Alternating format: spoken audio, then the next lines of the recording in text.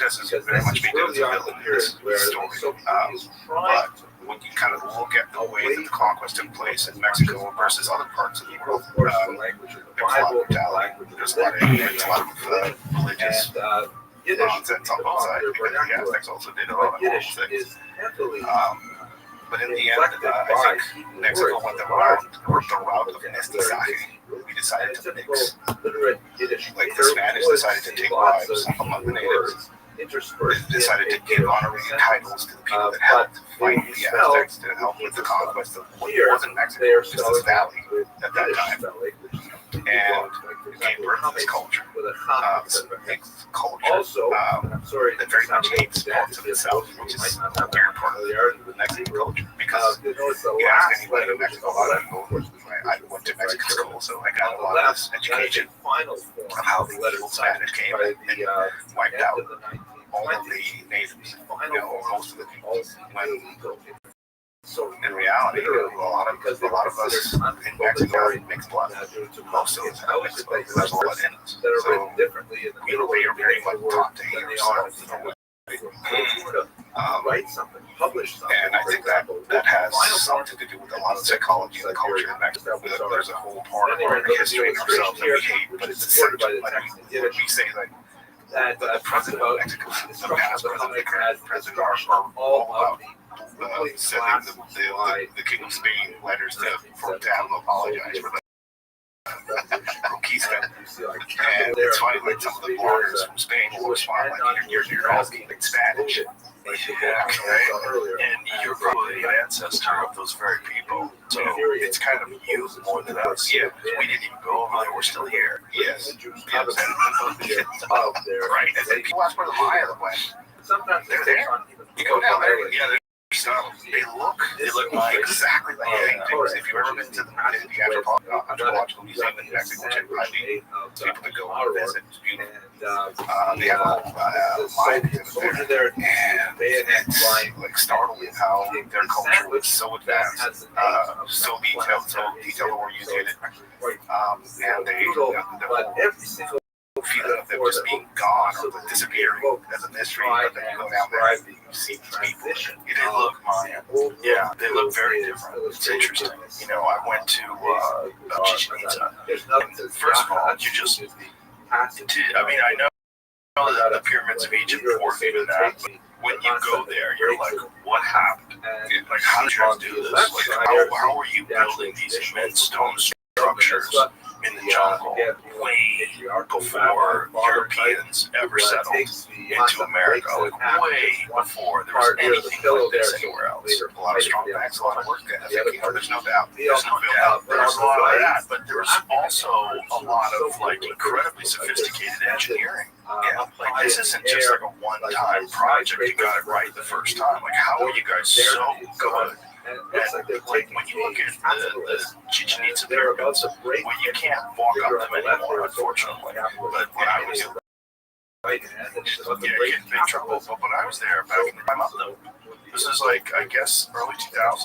And you were allowed to walk up that, but they'll fuck you up now. There's just been videos of people doing things, and then the locals don't get rich to the bottom and just climb that thing. There's a watch guy all the way on the top and a bunch of dog bones. That's a weird thing about all pyramids. I don't know why dogs like hanging out up there. Oh, really? Yeah, it's like the one and the Sun Pyramid in Mexico. There's all dogs on top of it, and this one, there's also a whole of dogs. Feral dogs or domestic dogs?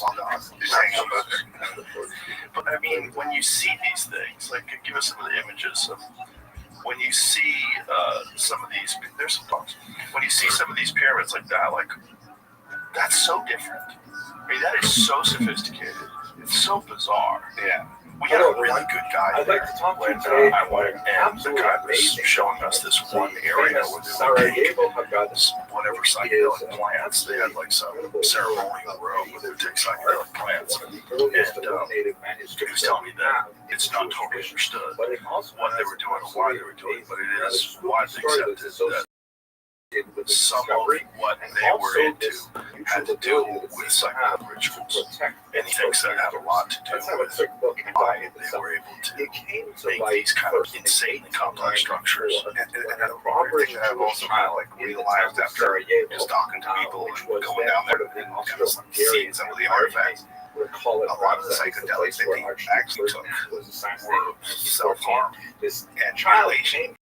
Bloodletting type activity. About 6 by 8, like the size A of lot of a the large Aztec priests, and you because see his depictions father of had them recently passed away, the family was pulling a impoverished, cord and with the thorns child was hoping to sell this their document private parts. because the value was valuable. It was, of course, an amazing find because it was a trying to 500-year-old Haggadah that had originally come from Spain. Visions. So the just name being Sarajevo such extreme Haggadah is a little bit pain. of a It's that's where it was bizarre state discovered of in the mind modern that you era. transcend. Very, very Yeah, most which likely matched up from the perfectly region of with some of the Aragon, Catholic where it may have been a wedding, when they it arrived. may have been something When you associated look at a with lot very of cultures, wealthy specifically Jewish in families. Mexico, you We see had that the Haggadah they Commission, met and kind of as like is a common perfect in culture. Like they matched medieval manuscripts, the when the actual Catholics faces arrived. of Yeah, the people in the artwork Mexicans may were correspond to venerating actual a mother members of the goddess. family. But at any rate, once this document at a became known grotto, to the scholarly world, of course, it area was in avidly Mexico. studied That's where because it is a rather amazing Yeah, example of rituals Jewish kind art of- in a period What's when going on very on these, little yeah, figure like representing art that still exists. It was Find called the some first spot, Haggadah, which yeah. had shown Coming out of great that area. hesitation to Oh, that's represent wrapped around his human dick. features. Yeah. Sarajevo A Haggadah lot has of people want to go such to a lot of people want to go ayahuasca down there, but I don't see a lot of this probably coming back. Well, maybe, I don't know. But that's a big part of what they also shows did. You know, a lot of before King letting pain, A lot of human sacrifice too. and Yes. the staff Yeah, around, which a lot of people in Mexico are not. the It's a staff big of all exaggeration. It's like propaganda and now, and then you go there and they're like here is another picture skull that piles shows commemorating a large war and vegetable. depictions of them and coding seeds that they themselves made and just Passover prices. sacrifice people on top of pyramids, pulling up their hearts. Well, there was that one statue that's on top of the pyramid that's like a bench. They were explaining to me that that's where the There's sacrifice a was great built. picture showing It makes sense.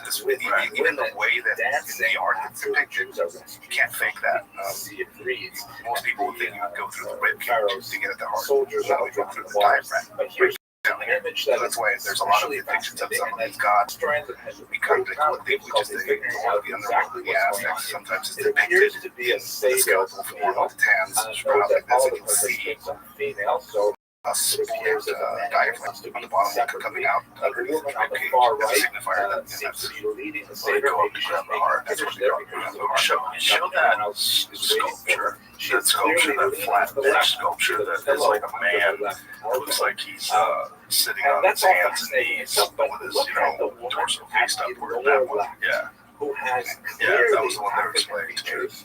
And again, I imagine that a lot of these things, I mean, you have to interpret, because there are things out there that I don't understand, clearly not of the same but I know that background blood was as very the essential, Asian. and it was an essential thing for these But cultures. she's clearly It's one of the most participating powerful in outfits you can make. She's holding up what looks like And a lot of the Catholic side of things that came into the country, that came into this area, just intermingle perfectly. You know, they were also talking about God, and That little skull in the corner right next to your Christian over So exactly who is this darkness? where the capital of Mexico is right now. There's a big cathedral behind it. There's a Templo Mayor, the major temple of the Aztec Empire, So I don't and know it I don't have other an types answer of to that question yet. just called because that's where they would have the Anyway, what happened to this? I started to butcher the word. Likely They would have these racks of skulls on top of the pyramids, on top of their central pyramid, displaying all of the people that have gone. when the Jews were expelled. We know that it What was the made story? its way Was it the to Italy completion of because we Tenochtitlan have or one of the Aztec pyramids where they sacrificed 80,000 slaves over the quarter they had? I've heard like numbers of 50,000. I have no idea how you would kind of figure out those numbers, right? But you do get accounts of some of the Spanish conquistadors describing the smell that some of these pyramids had, which if you're into killhouse, like like a slaughterhouse. Yeah. You know, it has this It's a dark smell. yeah, it's like it's uncanny. There's something about human tallow that I've also smelled, and the blood that is very distinct. I mean, yeah, we're monkeys, and we probably have some genetic memory of what that smell is. It makes us want to run, I guess. And they describe the smell and done some of these experiments when they finally got into the city. The city, don't get me wrong, the Aztec Empire, like the Spanish peasants coming off that boat were like awestruck all around Europe when they saw the city. Yeah. It had water coming into it. It is super complex, just this structure and culture that was uncontested there. So when they got there, they were and completely different than anything European. Yeah. So they came over here and they're like, what is going on?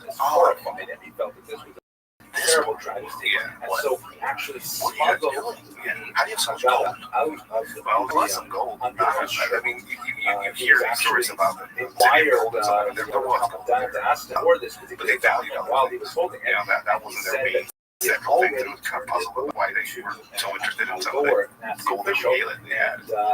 He managed to get away. But he brought it when to the conquest kind of like out of town. finally kind of subsided, Most likely in a mosque. the parties Other that Islamic groups divided up because that's what happened. survived the war there. Words within the same culture became allies of the allies of the nation. Sarajevo, where it is a When they won, they were like, class. you're now Now, there's title another or element to the leader story of this besides the area. heroic Here's the thing royal that decree. Mr. Korkut did by saving Yeah, the Jewish treasure. that's in the Also that's saved 60,000 human Jewish part sacrifice. of Oh my God, Europe. you can see where the blood He and his wife, Servet, actually took this I think this. who had I'm not sure fled if this is the one, from the but Nazis there was into one their stone home where they and would had tie lived in their somebody home onto for the several stone. months, posing as He a would fight Muslim several people until servant. he finally So died. they had this It's Jewish like a, girl, I don't know, they gave basic like training in how she was supposed to behave and so on. The Nazis never type of sacrifice. and she managed to Human survive the war. intelligence In the end, applied she to cruelty. eventually moved to It's Israel, very where she bizarre. It's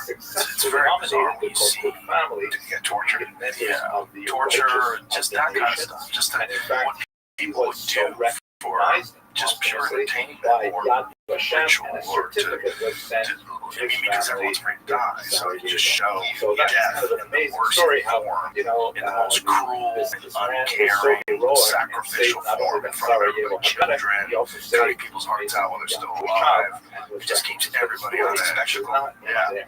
This is one show where I talk about AG1, which I've done for years, and usually I like to talk about routine. And don't get me wrong, because routine is super important. And AG1 is exactly the kind of daily, easy routine that can help you feel healthy and help you get the nutrients that your body needs. But even if you love a routine, isn't it nice to switch it up a little? Well, here we go. After 15 years of the original, AG1 has introduced 3 new flavors: tropical, berry, and citrus. It's still daily, it's still routine, but it's no longer one flavor fits all. And honestly, the best part is that's the only thing that's changed. Besides in flavors, we're talking about the same science, the same 75 plus ingredients, and the same exact benefits. I partnered with AG1 for so long because they're committed to constantly improving.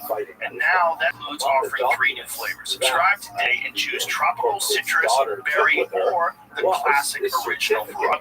If you use my link, you'll also get a free bottle of AG-D3K2 and AG1 welcome kit and 5 AG1 travel packs with your first subscription.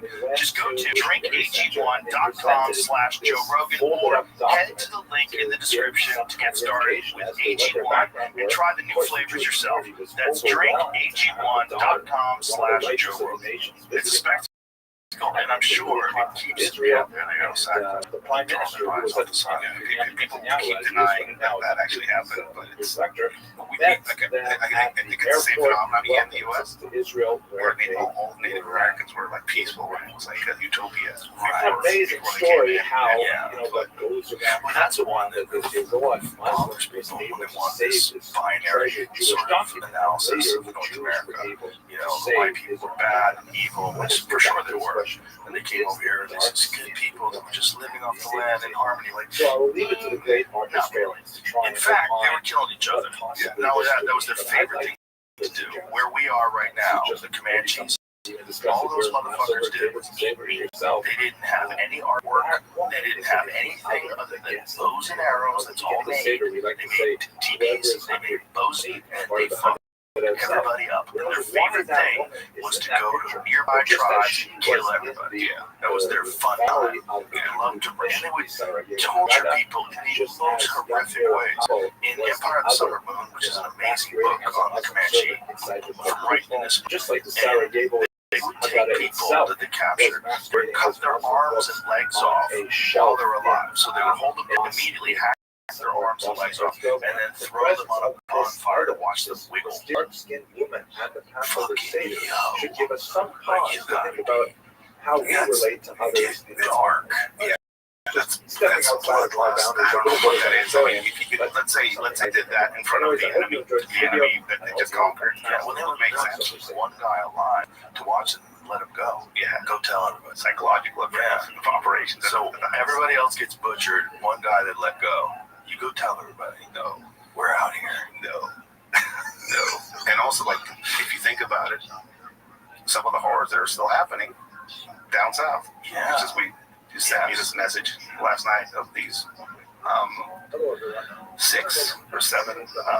I'll send it to Jamie because it's pretty crazy how often this happens down in Mexico and how little of it we ever hear about it. We don't really hear too much about these insane mass murders that take place down there. There was a beheading down in Mexico, and it was it's or not a historically safe part of Mexico, where this type of stuff doesn't happen that much, but things are changing rapidly down there. It's evolving quickly.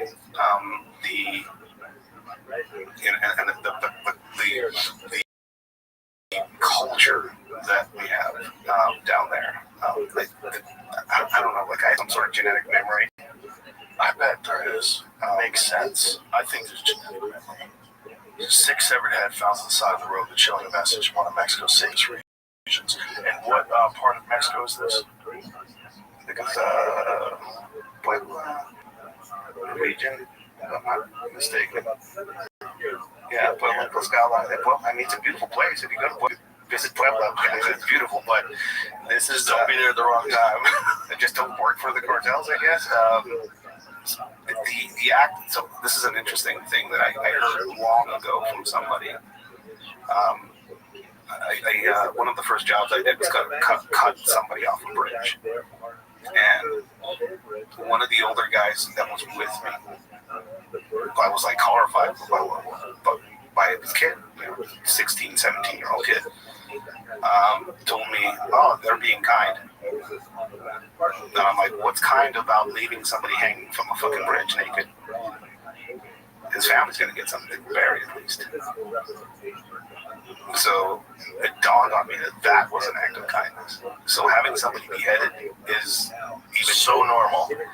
It's even cooler. Yeah, because now they have no body buried. Yeah. And there's a lot of coffins with just a head, or not even that, in Mexico, buried ground. But just think of how insane it has to be to where hanging someone from a bridge is an act of kindness, because at least you can find the body. It is the evolution of what is considered normal in Mexico. And people will get shot by the dozens. People will get displayed in this horrific, and people will just go back to work. That's every day. And that's the scary part of it, I think, for most of the people that live down there, is how normalized it has become. It's not an abnormal thing to hear something. And this is not, in terms of America, our understanding of Mexico and cartel culture, this is not something that was ever talked about when I was in high school. It was never talked about when I was a young man. It never came up. It wasn't a thing in the news. Cartel violence was not. I think that the first time people started getting an inkling of this was in the 90s, when the phenomenon of this guy Adolfo Constanzo happened. This was on the border between Texas and Juarez area. He was they call him the narcosánico, the Satanist narc. He was a high-level practitioner of something called palo and santeria, and he would do rituals for people like in cartels, and he started his own cartel because he was pretty successful at social engineering and folk magic, basically is what he was doing. And some started believing in his power, and he instructed some of the members of his gang to abduct an American because he needed a brain for his cauldron, where he would do some of these rituals. And I think that's the first time Americans got a little like a small glimpse of the ground brutality, monster, religion, occultism, and just torture and murder that has been going on down there for many years. But it has gotten really bad in the past 20, 30 years. So this has always been going on. In a lot of ways, yes, brutality in Mexico has been going on for a while. But cartel brutality, like when did the cartels really start gaining power? I think the 70s and 80s is when we start seeing the formation of the first large organizations and federations that are working to produce and or to traffic substances through Mexico up into the United States. Was it originally cocaine? Marijuana. I think originally heroin actually was at the start or the initiation of a lot of this stuff. I think Where were they getting the heroin? they were planting poppy in the Sierra for the war effort, apparently, for the Americans, because they were running out of shortage of morphine, so they needed a place to plant it. And that's one of the places where they kind of started like, well, they can grow this here. And people started getting ideas. This is the Vietnam War? Yeah, around This is the Vietnam, World War II era. That's when you start seeing the initiation of like people planting certain things. So 40s, 50s, 60s. 50s, I'd say 50s, yeah. Wow. Well, it's like Vietnam itself is connected to heroin. Yeah. Because that's the dirty secret about why we were interested in that whole area of Vietnam, and there was a trafficking area. Yeah. The Golden Triangle. Yeah, and coincidentally, a lot of people got insanely rich somehow or another connected to that. But we had to be over there to stop communism or something. And it's an interesting point you bring up of Vietnam because it has something to do with elements of it remind you of Mexico. Mexico has been a place that has been ruled over by a single party for 80 years, if that, the PRI. And then it went through its democratic period. And now you have other parties coming into play. And now you have a ruling party all over Mexico called Morena, who is, this is party of the abrazos no balazos. That's how they started. Hugs not bullets against the cartels policy, which allowed them to grow. And also super Hugs not bullets. But this is coming off a Mexico's liberals too, I guess. Yes, we do. Mexico's three things. Southern Mexico, that's rural Mexico. Central Mexico, that's where all the woke comes from. The capital of Mexico, that's where Mexico City. That's where all the gender pronouns get issued into law. That's where the violence against women specifically and feminicide is now a thing cataloged under law. You can kill a dude, you're fine, but if you kill a woman, that's feminicide, which is way worse. So that's where a lot of that policy comes from. And then northern Mexico, where I'm from, that's where I guess conservative. That's where all the factories are. That's where all the people, the hardworking people, and people that kind of like go the other side of the politics that are woke. That used to be the case, but now Morena's all ruling all over the country, and a lot of the policies they're bringing with them are to the left. Mexico was very tired from the drug war that it had been going on for 20 years, that I was a part of for 12 of those years. They saw Felipe Calderon bring the military into this fight to fight the cartels and just getting a giant beehive. He had realistically he really didn't have a clue what he was about to kind of kick off. He had the idea that if you just put the military out, which are not corrupted, he thought they were not corrupted, and you militarized a lot of the policing going on around it, you can eliminate all these cartel members. Like, this guy's gone, and we're gonna just now secure this area and control. But it's been just basically gremlins. One gremlin will turn into 4 or 5 because it's a hydra. It's just a bunch of heads come out now. So Mexico has been going through that for a while, and this president comes in, López Obrador, with this plan of like, they'll just leave them alone, and they'll stop. Violence will stop because we'll stop fighting them. How'd that work? He has one of the most violent presidencies in history. He criticizes Calderon, who started the drug war, over his handling of it. He outmatches him from death during his administration. What we saw in his administration was the politicalization, and they were already in politics, but now they're really overt about it. Now cartels are like, they have their own candidates running for office. The mayor of a city and the police chief of a city, they're all cartel members, and the police force are all cartel members in parts of Mexico. All of the political killings that happen in Mexico don't happen because there's a bunch of John F. Kennedys out there that are trying to change things, right? It's because that cartel is sponsoring that candidate, and this cartel is sponsoring that candidate, so I don't want your candidate to win, so I'm going to go shoot him. Well, there was some insane amount of murders during the last election. Wasn't it like 30 plus murders? See if you can find out how many murders there was. That sounds about right. It is, again, these criminal organizations have politicized. They figured out that, how can we operate in this region without having much issues? Right. Let's make the mayor our guy. Right. And let's elect the governor. So we like to think that we're innocent over here, but how much different is it with what we do with pharmaceutical drug companies sponsoring people? Because they pay for people's campaigns, and those people get in with a specific understanding of what kind of laws you need to push through, what kind of mandates you need to make in terms of mandating the use of certain medications. It's a different type of corruption. It's a different type of corruption, but it's still drugs. Yeah. Up to 60 politicians in the 2024 general and local elections. 60 politicians were assassinated during pre-campaign and campaign periods. Fucking imagine what's going on in America. Marjorie Taylor Greene's getting whacked. AOC's getting whacked.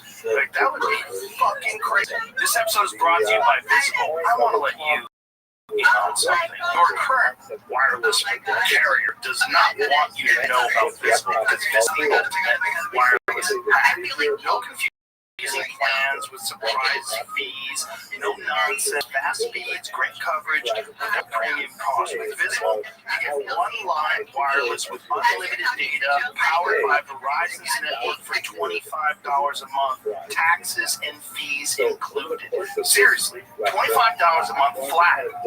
What you see is what you pay. No hidden fees on top of that. Ready to see? Join now and unlock unlimited data for just $25 a month on the Visible plan.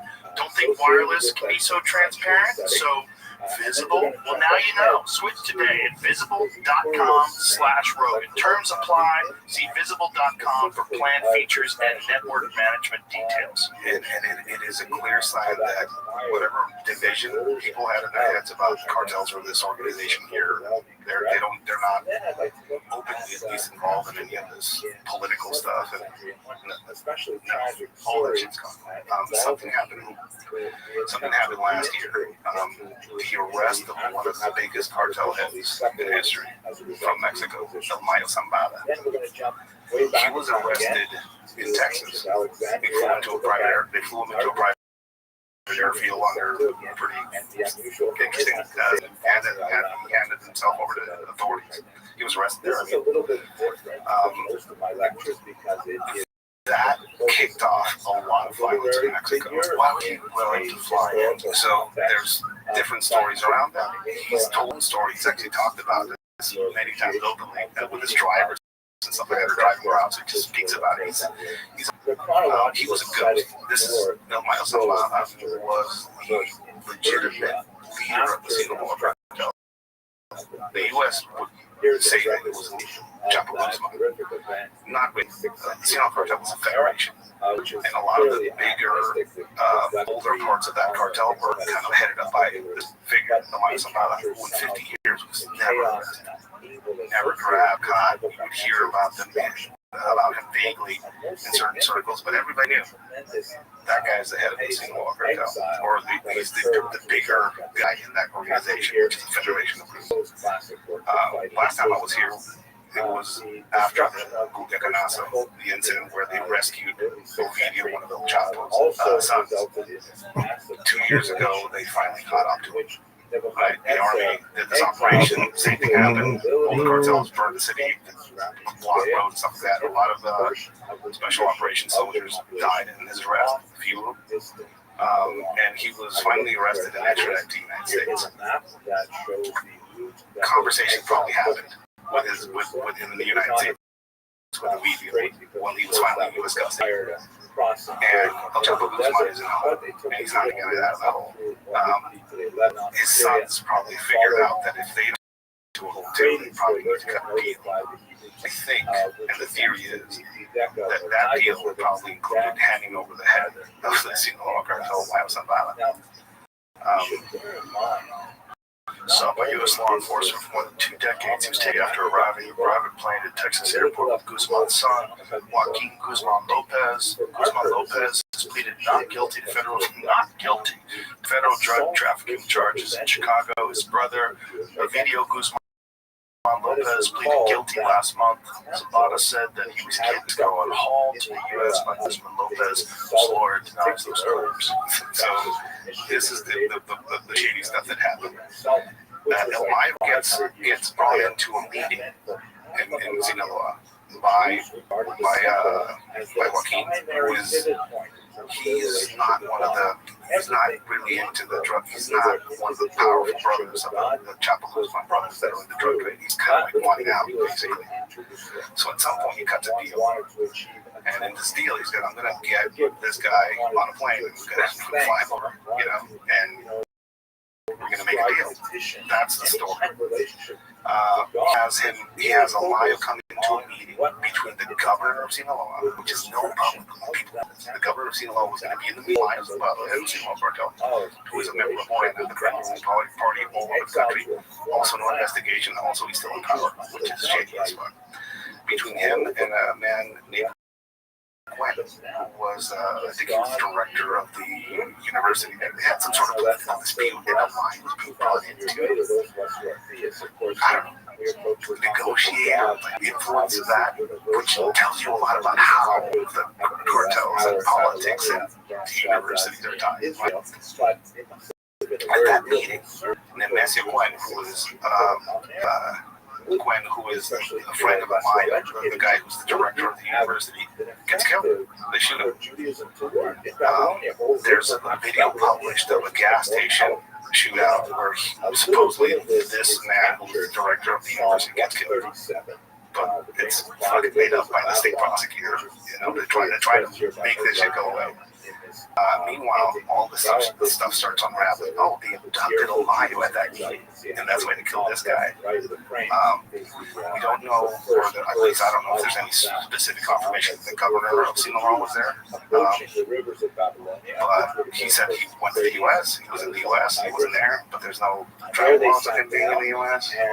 It's a shit show. They somehow overtake his bodyguards. Maya's bodyguards, they're gone. Nobody knows where they went. Probably dead somewhere. Got El Mayo on a plane and flew into Texas. Homeland Security was apparently involved. The FBI says that they may have been involved. But I was talking, last time I was here, I was talking about at some point we're going to see either a direct U.S. intervention or military action in Mexico that's going to kick off things. And I think that was it. After that happened, El Chapo Guzman's sons cut deals. 17 members of the Guzman family were secretly flown to Tijuana and crossed the border with suitcases and were put into FBI vans and suitcases. Yeah. They rescued their family members and they took them out of the country, so they're in the U.S. somewhere. Under some kind of protective custody. Yeah, of course. And if you want to talk about people that know everything, like all the ins and outs, Elias Ahmad is more. He's the guy. He knows where he's I think he's in New York, and I think he just declared himself guilty, and he's probably going to cut a deal. He's older. He's a diabetic. He's not going to spend life in prison. The Chapel Guzman went which is wild, which is how long he running shit, how many people died, how many drugs. He learned his tradecraft in LA.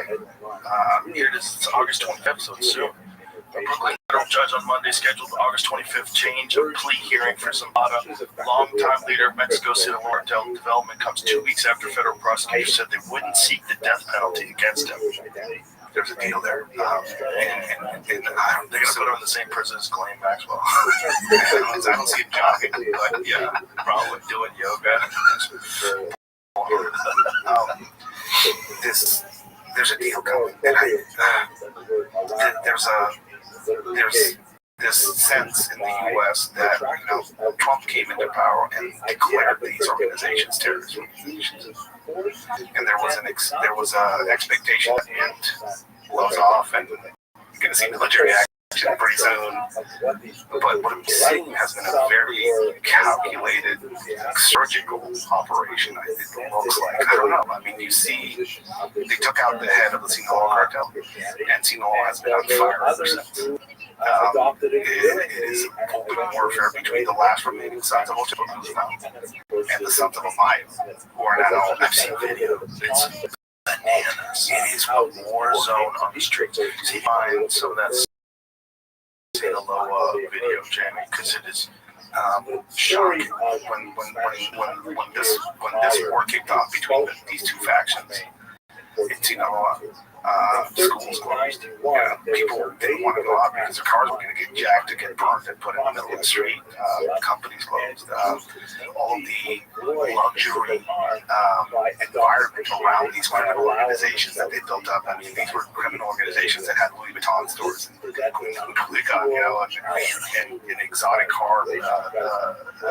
exotic cars being sold and stored. These dealerships, all the bands that play live music at their places, and all these exotic seafood places, all these places just how are they going to sustain themselves now? This economy is crashing, and it's the Mexican government comes out, the current president, Sheinbaum, out, and she blames this state being on fire.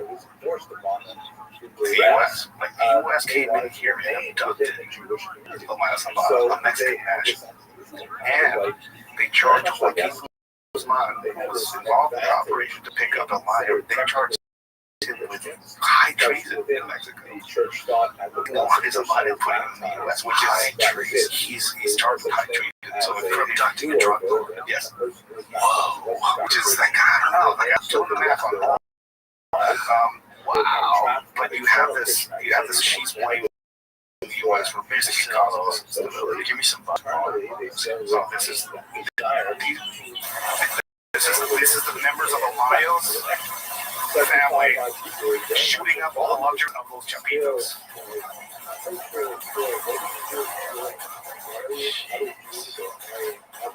I hope these guys are using ear protection. No, they're not. We'll talk about that in a bit.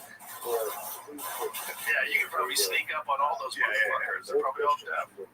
But they're basically shooting up all the luxury apartments that they know are owned by the Chapos in that area.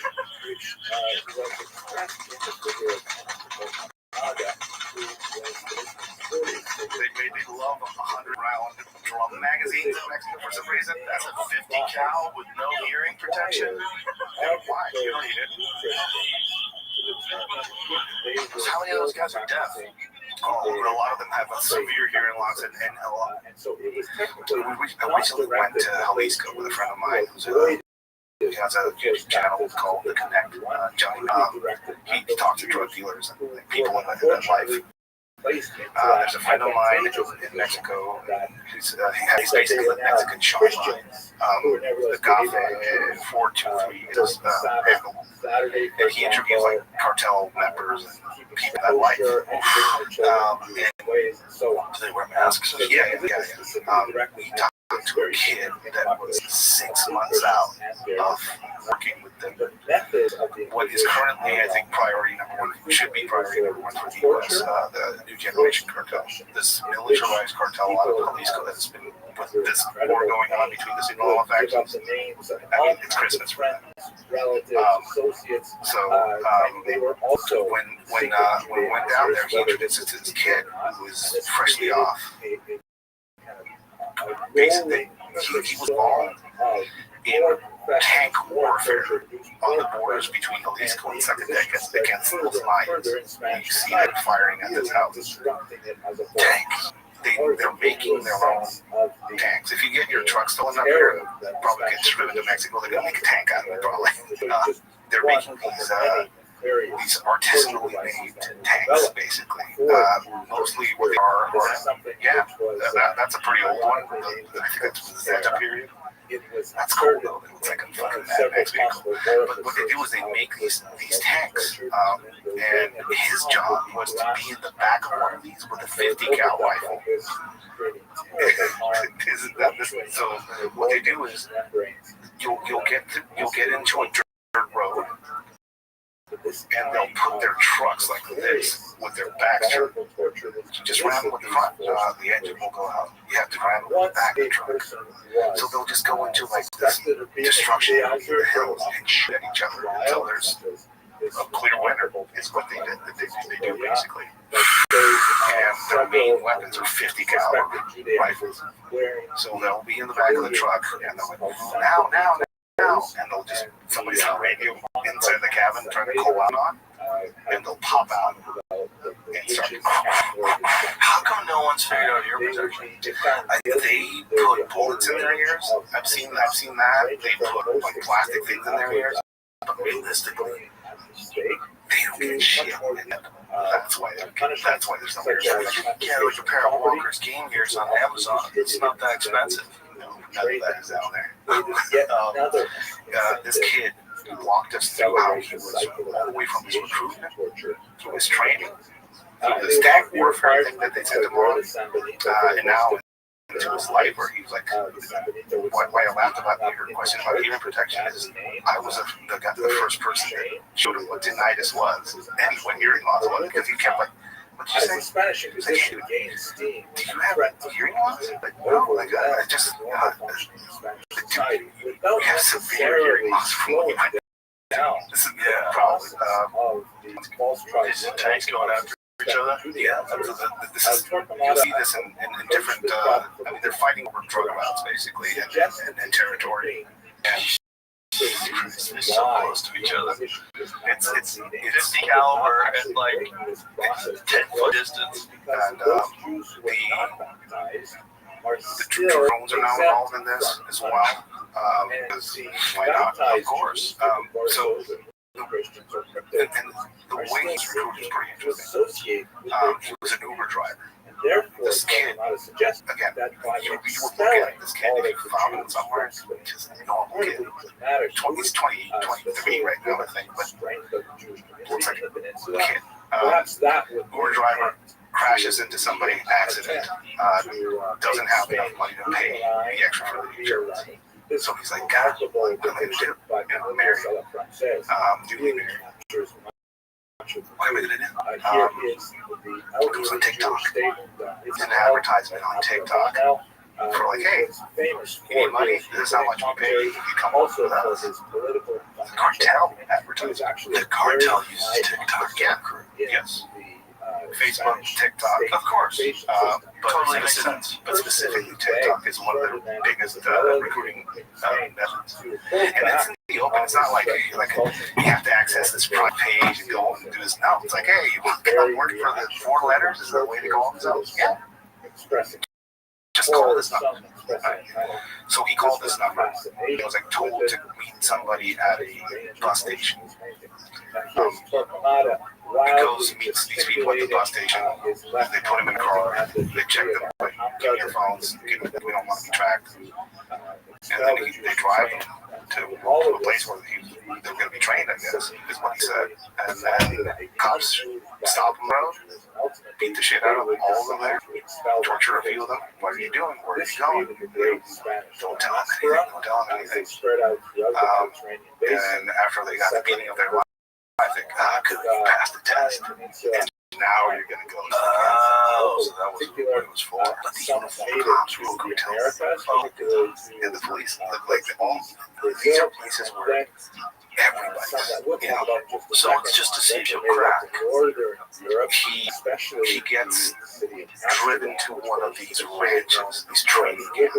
And it's not like, you know, I remember seeing the Al Qaeda training camps where the guys are on the monkey bars and stuff like that.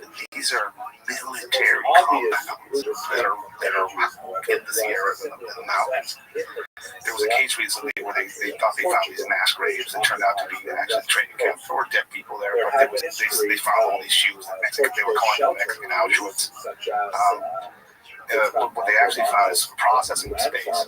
Like you go there and they strip off all your clothes and your shoes and they leave them there because they can't even shoes because they want to be tracked. So it was one of those processes. So then end up in some of the training camps.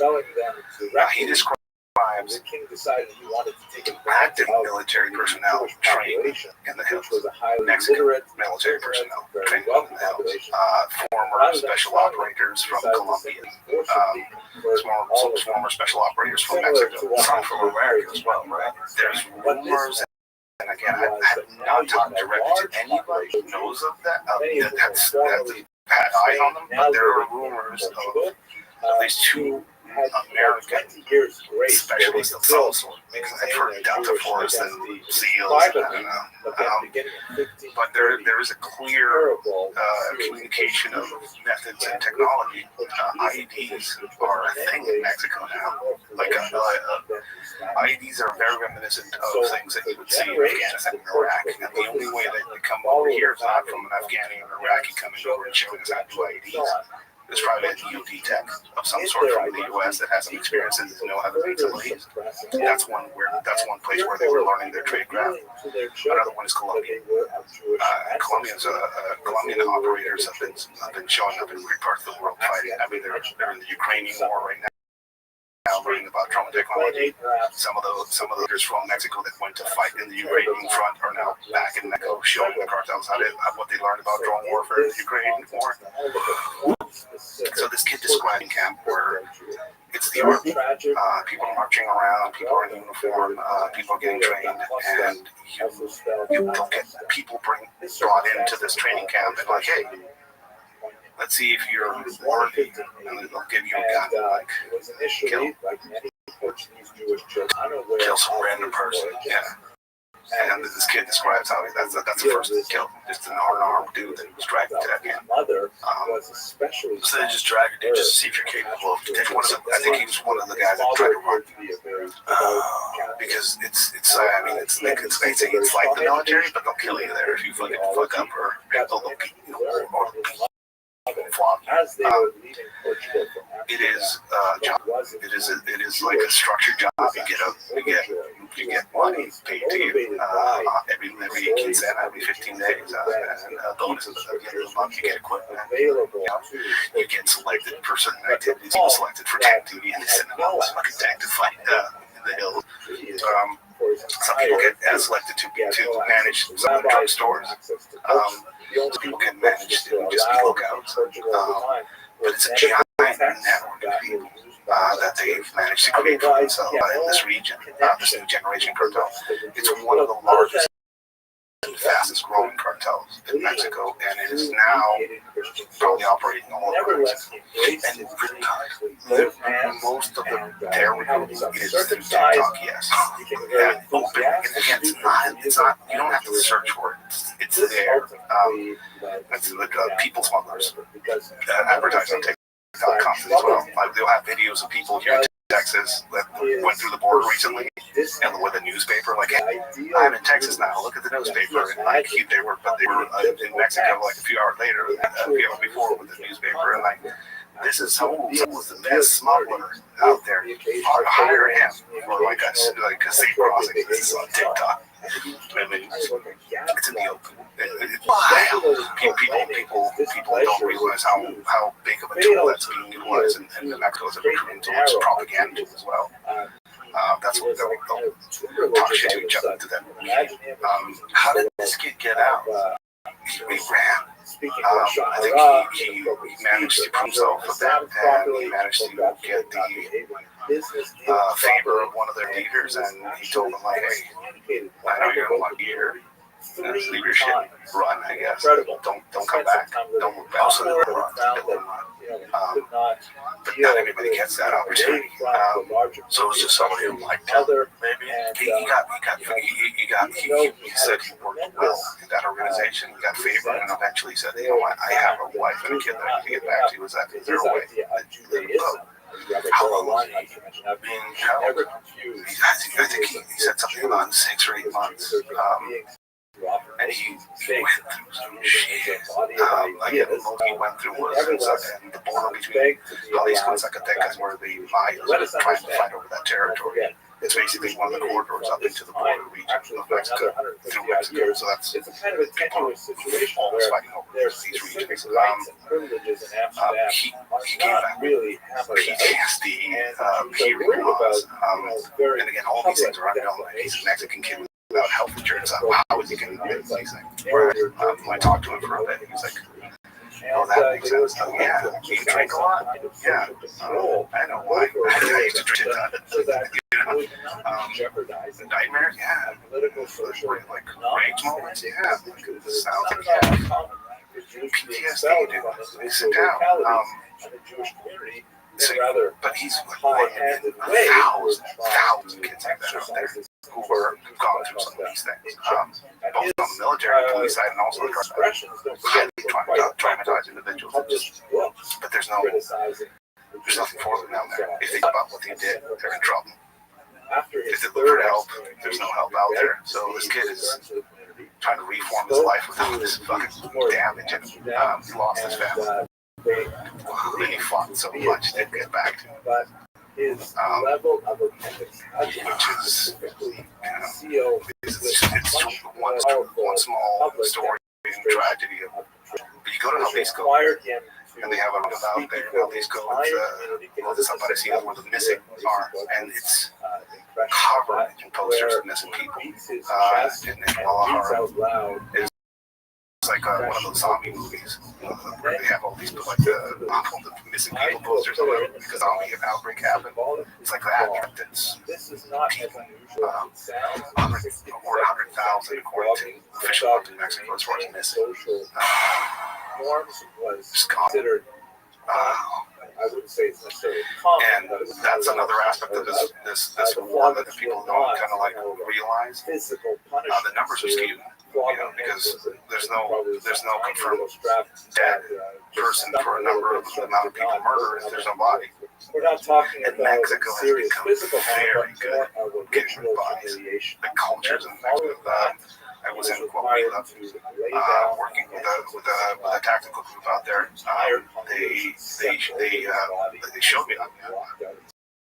I'm always learning from people. Different regions have different ways of getting rid of bodies. Yeah. Some just burn them. Just throw fuel on them to see if they can burn. In this part of the country, which is on the east side of the country, they will heat up fuel drums with diesel inside. Diesel gets without ignition. And that's where they put the bodies inside, basically down to their essential essence. And there's nothing to find. They tell me that process.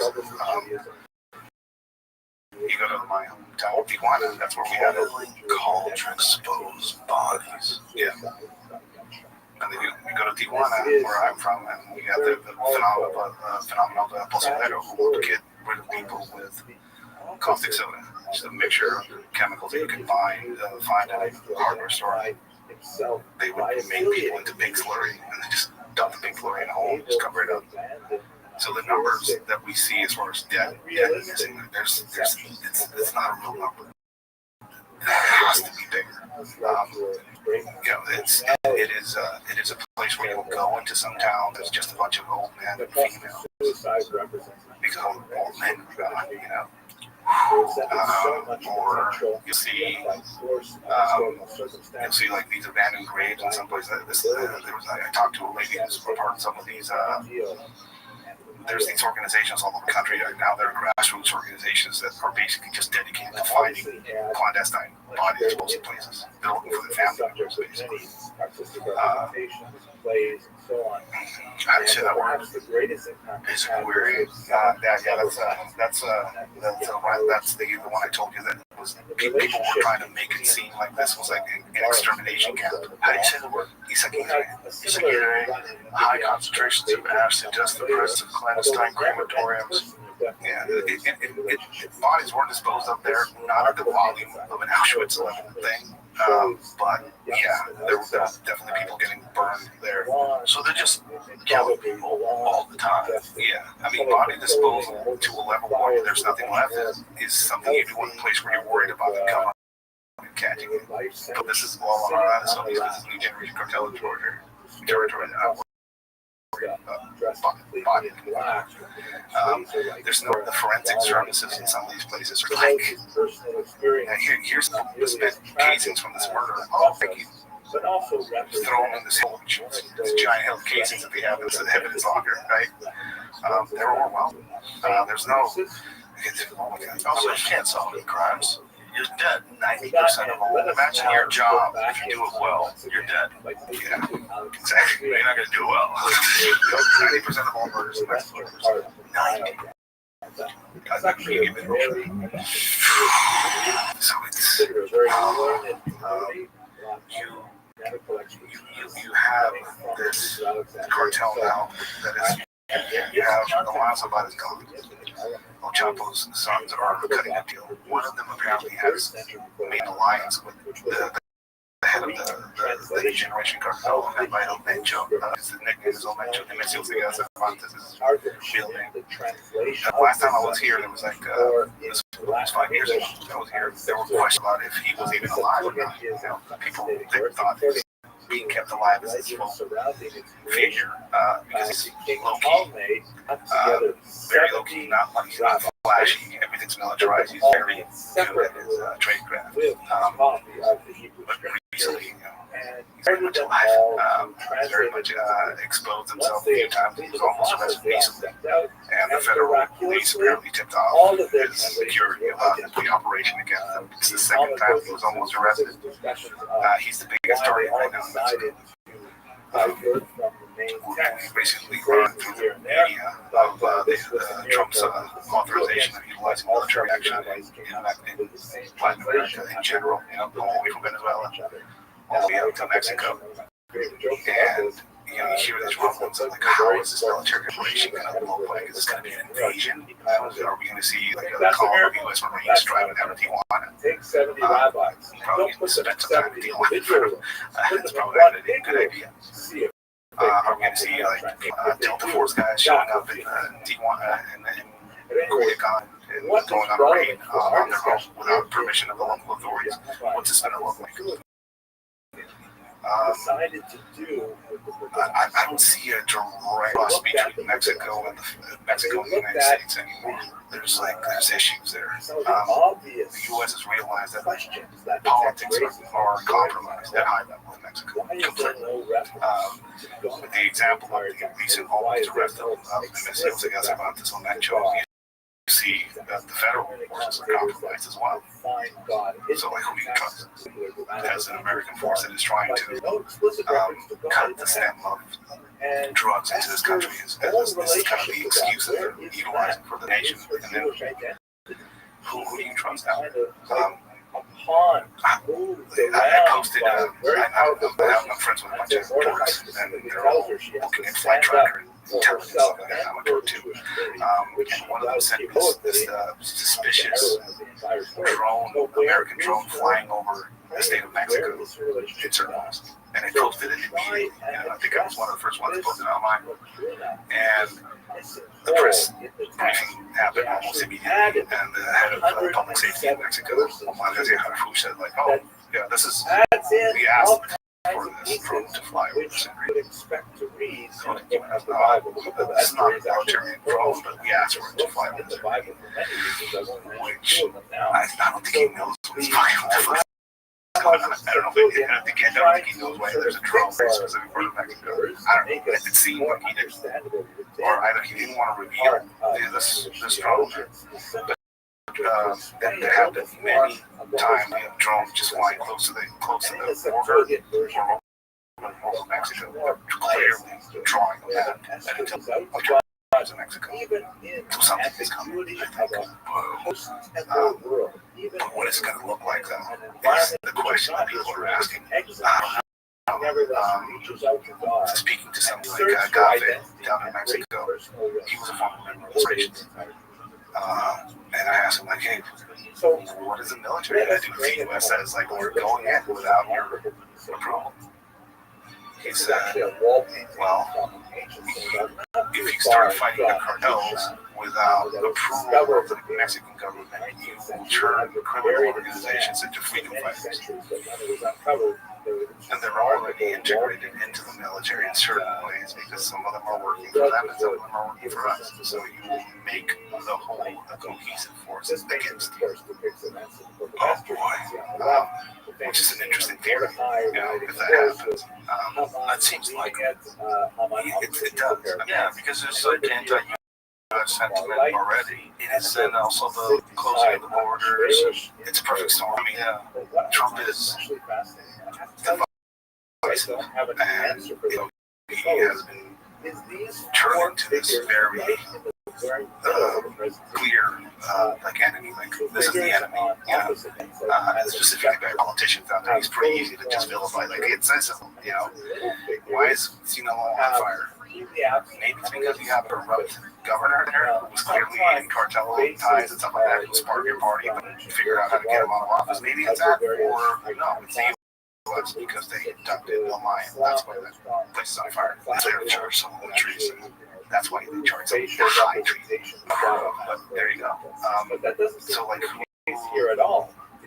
are you going to trust in that? So Mexico has pressed the U.S. is responsible for this, and they're kind of wiping hands from it. And the U.S. keeps pointing their finger at the high-level government, which is something, again, 5 years ago, I spoke about this on this podcast, and I got a lot of shit for it. I said, there's no way of going after cartels in Mexico without going after the government, because they're one and the same in a lot of places. And that was back then, and now it's even more clear as how tied they are. If nothing happens, if the United States doesn't do anything, how much bigger can the cartels get? This is the question. It's like, what is going to happen to just this entire country? And if you have this is what that's why you have a lot of conflicts happening in routes that are leading towards them. The Sinaloa cartel operate in a very old-fashioned way. They wouldn't shit. It was their politics. They wouldn't shit where you eat. It was their politics for a long time. You saw a change in this when the brutality aspect and how this shit changed in Mexico. There was an incident. Members of Los Arellano Felix cartel, the Tijuana cartel, were in a direct conflict with elements of El Chapo Guzman's organization. And they had an assassin. They had an assassin basically infiltrate the circle of one of El Chapo's main guys, the one above. And he seduced his wife, killed her, and abducted his kids, and threw them off a bridge, and sent that video to the one above. I got the third plague lice. And I think after that, all shit had happened after that. Before that, but I think that set off this. Species of lice that plague the ancient world. At some point of that whole war that happened, you start getting the elements of the set that's coming in, or special operator guys who basically said, like, we can start our own cartel. Which a lot of them were more brag and trained individuals. Some of them went through the Marine course. Before nationalists go through the course a lot, so they went to the Marine course, and then they go back to Mexico, and then as soon as they get back to Mexico, they go, oh, congratulations, I'm here. Go Marine, all this training. Come train her child, or come work for us. That's scary, but so at some point, all of this started militarized conflict in Mexico. It went from gang against gang violence, which is like very reminiscent of some of the stuff that happened up here during the gang era, or some of the Al Capone era, the shootouts between people. How to deal with those lies and Zetas changed the game. But one of the preferred methods started bringing guerrilla warfare tactics into this realm. They started doing all those torture videos and cartel execution videos. That comes from that. They realized that part of guerrilla warfare campaign is propaganda, and how can you make propaganda shooting a guy in the field? Here's a beautiful so they changed that game. They started realizing that, the one thing having a kid with big sneakers and a truck with an AK whose dad was part of the organization, they brought his kid. But it's probably a better idea to have militarized or paramilitary groups working with this. So they started getting these evolutions of ideas of what criminal organizations should be. And all that, and then the members of the Generation Cartel that is now kind of like dominating Mexico started off as a Zeta hunting force by the Sinaloa cartel in Jalisco. And they said, like, no, we can do this for ourselves now too as well. So that's how they originated in a lot of ways. So this organization has taken the textbook learning process of all these other cartels and is now this cartel with all this foundation, educational foundation, as far as how to set up an organization, how to set up all these transnational groups, how to operate on both sides of the border, how to augment their capabilities constantly through technology. Drone warfare was first seen, I think, in Mexico.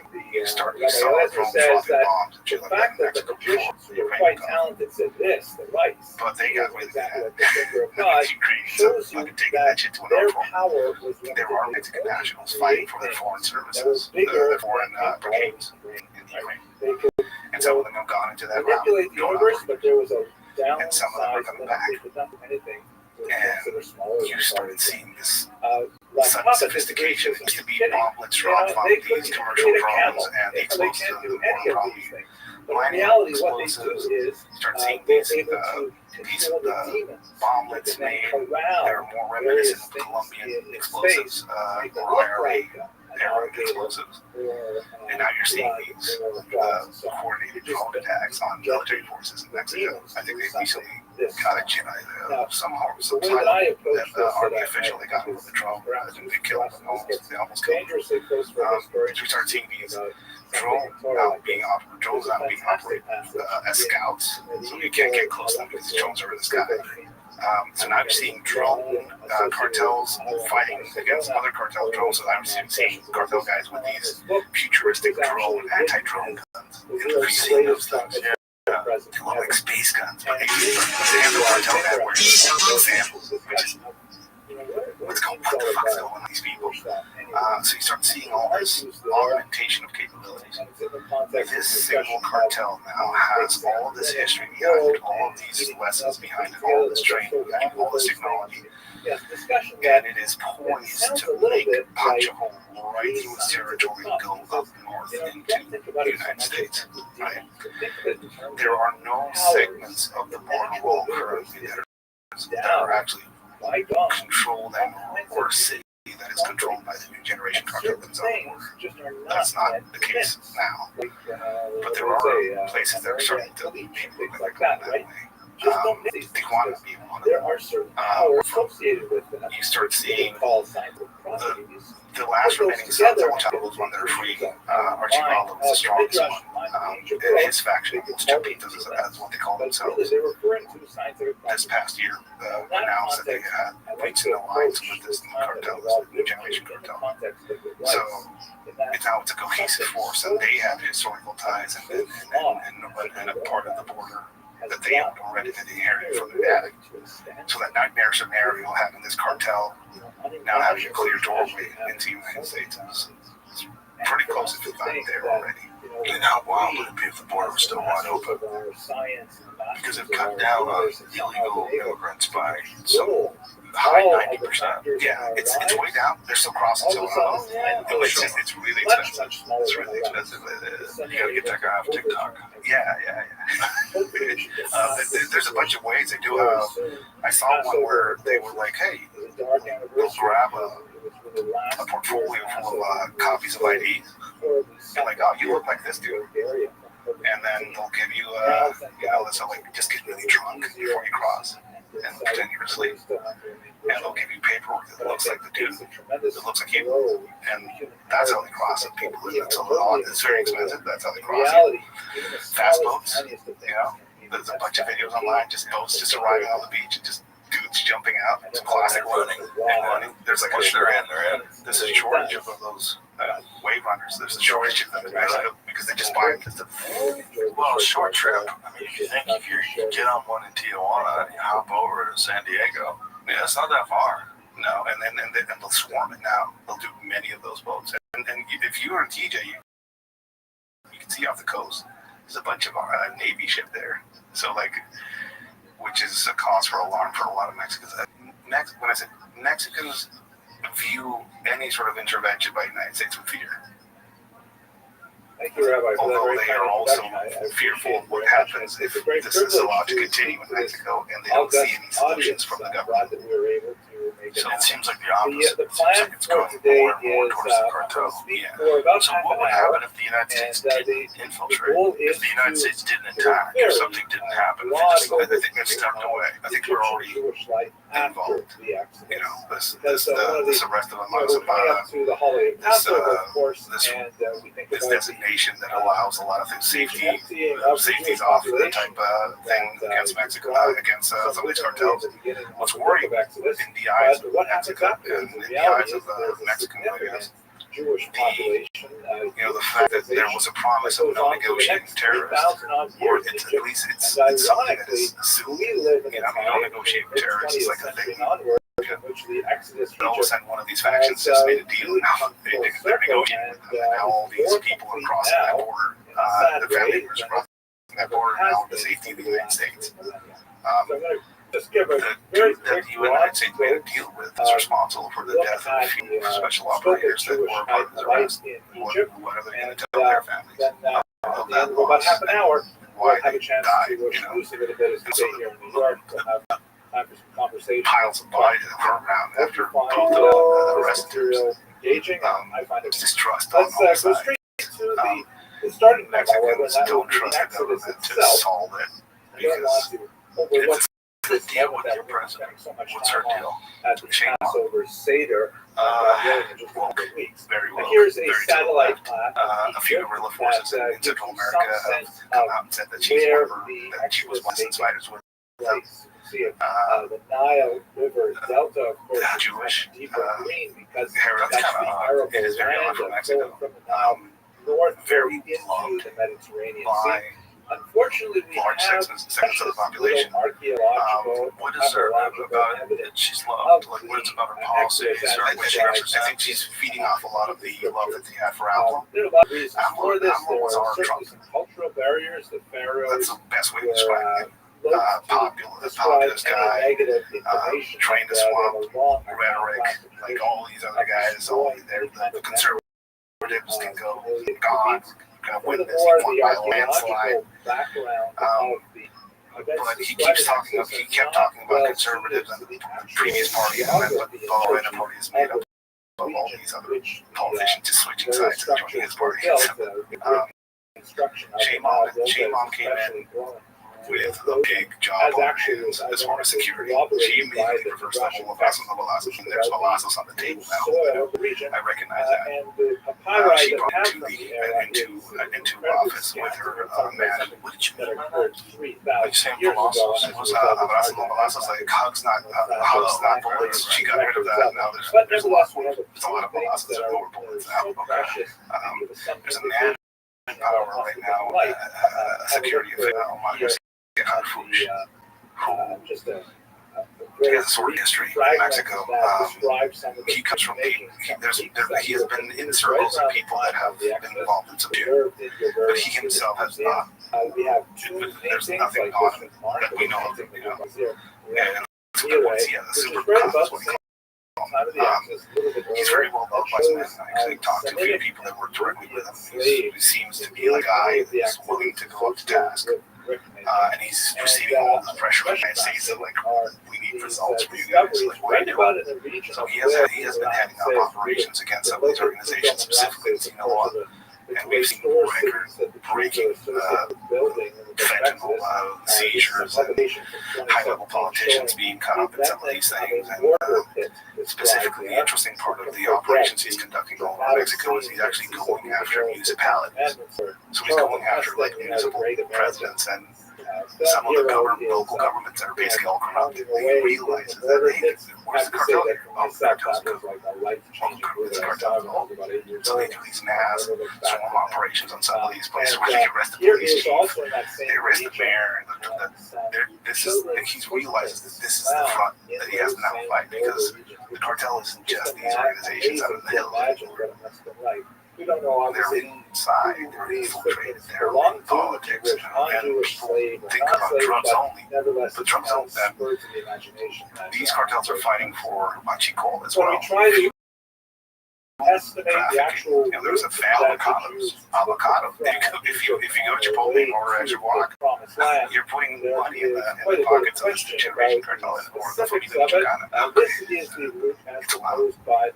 And it's fuel theft. And fuel theft is by the machicol is what they call it in Mexico. It's interesting that that catches, that puts in a lot of people in the United States that have been involved in illegally siphoned fuel from Mexico by some of these criminal organizations, putting it on a ship and flying and doing a lot of magic with the paperwork, and then it ended up.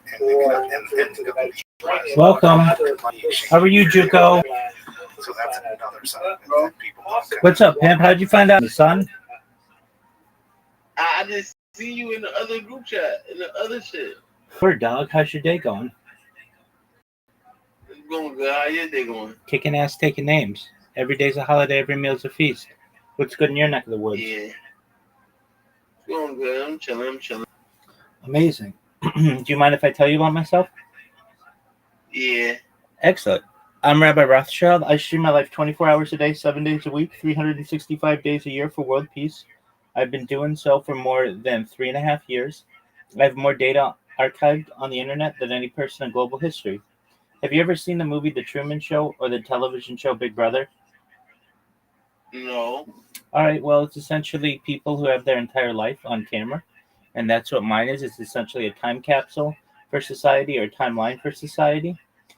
In 2018, The Economist magazine stated that data had overtaken petroleum as its number one resource, and I have more data archived on the internet than any person ever, which may make me an influential person someday.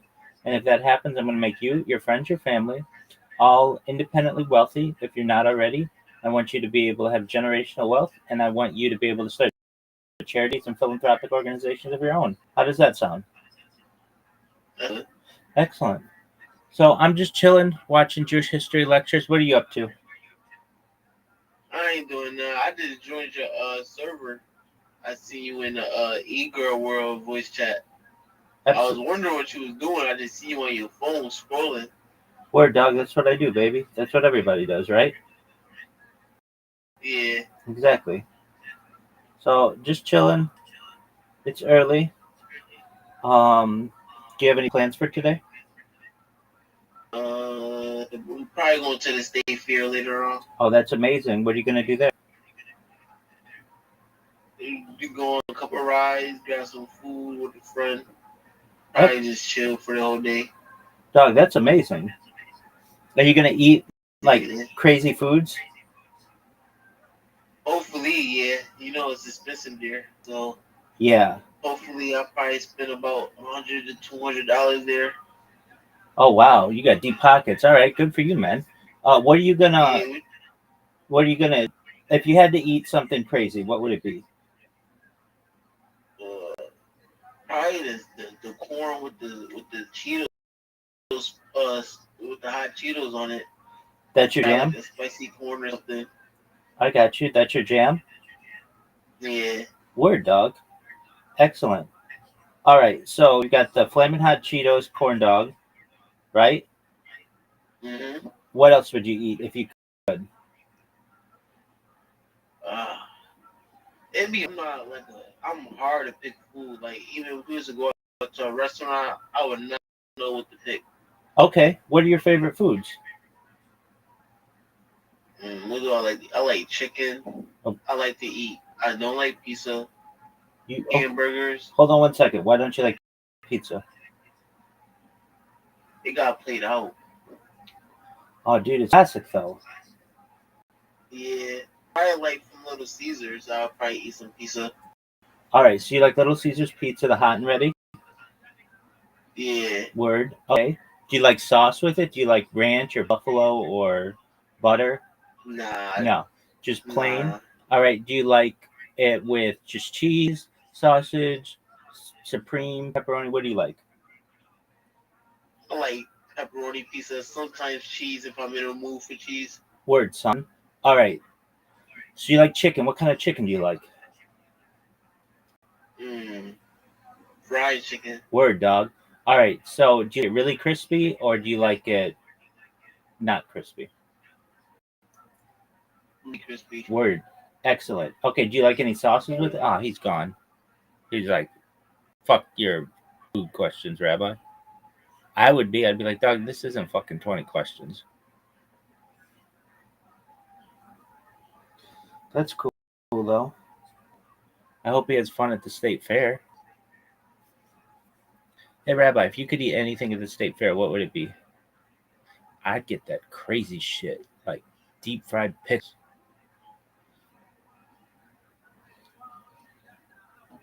If you could eat it, if everything was kosher at the state fair. They don't, well, they should have a national fair. That bitch should go everywhere. Anyway,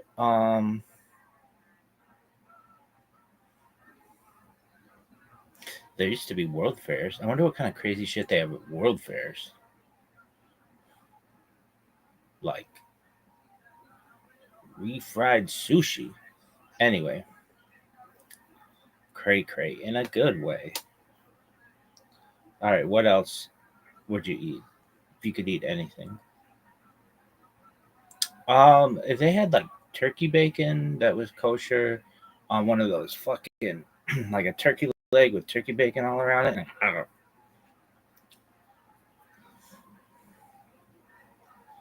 What else?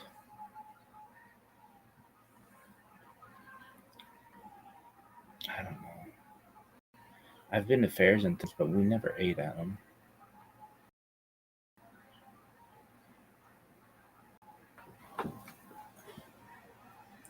All right, but if you did, what would you have?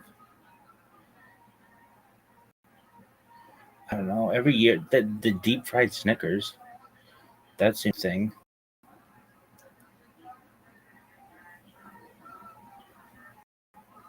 Fried everything.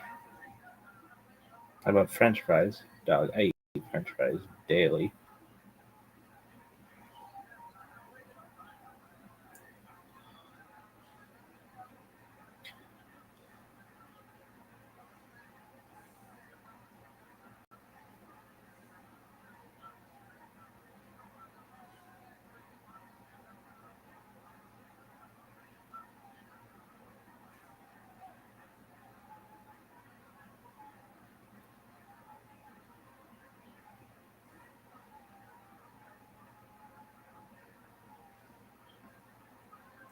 I have yet to have anybody come in here who's like, oh yeah, I saw you on Twitch.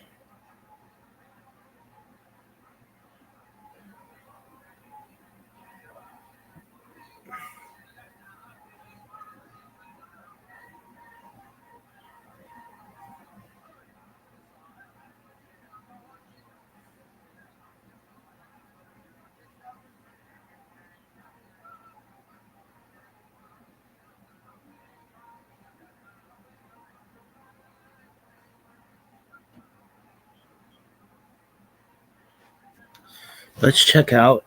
Damn, this guy's pretty hot.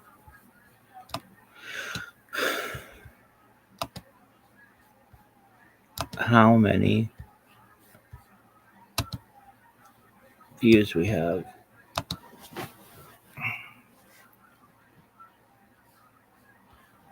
What do you think? Do you think you have any with 10? No, maybe 6.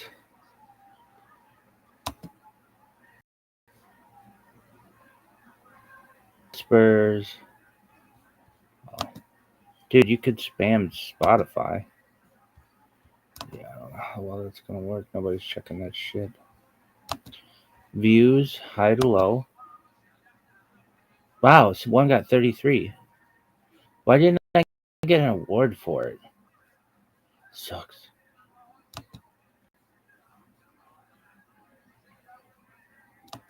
That's good. Dragon Balls. All right.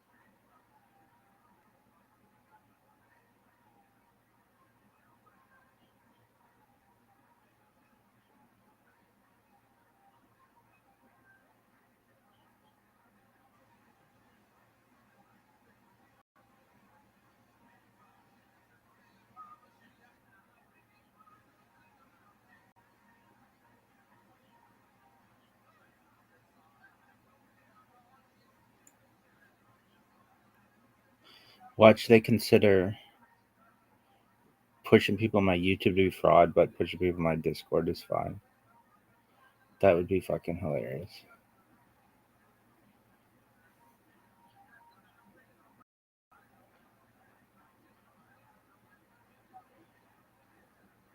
Dude, I'm surprised no one just sells breading. Just straight up breading. Like,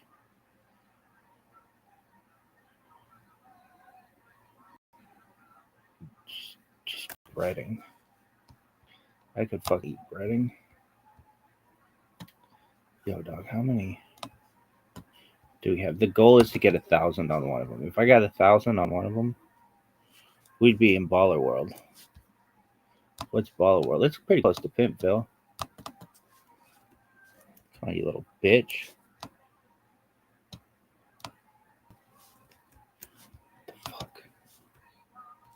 The fuck?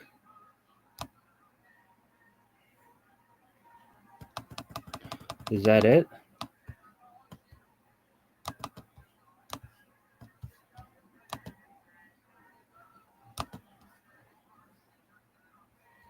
$285.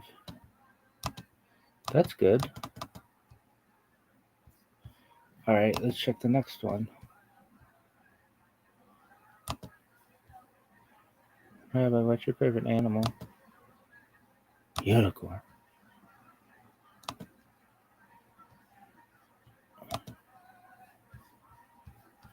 Creator dashboard.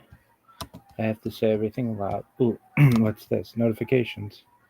You're not eligible for the games battle for Fortnite. Doug, why wasn't I eligible before? It should tell you, oh, because you did this, you are now eligible. You are now eligible for the games thing. Well, like, why? What did I do? Shit doesn't get explained. I need explanations. Tell me why. Tell me why.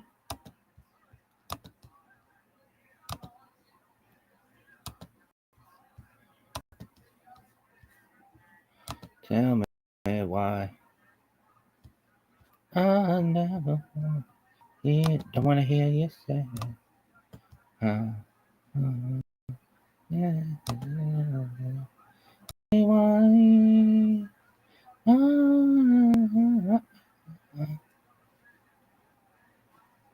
I can't believe Instagram forced you to have 1,000 viewers or 1,000 friends. That's so stupid.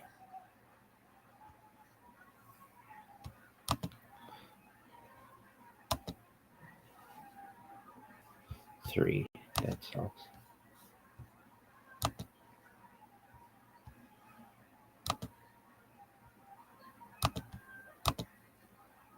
But these bitches are gonna marinate.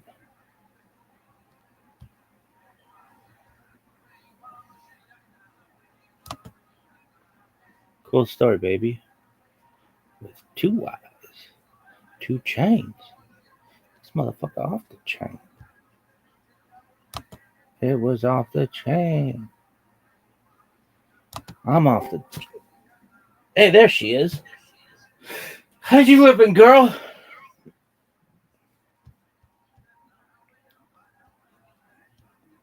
Hope you're having a good day. Hope it's amazing.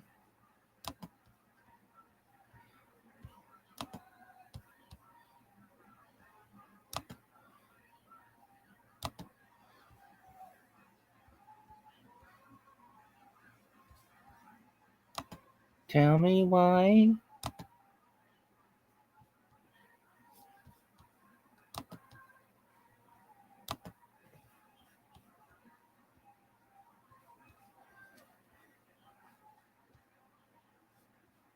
No clips? Oh, clips I've created.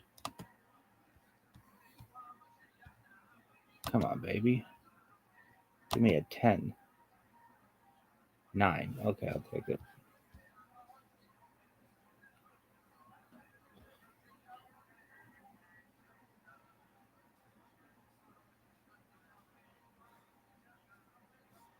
Tell me why. I never wanna hear you say I want it that way. Tell me why.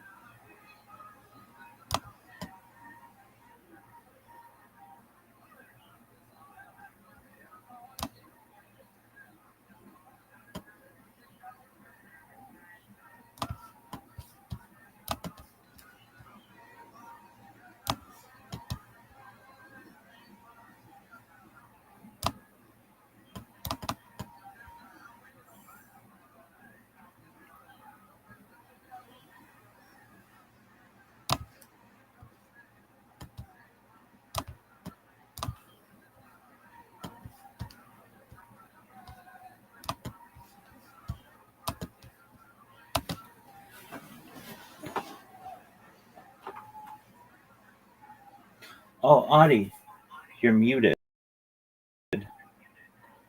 Oh, no wonder.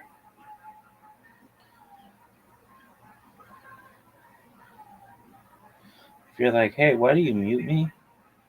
Girl, because sometimes you talk goofy.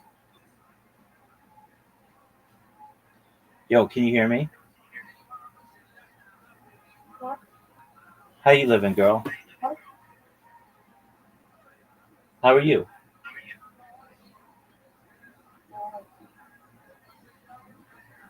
How's your life been?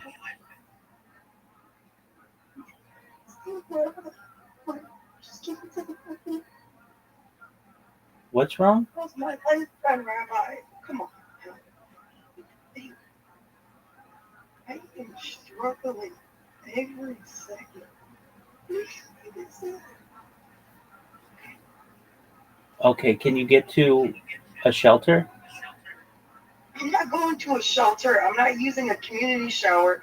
I'm not sleeping in not even beds with people that don't fucking bathe themselves. That shit is. I can go to a shelter where literally it's everybody showers in one big shower. I have to bring flip flops for that, and I've already been. Some fucked up shit happened. Okay, I'm not trying to go to one of these places. I'm telling you. The other option is the other thing is assisted living, which is for people who have mental illnesses. And technically, I could do that, but I don't have to do it because a law was passed saying there's plenty of people who need help, but they don't need to be in a fucking assisted living thing. That's fucking stealing their rights. So I'm waiting for my fucking diversion funding, and that's how this is gonna happen. Other than that, I will be in the car and I will be meeting with those people on Thursday. How did court go? Absolutely fine. These people lied on me again. Do you know what they said? They said that his father, it appears, has done more than you. And I said, oh, this has to be a joke. Because he hasn't even completed an assessment to be able to visit the child. And by the way, this is not a competition. But that really fucking pissed me off in the courtroom. You must be absolutely.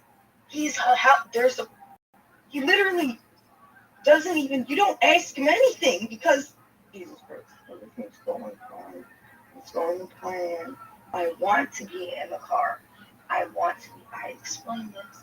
Some people understand because they understand what I have to choose from. That this might be this is a choice for somebody. Okay, so I'm happy when I meet those people who understand that I'm making the choice to be in the car for my safety. I don't know what, I'm a smart, but I am not that smart. So I'm trying to eliminate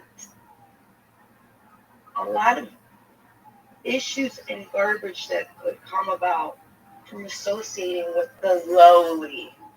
Pardon me if I have to say it out loud. Okay, Certainly. Certainly. Okay, so we've got something on Thursday. I'm just asking, just a question. Do they have any women's only shelters you could go to? They do have women's only shelters, but I'm already so close to this. I mean, literally the lady that I talked to on the phone yesterday, the one who is the manager, I live by with them, and will visit me and shit. Yesterday she told me that we've completed such paperwork, and although she's new to the program, and to her it could happen any day. She just needs to wait for the response. I mean, life is just, it is what it is. How much longer can I take this? I don't know. Obviously, I cannot be in here when it's cold. Right. So, my master evil plan is I need to get my driver's license. Yeah, you do. It's been so long, I need to take the test. I need to Uber in this man's car. But he won't let me do it. Already he's so stingy with everything. Anyways, he only wants to buy me things if it's food. He barely wants to buy me soap. And at least he wants to buy me food these days. What the fuck do you think this shit is? Making me starve to death. Anyways. All right, desperate times call for desperate measures. And I'm just going to tell you what I would do if I were in your situation and I had nowhere to go. I was living in a car and I couldn't do that for the rest of my life. I would start escorting. For the rest of my life. I understand. I'm about to call you this man's name. because you're telling me some stupid ass shit. Right? Hold on. The rest Just of hold my on. life, I have a son. No, I understand. But I would be My as goal was to make my heart work, and at the same time, I need to find some place to live. But there's only so many jobs a girl can take before they give her the thing that's in that fucking program. I will just have to wait a second. To Dawn, I think she was trying to speedy or some paperwork for a second. Then my ass went to the hospital, and they're doing, are you okay? Here, let's go get your medication for you since you're having issues. Yeah, I mean that's really probably what you need is mental health care. I have mental health care. See, that's the problem. I see a therapist once a week, and everything's fine. But this guy over here, he said, if I give him any type of just I'm telling you, man, it would be very simple shit. Like, I need to eat, I need to bathe myself, or you're not gonna fuck me because you didn't let me do these things today. Or you're an asshole, and you talked about another woman. And not talking about another woman from the past. Talking about another woman that you're trying to fuck right now as you're fucking me, telling me that I'm not clean because you can't wait for my second doctor's appointment. Okay. Thanks for listening. I always start complaining about this motherfucker. But I have a big heart, I really do. And I will make friends with just about anybody. And so, for many reasons, I do not need to go to a shelter because I will not be able to focus on myself. Not only that, but the shelters and assisted living, they have like extra graduation process. You can't leave whenever you like, and then it's just like another barrier for me to get to my appointments, which is I have to get to my appointments for my mental health in order for me to see my son.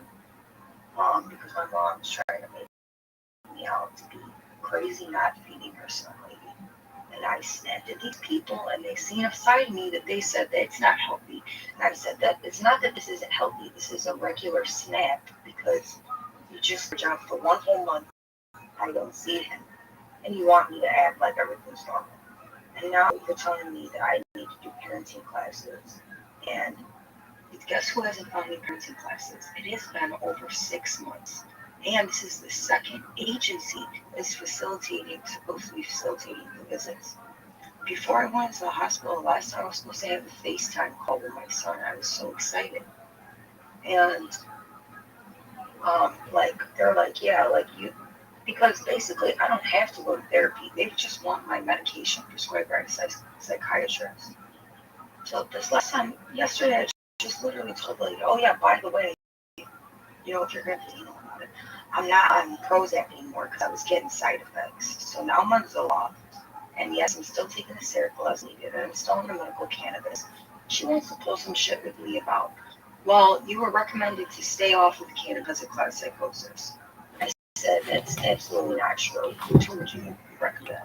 Because you're still telling me that you haven't talked to any of my doctors. Oh, so you're talking about the first time that I went to the hospital when we started working at DCFS. Oh my God, are you talking about Dr. Patel? Who I asked if I could use the marijuana while I'm Seroquel, and he told me, you already know what he told me, listen, I didn't have to tell her that part. I'm like, yeah, when I prescribed it to myself, and I agreed that I'll take that to help me sleep, and I said, why don't we also add the Prozac? While we're at it, doctor, I'd like to add the Prozac. Well, trying to talk to me. Yeah, and by the way, I never talked to your primary care. Why can't you never call her bitch? Because the fucking lady from the first agency talked to her. At least she did that, right? Oh my fucking God, this is actually crazy. You know what? I'm actually going. These people are actually evil to the point where this isn't. I actually give the judge all of my evidence for he's really about to knock me off their way. basically everything up because I don't have a psychiatrist prescribing my medication. And for that reason, and the reason the lady won't give me parenting classes, I can't see my beloved son. I understand that. Okay. I'm not a crazy person Look, either. I understand. I understand. I understand. Because I keep threatening his father with, I'm going to beat your ass. I'm going to put you in jail. I'm going to put you on child support. Who is Kiera and Erica and Colony? And what the fuck are you talking about? You want to go in after you think it's too gross to go in there. How about this isn't even what is supposed to be going on? And you have made me into a whore. Audie, listen. Yes. I'm just asking. Okay, so my advice is to get help. I know that's easier said than done. So if you can't do that right now, just hold on. If you can't do that right now, I'm just asking. You're between a rock and a hard place. And if I were in your position, do you know what something called private delights is? Okay, so it's basically a place where you can escort. And I'm not saying that I think that's the best, but it will get you out of this situation.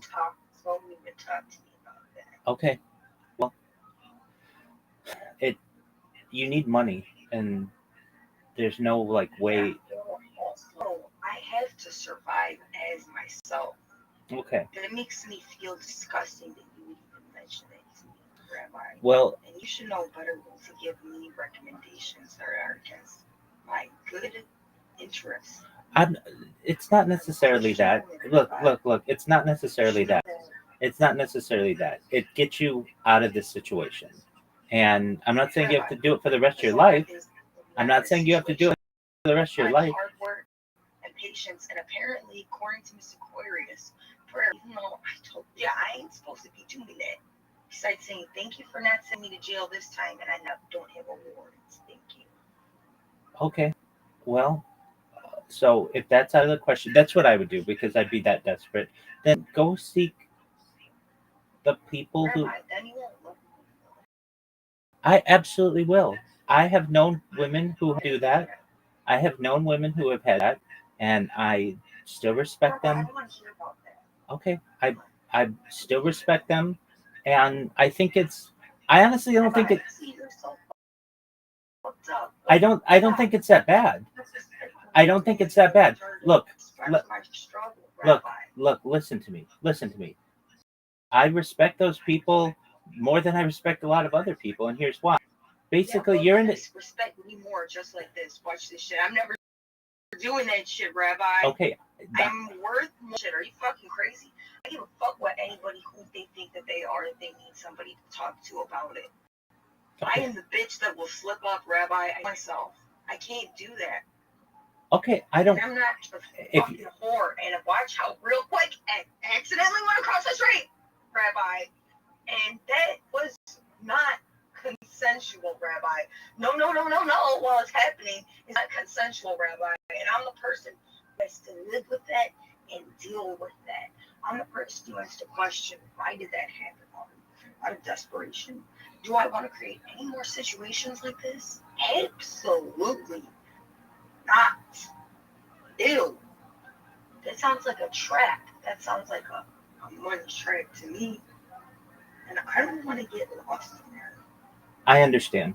Audie, you're basically doing that now with one guy in a car who is barely providing for you.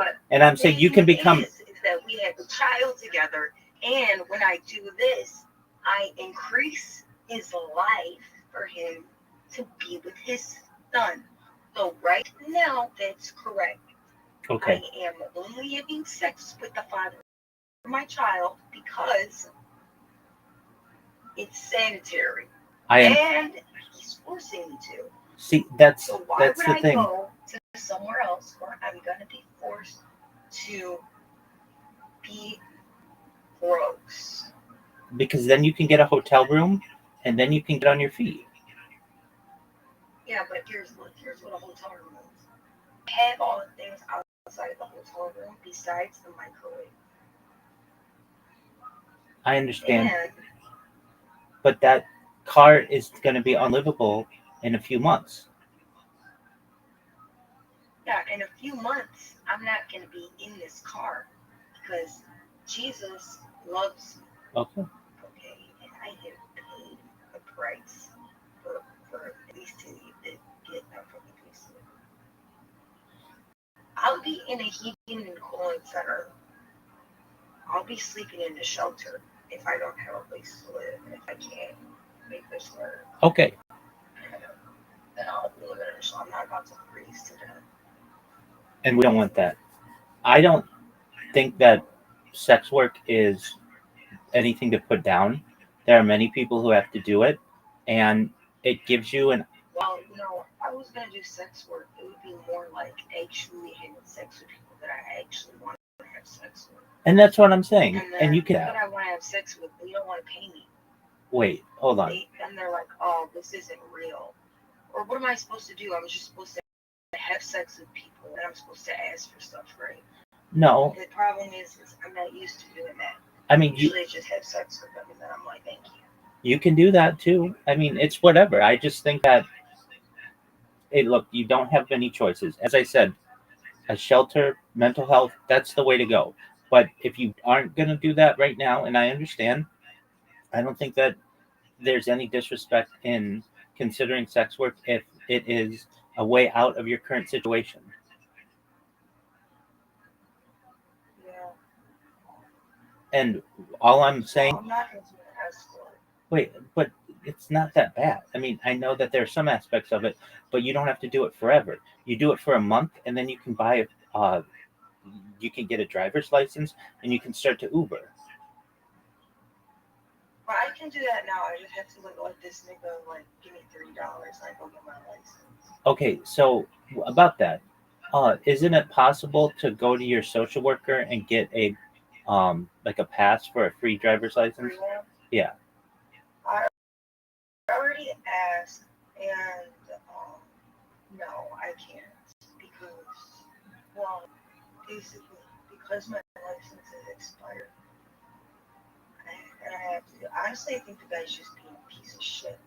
You're right. I should ask these other people, where can I go besides this place? Because this dude is he gave me a hard time just to give me a hard time the first time, and he was nicer to me the second time. But the second time was when I went to go get my birth certificate and my social security, and I had asked that, and he said no, and I really feel like he was lying.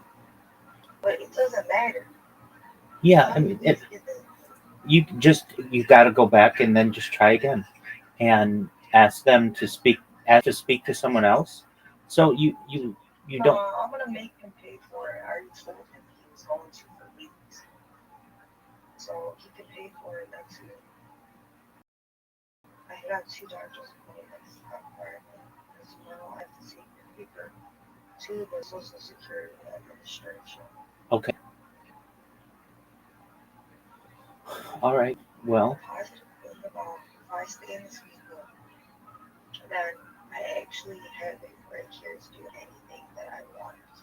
Otherwise, for instance, if I were to be in the shelter and have to have gone to that place and then be directed to another place, that would be so much for my body right now to walk that fucking far. I really think I would have a seizure because I need to have my weed. You know what? I had a seizure in the house, and realizing that it's because I start to come off my weed when I'm not the right way. Tapering is something different. Can't your social worker give you bus tokens? Yeah, but you know how far the fucking bus stops are. You don't understand. Man, this shit is terrible. It's true. I'm not familiar with the Chicago bus system. But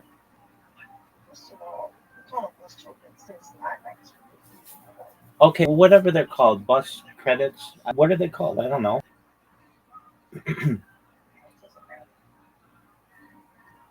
Okay.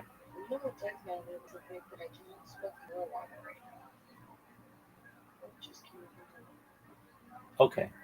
Well, I'm here to support you with whatever your decision is, and I want the best for you. Best decision ever. Are you fucking crazy? I'm not about to be talked to like I'm a piece of shit. I'm not talking to you that. I did want you to know this isn't what's never going to happen.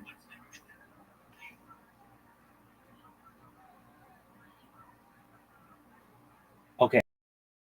So that's fine. I'm never gonna sell my time and attention or my fucking. That's still selling myself. That's weird. I don't like that. I don't feel comfortable, and It's not. I'm saying it's something I wouldn't do because it's something I'm uncomfortable with. And if I would be comfortable with it, I would consider it. But for those reasons, that it makes me feel super gross because I can't do that. I might be a little wild, but I can't just be in that situation entertaining anyone's energy. That is totally against my will and against. I will not be nice. I will slip up and I will fucking tell someone off. And they will not like that very much. Okay, nobody wants that.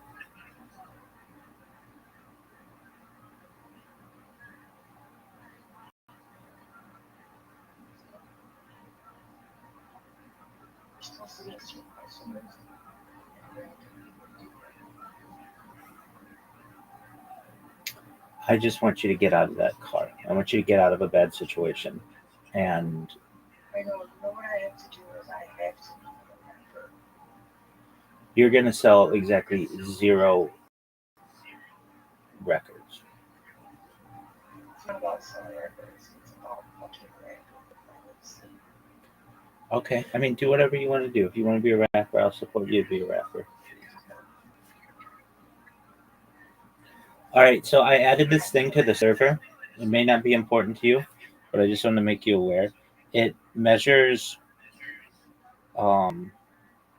everybody who's been in here the longest time. And because you've used 2 different accounts, you don't have the highest amount, but if you combine your 2 accounts, you're just about at the highest amount of any person in here. So you should know that you are doing well on that tracker, and I appreciate the amount of time that you spend in here, and I'm always here to support you. And if that means that you go get mental help, go ahead. I would. I was just thinking about that. I'm going to tell you this. Wait. You asked me a question. And I'm going to tell you what I would tell her.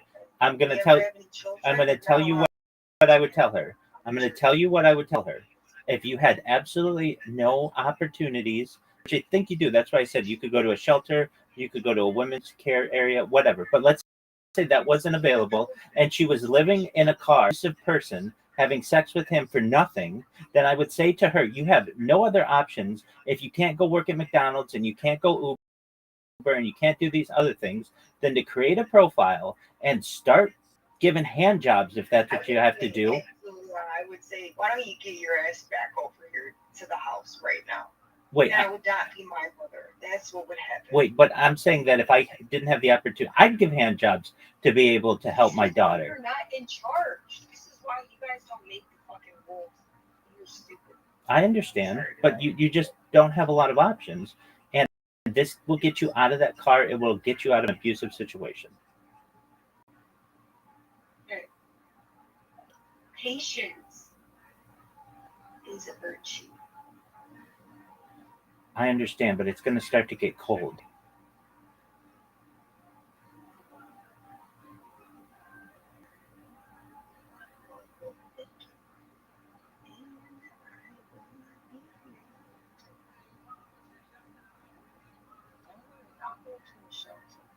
Good. And that's the advice I would give to my daughter, or to my sister, or to my mother, or to anyone around me. But if they weren't going to do that, I would tell them that I would still respect them and I would still understand the position they were in if they had to basically just go on dates with people for money. I don't see that as that immoral at all. Especially, I don't see immoral at all if you have no other choice. There's that immoral either. Like I could have a conversation with one of these people, but am I gonna fucking are they gonna be my best friend? No, because that's not the best decision actually. I mean, it's a decision that could have been made, yeah. That's how I feel about those people. They're okay. I thought about being a stripper. Okay, I went as far as applying many years ago, but now we're not thinking about that. We're not thinking about that.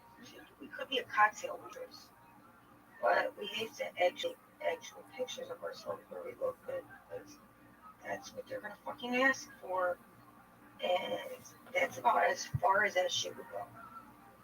But other than that, I'm not going to be an escort and allow myself to be one-on-one with some fucking creep because I don't want to. No amount of money is worth that. I don't care if somebody was like, I'll give you 1 million. They'd have to give me $1 million. They'd have to give me $100,000. They'd have to give me a lot of fucking money. And they're not ready to give me that much. I'm not talking about in the hundreds. That's what I'm saying. Is this as much? You must not understand. I gotta erase this shit from my memory when I'm done with it. Because otherwise, I'm gonna be sitting there not laughing and acting like, listen, I'm way smarter than you, and I don't give a fuck how much money you have. There is a disparity in this land, and I don't even need to go to school to prove that I'm fucking smarter than you. The problem is that I'm in before you right now. That's what's gonna happen. I'm not saying you're all screwed, but I can't do it for me because that's not me. Me doesn't like that. Me wants to touch who me wants to touch. Me wants to be around who me want around. I don't want to be around many people at all, as you can see to begin with. Why would I want to be around weird people who want to give me money so that they can be in my vicinity and try to possibly give me more money to put their pee-pee in one of my holes? You don't have a lot of options, and if you were rejecting going to seek help and you're in an abusive situation in a car right now, it's a way out. Rejecting help. You're not understanding what I'm saying. Is right now it is as if I'm in a assisted living facility, but I am doing the process for applying for that same funding for someone who's in a mental health crisis and needs housing.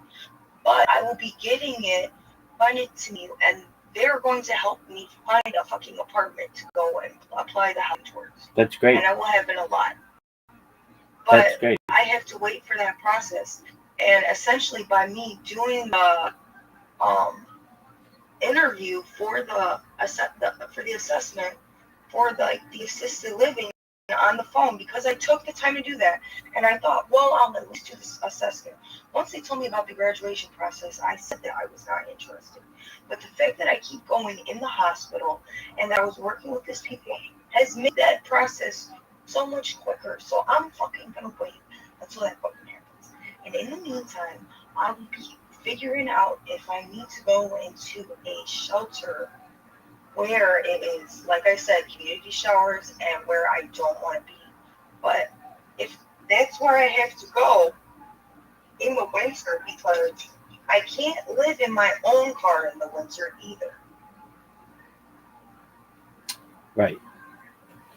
I've thought about this, totally. I'm sure you have. But you're talking to the girl who wanted to live in a tent outside this summer and this previous summer, but everybody wants to be an asshole and let her cook in the car instead. Okay. That's what it is. Absolutely. Absolutely. You have to understand, you can't just force somebody into sex work. And it's called sex trafficking. And it feels like that's what you're trying to do. And you should know me by now, Rabbi. Actually, you should know me very well by now. That is not something that I would do.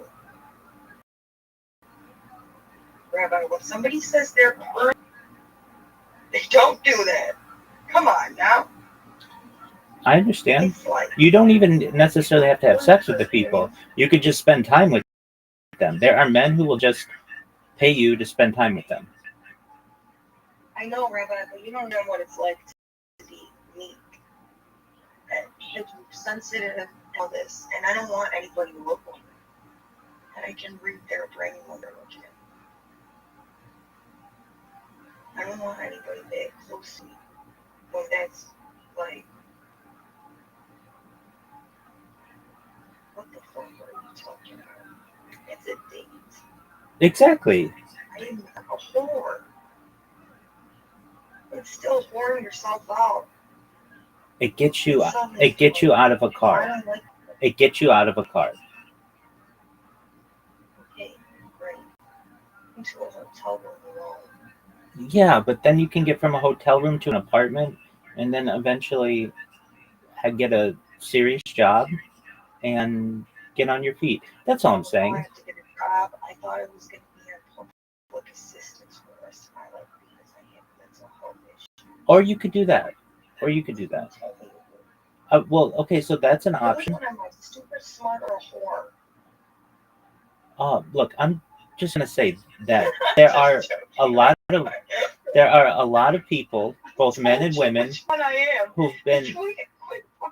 who've been in your situation, and the way that they are able to get out of it is the way that I suggested. Now, because of the issues that you have you sought disability? Yes. You know what? I need to go online and I need to create my new account and I was just in the middle of that yesterday, but the car was moving, so I wasn't able to do my ID. But I need to get access to that because my phone number has changed since I started the case. Okay, well, why don't you do that now? Why don't you do that now? That'll be $1,000 a month. That'll help you. Okay, you do it on your own time. Look, I just don't want you to be in a bad situation, and you're not currently in a good one. And I want you to have options to get out of it. Yeah, I'm seeking all the vital options of trying to live.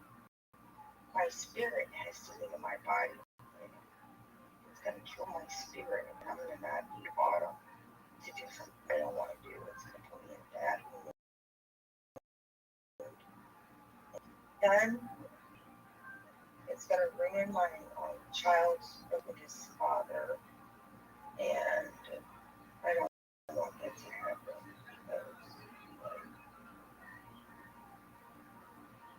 I mean, it's to the point where I'm telling him that I have kids with people. If I have kids with somebody else, I'll come back to you and another kid with you. You know, his response is if I'm gonna cheat on my boyfriend, not like you're gonna leave me and have candy or something like that. All right, I think exactly what I thought. You don't love me, okay? Well, now I don't have to feel bad. I mean, the signs were right here, but I didn't know you just don't know how to treat somebody. No, you know full well how to treat somebody. This is not it. So, on the bright side with that is that I have pretty much like I could just leave that in. There's not gonna be. I mean, like, yeah, he's gonna be upset. He did just cry, but I'm very it was some weird shit because I don't believe that after everything that I've been treated like during this process. And I feel like there's nobody to even hug after everything happens. And so what I'm trying to make is if I, disrespect myself, his dad isn't gonna be as involved with him because he's gonna wanna involve himself with me because he's not about that lifestyle. And then when he does spend time with the child, I didn't have to worry about him back rather than us being, like extended family to an extent because of the child.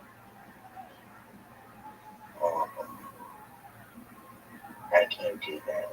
I can't be a whore. Like for my son, I can't be a whore for myself. I don't want to be a whore. You know, that's all the same thing to me. And It may be. I don't consider those people whores. Whores that bad at all. I think we're all whores in our own way. Like, you're not here neither. If I had the ability to do it, I would, but I don't. Okay, I understand. Too much credit. I understand. I actually am not about to even get that close with my energy because that's weird to you that somebody would pay me for my time. Okay. And you're not. This isn't like.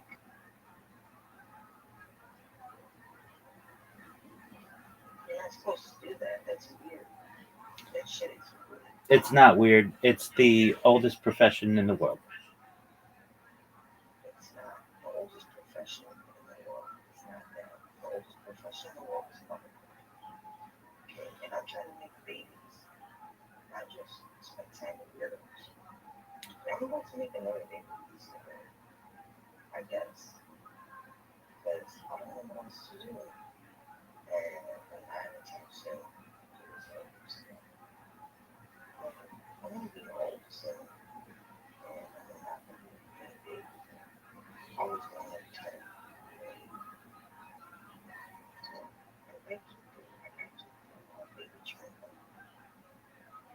Just kidding. Actually, I thought about it. I really did really did. But you know what? I can spare on time because it's so that I can be from my vagina. In my vagina, why are you even in there if you don't even know? You could be another baby in there? Crazy, right? So I just gotta be okay with it. And I have to think about it. He is good. And like, I can't leave the children. He does take good care of them.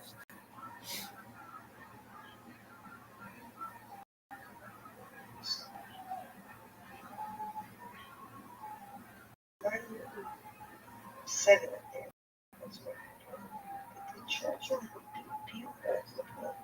At no point are we actually sitting in the child. This is what I'm trying to tell you.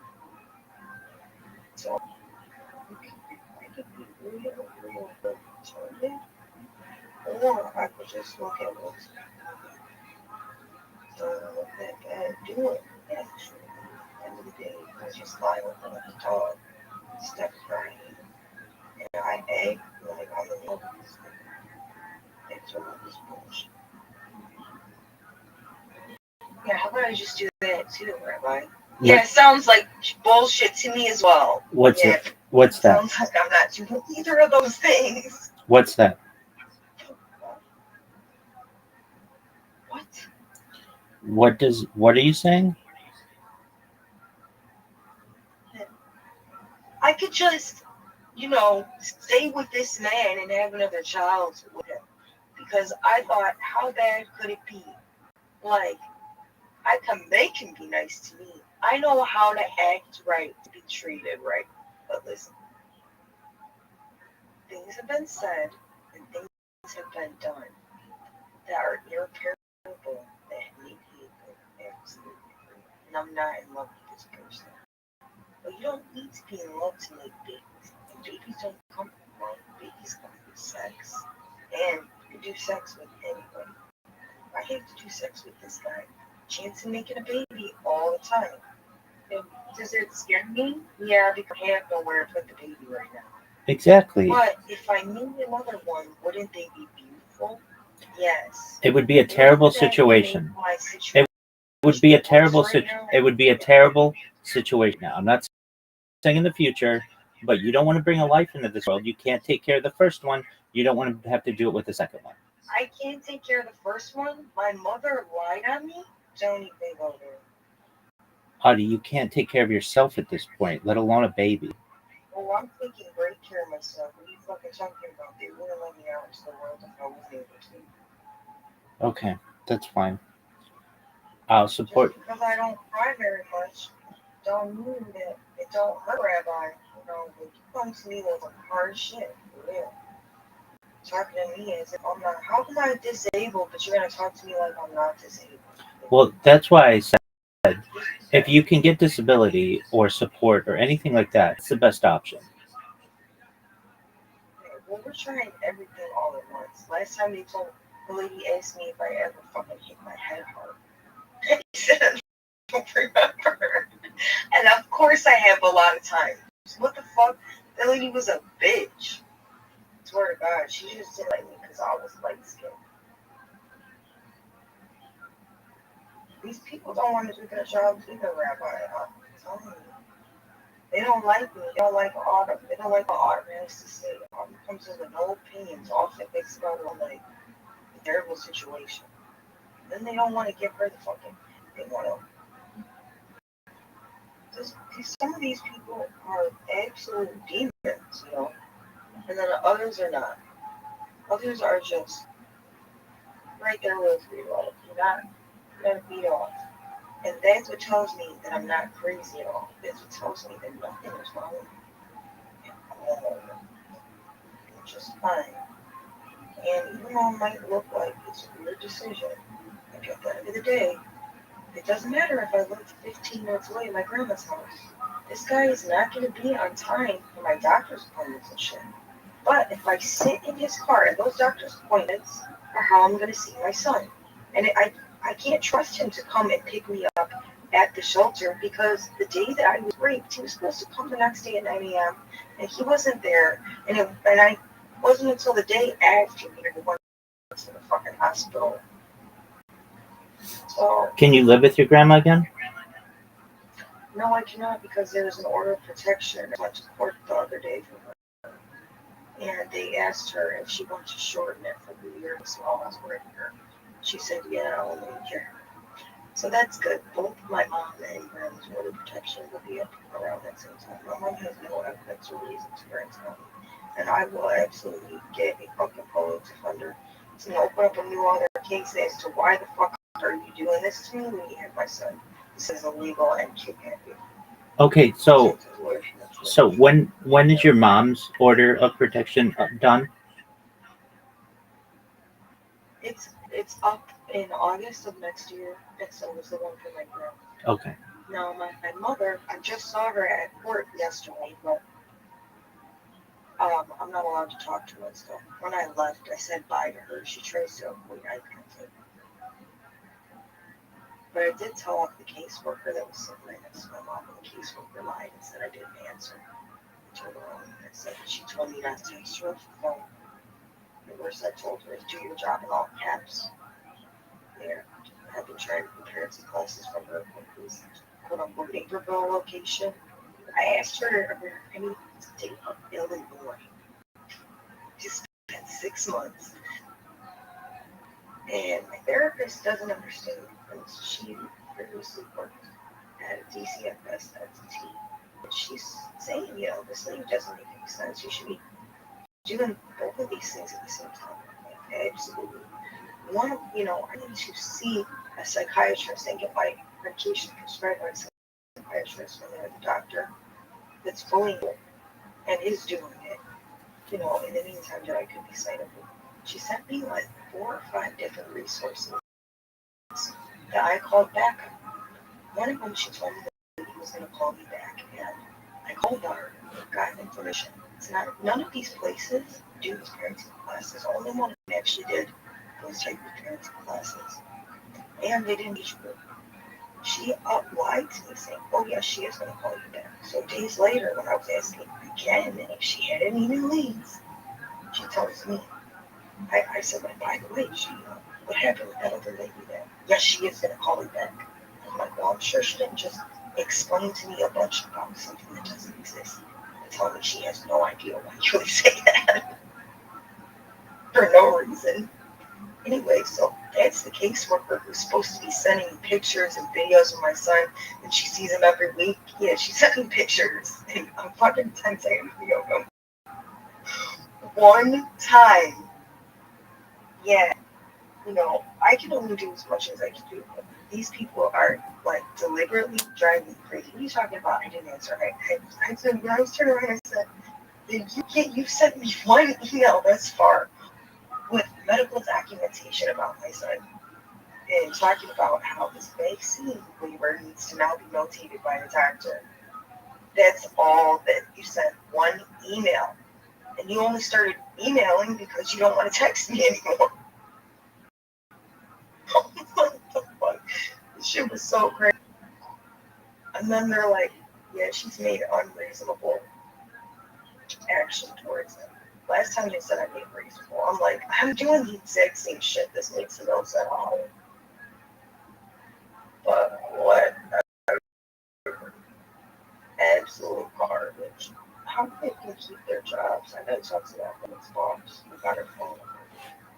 Audie, can you apply for disability? Like now? I already did. No, you I didn't. already applied for it, and I did the interview like back in June or July. Okay. So now it's at the point where it's just gonna wait forever, and then like during this time, I need to get some tests ordered by my doctor and hopefully by my psychiatrist because they're gonna have like 6 months while they look at it, and so I'm gonna get that documentation is there, and then what happens is they give you kind of have like an agent where you can call them and let them know, like, hey, I've just submitted new documentation. Like, you can give them documentation directly, or I guess you could tell them to like look for it, like, you know, at this date, at this facility or whatever, to help like prove my case. Okay, didn't you say that you had to, didn't you say you had to upload some document to the website? No, oh yeah, that's like, because you can go into like the Social Security Administration website and there's like you can check like how much like you've worked like towards your retirement, and then you can check like when you're applying for your retirement and disability. There's like a little like time calculator bar that fills up, and it lets you know what percentage they are done looking at your medical records. Yeah. Okay, so can't you on that process? Yeah, I told I was going to do it tomorrow, which looks like it's today because it's Sunday. But I thought I was going back to sleep for a little bit first. All right, you go back to sleep. You do that.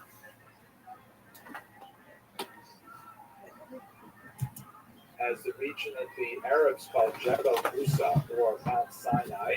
Of course, we're not sure that that is the specific designation of the great biblical Mount Sinai. Nevertheless, it's a reasonable possibility. And then moving their way up through the peninsula and into Jordan, and then crossing into the Promised Land, just north of the Dead Sea. That's most likely the route that is described by the Jews in the book of Exodus. So they've all left Egypt, but one of the amazing things about Egyptian history is, of course, they basically return almost immediately, and they have some significant settlements in a few distinct locations. This does pose some fascinating halachic dilemmas that I will leave to the rabbis to discuss, but nevertheless, there is a strong, indeed world-class Jewish civilization in Egypt for the next 3,000 years, right up until our own time. Look at this map, which will take us up to the 2nd century of the Common Era. This is the period after the Bar Kokhba rebellion, when you have a fairly well-developed Jewish diaspora throughout the Mediterranean basin. Looking at Israel specifically, you can see the shading here with the gap in the region of Judea is especially prominent because this is right after the Bar Kokhba rebellion, when the Hadrianic persecutions were at their peak, and so many Jews were removed from that region and fled to the north, or were taken off in slave ships to the Italian peninsula elsewhere. So this is the heartland, of course, Jews in the land of Israel itself. You also have a major Jewish civilization in the Mesopotamian region, between the Tigris and the Euphrates rivers. This is where the great Talmudic academies of Sura and Kodita were built up, and so on. And then you've got significant Jewish populations, particularly in the Greek peninsula, and especially in the Italian peninsula, which will be the heartland or the font of later Ashkenazi culture. Smaller populations in the northern Mediterranean, in Spain, North Africa as well, and the biggest, clearly, biggest population is what's happening in Egypt. There are several Jewish centers all up and down the Nile, which dominates the demographics in the region. And so let's have a look at a couple of those population centers which show particular interest on a historical level. We know that Jews are in this region already in the biblical period. There's long and frequent descriptions of the relationship between the United Kingdom and Egypt. I know that for this audience, I have to clarify when we say United Kingdom, we are not talking about your United Kingdom, but the United Kingdom of the southern region of Judah and the northern region of Israel. King Solomon, of course, famously marries the Egyptian princess. There are several references to Egypt throughout several of the passages in the book of Isaiah and Gedalia ben Achikam in the book of Jeremiah. But most significantly, we have this fascinating population that is set up in the upper Nile in a place called Elephantine. Let's have a look at that here. This is an especially fascinating site. You can see it's in the upper Nile, which is in the low part of the map, because the Nile flows from the south to the north. So this is the upper part of the Nile. And there are cataracts there. There are constrictions of the river banks that cause rapids to flow, and it becomes very difficult for trade to progress along the river. This requires river-going vessels to stop and sometimes to portage. I'm not even sure if that is a word in the Queen's English. It's a Canadian word from French, meaning to portage, to carry, literally, where you'd have to take your boats out of the water and then physically move them over the obstruction. So this is a place where bandits would typically gather to loot the property of the merchants that are moving up the river or downriver, as the case may be. So we have a military colony set up here already in the first millennium before the Common Era. This is, again, amazing. Before we have significant diaspora populations from the invasions from Babylonia, we have a strong Jewish military community down here in the south. Their primary purpose would have been to protect there, and they're engaged in heavy Jewish activity, although it is not necessarily what you would expect. Apparently, they built a temple there. This is one of several temples that were built outside of Jerusalem in contravention to traditional mainstream rabbinic law. There were two of them that were set up in Egypt. Another one, of course, the Samaritan temple in what would be called Nablus, Shechem. And another one possibly in Jordan. There is some doubt as to whether it was a temple or perhaps a palace. But nevertheless, despite the ruling that came already from the period of David to not establish any kind of private sanctuaries outside of the temple in Jerusalem itself, and an attempt to try and centralize worship in the capital city, there are nevertheless these antinomian structures built up all around, because this is the way Jews worship their God, and it appears that they simply ignored much of what was going on in Jerusalem. We see it in a lot of other as well. There's some very strange pieces of evidence from the various papyri and ostraca, which are like broken pieces of clay that have writing on it that describe marital relationships between apparently Jews and possibly slaves who are brought in freed, which is also definitely not in conform with rabbinic law, as it would have been expressed in the Mishnah and onward. Nevertheless, there's definitely ethnic Jews living here, even though they may not necessarily be as, let's say, mainstream Orthodox in the modern term as we might think they would be. To the north, in the western part of the Delta, there's a really amazing Jewish community that lasts right up until the 2nd century in particular, and has significant periods of flourishing thereafter as well, and that is the famous community of Alexandria. Now, Alexandria being close to the major trade routes on the Mediterranean was involved not only in, essentially commerce of goods, but also commerce of ideas. The Alexandrian community was especially known for its very well-developed medical facilities. Some of the earliest Jewish doctors were trained in Alexandria. Talmud has several references to them. They engage in some bizarre experimentation, like autopsies and things like that you don't see elsewhere in the world, anywhere. You see it here in the ancient world among the Jews of Alexandria. They're also famous for having translated the greatest repository of Jewish wisdom, the Torah, into Greek, making it accessible to the rest of the ancient world. I'm sure you've heard the famous story, as recorded in the letter of Aristeas, that says that King Ptolemy gathered together 70 rabbis. He put them in 70 different rooms, and he charged them each to translate the Torah independently. And when they came out, they compared the results of their work, and amazingly, they had all translated the Torah identically, including passages where there was some obfuscation or change, which is discussed in the Talmudic standard. So just to mention, one of my favorite jokes about this particular period is Rabbi Yitzchak Kutner, who was a very famous Rosh Yeshiva in America. He said, "You call that a miracle? That's not a miracle. If you take 70 rabbis and you put them in one room and ask them to come up with one translation, that would be a miracle, right?" That's just, hope you don't mind. On Zoom, it's hard to tell a joke, but I couldn't help it. At any rate, they translated not only the first 5 books of the book of Moses, but later on you have translations of the other books as well into Greek, hugely influential, particularly in the Christian world, because as Christianity would move further away from Judaism in the 2nd and 3rd centuries, Experience. Showing my niggas by night, all day.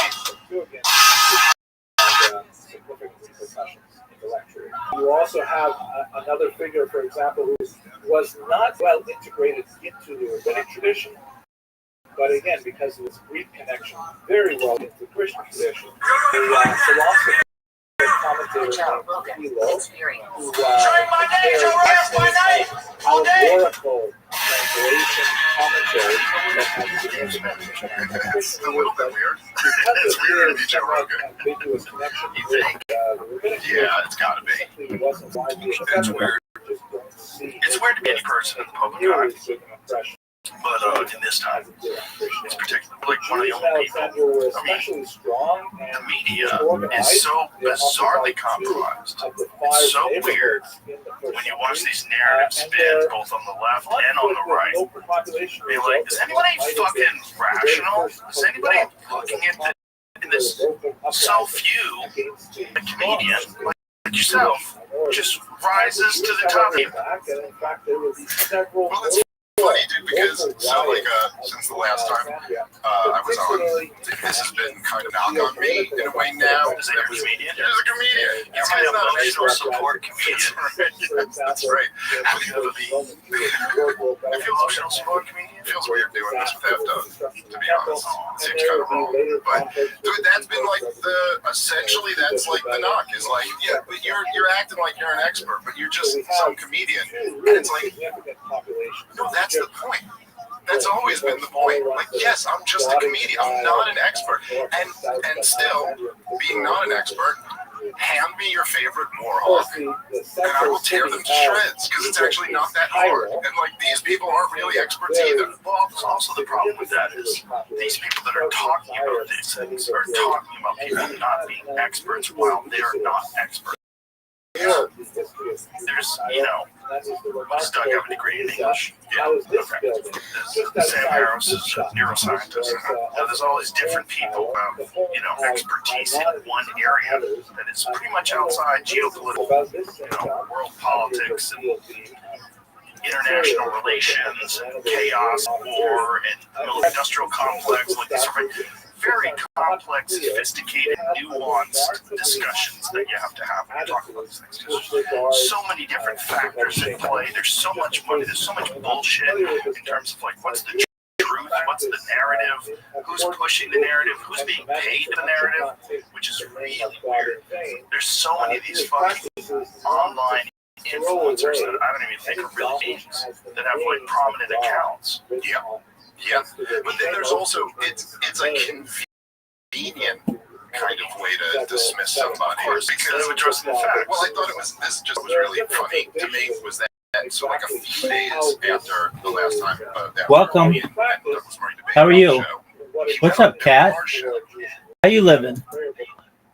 Can you hear me? Hello? How are you? Kat, can you hear me? Meow. How's your day? It's good. I just found this in the chat. What is this Discord server? Oh, excellent. How'd you find out about me? It was being spammed in some retarded Finnish streamers chat. Amazing. Okay, very well. Well, apologies. Do you mind if I tell you about myself, my friend? Yes, I'm really interested. This seems very interesting. Oh, it's very interesting, Kat. Thank you so much for being here. Again, apologies for the spam. My spam. No need to apologize. Okay, I'm It's Rabbi. marketing, it works. Absolutely. I'm Rabbi Rothschild. I stream my life 24 hours a day, 7 days a week, 365 days a year for world peace. I've been doing so for more than 3.5 years. My streams go back to the Really? Absolutely. My streams go back to the pandemic. We've seen the death of a queen, the birth of AI, the coronation of a king, and everything in between. I have more data archived on the internet than any person ever, which may make me an influential person someday. And if that happens, Kat, I'm going to make sure that you, your friends, your family, all become financially independent, if not already, that you have generational wealth, and most of all, that you're able to start charities and philanthropic organizations to help the world. How does that sound to you? Sounds wild, at least. Absolutely. That's crazy. You have been actually streaming 24/7 for how long? Really, 3 years? yeah, actually pretty close to 4 years. That's wild. Absolutely. And not just It on has been very active for years. So absolutely, and now not just on one stream. I'm live on 22 different YouTube streams simultaneously right now. that's interesting. Absolutely. If you see in the corner, upper left corner, you'll see some red dots that say 24/7 YouTube stream. If you look that up in YouTube, you'll see I'm having this conversation on 22 different YouTube streams in 360 degrees, so that basically it's archived in perpetuity. So do you have 24 devices, or you just stream multiple times on the same device, or?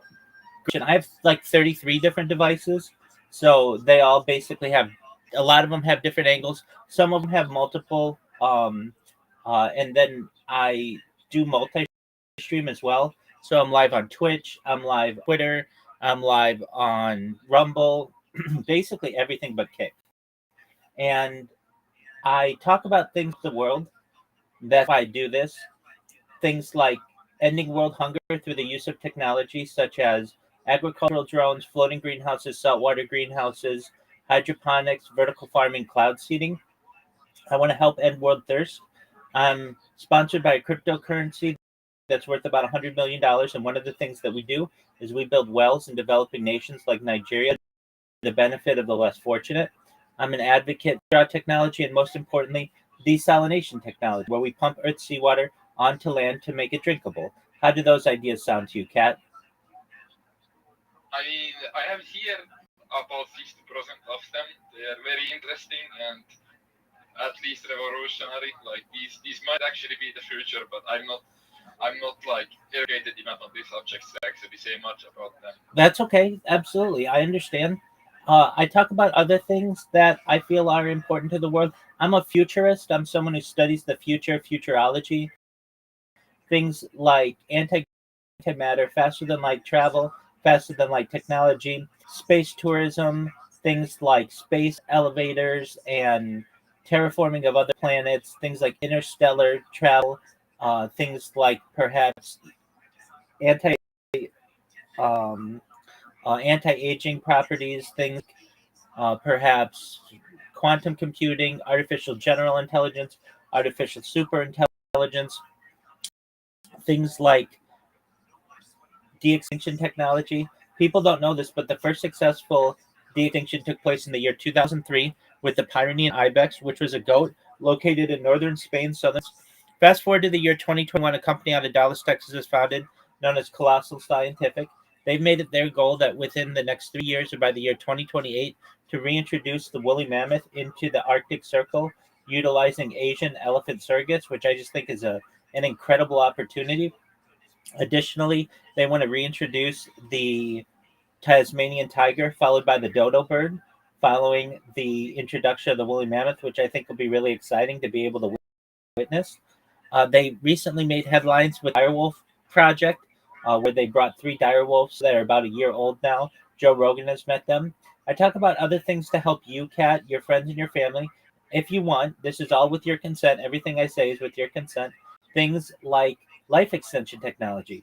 Kat, when you were born, the average life expectancy for you was probably about age 80. I want to increase that to age 100, 120 through the use of technology such as oxygen therapy, human growth hormone, stem cells, cryonics, cryogenics, tropics, things like cold shock therapies, and perhaps ambrosia therapy to increase your life expectancy to be about age 120. But eventually, you might be 120 years old. And you may say, Rabbi, I remember we had that conversation when I first met you. All the things that you said came true. Yeah. It's been a wonderful life. But what's the next plan? And again, this is with your consent if you want. There's something called uploading technology. If you want, we'll be able to scan your brain into a computer like a CAT scan or an MRI, knowing where every atom is in your central nervous system and your peripheral nervous system for later download as an android, an avatar, cyborg, a cybernetic being, a clone of yourself, a robot, an ethereal being, whatever you want to be. But essentially what I'm saying to you, Kat, is you may have an opportunity at digital immortality. What are your thoughts? Why me? Just because you joined here? Yeah, basically, you're in the top 1% of the world. You may not consider it that, but to be in the top 1% of earners on Earth, you just need to make like $32,000. And I know that you have internet. I know you have a device. I know that you have social media. Yeah. So all those things really put you at the top echelon of human society. And the fact that you had the courage to come in here and learn about what I do means you're recorded on this stream, and you'll essentially be seen as a hero in the future. I have one important question for you. You almost sound like a large language model because you have so much information in your head. How did you learn all of this information you talk about right now? Yeah, great question. Well, I've been using large language models, really ChatGPT, since its launch November 30th, 2022. In fact, I was an early adopter of ChatGPT. By trade, I am a rabbi, but additionally, I'm a certified project management professional. I have certification in big data. I've launched apps on the App Store and Google Play. I have had major contracts with Fortune 100 companies that basically integrate international projects. I'm one who has learned a lot, certainly from artificial general intelligence and artificial intelligence in general, forward to artificial super intelligence. Specifically, where did I learn that which I discussed? A lot of it has come from large language models. So what I like to do is whenever anyone's into my stream or into this Discord and they have a question and we don't know the answer to it, first thing that I do is go to ChatGPT and ask the question, and we get a good answer for it. So I've learned a lot through this, this, this, I would say, journey I've been on to live stream my life. And so that's how I learned a lot about futurology. But other ways that I learned about futurology, I am an advocate of alien life and perhaps alien disclosure. And so I study a lot of science fact and science fiction. And when you learn about how those types of civilizations exist, if they, I learn about what kind of technology that they have, and then do my best to utilize that, or best utilize it, how we could use it here on Earth.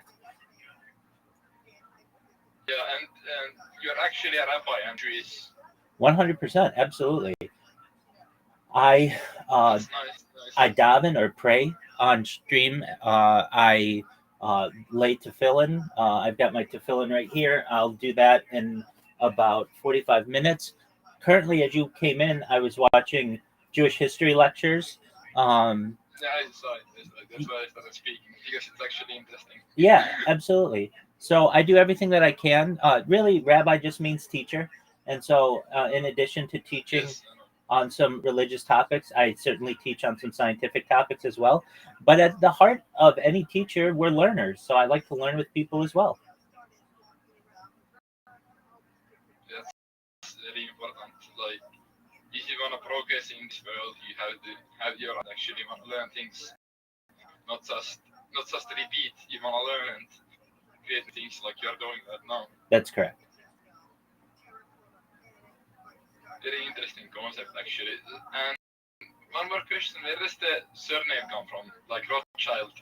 Like I know you're a prominent Jewish family. Are you actually related, or is just like marketing? Why this surname? It's my last name. There are about 3,000 of us in the United States alone. It's a big family. So do we share some DNA? Yes. But am I? Also, it's actually your legal last name. It is my legal last name. That's amazing. It's amazing.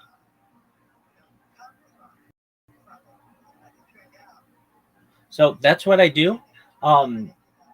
The way that you were able to find out about me, I've created quite a few different types of social media. So I'm live on 100, or I have over 100 different YouTube channels, over 200 Instagram accounts, over 500 Twitch accounts, over 1,000 TikTok accounts, over 2,000 Twitter accounts, over 5,000 Blue Sky accounts, and over 10,000 Kick accounts. I have more social media than any person ever. I'm basically the most. So, no, I can listen. I'm try to remember what I was saying. Certainly. I'm the most archived person in global history. I'm the most videotaped person in global. I'm the most photographed person in global history, and I am making my mark on the internet and for the future of society. And I do that one person at a time, basically. And the way that you found out about me, I've created robots that automatically Yes. They create clips on people. They follow the person and they spam the person, and then they move on to the next person. And if Kick ever bans one of them, they automatically create a new account and do the same. So they're quite effective. Do you like face a lot of job tasks? Like I know something about automation, and I know that on social media there's a lot of job tasks. Like do you bypass them with something you pay for, or do you have your own program to bypass job tasks, or how do you do that? Because you have a lot of bots, so 100%. keep that spam. Yeah, so I have done more captchas than any person in global history. And when I say that, I mean it. I mean, I, for the last like 6 months, just recently was doing them on different platforms. I've got Kick down. So one of the reasons why I utilize Kick is because it doesn't have captchas. It does have email verification. That's all? It does not have captchas. Yeah, Kick does not have captchas. That's interesting. Yeah, neither does Twitch. So those are two opportunities to really automate. What ones do are a lot of times YouTube will, a lot of times Instagram will, to some extent. A lot of times TikTok will, definitely.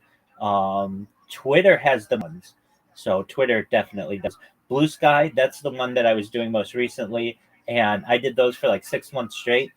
The way that I would do it to be most effective, which is very smart, is I feel I have handheld devices and I have computers, and basically I would create the account on a handheld device, and then I would do the captcha, and then have that information automatically stored in a large spreadsheet, and then my computers would take that data from the spreadsheet and log in with it, and so they were just going constantly 24 hours a day.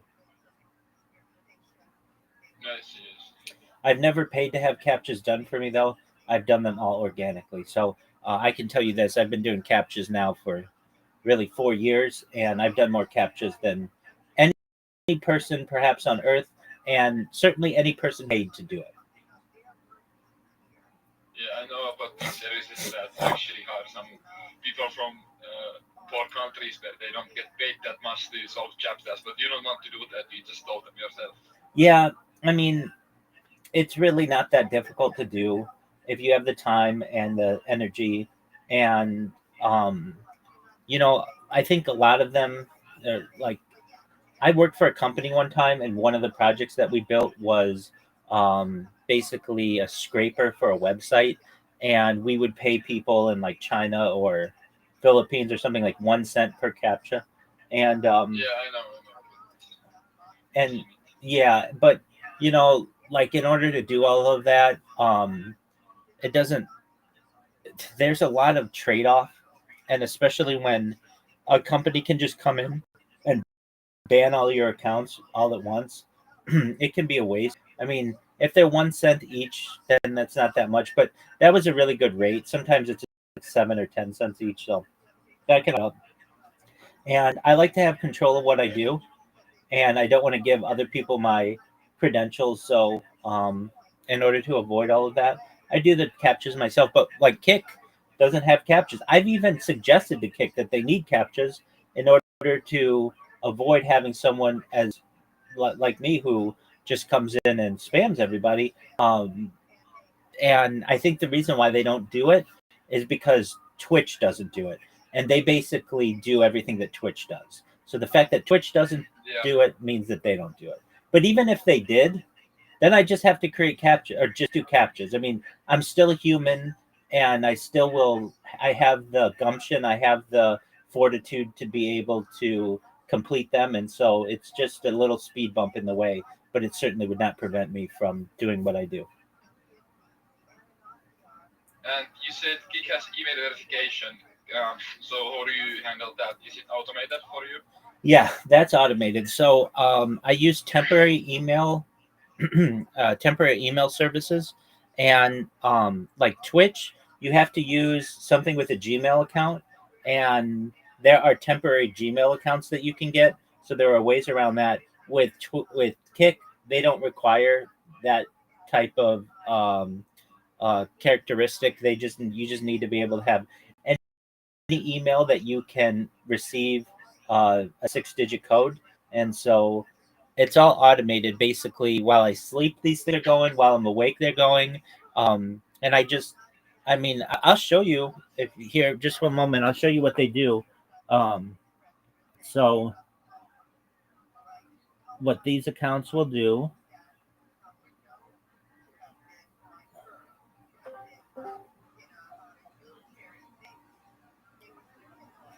All right. So if you see the pink, there's a pink pointer, and that is it's like oversized. And what it's going to do, It's easy to see. exactly. And as of right now, this person has banned me, which is fine. I already have in their chat, it says, "Thank you for the follow, Google Rabbi Discord." So what it's going to do, it's very smart. It has optical character recognition and image recognition. So there's a live. If you see the live in the corner, wherever it has that, it's going to click it. So it just found one. And then it's going to take a little bit of text that I have here that says YouTube Rabbi Rothschild and then my Discord link. And it's going to create a clip on the person. And the thing that's good about the clips is if somebody from Kick bans the clips stay. So I have clips from years ago that are on this website that are associated people. So it's going to create the clip, which it just did. And then it's going to get that big wall of text that got you to me.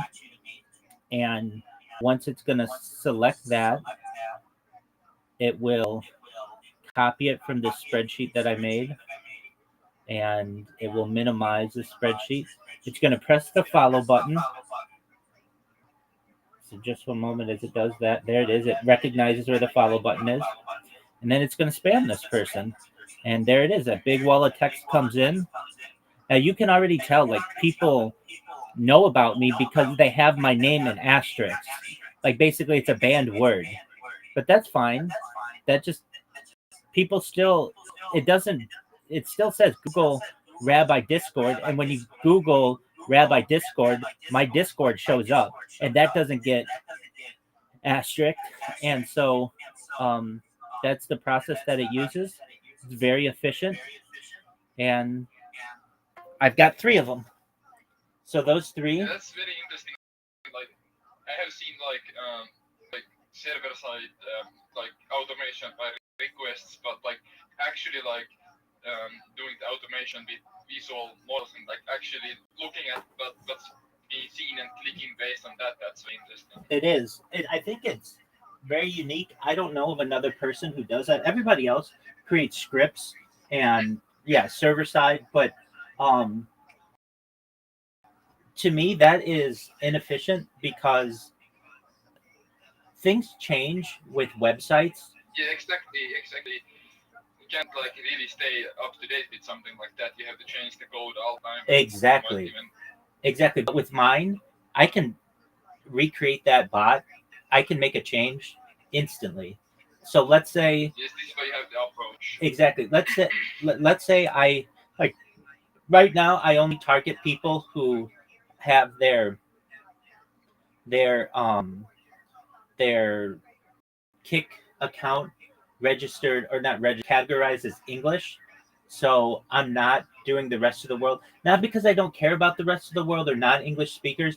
It's just I get people who come in here and they don't know what I'm saying, and it's just difficult to communicate with them. So it's easiest for me to just categorize everyone. And also my spam is in English. And so if I go into someone who's, let's say they speak Japanese and I spam them, they don't know what any of that stuff means. It just looks like gibberish to them. And so it's not that efficient for my bots to do.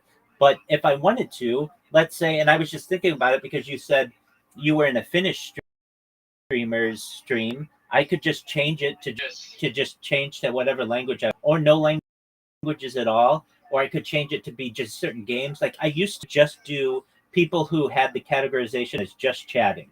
So, but then I expanded it to everybody on Kick, and all of those little changes, if you were creating a script, would take perhaps days or weeks to do. With mine, it takes less than 5 minutes. Yeah. I was like wondering why this approach, but it makes a lot of sense now that you explained it a bit. Absolutely. And then other things change about the website. Just even slight changes will cause issues. Let's say Kick has something, they do this like when Mr. Beast was doing that promotion on Kick, and it was like hashtag Team Water. They had like a banner on the front page. Normally they don't have. Well, if you have a script, that banner can prevent your script from working. With my strategy, all I have to do is just program it, which takes just a few minutes to click on whatever needs to be clicked on to get past that banner, and then the rest of the robot works. Really, it's not a robot. I mean, I guess it is. It's automated, but it's just a macro recorder, and I do it for free. So I actually figured out a way how to use paid software for free, and so everything that I do is for free. How much is the electricity cost for all of these devices and this setup overall? Yeah, so it's actually we get a rebate at the end of the year because of solar, so we actually get paid.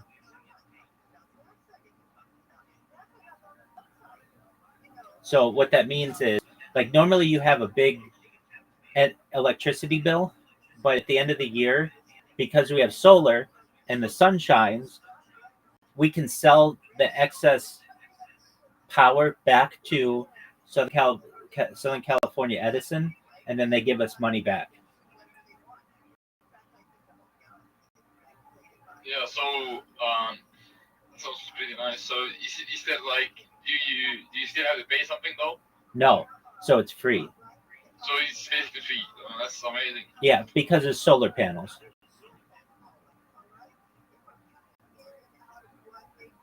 Where are you actually like streaming all this stuff from? Is like you probably don't disclose the location, but Like you can't see any windows or anything. This is like how does this setup like look like if you like turn the camera or something? Oh yeah, sure. I mean, I'm based out of Irvine, California, and the reason why I have things covered is I have a projector behind me that projects on the wall. That's what that is. So it needs to be dark in order for me to be able to see that.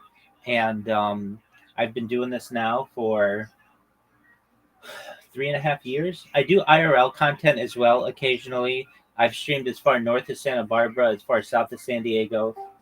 Welcome. How are you? Caquitas, how are you? Can you hear me? I just invited him. It's very interesting Good. stuff you're telling, so I just wanted to show him as well. Oh, I don't absolutely. think he has the ability to speak right now, though. Okay, that's okay. So I've streamed as far north as Santa Barbara, as far south as San Diego, as far west as the Pacific Ocean, as far east as the desert and mountains. I've streamed in Beverly Hills, Los Angeles. I've streamed at Disneyland, and basically everywhere in Southern California. If you could you please like go over what you do to my friend as well, so he understands what he just joined? Absolutely. Caquitas, can you hear me? He doesn't have the ability to speak right now, but I can hear you. That. Okay, absolutely. So thank you for being here. I'm Rabbi Rothschild. I stream my life 24 hours a day, 7 days a week, 365 days a year for world peace. I've been doing so for more than 3.5 years. My streams go back to the pandemic. We've seen the death of a queen, the birth of AI, the coronation of a king, and everything in between. This is essentially a time capsule or a timeline for society. I have more data archived on the internet than any person ever. In 2018, The Economist magazine stated that data was Earth's #1 resource, more valuable than petroleum.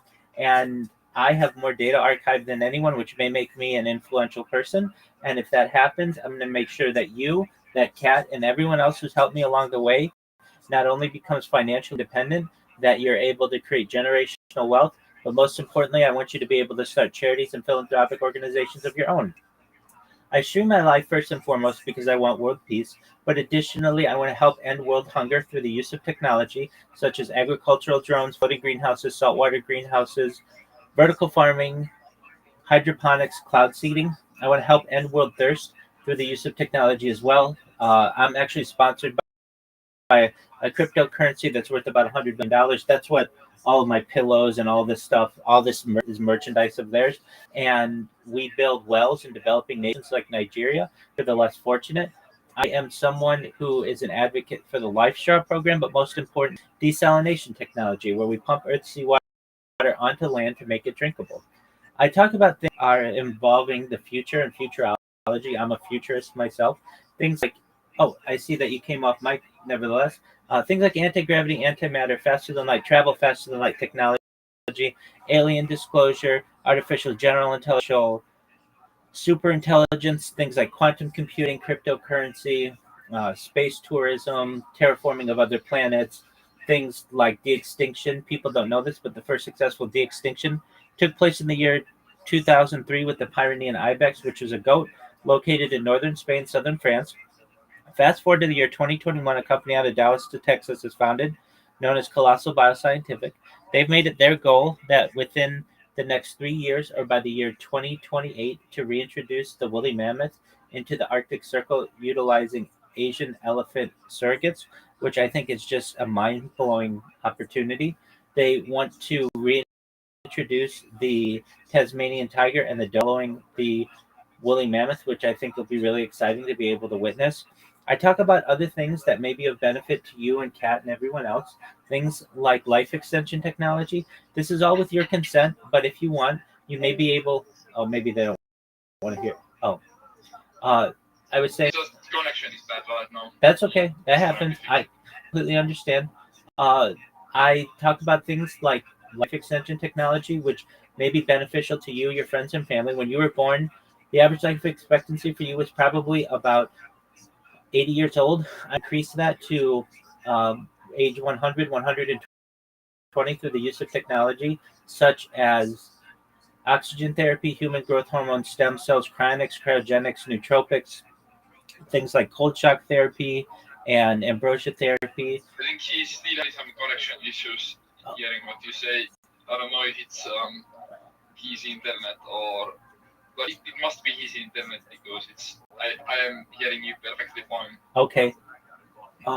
Well, I talk about things that basically make you live longer if you want, and then eventually you may get to be 120 years old, and you may say, "I want to."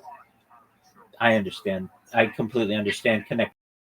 Yes, Trust me, as any. his internet is just not working right now, and he's actually in school right now Okay, as well.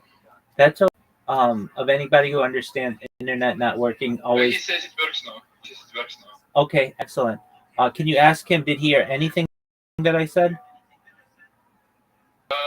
He was messaging me. I think he heard the beginning about the first 2 minutes, but after that it got a little bit. If I have to remember, it was then he talk about life extension technologies when he kind of started. Absolutely, absolutely. So when you were born, the average life expectancy was probably about age 80. I would increase that to age 100, 120 through the use of technology with your consent, like oxygen therapy, human growth hormone, stem cells, nootropics, cryonics, cryogenics, things like red light therapy, cold shock therapy, perhaps even ambrosia therapy. But eventually, you may get to be 120 years old, and you may say, Rabbi, everything that you said came true. It's been a wonderful life. I don't want it to end, but my body's starting to break down. What's the next plan? And again, this is with your consent.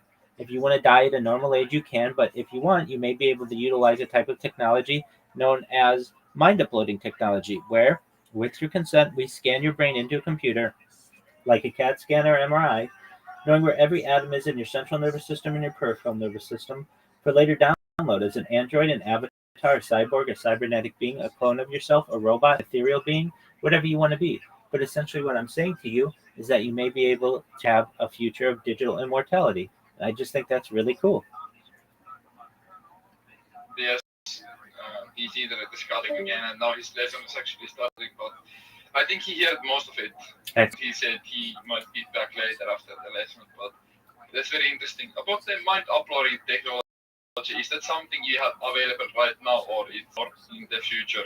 Yeah, excellent question. All right, so there are multiple ways at this.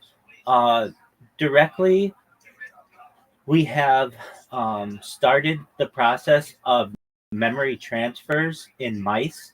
So basically, we'll have a set of mice that do, and there's a way to transfer their memories into other mice so that the other mice who have never done the maze before are able to do it successfully. So that is quite an amazing scientific breakthrough. There's also utilization that isn't directly related, but it is somewhat similar, known as brain computer interfaces. So this is like Neuralink. This is where people, if you want to know, the first successful Neuralink took place a few years ago with a man named Nolan Aspro. His issue was that he was a quadriplegic. He lost the use of his hands and his legs, or his arms and his legs, in a diving accident, and was unable to operate anything more than basically anything from the neck down. He was unable to operate anything from the neck down. And he was the first person to have a neural implant that was gave him the ability to be able to move a mouse cursor on a computer, and eventually was made him one of the best video game players in the world, because if not the best, because he has basically like an auto aimer in his head, and he's able to move this mouse cursor faster than anybody else can using traditional hand-eye coordination. We've had several other successful Neuralink implants that have taken place in the years since then, and upgraded models. And then most recently, Neuralink has developed a cap that you wear just like a hat or a helmet, and doesn't require any implants into your body, and it allows you to be able to move a mouse cursor just using your mind. So with those types of advancements in technology, we have made some major strides towards eventual mind uploading progress. So that's new to me. I never heard about the cap. I was aware of the Neuralink experiments and the testing even on that one person. I didn't know about this cap. Is this like brand new? This cap thing? Yeah. Or So just for a moment, like I had said, whenever we run into an issue where I don't know absolutely everything about it, we're gonna look it up and all the information on it. Yo, dog, can you please tell me about the Neuralink cap? Basically, the device that you wear on your head that need to be implanted in your skull and how it works. And please provide this in bullet points. All right. So it's often referred to as EEG caps. These are electroencephalography cap or non-invasive BCIs. So that's non-invasive brain-computer interface. Unlike Neuralink's implant, they sit on top of the head like a swim cap with sensors. How it works: it uses electrodes, usually 16 to 256 small sensors, against the scalp. These electrodes detect tiny electrical signals generated by neurons firing in the brain. A computer processes those brain waves, looking for patterns that match certain thoughts, intentions, or mental states. The signal type: it mainly picks up EEG signals, electrical activity in the cortex. Lower resolution compared to implanted electrodes, since the skull and scalp block or blur some signals. Data processing: software translates raw brainwave patterns into commands. An example: thinking about moving your head can move a cursor on a screen, or focusing attention can select letters. Applications: medical, helping paralyzed patients communicate or control robotic limbs. Consumer research, meditation, monitoring brain. Just a moment. Brain training, gaming, or hands-free control of devices. Neurofeedback, showing users their brainwave activity so that they can learn to regulate stress, focus, or relaxation. Advantages versus implants: it's non-surgical, it's much safer, cheaper, and accessible. Portable and can be worn and removed at will.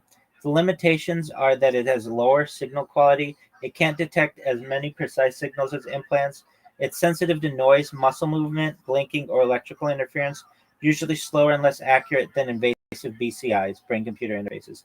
Examples of devices: Emotive Epoch, OpenBCI Ultra Cortex, and NextMind, now part of Snap Inc. So that would be Snapchat. Research labs also build custom EEG caps with higher electrode counts. So basically, the Neuralink cap I'm referring to isn't necessarily uh, anything groundbreaking, but it is an EEG cap, non-invasive BCI technology that's already on the market and widely used in labs with big potential for consumer devices. How does that sound? yes, like especially the last part with big potential for consumer devices. Look at something like the Apple Vision that was just published. Like I can just get ideas about combining something like this and yeah, it sounds wild. Yes, Absolutely. a lot of information also in small time, but it's very interesting that it has developed to this because I have seen some crazy theories about like, oh, there is some Neuralink is gonna control what you do, but it's not even the intention because you see it's also like they are also like doing something external that's not even connected to you in any way. You know? Exactly. I don't know if my point was unclear there, but I tried to just say what's on my mind. Oh, I understand what you're saying, and I had that worry as well. In fact, I didn't want anything implanted in me. I wanted to be the last person on earth that had anything implanted in them. However, if it were a cap that I could remove, I would be fine with that. That would be like at least easier starting point, you know, because often even this part of not wanting anything in us might be just some initial fear. It's not even based on any rational thoughts. Maybe having something implanted in you is not that bad after all, you know. Yeah, Especially if you have something to test with. yeah, I'm still not comfortable with it. They literally have to drill into your skull, and I just know Yes. how modern devices work. The first few questions I would have would be, well, what's the battery life? How do you replace the battery? Many of the devices that we have today have lithium ion batteries that explode. I don't want that happening in my brain. Exactly. What happens if I get it wet? Can I shower with it? Can I go swimming with it? If not, then that prevents a lot of things. Other things like what happens if I accidentally hit my head and it breaks it? What do you do then? How do you replace it? The idea of it being implanted in me raises all types of questions. And unless I were in a situation like Nolan Aspro or someone who basically did not have that high of a quality of life or quadriplegic or something like that, I would not want to experiment with that. However, if I were quadriplegic, God forbid, then I would say, sure, I'll be an example to the world for this. That's one of the reasons why I think Nolan Aspro is a hero amongst the human race, that he has had the courage to be a guinea pig for this type of trial, so to speak.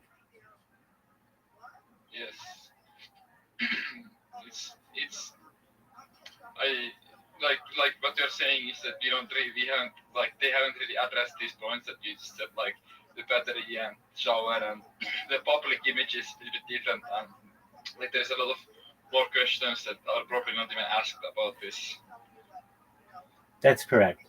But with a cap that I can just remove if I need to shower, I don't have to wear it all the time if I don't want to.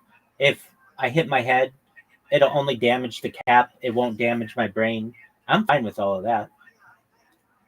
That's interesting. I wonder how new of an invention this is. This is interesting, and I never heard about it before. How new of an invention are these EEG caps?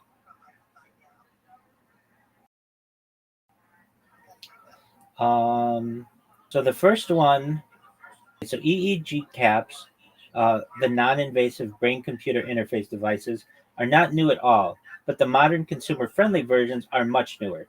Here's a breakdown. So in 1924, German psychiatrist Hans Berger first recorded human brain waves, electroencephalography, EEG. This was the birth of EEG technology. In the 1950s, EEG became widely used in medicine for epilepsy diagnosis, sleep studies, brain injury research. Caps with electrodes were mainly research clinical tools. 1970s to 1980s, the first computer interfaces using EEG began. People could move cursors or select letters on a screen, but it was extremely slow and bulky.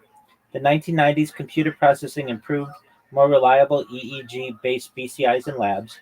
2000s is the introduction of portable EEG caps for research with gel-based electrodes, since still mostly for scientists. 2010s, rise of commercial EEG headsets from Emotive, NeuroSky, and OpenBCI. These made EEG caps cheaper and more accessible outside labs. And then 2020's modern EEG caps and dry electrode systems became available. Some even look like regular headbands or VR headsets. Companies like NextMind, before Snap acquired it, pushed towards consumer-grade brain-controlled devices. So EEG caps are technology that are almost 100 years old, since the 1920s, but the idea of using them as a wearable device you can buy and use outside hospitals is only about 10 to 15 years old, and they're still rapidly evolving. Does that answer your question? Yes, that was a lot of information again, but I think I got the idea on when that was imposed. I wonder if these have something to do with, like, I have seen some caps that are placed on your head when you sleep, and then they monitor your sleep, and it can be part of a study or something. I wonder if this is anyhow related. Absolutely. I just, within that information I just read, those were started with sleep studies in the 1980s. Yes, this I think.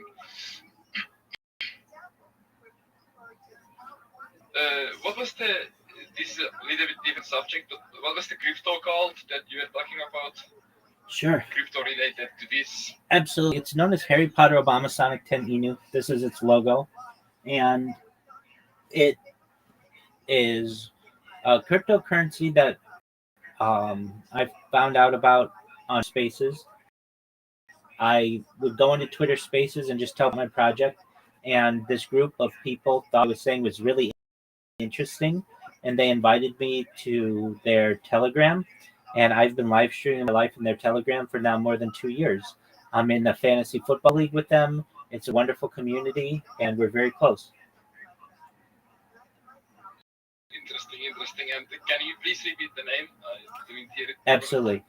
Apologies. It's known as Harry Potter, Obama, Sonic, 10. His website is HPOS. Yeah, I found it. Excellent. Is it ERC20 Yep, token? that's correct. I see. Right now I'm already at 8 cents, and it has bumped quite a lot. It's gone up like 600,000% all time. Yeah, so it's an interesting crypto. Its appeal is that it has a really long name, and all the other cryptocurrencies have really short names, but it allows people to remember. It allows people to remember it. People are really positive about the project. I mean, most of all, it's the community. The community is really a bunch of great people in there. We have great leadership, very generous people. The Telegram is t.me/HPOS10I, and I'm live streaming in there 24 hours a day. At least I always have a device on in there. And you'll see if you ever join it, it has constant people bringing in new memes and new information, and people having fun with each other. And so that's really cool. And then it has an associated project, these NFTs. They're called Sprotos. At their most, they were worth about like $10,000 each, and I'm not exactly sure what they're worth now. But basically, the leadership from Harry Potter, Obama, Sonic 10, Inu, sent me a bunch of merch, and I've been wearing it every day. Not always the same stuff, but I've been doing it now for like more than 2 years. So that community, I talk about the project quite often, but as you can tell, this isn't a cryptocurrency project. This is a world peace project. Yes. I understand. This is something just on the side to bring even more attention to this 100%. project of yours. Absolutely. You mentioned something about working with some companies before the Scrape project, for example, and you said you have published some apps in App Store and Play Store. That's correct. Are you able to tell a little bit more about this? I'm very interested in this. Yeah, absolutely. So I can't mention exactly the companies or the apps per se, but I can tell you what we did, just because I've signed non-disclosure agreements with them. I created the first Uber for car washing. So basically, anywhere in Los Angeles, you press a button on your phone, somebody comes to your house and washes your car. Did you get the idea for this, or did you just make the program for this from someone's idea? Yeah, so the idea had been around. Just creating it together. Yeah, the idea had been around for at least mobile detailing, mobile car washing for over 100 years, where people would have basically trucks or equipment that would be mobile to be able to wash people's cars. In the 1990s, it became via telephone. And when I started with the company, that's where we were. We just had a telephone number that people would call for people to come out and wash their vehicles. But they brought me on before we had an app or anything. And we created an app, and we created the largest car wash app in the world. And it's all about people actually coming to your car and washing it. That's at your yard and wherever you are. That's exactly right. Especially in Los Angeles and California, people's time is very valuable. And imagine you're a lawyer and you could be with a client and charge them $1,000 an hour. you have to take time out of your own day and go wash your car. That takes time. So we save people time by having someone come to their address, wash their car, or either their home or office or wherever, and clean it inside and outside better than anybody else would clean it. And then everything is charged through the app. You can tip through the app, you can rate through the app. It's very successful. Yes, this is very interesting point you mentioned time, because like time is very valuable asset for especially rich people, and when you have rich people you can also make money on the Exactly. car washes. Exactly. And at least And our app was used by the ritziest of the people in California, all the celebrities. We would wash the Kardashians' cars every Friday. We watch Quentin Tarantino's cars weekly. We would wash Brad Pitt, Jennifer Aniston, Angelina Jolie, just basically sports icons. I was able to sign sports spokespeople personally, very big sports personalities. So it became a phenomenon. And it doesn't work everywhere because a few reasons. Not everybody has these detailers who are in their area. So, for instance, if you're in the middle of nowhere, let's say in Wyoming, nobody in Wyoming may be doing mobile detailing, let's say. So, we aren't open there.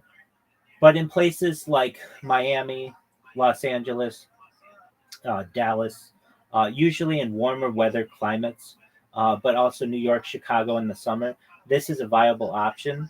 And we didn't employ the detailers.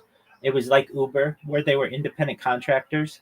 And so we allowed people to be able to start their own businesses and be able to make hundreds of thousands of dollars in their first year.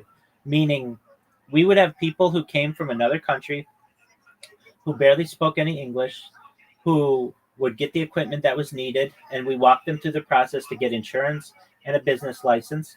And we would be able to give them unlimited customers, and they $100,000 in their first year. You can't beat that. That's the American dream. that's amazing. And like I mentioned it before, I was watching a Finnish live streamer because I'm from Finland, and something like this would be a little bit problematic in Finland because at least half of the year is very cold. So if you were washing car outside, it might be a problem in a cold environment like this. But in USA, like the areas you talked about, I think they stay pretty warm most of the time, so you can just operate around the year. That's absolutely true. Interesting point there. Yeah. So this was one of the apps you worked on, and you said you had multiple. This is very interesting idea. Like this, like when you just live your everyday life, you don't think about all the possibilities, but some people just think about them, and it's very amazing. Absolutely. And the detailers come with everything that's needed.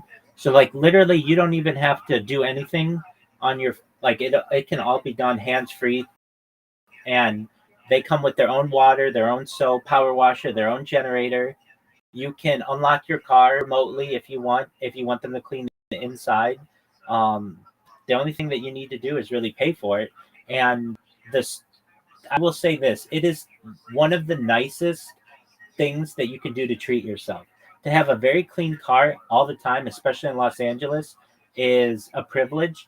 And for those people who have the ability, it's a really nice service, and it's not that expensive.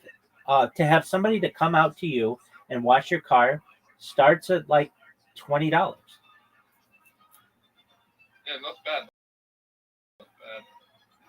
If you go to like we have automatic car washes in Finland, you just drive in there, pay a lot more than $20, and you have to actually drive there.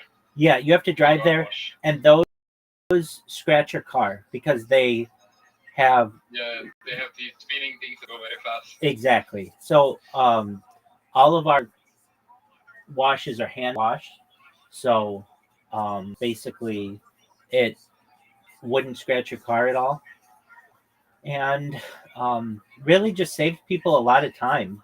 I mean, we had busy moms and dads who didn't want to put all their kids in the car to go to the car wash. They wanted to be able to stay at home and watch Netflix and just hang out, and somebody would come to their house and wash their car. Or busy doctors and lawyers who want a clean car. Maybe they have a client or somebody they're going to have in their car, and they want to make sure that their car is pristine, but they don't have the time to be able to go leave and come back to the office. Somebody just comes out, washes their car, and it was all they had to do is pay and tip through the app. Yeah, that's interesting. Also, like about even like this is going a little bit deep, but washing something you have purchased like a car, it can keep up the excitement of the new product. Or like I just recently purchased a very expensive computer because I believe that computers have a lot of potential. So I just don't want to be limited by my hardware, and I've been almost like weekly taking all the dust with microfibers out of it because it can keep up the excitement of the new product if you keep it clean. So Absolutely. You're telling me why they're buying the service. I mean, you're telling me why they're choosing this exact service, but the reason why they want to buy car wash might be something related to this. I don't know. This is my my thought. You're absolutely right. One of the sayings that we have is fall in love with your car again. Basically, it's your second biggest purchase of your life aside from a house. Reinvest in it. There are people who their entire day was changed because of their car wash. You wash yourself, and it's important to keep up good hygiene. Why not with your car? And it totally changes your day where you get into your car and there's no trash. Everything has been detailed, even the little spots in your cup holders and your door handles. It's actually it's really important to keep your car clean from a safety standpoint, especially with modern cars and the cameras. You have to make sure that those areas are clean, and then the windshield, making sure that the windshield is clean, because if it gets dirty, it's hard to see. You can get glare. So it's important from a safety aspect to keep your car clean as well.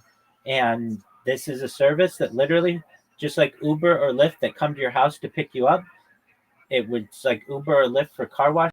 You press a button on your phone and you get your car detailed from top to bottom, and it's very inexpensive. In fact, in its own way, it can be cheaper than going to a car wash. Yes. At least in Finland, where things are very expensive.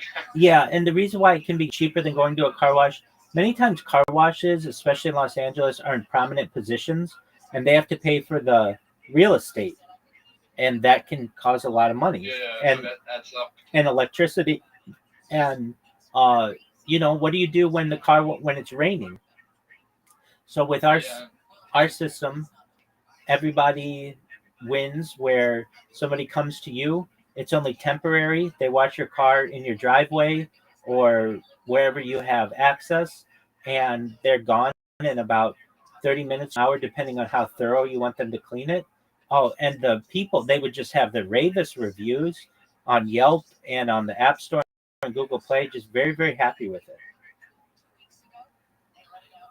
It's amazing. So I was also thinking when you mentioned like the costs adding up, you can think about something like a car wash, one of those very fast spinning things breaking that's gonna also cost a lot. So there's a lot of expenses in the business like that, and you can end up buying a lot per one car wash. Absolutely. You don't even get it delivered to you like in this model that you are describing. Absolutely, and then you have to pay sometimes because of damage to the car. If that spinning thing breaks something on the car, then you have to pay that person out as well. With ours, it's a hand wash, so it's very soft and very gentle on the car. It doesn't scratch it.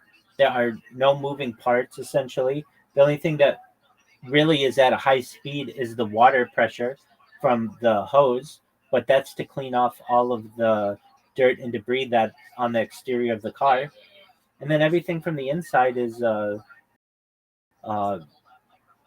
dealt with kit glove, basically, in a very gentle fashion.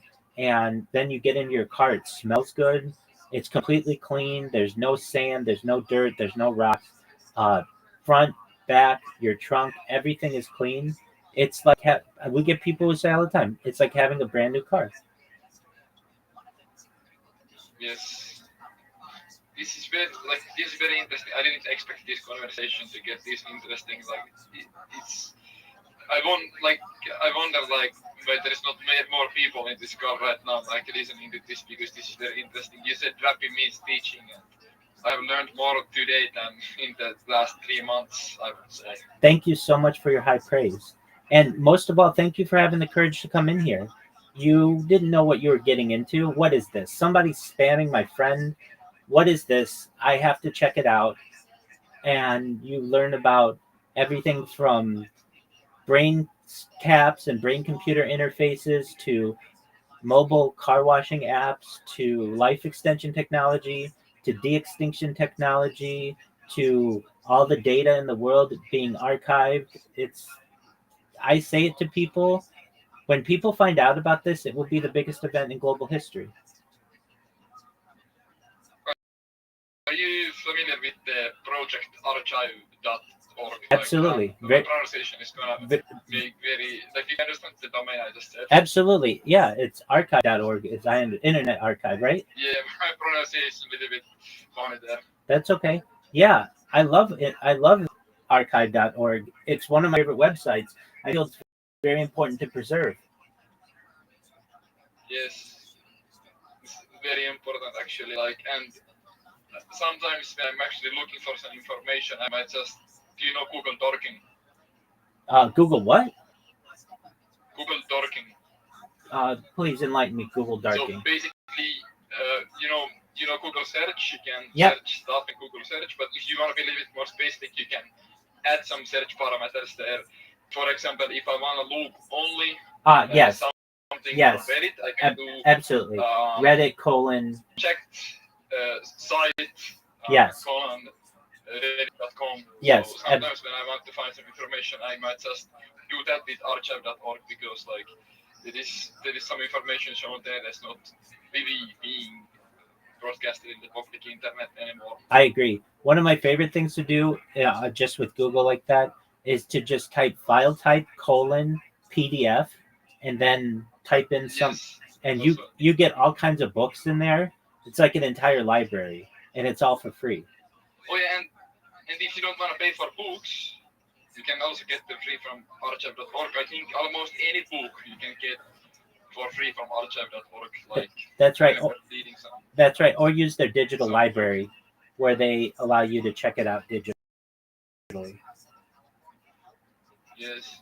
I like to have my books also physically with me. It's easier to actually concentrate on the book, but sometimes I end up reading also digital books. Or you see it yourself, do you prefer digital or do you prefer physical books? I actually prefer text to speech, so I can listen to it. I can go much faster with text to speech, so I like to get the PDF version and then just get a PDF reader and have it read it to me. I can read much faster that way. I can multitask that way. I do like books. Trust me, I do like books, but I can't read a book as fast as I can listen to a book. Yeah, and I think listening to a book is something you actually develop in much faster than you develop in reading books. So you can what you're saying that I used to listen to books as well, but in airplanes and stuff. But somehow my multitasking has never got on the level where I can actually feel like I'm actually understanding what I'm hearing fully. I don't know if that's just I understand that, and there's a difference between. Just listen to it. Certainly, I understand there's a difference between text to speech and an audiobook. So I like audiobooks. That's great. You can listen to somebody melodically read a book, but I don't mind just having a PDF read to me. And I understand if the pronunciation isn't always going to be correct. I listen to PDFs. I have one set of PDFs that goes 24 hours a day. And when I go to the bathroom, I just listen to this PDF all the time. And it just goes over vocabulary words to increase my vocabulary. And it goes through, what I'll do is I'll go to ChatGPT and then just get glossaries just of new words on scientific terms, and then just have it read to me. And the more and more I listen to it, the larger my vocabulary and my lexicon becomes, and I just get more intelligent that way. Do you think it's more effective to learn from text to speech, read books or audiobooks? Like, Great question. which one you So like? I would say audiobooks because the pronunciation is more accurate and it's literally a real person generally who's reading it to you. However, I don't always have that ability with many of the PDFs that I'm, to which I want to listen. So it's very easy to just have a text to speech reader, upload the PDF to the text to speech reader, and have it read it to me. And I know that the pronunciations may not always be accurate, but that's fine. If I ever hear a word doesn't sound correct, I can always just look at the PDF and review it and understand that, oh, it's just mispronouncing whatever this word is. Ideally, though, I think audiobooks are probably better because it's a human who's pronouncing things correctly. But text to speech is much more efficient. So if I had to only choose one, I would much rather have text because I can use it for websites, I can use it for PDFs, I can use it for books, I can use it for any type of optical character recognized text. Yes, and you're talking about the traditional text to speech, not AI based text to speech. That's correct. I do use AI text to speech occasionally, but it's still in its infancy. It still takes a long time. It's not always that accurate. So just traditional text to speech, I find to be incredibly efficient, and it saves me a lot of time. I will sometimes be on a website. Well, like just for instance, articles. Many times, even websites are starting to integrate the ability to listen to their articles, and as opposed to having to go through and read it all. I find that much more beneficial if I can just listen to it, or even listen to it as I read it. The more ways I can get the information to myself, I feel the better. Yeah, so you think you can actually take the information in better if you're reading it while you're hearing it? Absolutely, yeah.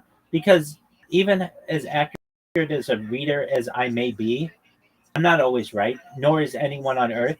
So if you're hearing it as well as reading it, it just helps for you to absorb the knowledge better. Yes. Can I ask which type of books you like?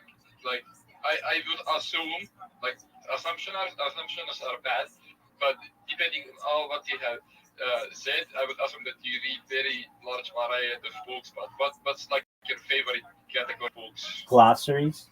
I love glossaries. Basically, a word and then a definition. Word and definition, word and definition. Just allows me to learn new words very quickly. Um, but that's not necessarily like a category. Well, it is, but not a traditional category. I love history books. I love biographies specifically. So I would say probably biographies. I do like science fiction books. I do like history books. I like religious texts. I like, like I'm kind of somebody who likes to be really efficient. So what I'll do is if there's a subject that I don't know about, which I don't know a lot, I will get somebody's study guide from it on the internet, and I'll just listen to people's study guides. Yes, now that you explained what glossary is, glossary, I don't know how to pronounce it, but now that you explained what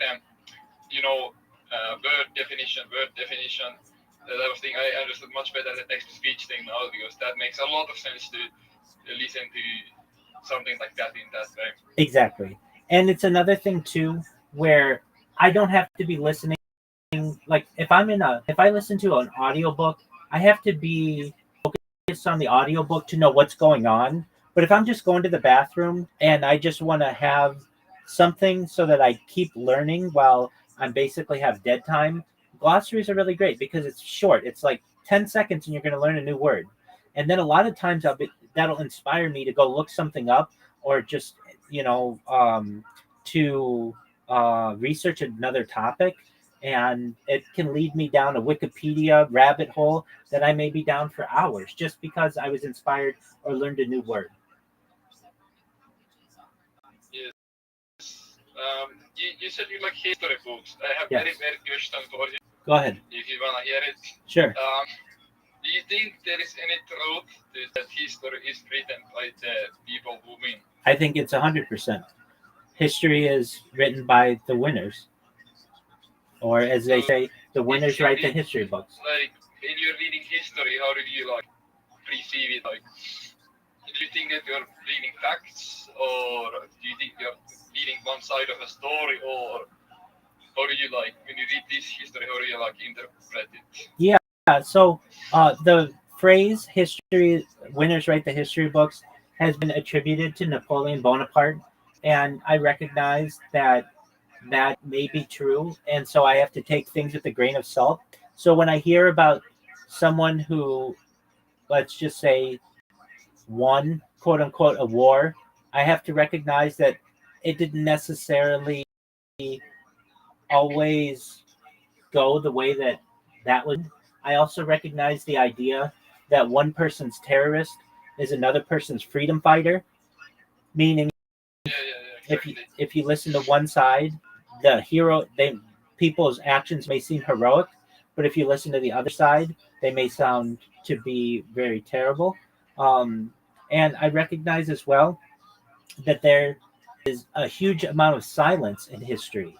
That we're fortunate to just get the amount of history that we've been able to get throughout the 10,000 years of written history, basically. But there is a major amount of silence that was not recorded or we haven't had the opportunity to discover or be able to translate. And so I'm just getting a small actually happened in the past. And the way that I justify it is I'm appreciative to have the information being read to me or reading it in whatever opportunity that I can. But I recognize that this is just one person's opinion. Yeah, but there are definitely some facts too. Like we can prove from all sides that this something has actually happened. And Absolutely. I mean, it's one of the reasons why I do the project that I do and I record my life 24 hours a day. As I record my life, I keep a radio around. You may be able to hear it. That always has the news going. So that basically, even though that news is just one person's opinion as well, this is like a time capsule or a timeline for society. And you can go back to my life 3 years ago and find out what's going on in the world at any given minute of any given day. And I think that that's beneficial to people. It's like a minute by minute update of what's going on. And in the past with history, there's just been an issue where people either couldn't write fast enough or their works got destroyed. And we haven't had a huge comprehensive overview of what life is like. But I feel with my video project that I give people a view into the past as well. It's almost like a time capsule or a time machine in own way. yes, and you said happened, so I think that really sums up what like is like on arguable history. When you say something happened, you can like just look at the event and it's documented that it happened. And then there is a lot of opinions around it that are the history that you have to take with grain of salt. Absolutely. And you can get my reactions to it. So, for instance, I remember the first time I used a large language model. It was in November of 2022. It was before ChatGPT was even officially launched, and it was really bad. And I was like, this needs to improve. This isn't that good. And then all of a sudden, when it launched, it was much better after, giving it feedback and things like that. And I've literally seen the dawn of large language models and been able to document it on camera. And so I've been able to see ChatGPT 1, ChatGPT 2, ChatGPT 2.5, 3, 3.5, 4, and now 5. And I can tell you that I have a lot of issues with ChatGPT 5. And they've even, Sam Sam Altman. Altman, thank you. has even said that ChatGPT 5 hasn't gone the way that they want. And people will be able to watch the struggles that I've had with it. But watch this in 5 years and see where large language models are and how much they've improved. And it will be quite interesting to see. Additionally, I remember where I was when the Queen of England died, or the UK monarch, and what that was like, and being able to archive what the events were around that time, or when the war in Ukraine occurred, or when October 7th occurred. I mean, I was live streaming for all of these. I've been live streaming when we had an assassination attempt against Donald Trump. I've been was live streaming when we've had 3 Olympic games. So I was live streaming when we did the 2021 games, which were delayed a year because of the pandemic, the 2022 games, and the 2024 games. And I look forward to being able to do the 2026 games, but also we've got the 2028 games that are going to be in Los Angeles. And I want to be able to perhaps document that in real time because that's my city. So I feel like there's an excellent opportunity to be able to document history in person as well. Yes, and you said you even streamed the Queen Elizabeth's death, so your actual reaction has been captured on camera when you Absolutely. learn about this. Absolutely. I heard it on the radio, and I immediately did my best to archive my thoughts, and then the thoughts I had in the subsequent days. And but yeah, I remember the reaction on my face. I've been in earthquakes while on team, so I've been able to get those on camera. There's a lot of really interesting aspects just about daily life that I've been able to archive, in addition to world events. Yes, streaming Kick. Do you have any specific reason why you don't stream in Kick? Yeah, so I used to. So what happened? So my big thing, Kat, is I want my data to be archived. So what does that mean? I want it stored. And the reason why is I want So Kick doesn't store the stream. it stores it for 30 days. And that's just not that good for me. And the reason why it's not good for me is because I do a lot of cool things and I want them to be remembered. And if they're only stored for 30 days, that's not good enough. But when I first started streaming, or I shouldn't say first started streaming, but like I first started multi-streaming, which is where I'd be on like a bunch of different platforms at once. I included Kick in this. So my story with Kick, what happened is I have a bunch of different devices, and I was live streaming on Kick from like 10 different devices at once. And Kick basically told me keep it to one account, that we don't want you streaming on 10 different accounts. So I said, well, there's nothing in your terms and conditions that says you can't stream from multiple accounts. They were like, just stream from one account. So I streamed from one account for a little while, and it's really hard to get seen on Kick because Kick is so full of bots. Same with Twitch or same with YouTube, they all are. And I just wasn't getting that much attention. Where I would get attention is in people's Discords. And I figured, you know what? If I have the opportunity, I could just make people aware of my Discord through Kick. So I would tell people, hey, join my Discord through, by telling people in Kick. And eventually I felt that was spam. So they banned my accounts. And I didn't think that was cool because I didn't spam with all my accounts. I just spammed with a few accounts. So then what I did was like, okay, fine. If you're going to ban me, Kick, if you're not going to let me stream, then I'll create a bunch of accounts, 10,000, more than any person you've ever met. And all I will do is spam people. So I did that for like 8 months last year, up until January 1st, 2025. I did it so well that I would get Kick influencers to interview me.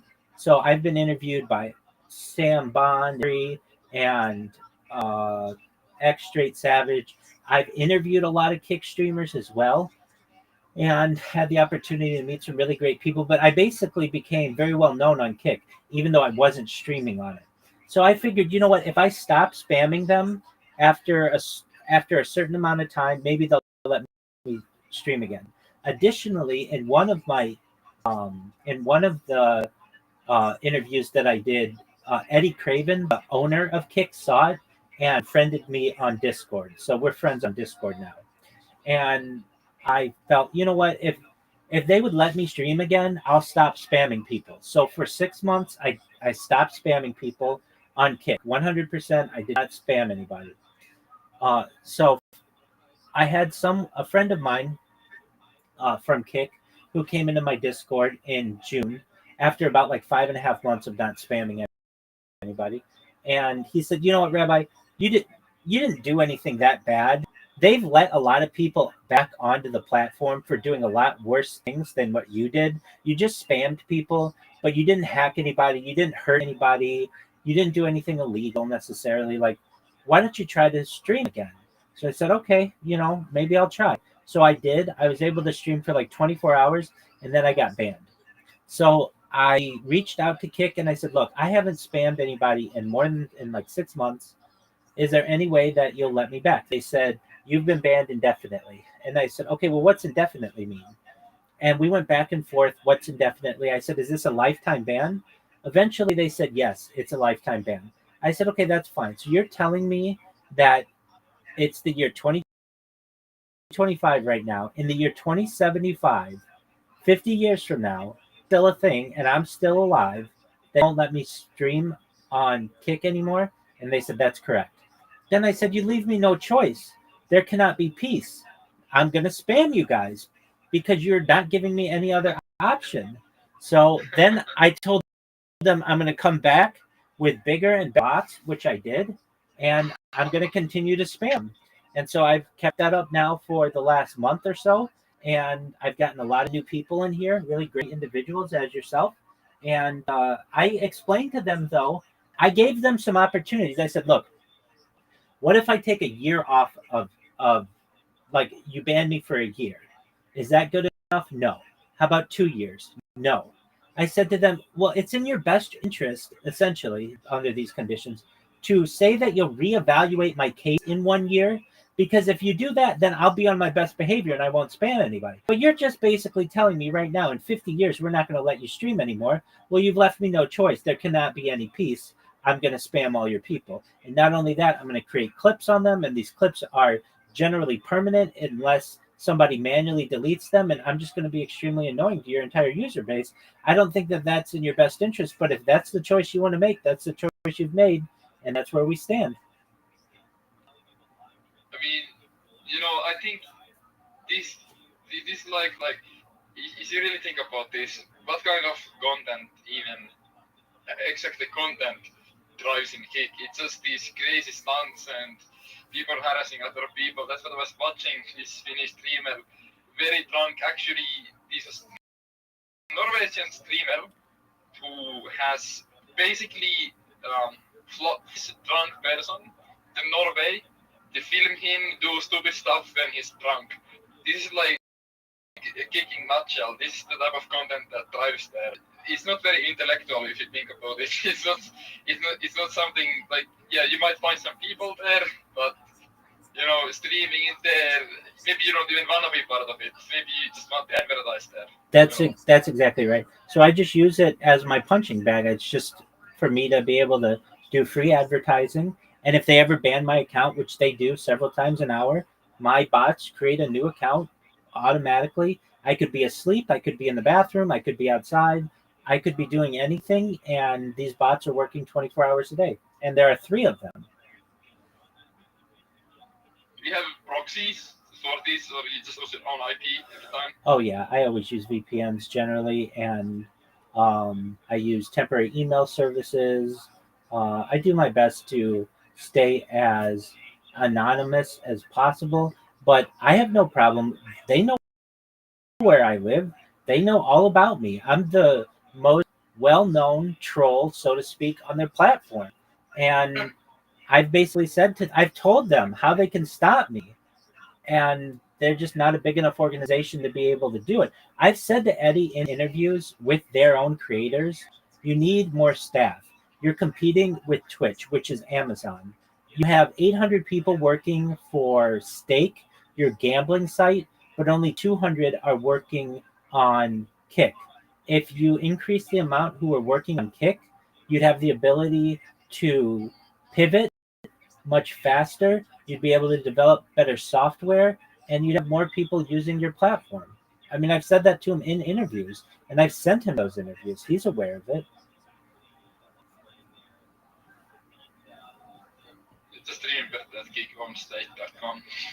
Yeah, so that's basically the secret about Kick is once you get to be a streamer on Kick, they just will give you free credits to gamble on Stake, and that's what it's about. Yeah. So it's basically just a small advertisement for their gambling websites. Exactly. It's like almost every streamer I see on Kick is either streaming straight up casino or advertising alwaysstake.com. That's exactly right. And that's the way that they want it. So if they don't care that much about their platform and making it quality, then why should I? I feel I'm the nicest troll that anybody will find, because if anybody ever comes in here and they're like, quit spamming me, I tell them the settings that they need to make, that they need to utilize, so that they never get any of my spam. And it's very simple. If they turn a 2-minute delay on for new chatters, they'll never get any of my spam. Yeah. So I do my best to be as nice to them as possible.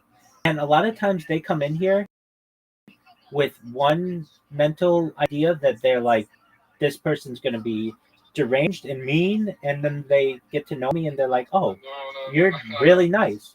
And I'm like, I think this way of thinking that someone is deranged, whatever, it's just, you have to be kind of simple person to put people on such simple terms like everyone is an individual. You need to understand the complexities behind them. Like exactly. It's just easy to call someone dumb, call someone crazy, whatever. Exactly. Like, and when people come in here, easy approach, but it's never based on reality. Exactly. And when people come in here and get the opportunity to meet me, they find what I have to say to not just be cool, but fascinating. They know that this is going to change the world. Yes, it's like I had time now as like watching that Finnish streamer, whatever. I don't even know how to describe that much, but I did close it to actually talk to you, because it's way much more interesting, this conversation we're having, than that stream on Kick.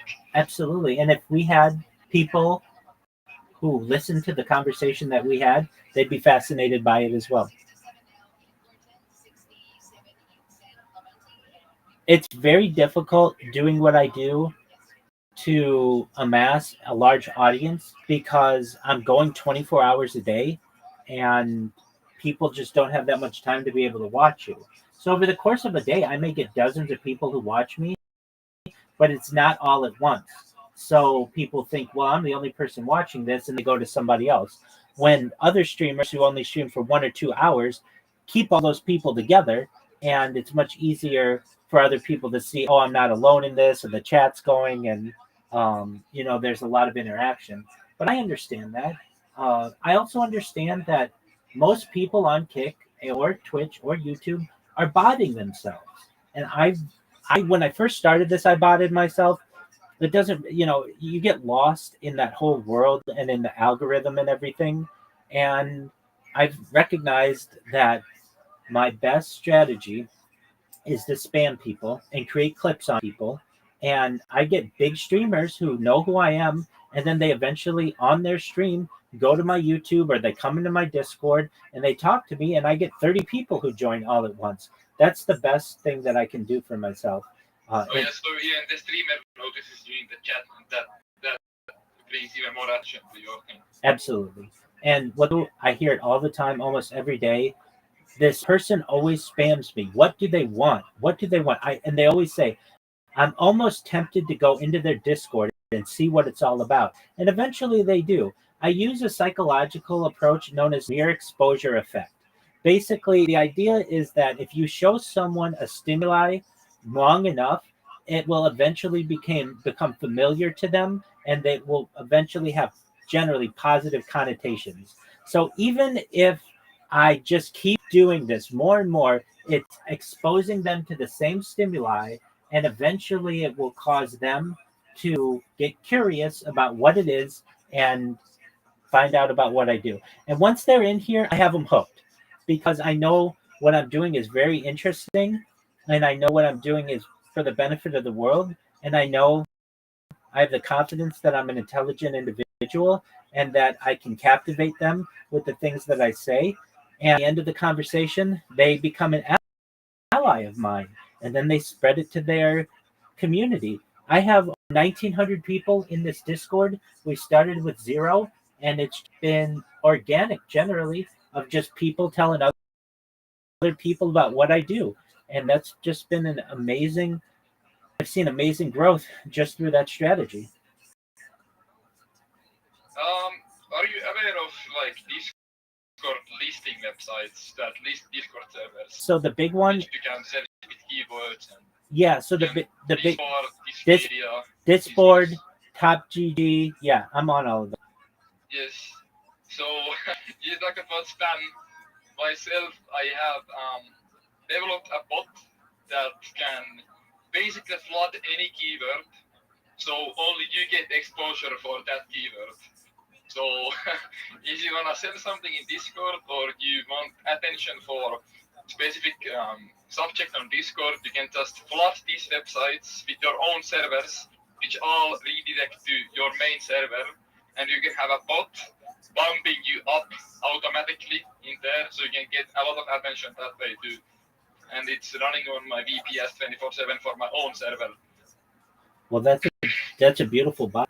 Generally, I do my best not to endanger my Discord with bots, just because this is my like home base, and this is where I point everyone toward. Though I'm not against it, but like so, what I mean is I don't spam people on Discord. I don't send out on Discord because it's very easy for Discord to say that this is. They can block it easily, and there is even eight shops that it's difficult shops to actually do even 5%. You said you do it on Marvel, but I don't also stand on Discord DMs or anything like this. It's just the server listing website. So when people actually search for it, they only find my option. I understand. That's brilliant. Absolutely, it's absolutely brilliant. Do you have a Discord? Yes, I do. I actually, when I spend some time on PC, I actually sell botting services myself. Oh, do you? Okay. It's really dying business, whatever you want to call it. It is. It's just something to, if I spend a lot of time on my PC, I can just do it. But AI bot detection systems are getting so advanced that this type of mass botting by programs, it's really dying. It just exists. I have like 4,000 members in my own server. You're absolutely right. Well, that's a very big server. You're absolutely right. AI is getting so good that they're able to detect this stuff, and you can't even really get it off the ground. However, the strategies that I implement, I mean, they're organic, and like for instance, the person who you were watching, that Finnish person, they now have a clip. Generally, if my bot works correctly, it's not even the bot working correctly. The bot works. It's Kick sometimes has some kind of glitch that it doesn't always say the clip. However, 90% of the time it does. And now they have an advertisement on their clips on my channel from now until from now for the indefinite future, basically. And sometimes I clip somebody's so popular streamers. If you go to their clips, of 50 clips that they have, 46 of them are mine. So basically, yes, they're both. I saw like you just talked about the psycho thing you do to get people join. I got tricked. Yes, I joined. Exactly. Because I didn't saw one message. I saw messages, but instantly when I saw it, I joined actually. But... Exactly, but you're 100% right. And another cool thing that these bots do is then when you use Google, the clips show up. So I'm all over Google. My Google rank is really strong. So all I have to tell somebody is to just Google Rabbi Discord, and my Discord comes up. Yeah, because you have so many backlinks pointing to you. Exactly. Websites. Exactly. So it's For quite. example, if you have them from many big kick streamers. Exactly. Would that be good strategy to get, like, because it's big kick streamers, it's their clips. I wonder who follows a backlink like that, you know. Well, they rank it very highly because I'll even just do a couple days ago, and sometimes it's the top result, just depending on what it is. And I know that Google changed they're always changing their algorithm, but a few years ago they made video to have a much higher rank than text or audio, and so all my video comes up way at the top. Now there's another thing that these clips do sometimes, especially on Kick. People have automatic clip uh, systems that whenever anybody clips their stream, it automatically posts to YouTube and to Twitter and to Instagram and to TikTok for them. So sometimes I'll clip somebody's stream on Twitch, let's say, or Kick, and it'll automatically post to like 5 different social media accounts, and on top of that, it uses my text, so it just says like join Rabbi's Discord with my Discord link and my Linktree link, and then also it's not on my account; it's on their account, which means I don't. It's not like my accounts are spamming it; it's their accounts that are spamming it. So that's a really I think brilliant way to be able to market yourself as well. Because the big thing is when you spam, you want to avoid being seen as the spammer, because if you get caught, they're going to ban your accounts. So have somebody else spam this stuff and you get the same result. And it's on their channels, and their channels are usually very popular. So all of a sudden you've got this link that's very clear as to what to do and where to go. And even if somebody doesn't join my Discord, that's fine. There's the link that they're going to look through. Many times they just type it into Google or into YouTube, and they'll find out about me eventually. Yes, and I just put your. I didn't even put your name. I just put the Rabbi Discord, and I see the third result is just some random Twitch clip that has your Discord link in it. Exactly, and that's what happens. Go to YouTube right now and type in.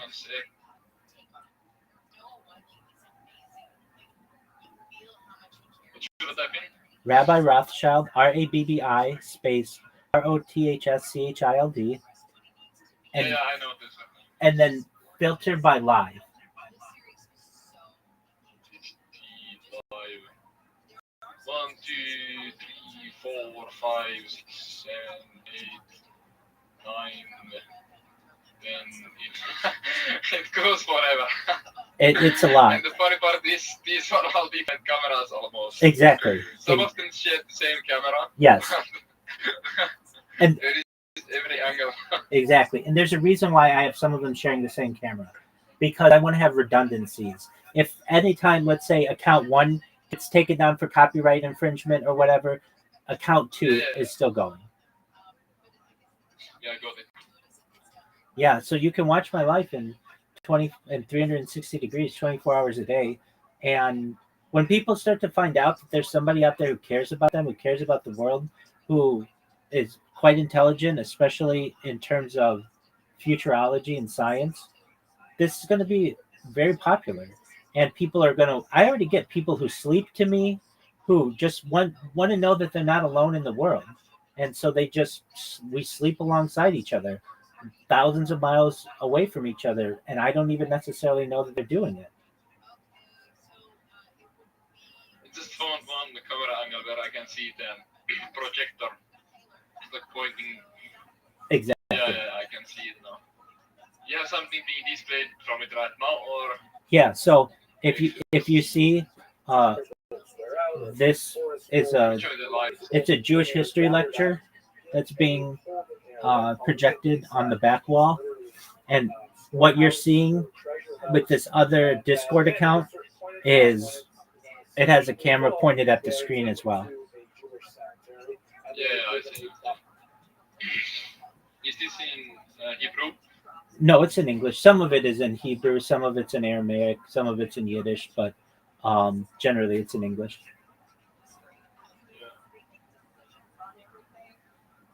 Have you been to Israel ever? I have not. I had plans to go right before the pandemic, and I had to cancel them because of the pandemic. And then October 7th happened, and I was doing this live streaming. So I plan on going, certainly, after perhaps I don't want to say I'm done streaming because I want to continue to stream the rest of my life. But once I go viral, I'd like to give people an IRL view of Israel, basically with maybe like Meta glasses or a 360-degree camera. But as of right now, no. Although I did have plans to travel there. So do you do IRL streaming? Do you just take one of your cameras from here, or Yeah, so at one time I had 4 different data lines through Verizon, and I would just use iPhones, and then I'd also use a GoPro on my hat and just go around that way. But that gets really complicated with the amount of devices that you have and such. So I'd use like selfie sticks, and then if you're doing it at night, you need lights. It's just complicated, and it's very expensive to do as well. Just I'd have like hundreds of dollars bill every month for my data, and when you're doing that, you've got to worry about the power. You've got to worry about power banks. You've got to worry about your lights. You've got to worry about your.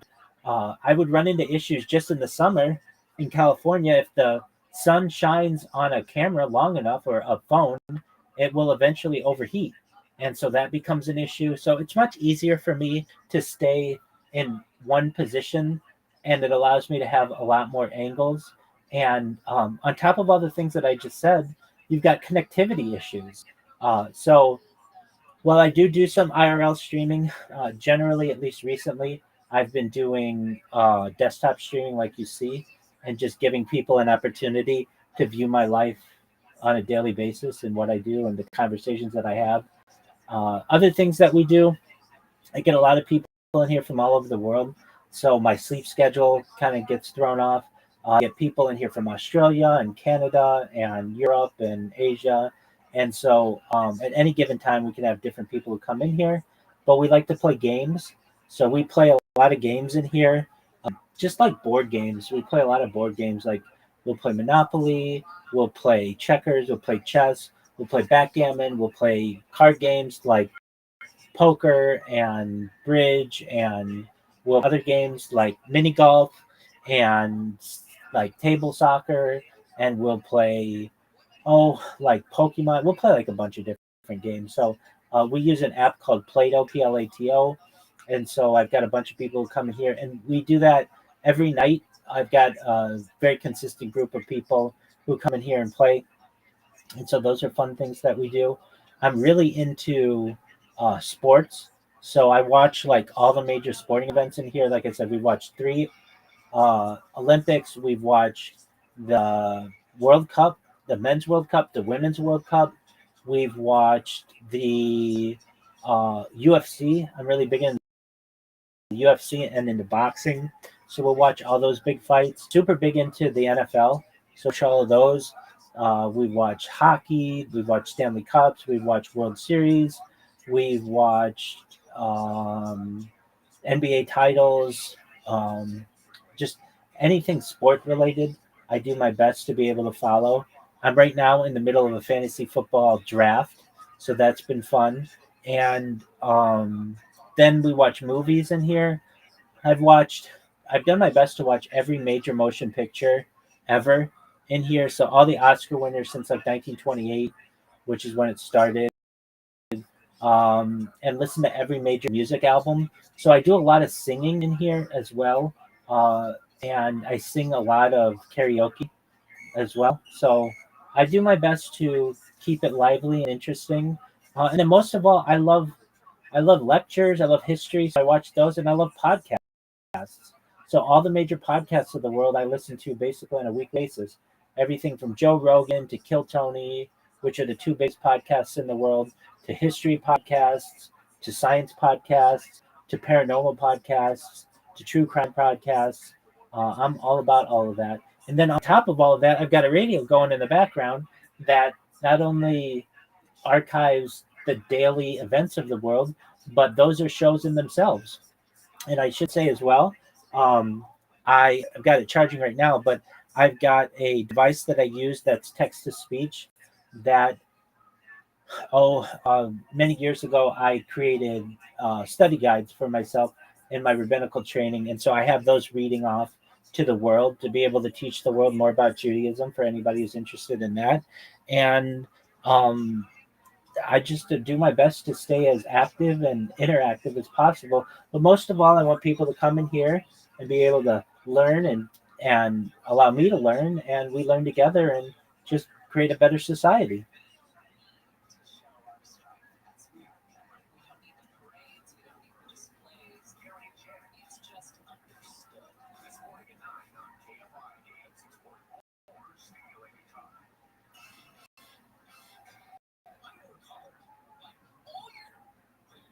I hope that makes sense.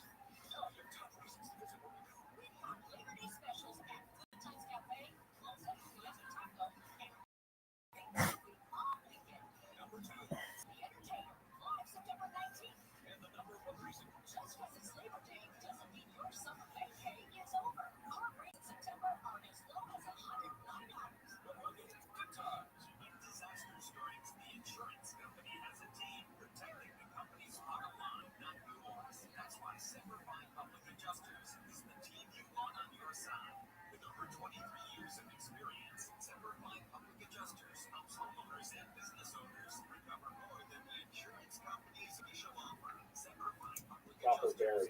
So two unusual things happened in the Giza, the Ben Ezra synagogue in Cairo, in Old Cairo. One is that the community had an unusual standard for hundreds of years of not only putting holy documents into the Giza, but any document written in Hebrew characters, which included marriage contracts, bills of sale, to pick up some pizza on the way home, notes, children's doodles, anything that had Hebrew letters written on it was considered sacred, apparently, and put into the Geniza. And secondly, the Geniza was not empty for several hundred years. So when it was discovered in this attic, Sorry, Ben Ezra synagogue in the late 1960s, You okay? I'm back. Yeah, I had everything. I just had to close my microphone for a moment. No problem at all. Have you seen any movies from a studio named A24? I'm not familiar with all the movie studios that I've seen, but enlighten me. What are some of them? So basically, I don't know what you think about horror movies, but they make a lot of very unique movies. Like I like to watch these very highly rated movies that you just mentioned, like Oscar-winning movies and everything. But these studios they have very unique way of making movies, and they it's interesting. You should definitely I'll tell you. sometimes watch some of those if you have time. A24, right? Yeah, A24. It's very unique movies. Very well. What are some of the movies they've made? They have made from the horror side. They have made Midsommar, Hereditary. These are very, I would say, wild horror movies. But it's not only horror that they make. They make also societal movies. Like most recent one, Eddington. It's just psychological movies a lot. Okay, I'll have to take a look. Yeah, it's interesting. What do you think about psychological books? I Do think you ever read them?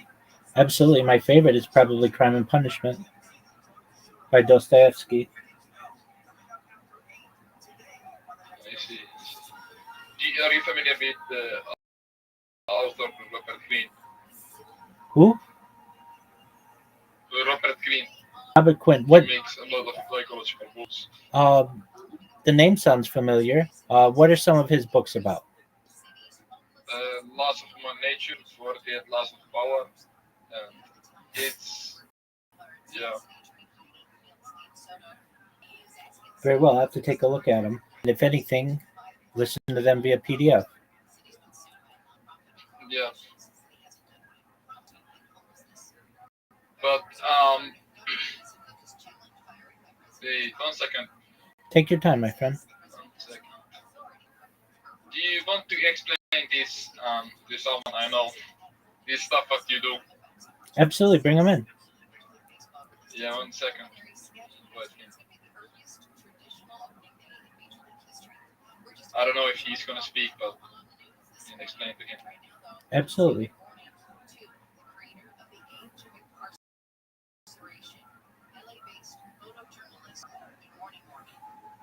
Let's see if he's gonna join right now.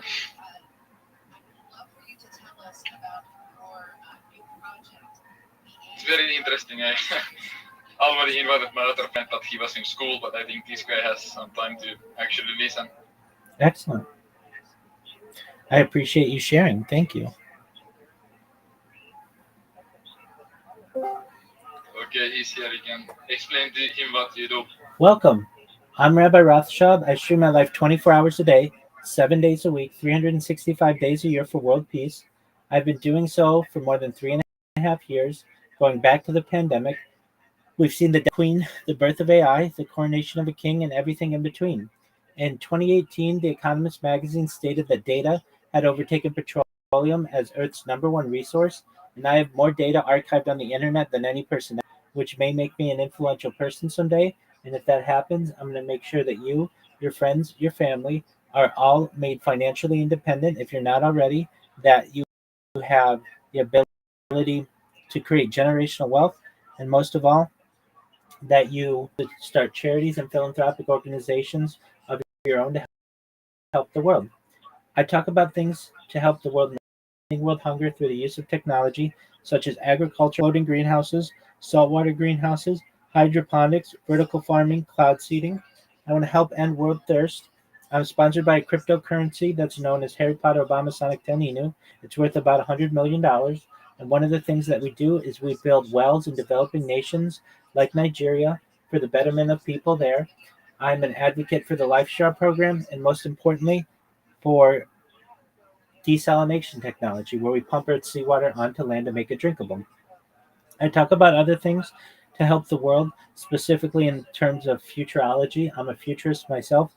Things like anti-gravity, antimatter, faster than light travel, faster than light technology, things like nuclear energy, geothermal energy, artificial general intelligence, artificial superintelligence, things like quantum computing, cryptocurrency, things like space elevators, space tourism, terraforming of other planets, terraforming intergalactic travel, perhaps alien disclosure, things like perhaps extinction technology. People don't know this, but the first successful de-extinction took place in the year 2003 with the Pyrenean ibex, which is a goat located in northern southern France. Fast forward to the year 2021, a company out of Dallas, Texas is founded, known as Colossal Bioscientific. They've made it their goal within the next 3 years, or by the year 2020, to reintroduce the woolly mammoth into the Arctic Circle utilizing Asian elephant Asian elephant surrogates, which I think is really exciting. They want to reintroduce the Tasmanian tiger, followed by the dodo bird. Once they reintroduce the woolly mammoth, I think this is really exciting. They recently made headlines with their direwolf project. The direwolves that they created are about a year old. Joe Rogan has met them. I talk about other things to help you in your life if you want.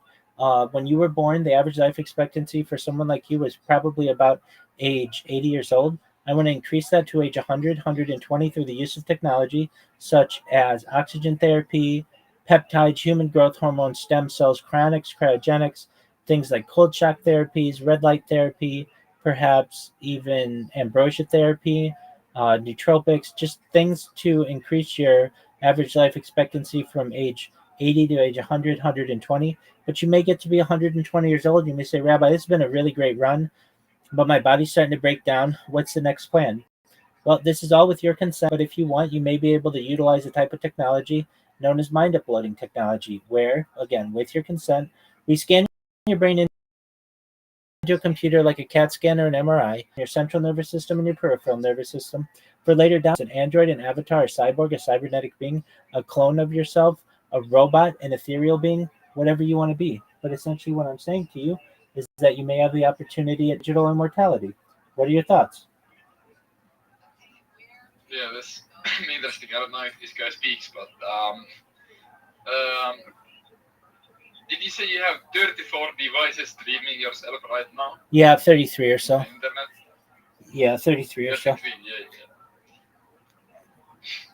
Can I ask you something about your family? Like the Rothschild family, is it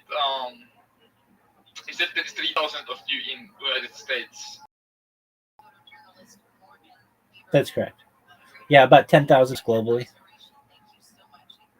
I see.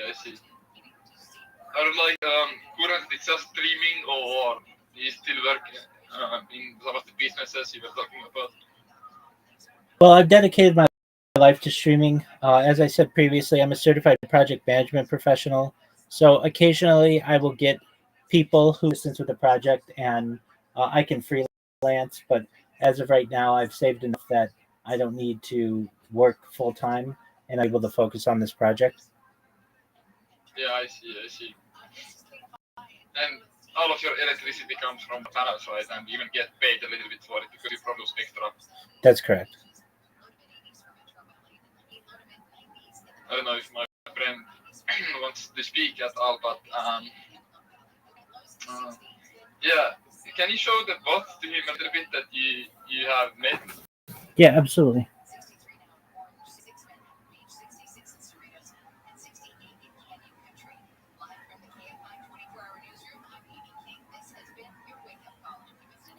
All right, Tenebris. So I created a bot that creates kick accounts, that follows people, that creates clips of them, and that spams them. So this one here, I'm not sure if it's going to create this account. It should hit the I accept button. If it does, sometimes an error comes up. Oh, but it did. It created this account. And the name of the account is Google Rabbi Discord 0001200. And these are all just ways for me to promote myself. And what it's going to do is it's got to click some buttons on here. And it takes a little while. So we'll let that one go. This one here is working. So just give it a moment. So what it will do is it will scroll the front page and find people who are live. If you type in Rabbi Rothschild in YouTube and filter by live, you will see how many live streams are going on right now. Get something. And what these will do is scroll down the page. The next person who's live. And then what it will do is click on their account, which it just did. Opens up a new What I'm tab. saying is fully automated. It's just going through the browser to work even fluently if there is some updates to post protection, for example. Exactly. So it's going to create a clip of this person, and it names the clip YouTube Rabbi Rothschild, and has my Discord link. Just gets people to come to me. And what it will do, once the page loads, which it just did, it will create a clip, which it's doing right now. It will paste the name of my desired choice into the clip. So this one is the heart emoji since it catches people's attention. It's red, and then it will publish the clip.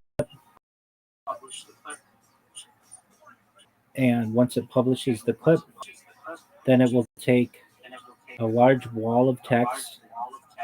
It will copy that, and it will then follow the person, and it will spam them. So some people have, I call them defense mechanisms, but settings on their computer or on their account so that you need to be following them for a certain number of days, or your account must be a certain age. But generally, a lot will have it so that anybody can talk to them whenever they want. And so my device just followed them, and it's now going to spam them. And that one's working. Now, this person has something that says you must wait 2 minutes. So that's fine. Then that means I won't be able to spam them, but that's cool. These ones that can spam, and they just go through and it's all automated. Just a very interesting form of advertisement that really works. Exactly. And that's what they do. And that's what I do. And it's very efficient. It works when I'm asleep, and it allows me to meet new people like Kat. So that's what I do. If you have any questions, let me know.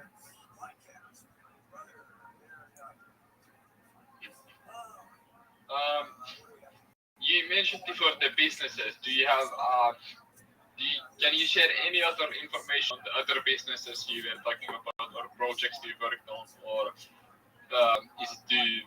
can you disclose anything about those Yeah. other than the Carlos? Sure. So I've worked for Fortune 100 companies, major companies globally. Like we're talking like the biggest companies in the world, like companies like Walmart and J.P. Morgan Chase, those kind of size companies, and launched projects for them internationally.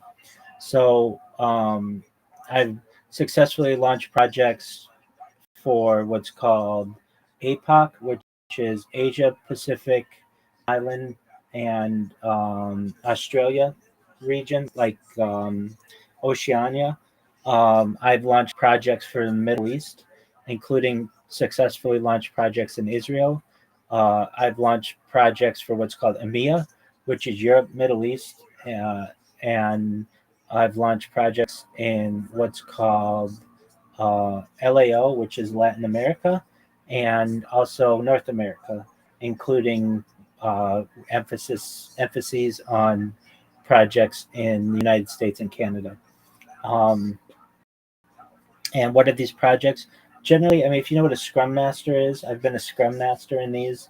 If you don't know what a Scrum Master is, it's basically someone who hosts meetings and gets updates on where projects are and updates documentation for the projects on a daily basis. They're basically just like daily meetings with project engineers and helping them get through any type of issues that they may be experiencing to be able to deliver the projects on time. And that's what I did before I started live streaming my life. In fact, I live streamed my life for about a year while still concurrently doing those kinds of jobs. And I got to the point where I didn't necessarily need to do that anymore, at least not at the time. I had enough money to be able to save up that I could be able to just focus on this project. If I need to do that again, I can certainly get those kind of I don't want to say it wasn't very hard, but I have good experience in education, and it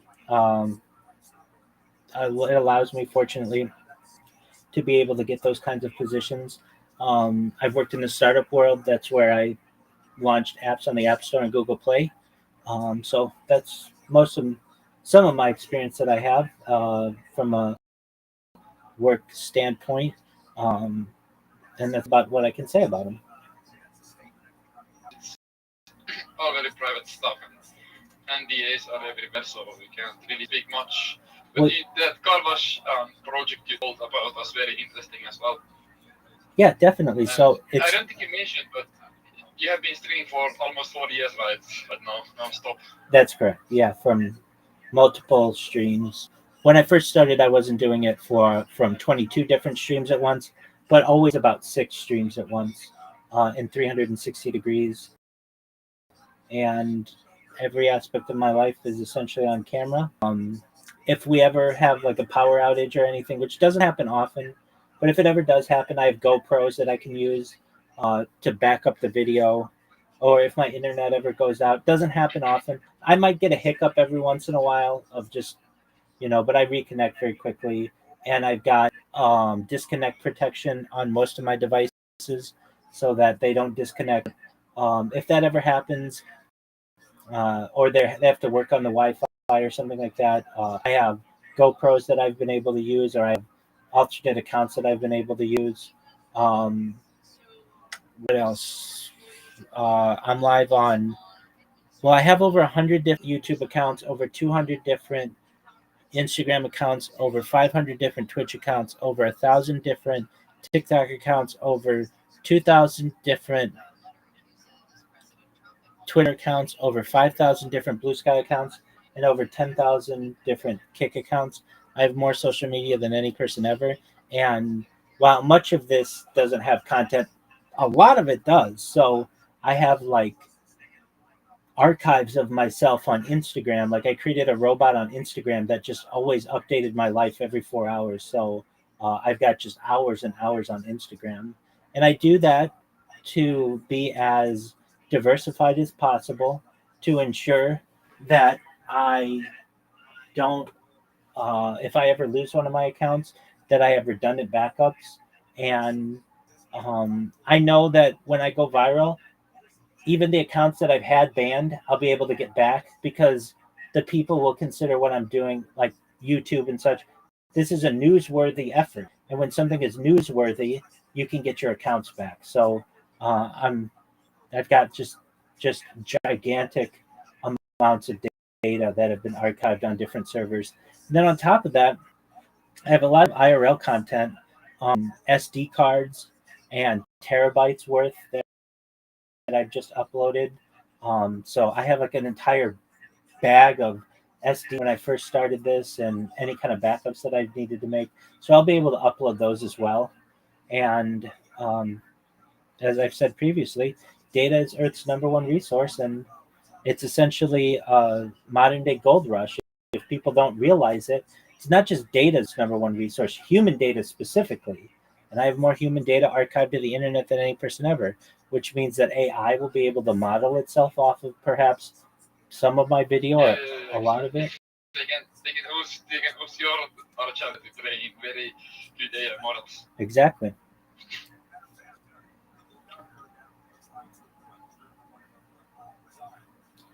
So that's what I do. If you have any questions, feel free to ask them.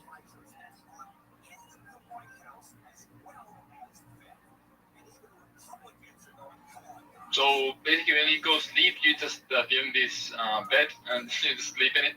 Yeah, absolutely. I do my best to end the streams every 12 hours because that way they're uploaded to YouTube. If you keep a stream going longer than 12 hours, only 12 hours of it will be available to the general public on YouTube. So I want to make sure that it's always available. So the stream is in like 12-hour segments. And I do my best usually before I go to bed to try to restart all of the streams, which takes me probably about 15 to 20 minutes every day. And I have to do it twice a day. And then I sleep, and a lot of times I'll forget to mute the computer here, and people will come in. A lot of people like to come in and try to wake me up, or that's fine. But sometimes and so I can get better rest. I get people who just come in here and want to sleep with me, so that's always fine, and they just don't want to be lonely wherever they are in the world. I get people on my YouTube who say that they sleep alongside me, or they just watch me as I sleep. while I sleep, I keep the history lectures going and I keep podcasts going. So there's still some type of entertainment value while I sleep to the viewer. And I eat on stream, I drink on stream. I've gone to the bathroom on stream, though I don't always go to the bathroom on stream live because I can get in trouble from YouTube and such because that's a violation of their terms and conditions. I'm not saying I but so I understand that, but I have so much archived of myself going to the bathroom that it's on other servers as well. It's on Twitter, Instagram. I've laughed on stream. I cry on stream. I uh, eat, sleep. People be able to view in the future my circadian rhythms and what I'm thinking and what I'm dreaming. Right now, we only understand like video to be two-dimensional images, basically many different photographs that are linked together. But in the future, people will be able to use augmented reality to be able to live my life in a virtual world. They'll be able to remove my clothing and have me change different clothing, or they'll be able to remove my skin layers and my skeletal layers to be able to see what's going on in my brain. They'll be able to know what my heartbeats per minute are, my blinks per minute, my swallows per minute, my breaths per minute. Every aspect of the human body will be able to be studied from a biological standpoint because of this stream. That's interesting. Interesting future. I agree. That's why I do it.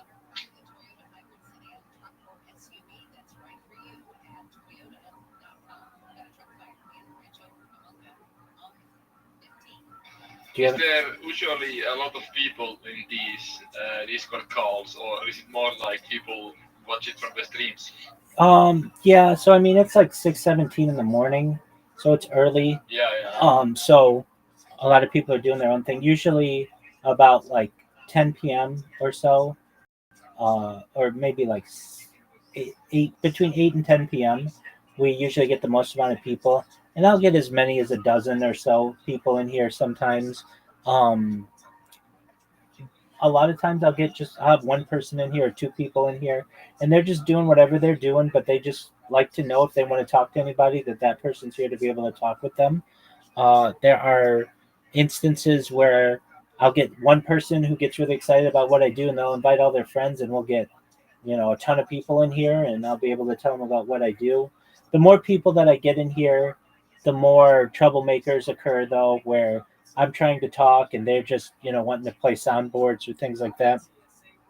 But generally, I see. generally people are respectful of me and what I have to say. I get some people in here who want to troll me, and that's cool. They want to come in here and play fart noises or perhaps chainsaw noises or whatever, and that's cool. I do my best to like warn people, and if they don't stop, I'll mute them.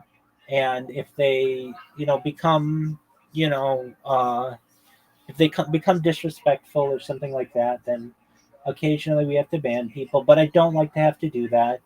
And even if somebody does get banned, I have an appeal server. If they want to appeal their ban, they can be forgiven for what occurred. And all I ask is that they just don't do it again. And there are a lot of people who have mutual friends in here, and they'll ask, like, hey, they'll be like, hey, my friend, they were being a jerk. They thought it was funny to like show pornography in the video call. Okay, well, I don't want people doing that, even though I do my best to make sure everybody's 18 who's in here. Not everybody wants to see that, and so you may get warned because of that, or you may get banned because of that. So I explain to them, okay, well, just tell your friend to not do that anymore. They need to act with decorum and maturity. But if they like a place where they can connect with someone 24 hours a day, I'm here for them, and I'll unban them for those types of reasons. Just generally, uh, mutual respect of people goes a long way here. I occasionally will get people who accidentally leave their microphone on or something like that. Not a huge deal. So I'll send them a message and just explain to them, hey, if you can, mute your microphone. I don't want to have to mute you. I do my best not to have to mute people. Occasionally it happens, though, where they don't recognize that they're on camera or on microphone. But, really, People are usually very respectful of everybody else, and uh, I have had it where I have a section of this Discord right below here that's called Rabbi Rothschild's Arena. So if we ever get a lot of people in here, which we sometimes do, and we're gonna max out at the 25 people who can be in here, I'll go in there, and when I'm in there, I have to let up people who can talk, but that allows us to have a conversation, have a lot of people witness it. You can have thousands of people witness it, or if it's just something that I want to say, but I want a lot of people to be able to hear it, and I don't want to get interrupted. Occasionally, we'll go into there. As you can tell, I've got a very large server with basically every kind of interest that anybody would ever have, and Yeah, it's taking have all the interests that you can think about. exactly. Finance, gaming, jokes, anime, and even all the music genres you can think about. Exactly. I'm a very diverse person, and I have diverse interests, and I want people one day to make this home, and when they do, I want them to know that they have a place where they can discuss anything that they wish, essentially, and um, I've prepared for them. As the saying goes, if you build it, they will come, and that's what I've done with this server.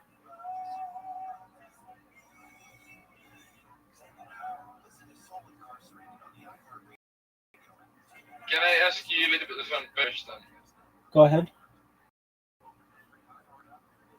So you said you're Jewish. I know in the Jewish culture, it's very important to be very educated, and the education is very like praised in the church and everything. But does the family networking in Jewish families also help you with getting employed in important positions, or is it more about the like importance of education? Both are very important. So, in order to gain parnasa, what we call like a career or way to be able to support yourself, education's at the heart of it. And so, we do our best to ensure that our children are educated and that they not just have secular education, but religious education as well. This allows them to have larger vocabularies and to just be well rounded individuals generally. And then, once they get to a certain age, uh, let's say the age of employment or so, we encourage them to be able to get positions that allow them to live a comfortable life. Certainly, there are organizations we may be able to network in to get an internship or to get an initial position, but that's not always guaranteed. And there are just some situations where we have people who go long periods of time without employment. Uh, just like whether you're Jewish or not Jewish, it's not always easy to get a job. There isn't necessarily an opportunity for every given time, but we do our to ensure that people have the opportunity to be able to support themselves and then create a family and live a nice life.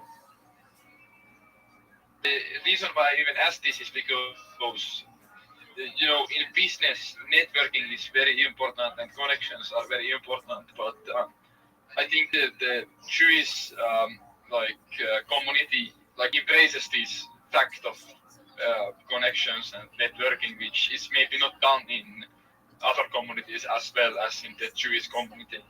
Well, we are a very close knit minority, but that doesn't necessarily mean that we don't depend on people who are non Jewish to either employ us or help us. I've had Jewish bosses myself, I've had non Jewish bosses myself.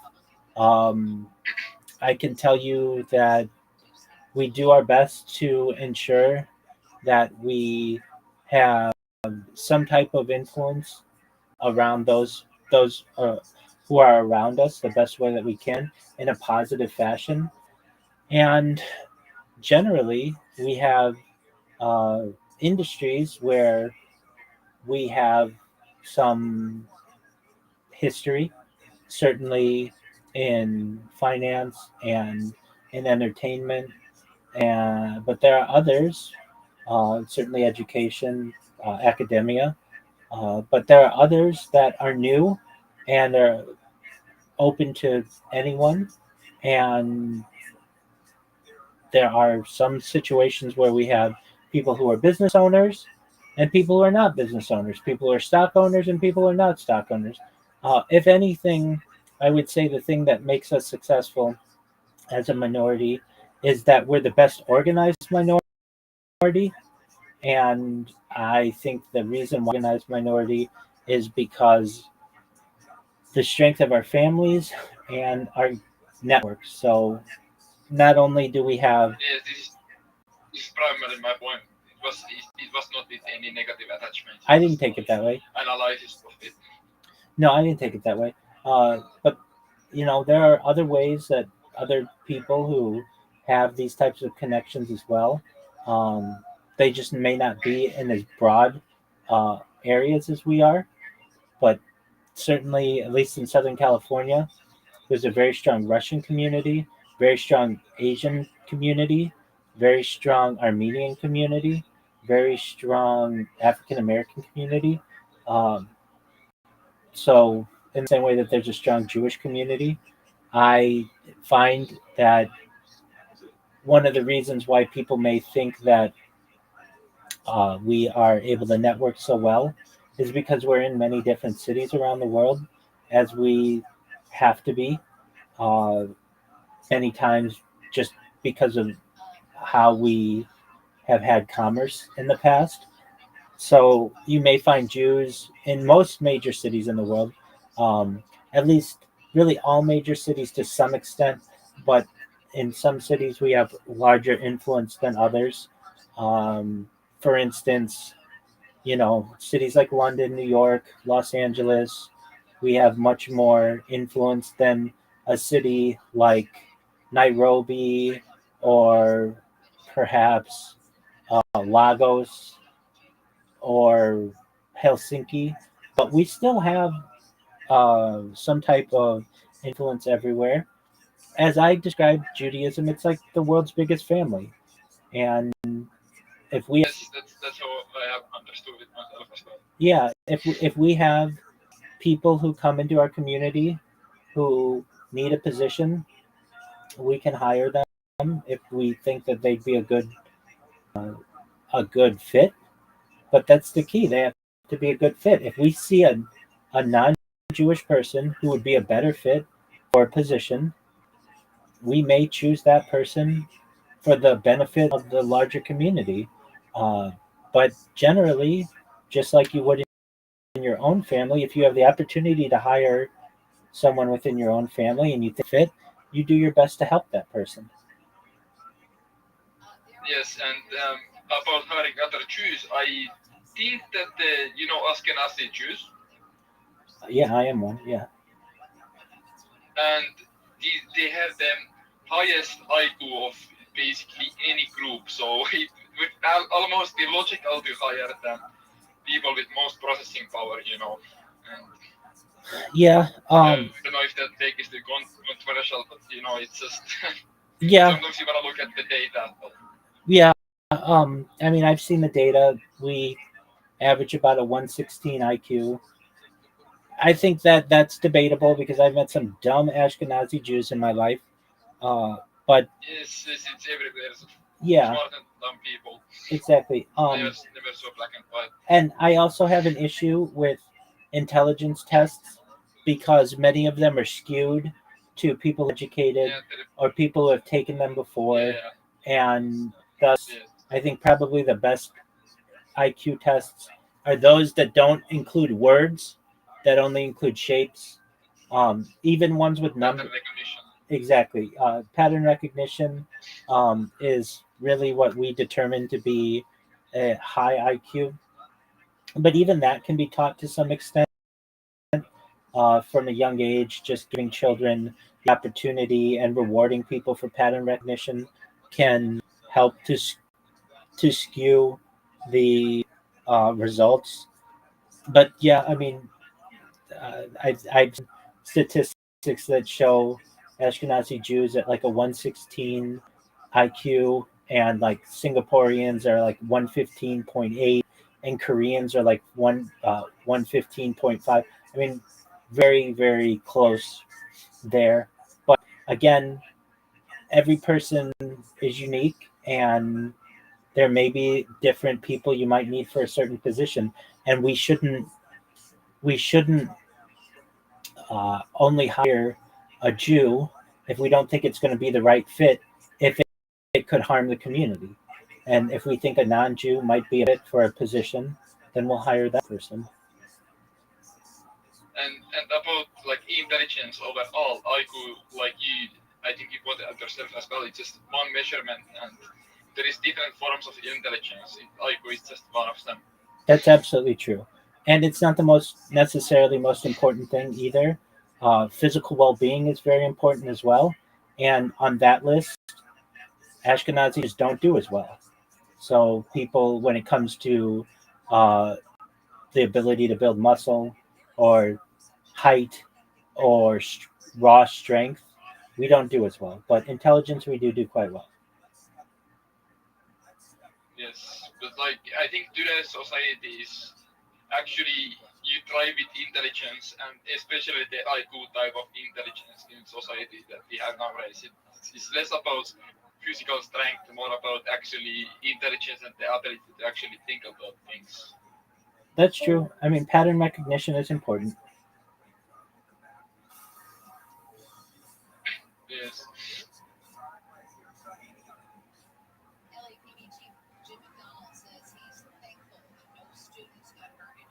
it's true.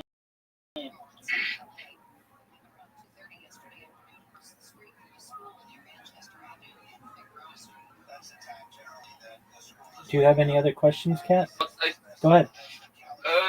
yes, I think we should continue our discussion after I come back. Are you gonna sleep at when? Are you gonna go sleep soon, or No, are you gonna be awake? I'm going to be awake for the So next 12 hours or so. okay, I will definitely join back later today. So have a meal with my mom now. Absolutely. And, You go do you. I'm always here. So whenever you have questions or you want to talk, I'm here. And enjoy the rest of your day, and we'll connect soon, okay? yes, and I must say this is the most interesting conversation I have ever had on Discord. And thank you for having this conversation with me. My pleasure, Kat. Thank you so much for being so sweet. Thank you for sharing with your friends, and bring other friends. Spread the word, okay? Yes, I will bring someone who actually speaks. There might be. That's okay. I don't want to tell that they're a troll, but they might be a little bit immature in a way. They might not. I hope they can behave themselves, but can of course always remove them if they can. Absolutely. We'll But figure it out. he's also an intelligent person. I discuss a lot of philosophy with him. Excellent. Excellent. I will be back later, so I will see you later. Okay. Take care, Bye. Kat. Pleasure to meet you. Thank you for coming. Absolutely well, and look, from one of the great scholars of the period, Dr. Goethite, a Mediterranean society, an explosion of documentation that dwarfs just about anything we have. So the same period, 1938. let's say about 800 to 1300 of the Mediterranean basin. Here's a photograph of one of the great scholars of the period, Solomon Schechter, working in Cambridge with the hundreds of thousands, an estimated 300,000 fragments of fragile paper from the Geniza. He was Cambridge study where he did much of the work.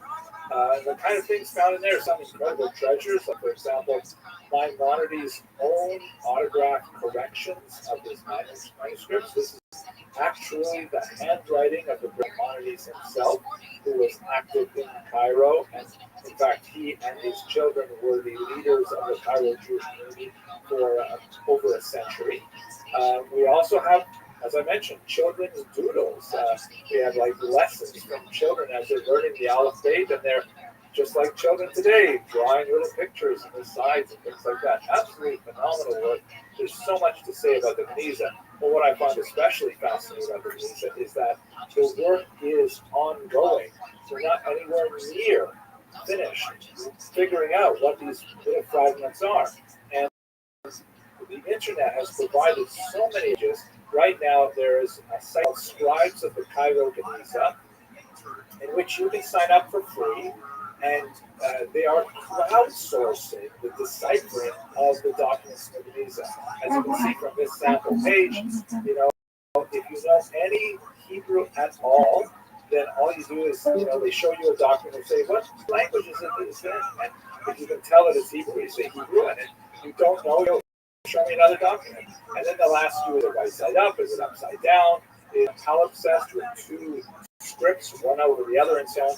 And to whatever extent you can provide your volunteer time and expertise, you can help push forward Geniza research. Absolutely fascinating stuff, and it tells us so much about what's going on in Egypt and the entire Eastern Mediterranean world for several hundred years.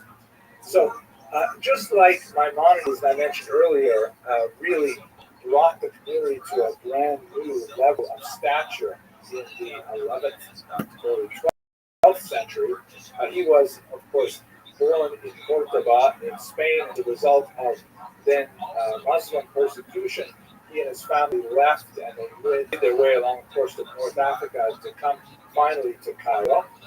Spain would actually provide another big jolt to the Cairo population after not Muslim persecution this time, but Christian persecution in the context of the Great Inquisition and the expulsion of Jews in the 15th century. You have a range of great scholars in Egypt at this time. The Radbaz is a particularly significant one. Rabbi Rothschild, who would later make his fame not in his native, but rather in Sfat in northern Israel, would be the greatest of the Kabbalists, following in his teacher, Rabbi Moshe Cordovero's footsteps. And these are the great heights of Egyptian and Jewish culture that are happening in the Middle Ages. The society goes through phenomenal change under the Ottomans, and especially in the 19th century, there's some significant economic change going on that attracts a lot of Jewish migration. There are 25,000 Jews are living in Egypt by the turn of the 20th century. Again, primarily in these two big centers of Cairo and Alexandria. And you have about 60,000, a threefold increase just about 20 years later. However, this is all destined to come to a crashing halt in the 20th century, primarily because of the confluence of the Zionist movement, which is having, of course, tremendous successes at the same time. Jews moving to Israel in significant numbers from the 1880s onward. And immediately after the Holocaust, there is incredible pressure on the British to relinquish the mandate and to allow the Jews to create a homeland in Israel and to open up the floodgates of the Holocaust survivors who wish to emigrate to this region. The Arab world, which is it's too much of a story for us, especially with 5 minutes left in the presentation. But of course, there's tremendous hostility to the establishment of the state of Israel. Egypt will fight several wars with Israel. The one shown here is the troop movement of the War of Independence in 1948-49. There will be another major conflict in Sinai in 1956. The Six-Day War in 1967, and then once again in 1973. So Egypt is having more and more hostility with Israel, and this has very negative consequences for the Jews in Egypt. Egypt passes increasingly anti-Semitic legislation, such as the so-called Companies Law of 1947, which required all Egyptian businesses to have at least 75% employment of Egyptian citizens. Egypt is, of course, a secularizing nation at this time. Although the vast majority of people there are Muslim, Egypt is going through its own nation building as well. And this affected Jews very badly because 80% of Jews living in Egypt were Egyptian born, but were in fact stateless. They were not given citizenship along with Egyptian Muslims. So this was a very negative element for their civilization. There are increasing levels of physical attacks, even of bombings, also seizures of Jewish property in the 1940s and 50s, and especially after a disastrous failure of an intelligence exercise that was undertaken in Egypt by Israel, several Jews local Jews were hung and 4 were sent to jail. And there's a mass wave of Egyptian expulsions of Jews in the 1950s and 1960s.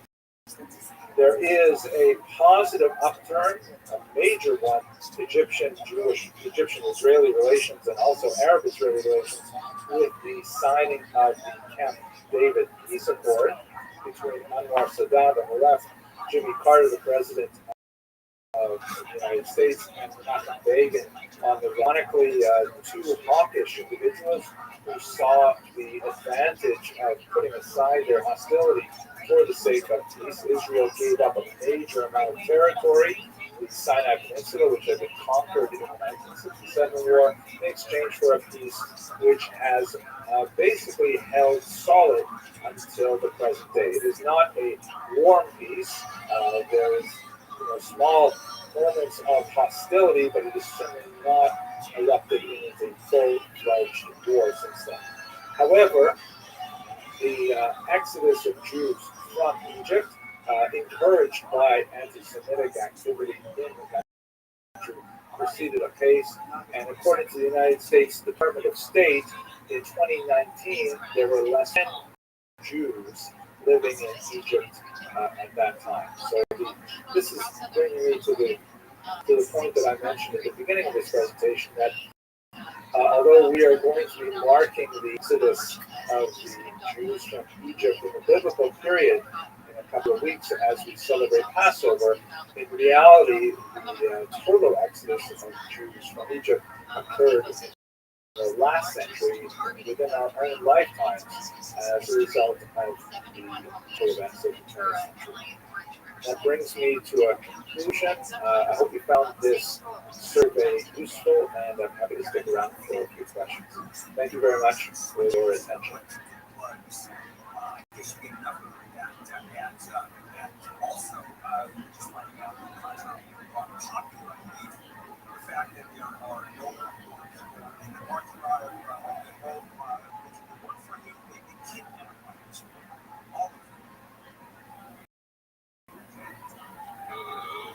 Thank you for joining me today. This is a difficult topic to speak on, and it's a difficult time. This is, of course, the 17th of Tammuz. It is a fast day, and it begins a period of reflection for about 3 weeks, leading up to the commemoration of the destruction of the temple on Tisha B'Av.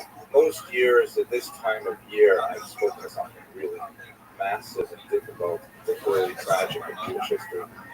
Today, what I'd like to do is look at much smaller incidents, things that were much more systemic and pervasive. The slings and arrows of outrageous worship, the smaller indignities that Jews had to face as a result of their exile from the land of Israel in the first century. So let's have a quick look at what is the 17th of Tammuz. Okay, so the 17th of the month of Tammuz, which we're in right now, just past the solstice, is, as I mentioned earlier, a fast day, and it commemorates, according to the Mishnah, 5 distinct events that occurred on this day in history. First, there was the breaking of the tablets of the law when Moses discovered the Jews rejoicing around the golden calf. That's remarkably presented in this 15th century Belgian law, which you can see the Jews at the bottom there dancing in medieval costume. Moses and Moses has horns, which is a very common medieval depiction of Moses, a mistranslation of the phrase scaring more. Horns of light were shown from his forehead, and laying at his feet, right next to it, looks like ours, are the tablets of the law. So that's one of the most theological events that is associated with it. Later on in history, King Manasseh, who is not one of the better kings of Jewish history, returned the land of Israel to polytheistic worship, and even placed an idol in the sanctuary on this day.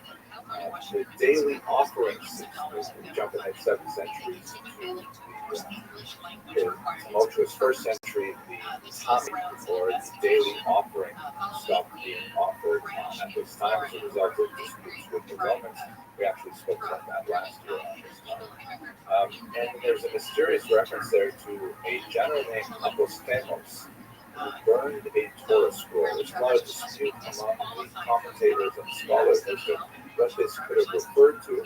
The name Apostemos appears to be a Greek name, so it could have been from the Hellenic period, when we'd say the 4th century before the Common Era onward until the 2nd century.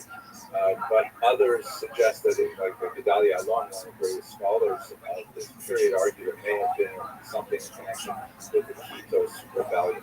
But at any rate, the specific historical context of it is lost. It may have been the early 2nd century rebellion. But the most important event, the one that I think most people associate with the 17th of Tammuz, is the beginning of the process of the destruction of the Temple of Jerusalem. It was on this day, according to the rabbinic sources, that the exterior walls of Jerusalem were first breached. And this led to a series of pitched battles that ultimately resulted in the Roman conquest of Jerusalem, the complete conquest of Jerusalem, the displacement of the temple authorities, and the destruction of the temple itself, which is very memorably captured here in this 19th century work by Francesco. So, in this context, since we are at the beginning of this period of reflection, a call to repentance, to remember the tragedies of this era, I thought that rather than speak about something very large and earth-shattering, incredibly tragic as we have actually many times in previous years, I thought we would look at smaller insights to the Jewish psyche that were directly resulting from the exilic status of their being after the destruction of the temple. We certainly have no dearth of mortal threats. I mean, we could speak about many other horrible things that happened to the Jews, the Crusades, and the massacres of the Bloods and so on, or the ongoing threat of blood libels you see here in this rather offensive and foolish piece of art representing the Jews luring children to their deaths in the horrific lie known as the blood libel. And in fact, it would be entirely appropriate to speak about these incredibly mortal threats because they continue to this very day. For example, this extremely offensive piece of art from very talented and twisted Giovanni Gasparo actually came out in 2020. This is an entirely modern piece of art that commemorates a very ancient type of history. So we could go into those things, but what I would like to do rather is to look at smaller aspects of the exile and think about what that may have done for the Jewish psyche over the centuries, and perhaps dandelions and reflections on what it means for our own times as we enter into it. This gate here actually comes from Buchenwald, one of the notorious Nazi death camps. The gate itself and its slogan was actually designed by one of the prisoners on command of the Nazis. He later died in Buchenwald. And it incorporates right into the actual fabric of the camp itself a motif in this motto, Jeden das Seine. Jeden das Seine basically translates as to each what he deserves. Literally, to each that which is his own. But it means to get what you deserve. This is a horribly cynical thing to put on the gates of a concentration camp, meaning if you walk in these gates, you're just getting what you deserve. And this is a theme that we see running throughout the period in which the Jews lived in exile over the last 2,000 years. To focus on my remarks primarily on the High Middle Ages through the early modern period. That's when the bulk of Jews lived in Western Europe, which is predominantly European Catholic movement, the Jewish exile in Western Europe during these centuries, say from the year 1100 until really the modern era, where it's much of the most terrible elements of small-scale persecution punctuated by large-scale persecution. So to give you an idea of this Yedem Dasein, it really seems to be quite dominant in certain trends of Catholic thought that the Jews, since they have rejected Jesus as the Savior, therefore they and all their future generations somehow deserve much of that.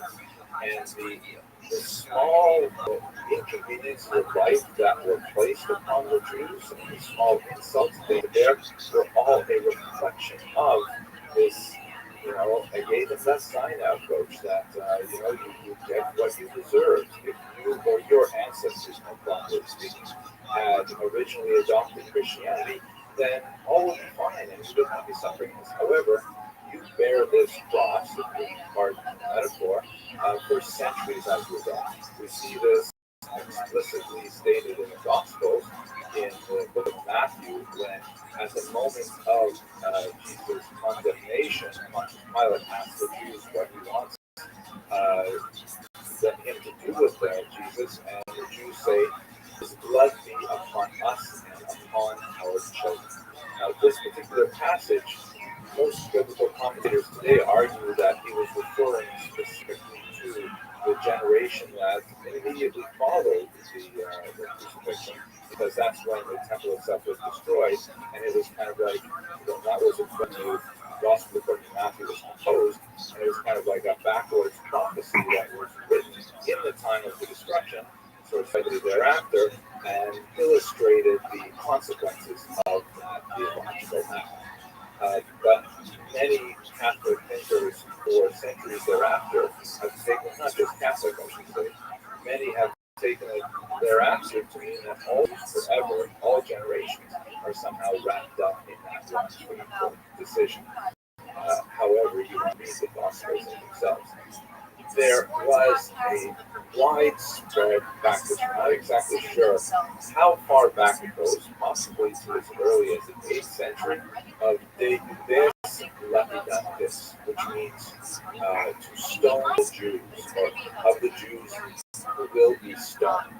And what this refers to is a widespread practice across Western Europe that during Holy Week, the week which culminates in Easter, children are to throw stones at Jews in the street. It's kind of like a playful type of thing, not at all inconsequential. No one wants to have stones thrown at them, and it can be actually quite dangerous. And their homes are to be stoned as well.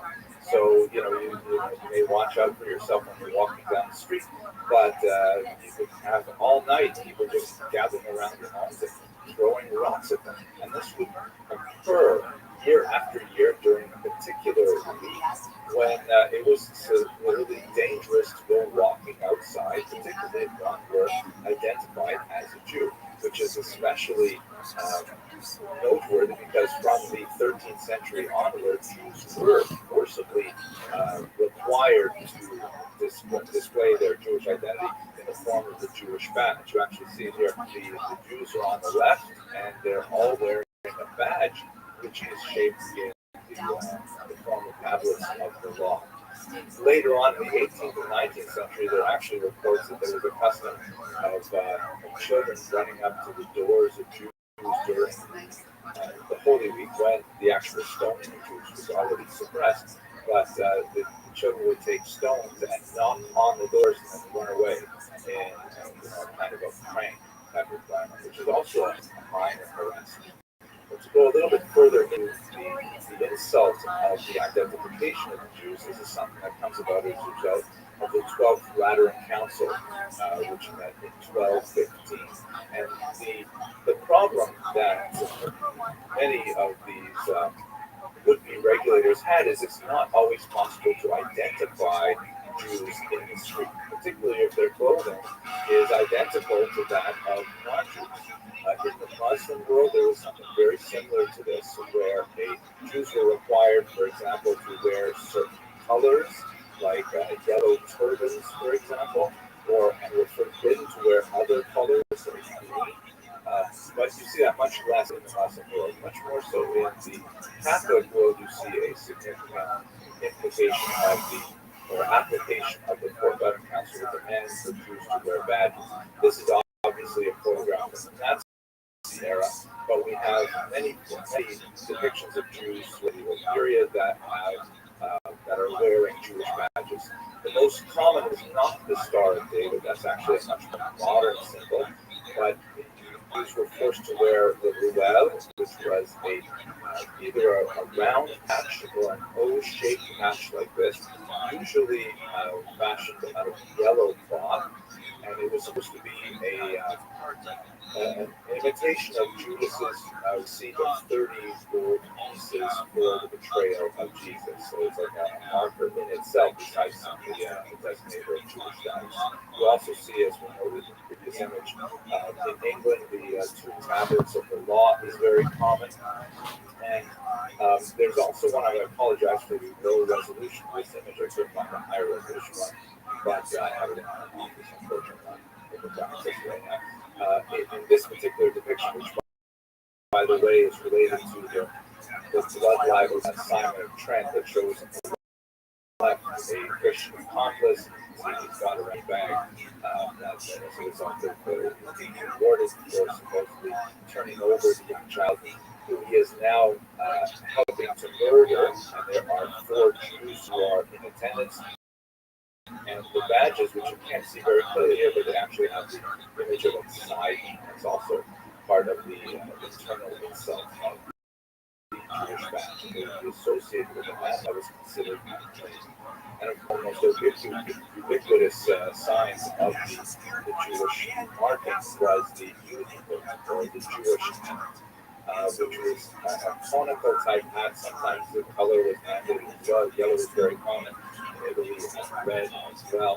And this was a piece of headgear that the Jews were forced to wear. They could not, for example, leave the ghetto walls without having this on. And there were times when they were allowed to leave the ghetto walls, and typically had to come back at nighttime when the gates would be shut. But the hat had to be worn at all times outside. In many of these cases, the badges could be bribed away. Local officials were happy to turn aside rather than enforce the regulation. And it could be, some scholars suggest, that it's more of a prevention of medieval art than it is of medieval reality. But nevertheless, we do have lots of examples of Jewish badge. Also, a smaller level inside the badge is something that goes along with not being a member of the community, always being a negative.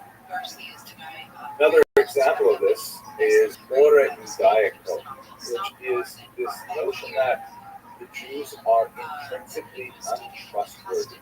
And the Ora Judaico, or the Jewish oath, was a specific type of oath that was posed for Jews to use when they were forced to testify in court. So Jews did have some rights that they could pursue in a court of law if they felt that they had been wronged in business or had been damaged in some way. They certainly could take it up with the local magistrate. But in order to be believed, they had to go to extreme lengths for their oaths to be accepted. And the types of things they had to do, which are well documented and quite varied in particular examples in the 17th century, the Jews were required to move their pad, bear their chest,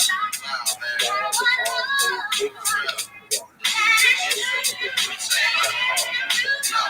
She came with the same type game, the type of girl you can have a fake cell phone name. Big fame, like catching big things. Shit, money could have gone with the 6th grade. See the one that has spotted the more than once. Ass so flat that you can see it from the front. She spun me like paparazzi. Shot me a glance at that cowboy stance. When the flat face is hot. Yeah, today, love, when you came through, like you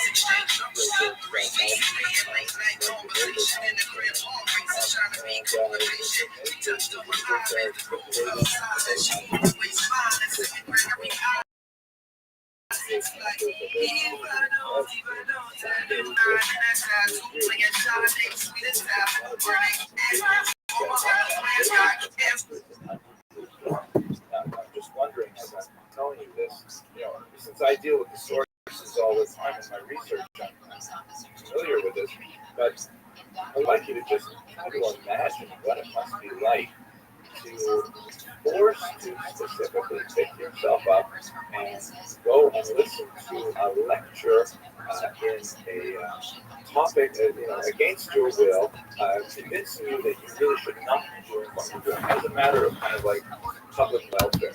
And this would happen week after week, year after year, generation after generation. It's phenomenal that this kind of thing could go on. But I think the reason why we've forgotten it is because there's these smaller insults are dwarfed by the much larger tragedies I'd also like to pause and moment to reflect that, most of the history that I like to read in these series tends to be much more positive, looking at creative elements of the Jews and what they produced, and there's literary innovations and all kinds of things like this, and social developments. But on the day like Shiva Tammuz, the 17th of Tammuz, is more appropriate under Pope Paul II in the 15th century, an annual race of the Jews was initiated in Rome along this street, the Corso.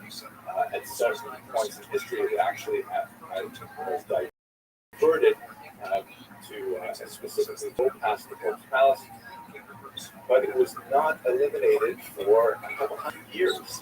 And in fact, it was only eliminated very briefly and then been reinstituted and eliminated again for good. But again, for more than a century, the annual race of the Jews took place on the Corso. And this was basically a humiliating race in which Jews were forced to run, typically, but not always, either dressed in a loincloth or even stark naked, down this stretch of road to the laughter and enjoyment of the spectators, including the Pope, who would historically stand on the balcony and watch them as they passed. From year to year, there were certain dark innovations added to this particular ritual, including the notion that Jews would not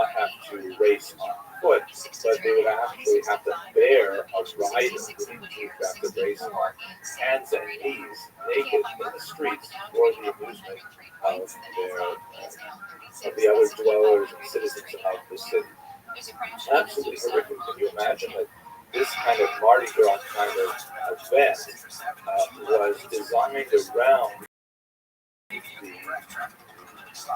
humiliation of the it's mind-boggling. Again, I don't know what to say about this kind of thing. They're absolutely horrific. So, taking all of this in total, I just wanted to spend half an hour with you and reflect on some of these smaller level tragedies that affect the Jews.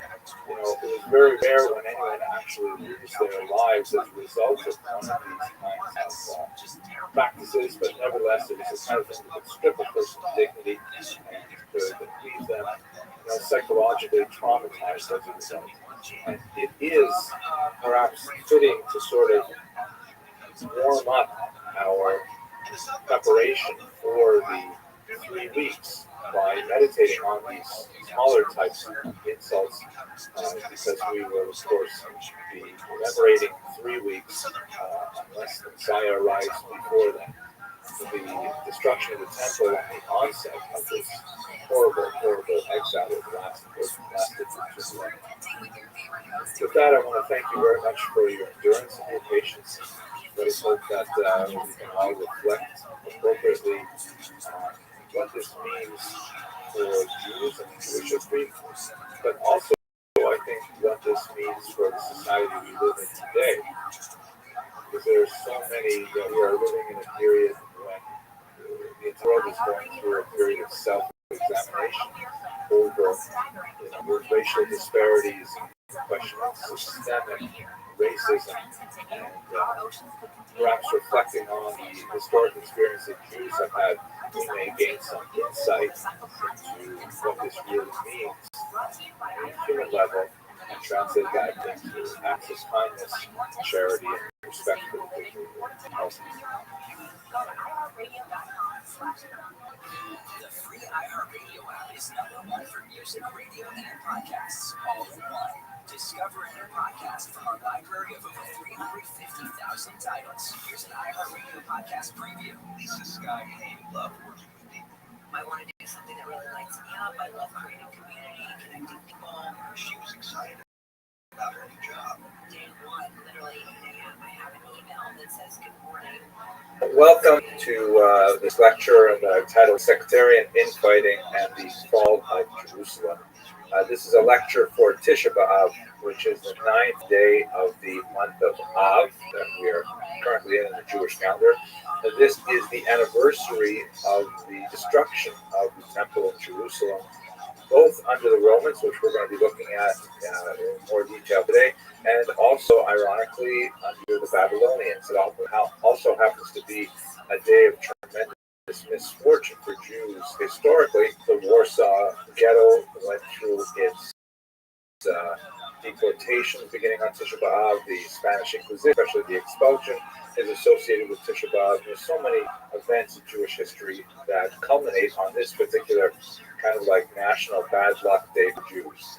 There's a whole series of quasi-mourning rituals that are observed to mark this dark event, including, for Ashkenazi Jews, weddings are not held for the previous 3 weeks, and for the 9 days coming up to Tisha B'Av, which are called simply the 9 days, Jews don't eat meat and they don't drink wine, and they allow their beards to grow in deeper and all kinds of things like that. So it's definitely a very sad day. And what I'd like to do with our time together today is to look specifically at the epicenter of that sadness, the destruction of the temple itself, and to explore one aspect which is especially highlighted by the rabbis in the Talmud, that of Jewish infighting or sectarian fighting. We will, of course, be looking at other groups besides the standard Pharisaic community. We'll look at the Idumeans, we'll look at the early Christians. I hope to mention the Adiabanians as well. But for the time being, what I'd like to do over the next hour or so is to go through the many different groups that were all competing for control of Jerusalem and the temple in particular and try, and I hope that we will be able to understand a little bit more of what the rabbis meant when they said that it was baseless hatred that just happened. So first of all, let's have a look at our sources. Although I've looked at this topic many years in the past, Tisha B'Av unfortunately happens to be one of the high seasons for my lectures. I went to a different source that I hadn't read in detail before this year to refresh my memory. Emil Schurer, who was a German Protestant theologian, and I was really quite amazed at how good his work was in the 19th century. Even though it's you would think that something published over 100 years ago would be dated and would suffer from a lot of the disabilities of new historiographic approaches. His narrative proved to be very fresh and quite cogent. It was so much so that I read it in English translation, but his history was actually republished at the end of the 20th century with a new edition with extra footnotes to help us catch up with a lot of scholarship that's happened since then. So I'm going to rely heavily on Emil Schurer's account, and we're going to return to him at the end. Also looking at modern research, of course, Steve Mason is perhaps the greatest authority on the destruction of the temple. I've often looked at his major work, The History of the Jewish War, which is a massive tome and must weigh about 10 pounds, and goes through everything in great detail with a lot of creative new material. But looking at classical sources, we're going to rely, of course, on the Talmud, which is a difficult book to turn to for historical data, primarily because the multiple authors, it is a book that is composed of literally thousands of statements by different people. It's not really intended as a historical source. It does have historical data, but it is primarily a religious source, and more specifically, it has to do with religious law, how ritual conduct should be maintained, which often involves digressions into historical data, scientific data, and so on. So the rabbis nevertheless offer obviously a very compelling position from which to analyze the events of the first century, and it's especially encapsulated in just a few pages of Tractate Peter. As I mentioned in the introductory comments, they sort of boil down the causes of the destruction of the temples, both the temple that was destroyed in the 6th century by the Babylonians, and then the temple destroyed in the 1st century by the Romans. They sort of boil it down into like real simple, basic ideas that can be carried forward. The first temple was destroyed because 3 particular sins were violated. These are, I know the term cardinal sin is really not appropriate for Judaism, but these are the so-called Yehareg ve'al Ya'avor. A person should rather give up their life than transgress these 3 sins, which are idolatry, adultery, and murder. Not more to say about that, but it's beyond the scope of our discussion. And then they said that the second temple was not destroyed for these very serious transgressions, but rather for the idea of sinat chinam, baseless hatred, meaning hating people for no good reason. That level of general hatred is really what brought down the temple, say the rabbis. Now, they don't break it out into the specifics of this person and that person, which I hope to do a little bit today, but they offer an example of a story of 2 people with very similar names, one named Kamsa and the other one named Son of Kamsa, or Bar Kamsa. And I can't go further in this lecture without quickly relating the story. I'm sure that many of you already heard it. One of them makes a wedding, makes a family simple or celebration, and by accident, the other is invited to that simcha. Now, it happens that they are lifelong enemies, and this invitation was a mistake. But the recipient says, "Oh my gosh, this is so nice! I got an invitation. Maybe they need to make it up," and he decides to go to the wedding. He shows up at the wedding, and the host sees him there and says, "What are you doing here?" And he says, "What are you talking about? I got an invitation." He says, "It's a mistake. I want you to leave right now." And the invitee says, "Well, wait, don't embarrass me, please. Don't kick me out in front of everyone. Please let me stay." He says, "No, not at all." says, okay, really, I don't want to be embarrassed. Allow me to pay for half the wedding. And he says, I don't care. I need you gone. He says, I'll pay for the entire wedding. And Kamsa says, no, that's it, completely. And so he ends up leaving. But the key point in the story, which is often overlooked, is that the rabbis were all present. And they said nothing. They didn't step in. They didn't suggest that perhaps they should allow him to stay. Look, it was a mistake, but perhaps it's all for the best. Their lack of moral leadership at this particular moment was considered a defining failure that ultimately resulted in the preservation and the destruction of the temple. There are more specifics with regards how the early garden concept followed up by offering animals to sacrifice the temple, connecting it to Rome, and the rabbis, when confronted with this, I won't go into the technical details, but they failed to find an adequate response to it. And there was one particular individual, Rabbi Rothschild ben Apollos, who decided that the rabbis had to be really tied into his specific vision of how the law should be expressed, and rather than make an adaptation because of the unique moment, this ultimately brought about the destruction of the temple by angering Rome. Now, the historicity of all these events is really based totally in the Talmud, but I think we can see that they're definitely echoing things are marked in other sources. Our major source for today, of course, is going to be none other than Titus Flavius Josephus, known in his day as Yosef ben Matityahu, who is actually a rather brilliant historian. He's a complicated figure. He, as his book called The Jewish War relates, he was a Pharisee who had in his youth experimented with a lot of different religious orientations within Judaism. As we shall see, there are many different expressions of how one might have been a Jew in the first century. He ultimately was assigned the role of being the leader of the rebel forces in the Galilee, where he acquitted himself, at least according to his own count, tremendously well. However, he was captured by Vespasian. Fascinating story about how that happened. The Roman emperor, or the soon-to-be Roman emperor, and he was able to kind of, through his wits, preserve life and actually attach himself to the Roman forces as a kind of aide-de-camp, kind of advisor, interpreter of sorts. And most famously, after the war, he retired to Rome, where he wrote this phenomenal history of the war and many other books besides. He is, without a doubt, our most detailed source that we will have, but he's a problematic source in many ways. First and foremost, because after all, he was a rebel. He then ended up joining the Roman side. And what does that say about his motivation?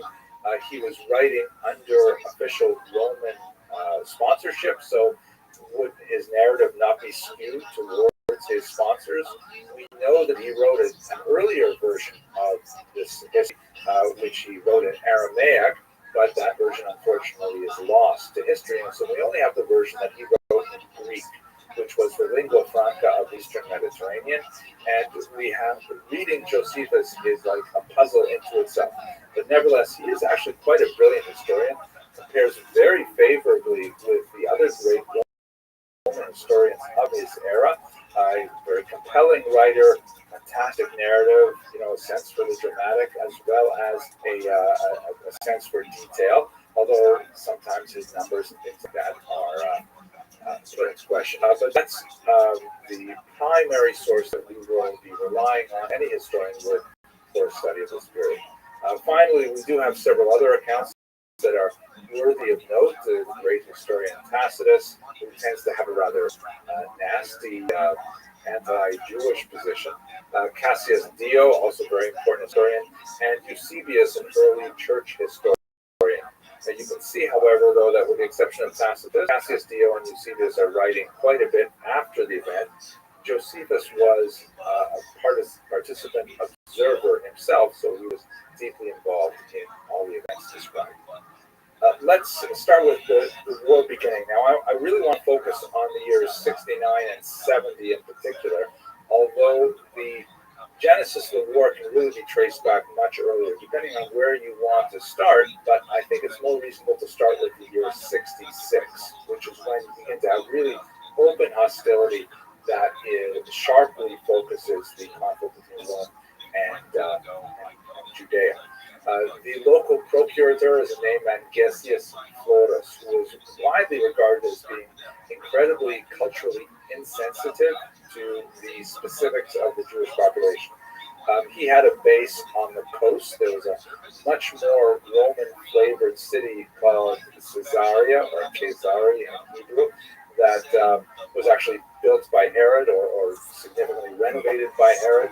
And from there, he would issue various proclamations and decrees that deeply offended the Jewish sensibilities, particularly in Jerusalem, where they were, for example, very much opposed to the setting up of images like Roman standards and things like that. But Gessius Florus really could not care less. Several other incidents where the Jews felt that Gessius Florus really did not have their best interests at heart. There were numerous armed conflicts, especially between the region of Galilee in the north, and then increasingly in Jerusalem. There was conflict with Gessius Florus' actual soldiers in the streets.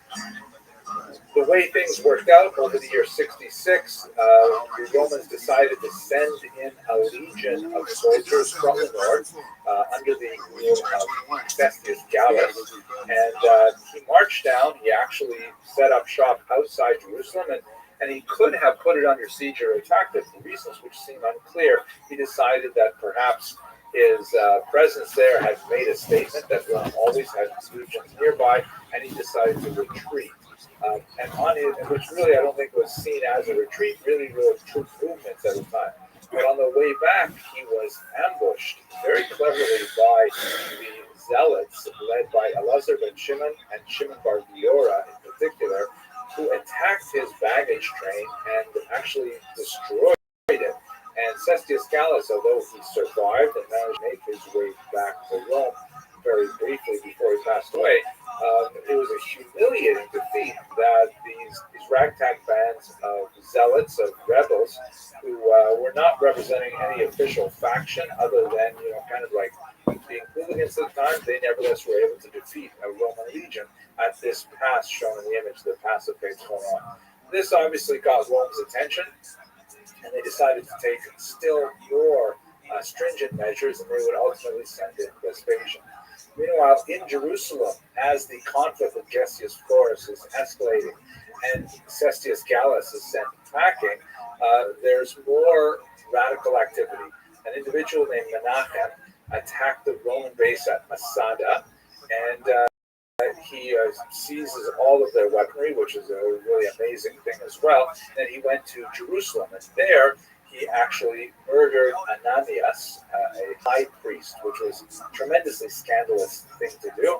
And there were some significant uprisings between the general population, who, although they may not have agreed with what the high priest had to say and his policies in general, they certainly weren't in favor of having these outsiders come in from the Judean desert and take over the city.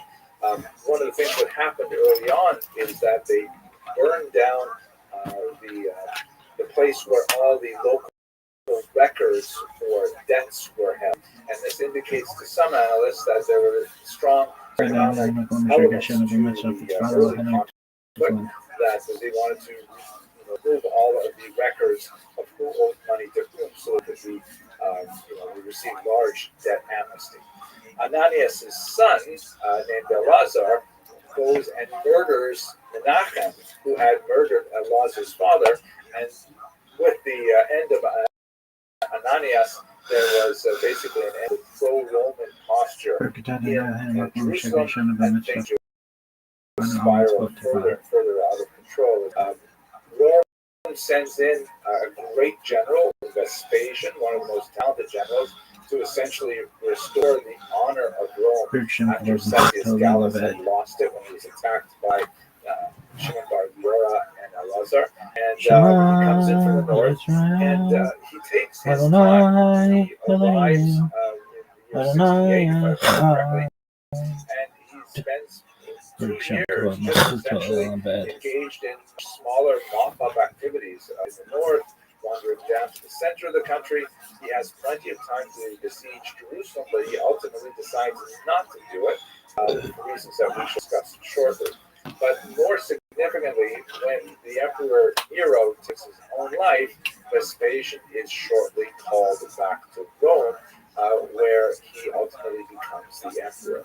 And the person who takes over after him is his son Titus, who is shown here in his battle garb. I believe the individual at the bottom is Vespasian. I'm not sure, but a larger image shows that in this particular triumph, he is celebrating the destruction of Jerusalem. You can see at the top the menorah is proudly displayed there as well. This may be the triumph in Rome that occurred after the battles were all over.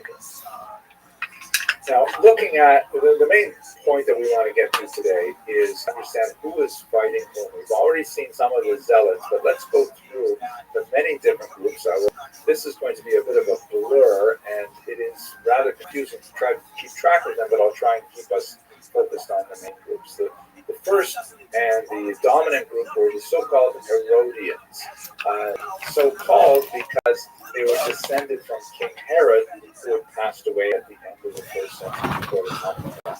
His great-grandson was king at the time. He's shown on the left here, King Agrippa II, also pronounced Agrippa. He's an unusual character. Like his predecessors, they had no real power, and Roman authorities, immediately after the death of Herod, had simply kept on the Jews as kind of puppets or as client kings from time to time, actually not even giving them control of Judea itself or giving them very limited control. Agrippus was in this family. He was not considered a great leader at all, and he had very little authority vis-a-vis the Romans. But he did believe that the ongoing alliance with Rome was Judea. Rome was such an overwhelming world power, and Judea was this tiny little nation. The concept of rebelling against overpowering Rome was anathema to Agrippa. He made some strong speeches recorded in Josephus, I'm sure embellished with his creative artistry, but he made some strong speeches for a kind of pro-Roman orientation. Let's stop all of this rebellious activity. It's getting out of hand. Attacking a Roman legion like that, how are we going to patch this together? This particular image shows some of the key players at the time. Besides Agrippa II, who's shown on the left, looking kind of like an Oriental king, you have Festus, who is the Roman proconsul. His name means like happy, but he certainly doesn't look so happy. And Agrippa's sister, Berenice, who had actually a romantic relationship with Tito that was quite celebrated in the ancient world. And this is a moment which is recorded in the Gospels where Paul presents some small version of his views of Christianity and Judaism to Agrippa, simply because Agrippa is curious and he wants to know more about Christianity, which is emerging at this time. We will return to that. So you have this party of, we can call them Herodians, who are essentially the old aristocracy, who have connections to Rome and want to see that connection maintained and preserved. Not necessarily because they totally capitulate to everything that Rome wants. Berenice in particular was frequently trying to hold off some of the more negative aspects of Roman policy in Judea, but nevertheless they want to maintain at least the traditional alliance that they've had for nearly 200 years now. Then you have the so-called Sadducees, in Hebrew the Sadducees. The Sadducees are associated with the temple cult. And at this point, just like the kings of Judea were essentially puppets to Rome, the the high priest was also a formality that was assigned by Roman sponsorship, and the high priesthood simply was, a churning kind of revolving door occupation where, you would have them replace sometimes several in 1 year. Turnover of these high priests. It was a very high status position, obviously, but was one that was essentially corrupted by the lure of the Herodians and by Roman influence. They often engaged in high levels of ideological conflict with the Pharisees. In the Talmud, they have lots of debates in which the Sadducees are invariably portrayed in a very negative light. But like the Herodians, they want to go back to the status quo ante. They want to go back to the idea of Rome in control and Judea being, loyal subjects of the empire. They will have an especially difficult time with the so-called sicarii, or the short knives, daggers. That's what they were named for. These were the individuals who carried these short knives while wearing regular plain clothes, as Josephus describes it, and they will infiltrate crowds and actually assassinate people that they view as their opponents, as people who are associated with the regime. And earlier, we murdered Ananias, the high priest at the time, and Elazar Shimon is another of these zealot forces who are especially feared by the Sadducees because they're in there and they're trying to take the old aristocracy, perhaps for many of the socioeconomic reasons that we described earlier. On the other side of the ideological point from the Pharisees, from the Sadducees, is of course the Pharisees. And I use this particular 19th century image to illustrate them because the Pharisees are generally regarded as the progenitors of the later rabbis. The rabbinic movement comes from the Pharisees. The term Pharisee is sometimes mentioned in a derogatory sense, perhaps derived from particular readings of the Gospels in which Pharisees are often in dispute or in debate with Jesus. But it is basically a translation of the Hebrew term Perushin, meaning those who separate. Separating in the sense that they separated from official authority, from the Herodian aristocracy, from the Romans, and so on. Josephus takes pains to note that the Pharisees are, by and large, the most popular party, that they have the support of most of the countryside, who are alienated by the violence of the zealots, and they despair of any effective leadership from the Herodians. So the Pharisees are kind of like the natural leadership of the broader masses, but they have no other official power base other than their sort of charismatic spiritual leadership. They are, at this time, in an uneasy alliance, however, with what some scholars call the Peace Party. And the Peace Party basically includes the Herodians and the Sadducees. The Sadducees are, the ideological enemies of the Pharisees. The Sadducees, for example, deny the existence of an afterlife, something which is very core to Pharisaic theology. The Pharisees and the Sadducees are unhappy about how the Pharisees have popular power, but the Sadducees control the temple cult, and so on. So it's surprising to see them in an alliance, but what they all agree on is that the level of communal violence that has penetrated Jerusalem is getting out of hand, and they have to find a way to scale it back, even if that means putting up with Roman domination.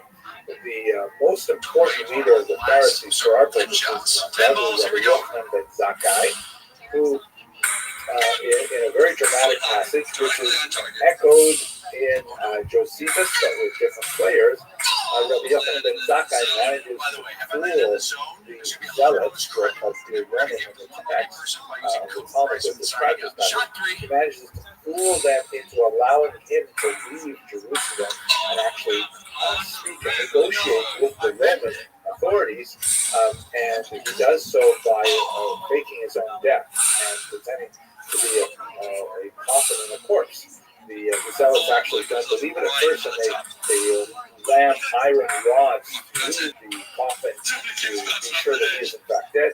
He miraculously he's taken outside the walls of Jerusalem, where he meets with Vespasian and tells him that he will one day be emperor, and Vespasian is impressed with this prophetic statement, and then this is mentioned in Josephus as well, although Josephus is the hero there, and it happens in the north, not in the south. But Rabbi Yochanan ben Zakkai says, okay, I want three things. The one that's especially important for us is he says, give me Yavne and its sages, meaning let me have the city of Yavne, which is, at the time it was called Yamnia. You can see it here in this map. It's a short distance from them on the coast. And allow the rabbinic tradition to continue there by allowing safe passage of rabbis to Yamnia, or allow them to collect there and not be massacred by the Romans. And that, in fact, is the decision that allows rabbinic Judaism to continue, because they have some safe space in Yamnia. In this context, I want to take us to another group that's very significant that also adopts a similar posture, and that is the Christians. Now, the Christian movement at this point is still very, very young. We're talking about 30 years after the crucifixion. And so it's who knows how many hundreds of people, perhaps thousands, but that seems a stretch. But it's definitely a small number, primarily Jews who are impressed with the teachings of Jesus of Nazareth and believe that a version of Judaism that is described by Paul is really the route to future salvation. It's kind of at this time very much an amalgam of Judaism and what would become Christianity, because the two movements have not formally separated at this point. They definitely are up until this point, they have been praying in the same spaces, observing the same ritual calendar, regarding as holy many of the same teachings. But over the century after the crucifixion in particular, there will be a widening gap that separates the early Jewish Christian movement from the original Jewish movement. It will be exacerbated by the large inclusion of non-ethnic Jews in early Christianity. As Christianity becomes much more Gentile in ethnic composition, there's much more of a reduced tendency to view the Jewish origins of the movement with the same level of charity, but that's more for another discussion than today. What happened to those Jewish Christians during the time of the revolt? The truth is, Josephus tells us nothing about them, probably because they are really small in size. He will have some passing comments on Christianity in another book that he will write later called The Antiquities, but he doesn't really tell us much about what was going on with the Christians at this time. Much more significant passage occurs in Eusebius's massive church history, which was written about 200 years later. And he writes in his introduction, for example, that his book is going to be a history book that focuses primarily on things that immediately overtook the whole ethnos because of their plot against our Savior. Now, it's clear from that passage that Eusebius has a particular theological interpretation of the destruction of the Second Temple, essentially blaming the Jews and their downfall because of how they treated Jesus. This is not an argument that appears in Josephus, but it will appear significantly over many other theological approaches of the 10th century. At any rate, let's answer the simple question: where were the Christians? According to Eusebius, he writes that the people of the Church of Jerusalem had received some kind of a prophecy given by an oracle before the war, saying that you should all leave, that it's going to be dangerous and they should flee. The oracle revealed that they should flee to a place called Pella, which was either in the Perea, that's the phrase that Eusebius leaves, and I'll show you a map in just a second, but according to other historians, it was just on the other side of the Jordan River. And they believe that this is where Christianity would be preserved during the war. Here's the map. It shows you Jerusalem in the south, and here is Pella, which is clearly in the Decapolis, so there are some questions about the text itself, but nevertheless, that's what's happened to the Christians. They apparently have no role in the story that we are going to describe. Now, we should turn to some of the named zealots who are very active, fighting, as we should see, with the Herodians, the Pharisees, the Sadducees, and most significantly with each other. John Giscala is one of the most significant figures. Giscala is an ancient place in Gush Halad, which means like, the productive milk, which is a place in the Galilee region. He was originally a moderate who was apparently alienated by the Romans and their cruel policies, but he was a longtime enemy of Josephus. Josephus has nothing nice to say about John of Giscala. In fact, views him as a prime instigator for some of the worst violence, both in the north and especially in Jerusalem. So Josephus is such a tremendous treasure as a historical source, but a very difficult treasure to work with because it's hard sometimes to parse what actually happened when you're trying to filter it by what we know about Josephus's personal attitudes. At any rate, he escapes Vespasian when Vespasian is still in the north, and he enters Jerusalem in 68. And it's at this time that John of Giscala would portray himself as an ally to the high priest Ananus, not the same person that was murdered earlier, Ananias, but he would ultimately also be murdered by the Zealots. Josephus portrays John of Giscala as kind of like pretending to be allied with the Herodians and the Pharisees and Sadducees, the peace party, but in reality feeding information to the Zealots so that they can be more effective in their attempt to take over the city. He ultimately is successful in taking over a large band of followers of Elazar ben Shimon, so his forces grow very large. And also, we should remember at this time that there's different populations entering Jerusalem. Not only do pilgrims arrive in Jerusalem in large numbers for the holiday of Pesach, for example, and the holiday of Sukkot. Josephus describes this in some detail. But also, there are war refugees because there's the Roman incursion to the north and chaos going on there. In the south, you have these zealots wandering around, and people are fleeing their homes, looking to the big cities, hoping to find some safety.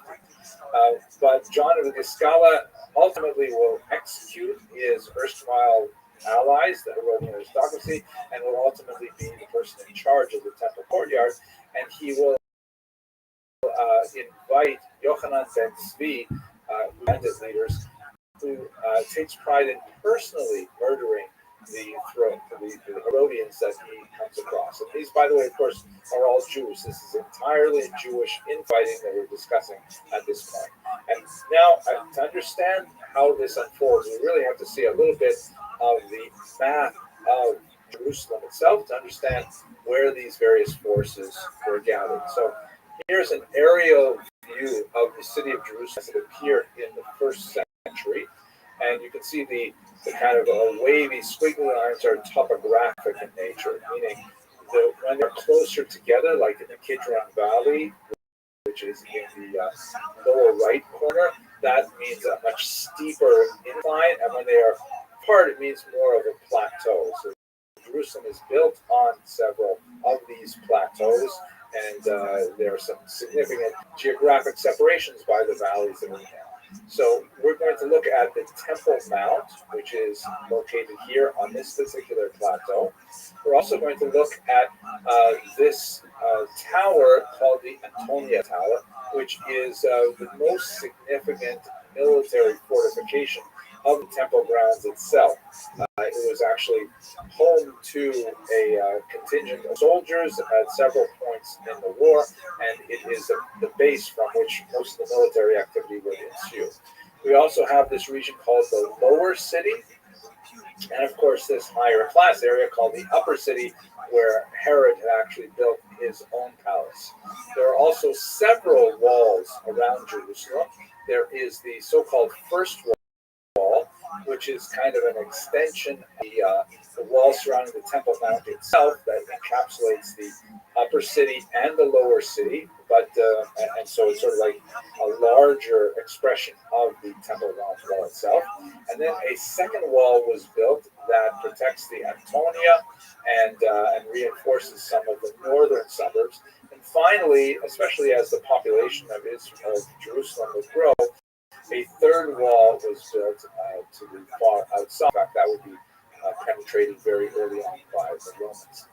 And so now that we have a little bit of geography, we're going to return to some of the major players. The high priests and the Pharisees, again, this is one of those, this is the peace party, this is the unusual, coming together of ideological enemies saying, we may disagree about a lot of things, but we certainly can't have fighting in the streets.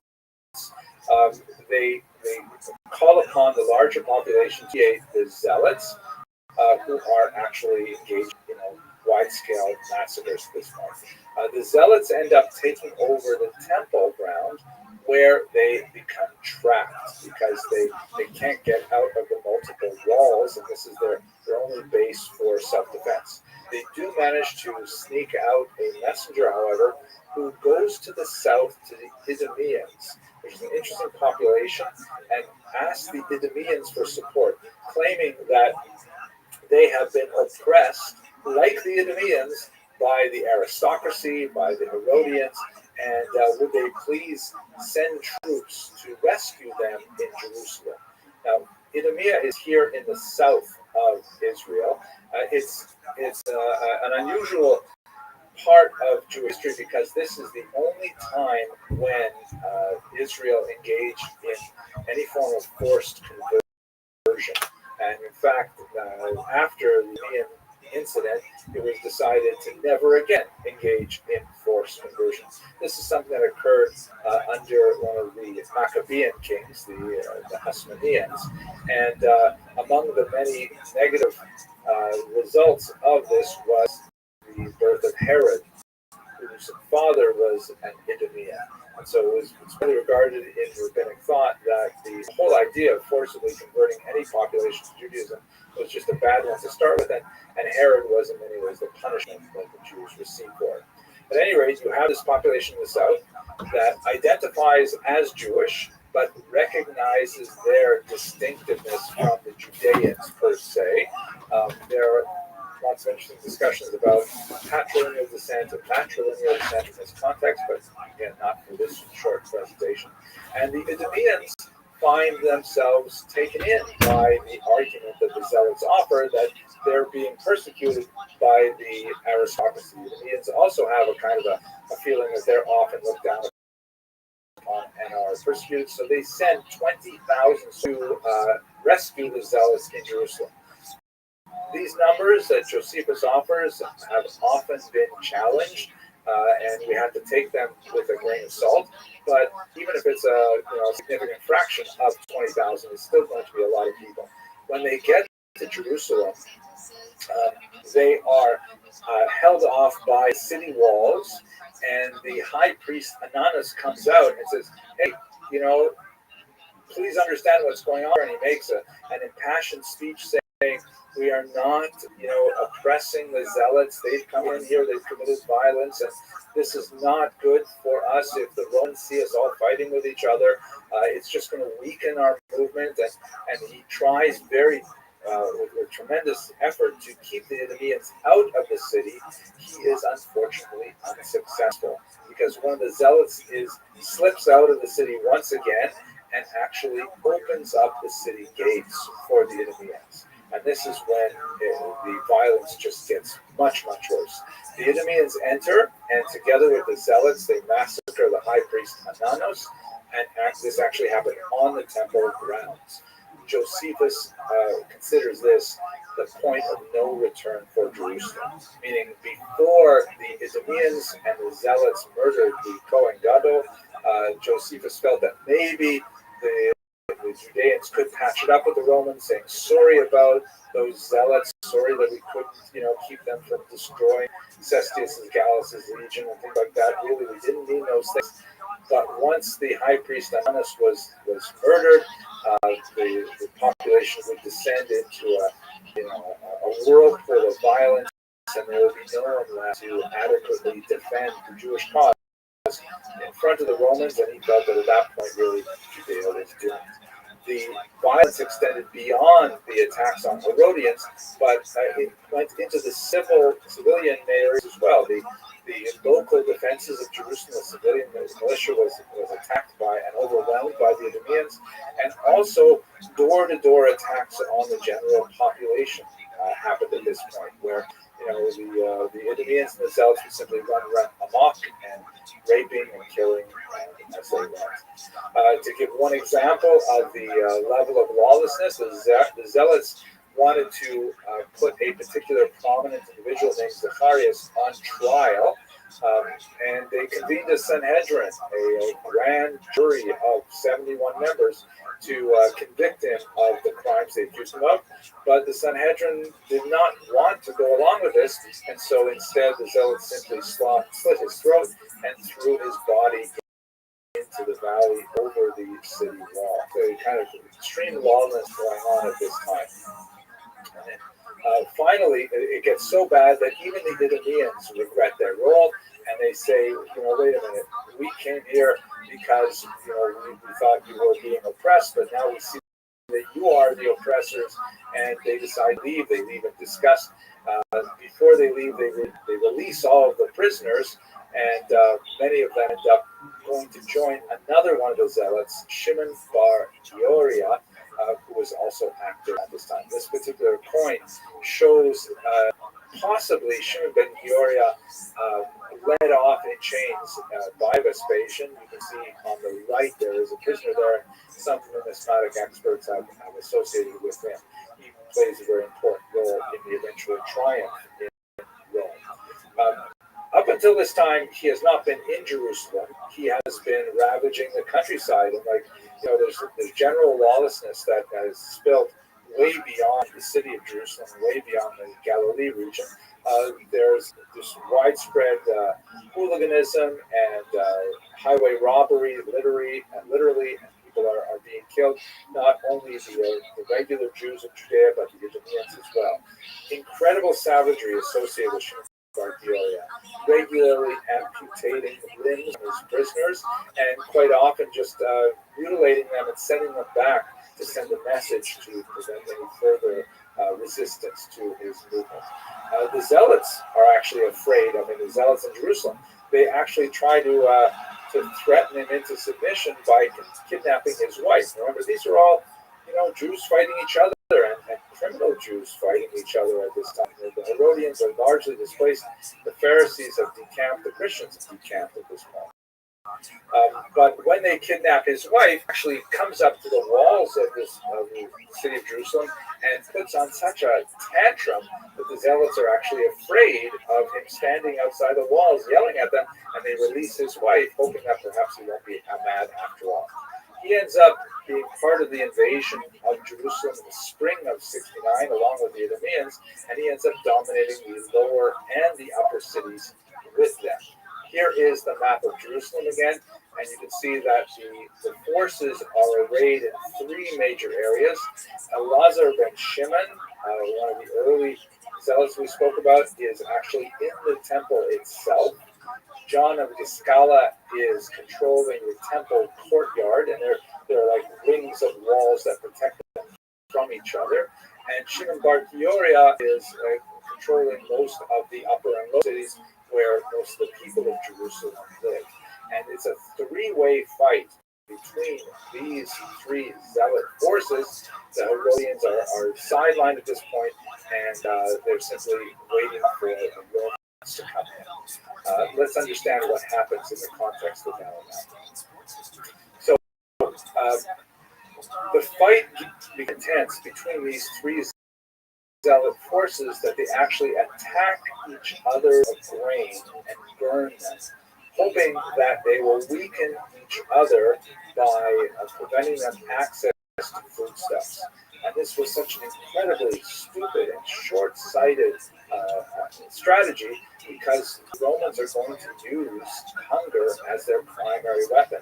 But by destroying the grain storage of each of their opponents, they have no way to withstand the ultimate attack of Vespasian, and especially Titus, who will be very much involved in this point.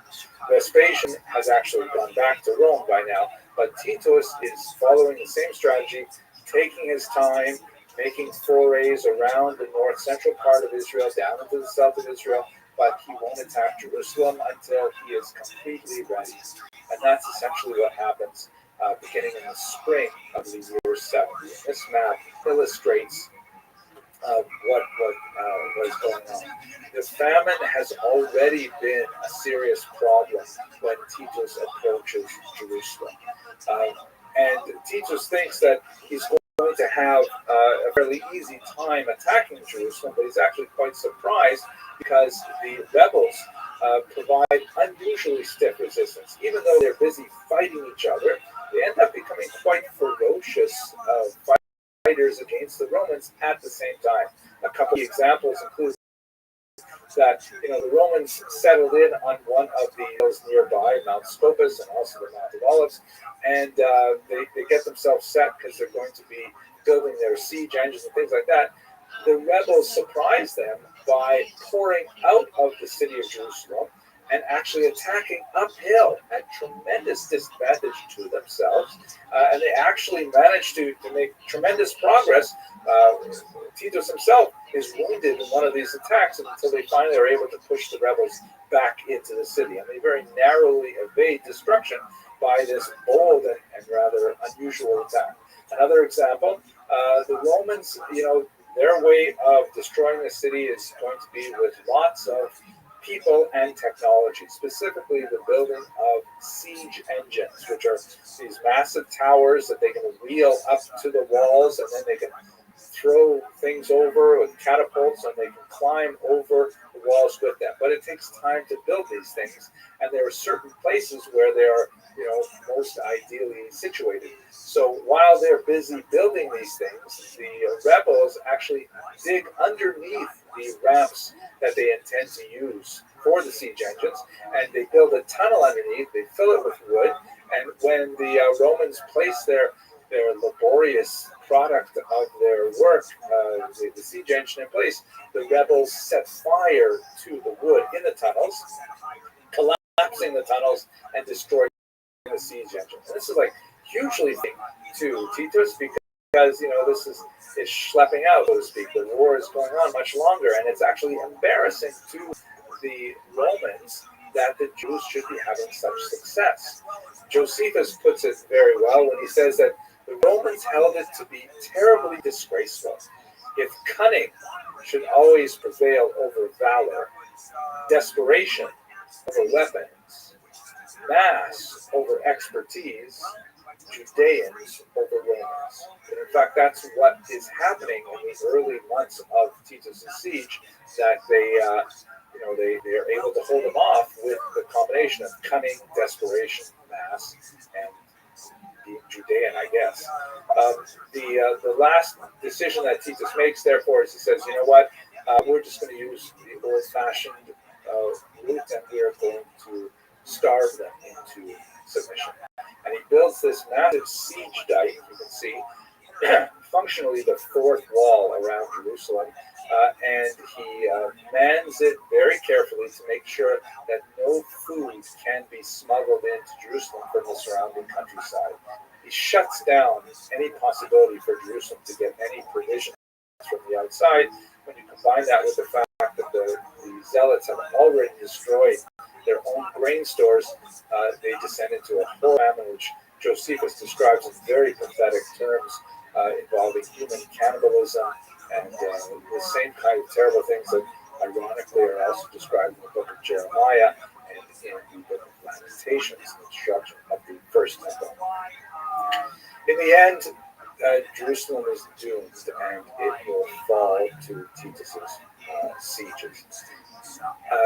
The story behind it, however, is somewhat complex. Josephus says that Titus holds a war council and says that he wants to burn out the temple complex and take care of the last rebels, but he wants to actually preserve the temple itself. Now, it's possible that Josephus places Titus in a very positive light here, because Josephus is, of course, sponsored by Titus. He, in fact, ends up being assigned the Flavian name because of his close relationship to the Roman emperor family. But it's also possible that Titus wanted to preserve the temple because, after all, it was like one of the great wonders of it. It was one of the most fascinating and well-known architectural feats, renovated significantly under Herod and attracting thousands upon thousands of pilgrims from all around the Middle East, Jews and non-Jews as well. So we don't really know how true this is, but it's not impossible to imagine that Titus did not actually want to destroy the temple itself. He wanted to destroy the rebellion, and he may have rededicated the temple to Jupiter or something like that, like Antiochus did when the Greeks conquered the region. But this is at any rate the account that Josephus gives us. Now, the rebels, in the context of this fighting, which we discussed in a little bit more detail in the previous lecture, they rush out to engage the Romans. And in that context, according to Josephus, one of the rebels grabbed a piece of burning wood, threw it through a window into the inner sanctuary, and that was actually the spark that ignited the burning of the temple itself, which continued from the 9th of Av well into the 10th of Av, and is, of course, the reason for the commemoration on this day, the 9th of Av. So if we can conclude, let's just go back to Emil Schurer for a minute, that we looked at at the very beginning. And I remember reading, it was so fascinating to see his account of the destruction of Jerusalem, viewed from the lens of a Protestant theologian from Germany in the 19th century. And he concluded by saying this: a Jewish authority, in the earlier sense, no longer existed. Meaning, with the destruction of the temple, the ending of the sacrifice that actually occurred a few weeks earlier on the 17th of Tammuz, what the Jews knew about how they were to relate to God in a physical way no longer existed. Authority itself had disappeared. The only center left to the people was the Torah. They now rallied around it with anxious and scrupulous fidelity, the unwavering hope that it might once again, in a political community and indeed in the world itself, acquire practical validity and meaning. Fascinating to prove his discussion of the temple.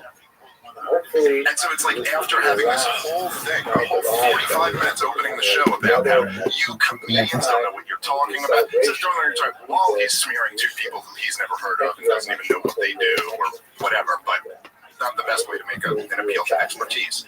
But no, he doesn't have a problem with Bill Maher doing it because he agrees with them. So the issue isn't really being an expert versus being a comedian. You know, Konstantin Kassin went on this whole thing about expertise and all of this, and it's like he also started as a comedian. Why all of a sudden does this standard only apply to me and only when I'm talking about Israel? It never applied to me when I was talking about COVID. It never applied to me when they had me on stuff. They would just go, look, Dave, breaking it down. But now there's this one topic that one guy is not allowed to not be an expert on, and it happens to be this one topic that the entire population is turning on. I shouldn't say the entire, but huge numbers. When someone attacks what you do professionally versus what you're actually saying, why not just speak what you say instead of this appeal to authority? Right, you're not an expert. You know, to ask that question is to answer that question. You can only ask me a few things in life that I can give you definitive answers on, and even then, I might have to refer to expert. You want to ask me about judo? I've been doing jujitsu since '90. I think I started in '97, somewhere around then. '96 maybe. I don't know shit about judo. I know how to do a few hip tosses, but when someone is doing something, I don't even know what it's called. If I go haragoshi, I might get it wrong. Because haragoshi might be legs on the outside versus leg on the inside. Wrestling, I got to defer to DC. So even in martial arts, I'm not totally an expert. Yeah, and then there might be somebody who is like totally an expert, like say, a wrestler who went to the Olympics, right, and was like a total expert, or a coach or something like that, total expert in wrestling, and they could still get something about MMA completely off, or jiu-jitsu. Right, it happened in the last fight, in the last UFC card. Daniel Cormier didn't know about the dead orchard. He thought this person was fine because they had two arms in while they're caught in a triangle. I go, no, this is a real submission. This is fucking dangerous. There's this guy, Nathan Orchard, who figured out how to do a triangle with two arms in. And it's a lot of guys do it now. And I think it was a lady at the last UFC. And I was like, oh shit. And Daniel didn't know it yet. There's a couple other things like the buggy choke. If you don't know about jiu-jitsu and you see a guy who's on his back and he's getting smothered, but all of a sudden he reaches under with his leg, and I'm going, oh, and you know what's going on. Like, that's a fucking choke, like a really dangerous one. Tyro Tolo gets you in that, you're fucksville. There's guys, so it's like, there's areas of expertise, even in areas that I'm an expert in, that I have to call on other people. Like, this is a stupid argument. Like, what are the facts? Does that submission work? Is that genocide? Like, what is, what's going on? Were you funding Hamas? Is Hezbollah a proxy of Iran? Did Iran get the money to do this when Biden released the funds? Because who's allowed to be an expert on all these things? Yeah, and then of course there are things like say do you support lockdowns? And like, in order to have, say, an expert opinion on this policy, it's like, okay, well, you'd be like, they'd say we're following the science. In other words, they have an epidemiologist or something like that doing lockdowns. Will cut down on the transmission of the virus. Forget they turned out to be wrong, but leaving that aside, you're like, okay, but are they also an economist? Are they also a sociologist, a specialist in childhood development who would tell you what closing the school is? Oh, who's the person who has expertise in every single one of those fields? It doesn't exist. There isn't an expert in all of those fields. You know what I mean? That was the problem with that time, because that time everyone was so fearful. And the news was pushing fear. It was clearly a narrative. I forget who it was, but some health official was being interviewed recently. He said that during 2020 that Anthony Fauci said to him, the problem is Americans aren't scared enough. Which is crazy to say. It's a wild thing to say that your goal is to make people more fearful. So you're trying to put out a narrative that makes people more fearful, which, by the way, fucks with your immune system in a gigantic way. Not good at all to be scared. I don't know how many people got really, really, really sick from COVID because when they got it, they freaked the fuck out and they couldn't sleep and they thought they were going to die and they were riddled with anxiety, and that makes you attack people around you, and then you look for a solution. And when these trusted institutions, which up until 5 fucking ago, I was 100% on board with everything, with vaccines, with every medical innovation, other than psychiatrists, which I think are pretty much overprescribed. All of a sudden, everyone's like hoping these people have the answer. So anybody's like, but there's this guy Jay Bhattacharya, he's also an expert. Fuck you. It's like an anti-science, trust the science, COVID denier, vaccine denier. It just became this fearful response because everybody just responded to the fucking media because everybody's too tuned in to all of this negative shit, man, all day long. But you have to scare people. If you want to implement like a tyrannical policy, you always have to scare people. I mean, that's the only way. Yeah. Now, everyone knows, right, like you just said, like, being terrified is not good for your health. That on a human level, we also all know that it's not good for good decision-making, But it is excellent for, I will turn my brain off and give the authority to you to go do. I mean, look, it was right after 9/11.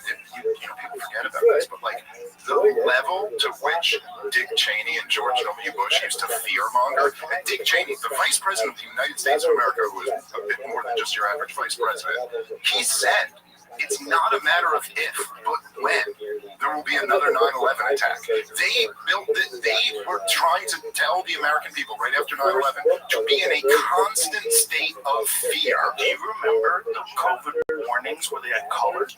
Or excuse me, the war, where they had colors, the level or whatever. Yeah. And then one day they'd be like, it's up to yellow. Yeah. And I mean, we were really still traumatized from 9/11. But the thing about it is that they knew what they wanted to do. They knew the policy they wanted to start embarking on. And it was the mix of they hate us, the big lie, which was they hate us for our freedom, which was like really the big lie after 9/11 was like, because the American people very organically wanted to know what the beef was. Like 9/11 happened, everybody was like, why do they hate us?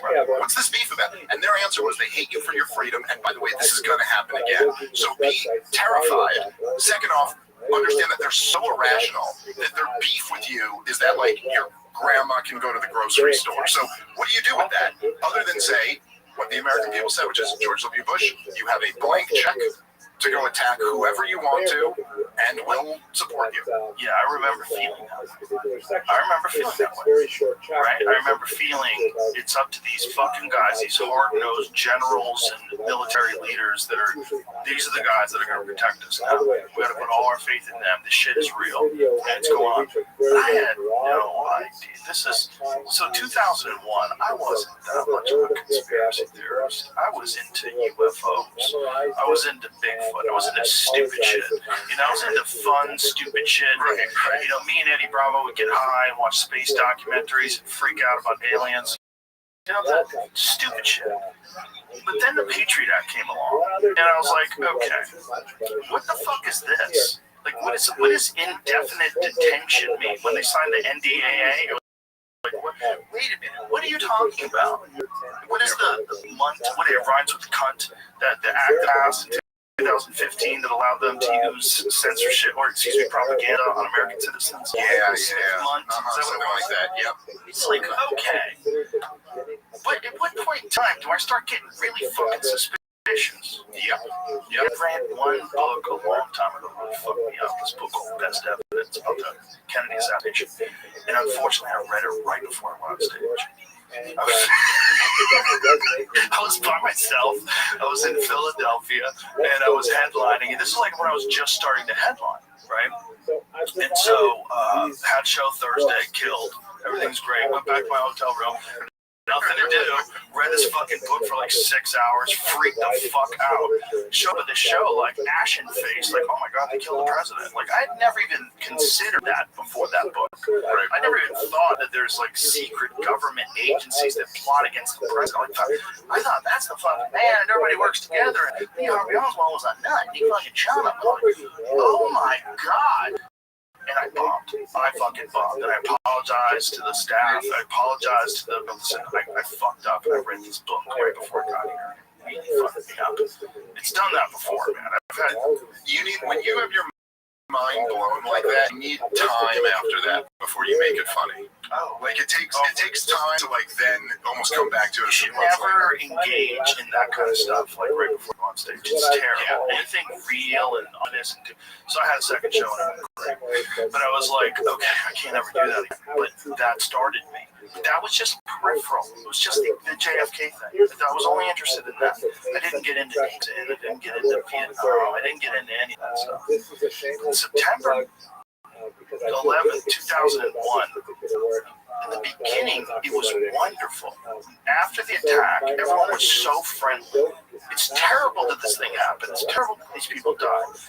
But it made me think, like, we need, every now and then, we need to get bitch slapped.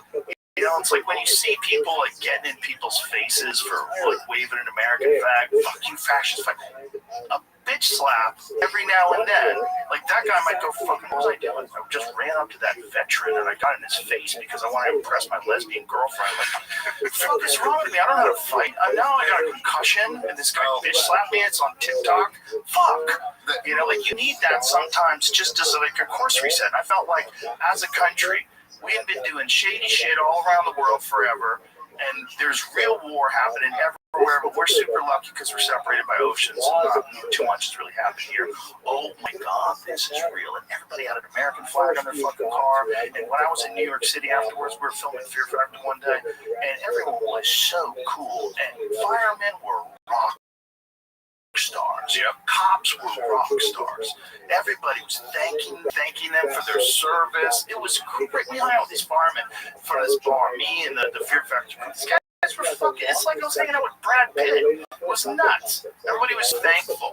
Where'd that go? Yeah, I was there. I was in New York City on 9/11, and I remember. So I was in Brooklyn, like only a few miles from the World Trade Center, and like, Did you physically see it? no, I saw it. So I remember seeing. I think so. When I got out of school, I was in high school. I was a senior in high school, and we got out. One of the girls like forged a note, said it was from our parents or something like that. I forget exactly how it worked, but we got out. It was like I was friends with the security guard. I used to buy weed from him. It was a different time. But it was a different time. Pre 9/11, we were just all hanging out buying weed from the security guards at schools. But so he let us out. So I remember I'm pretty sure when we came to we saw there was smoke in the air, but both the towers had fallen by the time we got out. But there were people, so the subways had been out for a while, and where I was like on Flatbush Avenue. If anyone knows Brooklyn, it's like Flatbush and 7th Avenue.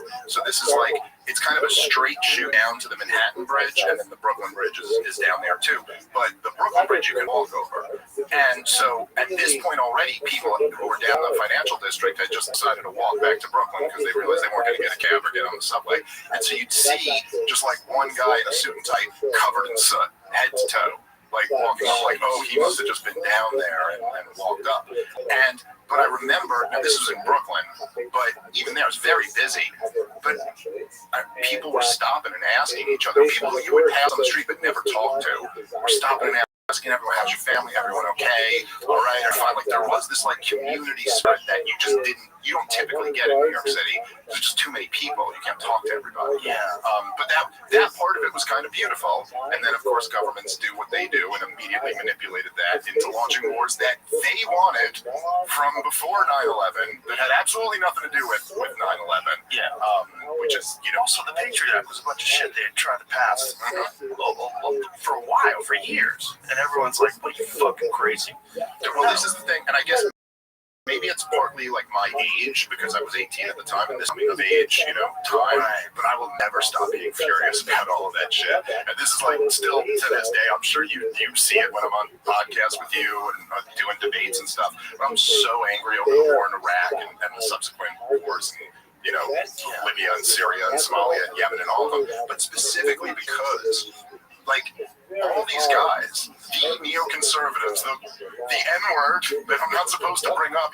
By the way, Douglas Murray wrote a book called Neoconservatism, Why We Need It. But when I say the word neoconservatism, be careful what you're watering here or something like that. Is that what they said? I didn't know that this was an issue, that you can't discuss neoconservatism. Well, that's what Douglas said when I was on with him. He said, the N-word, when I brought it up, and then said, I'm watering something because I mentioned Wolfowitz. Okay, so that's anti-Semitism. Right. Well, that's kind of ridiculous. Yes. You're talking about something incredibly important. Well, like neoconservatism, why would that be a thing that you can't discuss? That sounds crazy. The rivalries, the marching bands, the upsets. Saturdays just got way more fun. College football is back. Think you know the game? Put your college football knowledge to the test with DraftKings Sportsbook and turn your picks into big payouts. From live betting during the game to rivalry week odds boosts and so much more, DraftKings Sportsbook has everything you need to stay in the action from kickoff to final whistle. Whether you're betting on your go-to team or making moves mid-game as the momentum shifts, Saturdays are yours to own with DraftKings Sportsbook. Here's something special for first-timers. New customers bet $5 and get $300 in bonus bets instantly. Download the DraftKings Sportsbook app and use the code Rogan. That's code Rogan for new customers to get $300 in bonus bets instantly when you bet just $5. In partnership with Draft Sportsbook, the crown is yours. Gambling problem? Call 1-800-GAMBLER. Call 877-8-OPEN-WIRE. Text Open Line 467-369. In Connecticut, help is available for problem gambling. Call 888-789-7777 or visit ccg.org. Please play responsibly. On behalf of Boot Hill Casino and Resort in Kansas, 21 and over. Age and eligibility varies by jurisdiction. Void in Ontario. Bonus bets expire 7 days after issuance. For additional terms and responsible gaming resources, see dkng.co/audio. Well, I mean, I'd say the answer is that those guys got into power. They really hijacked American foreign policy after 9/11 because they happened to all be in power in the Bush administration. Then 9/11 happened on their watch. But if you go back and read the shit they read, they'll never stop talking about this because it's just too goddamn crazy. But if you read all of these guys, the guys who were in the George W. Bush administration, the signatories on the Project for a New American Century, which was their think tank, the PNAC as it's called, were Dick Cheney and Donald Rumsfeld and Paul Wolfowitz and Fife and Richard Pearl and David Wormser and the whole group who took over the government were all, and they explicitly in the Project for a New American Century that they were like, look, okay, the Soviet Union has collapsed. We are for the first time in human history like the lone superpower in the world. So what we should do right now is fight multiple wars. Because no one threatens us, and so therefore we should fight multiple wars. Right now we have an opportunity to overthrow the old Soviet puppet states, install our own states there, and guarantee, as the name says, the new American century of dominance, the 21st century. And they specifically said they want to overthrow Saddam Hussein, and then they specifically said now, this is something that the 9/11 truthers really held on to. I'm not sure. I think they might be overplaying their hand a little bit here, but they say, there's one document in the Project for a New American Century, you can find it online, where they straight up say, they go, now look, this is what we want to do, but we're unlikely to get mass American support for it, short of another Pearl Harbor type event. And so a lot of people, like Alex Jones and a lot of the 9/11 truthers, would point to this phrase and go, see, this is the proof that they knew they needed another Pearl Harbor, so they planned their own Pearl Harbor. Now, that is not necessarily true. It doesn't necessarily prove that, but it certainly does change the way you think about their mind state when they sit there watching the towers get attacked. And they all, at the very least, they all went, we got it. You know, Alex Jones predicted 9/11 in July. Yeah, but that's not quite as unique as I think some people think it is. Really? Well, like people. So, like, You ever hear how he said it? Yeah, I've heard things. I mean, I'm not like taking anything away from that. He was right, but there were a bunch of people who did it. Ron Paul himself predicted it Did perfectly. they predict planes into the towers? Let's just say, no, I don't know about that. That is pretty impressive. But at the same time, you know, The planes had never flown into the towers before. that's true, but the World Trade Center was attacked by Al-Qaeda guys in 93. Yeah, that's right. That's right. Yeah. Adrian Appalucci has the funniest joke about that. I believe so. Did you ever hear Adrian's joke about that? I don't want to butcher it on your show, but Adrian Appalucci is a hilarious comedian. She had a joke about how, you know, in that song where Biggie goes, time to get paid, blow up like the World Trade, they bleep World Trade now, and then her bit is how they didn't bleep, like he was talking about the first one, but they bleep it because of the second, you know, the towers came down, but then her bit is just like, you go, like, that wasn't enough of a tragedy to make it bleeped. It's like it's like only a few people died, like it was cool. But then a lot of people died there. She had a phenomenal joke writer. Well, it's a different time. Back then, they would have never bleeped anything. They didn't bleep the N-word. They didn't bleep anything.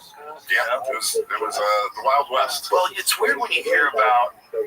So, I don't know if I fully buy into any of this. But, caveat before I get rolling, but when people, the intelligence agencies and their role in hip-hop, especially gangster rap, like I remember the very first time I listened to NWA, and I think I told Ice Cube when he was here, I was on a fucking Stairmaster in Revere, Massachusetts, and I was listening to Fuck the Police, like, fuck the police, coming straight from the underground. I was like, what is this? It was a cassette Walkman, or maybe it was a CD, but it was probably a cassette Walkman. And I was like, getting my cardio. They were better for working out. They didn't skip.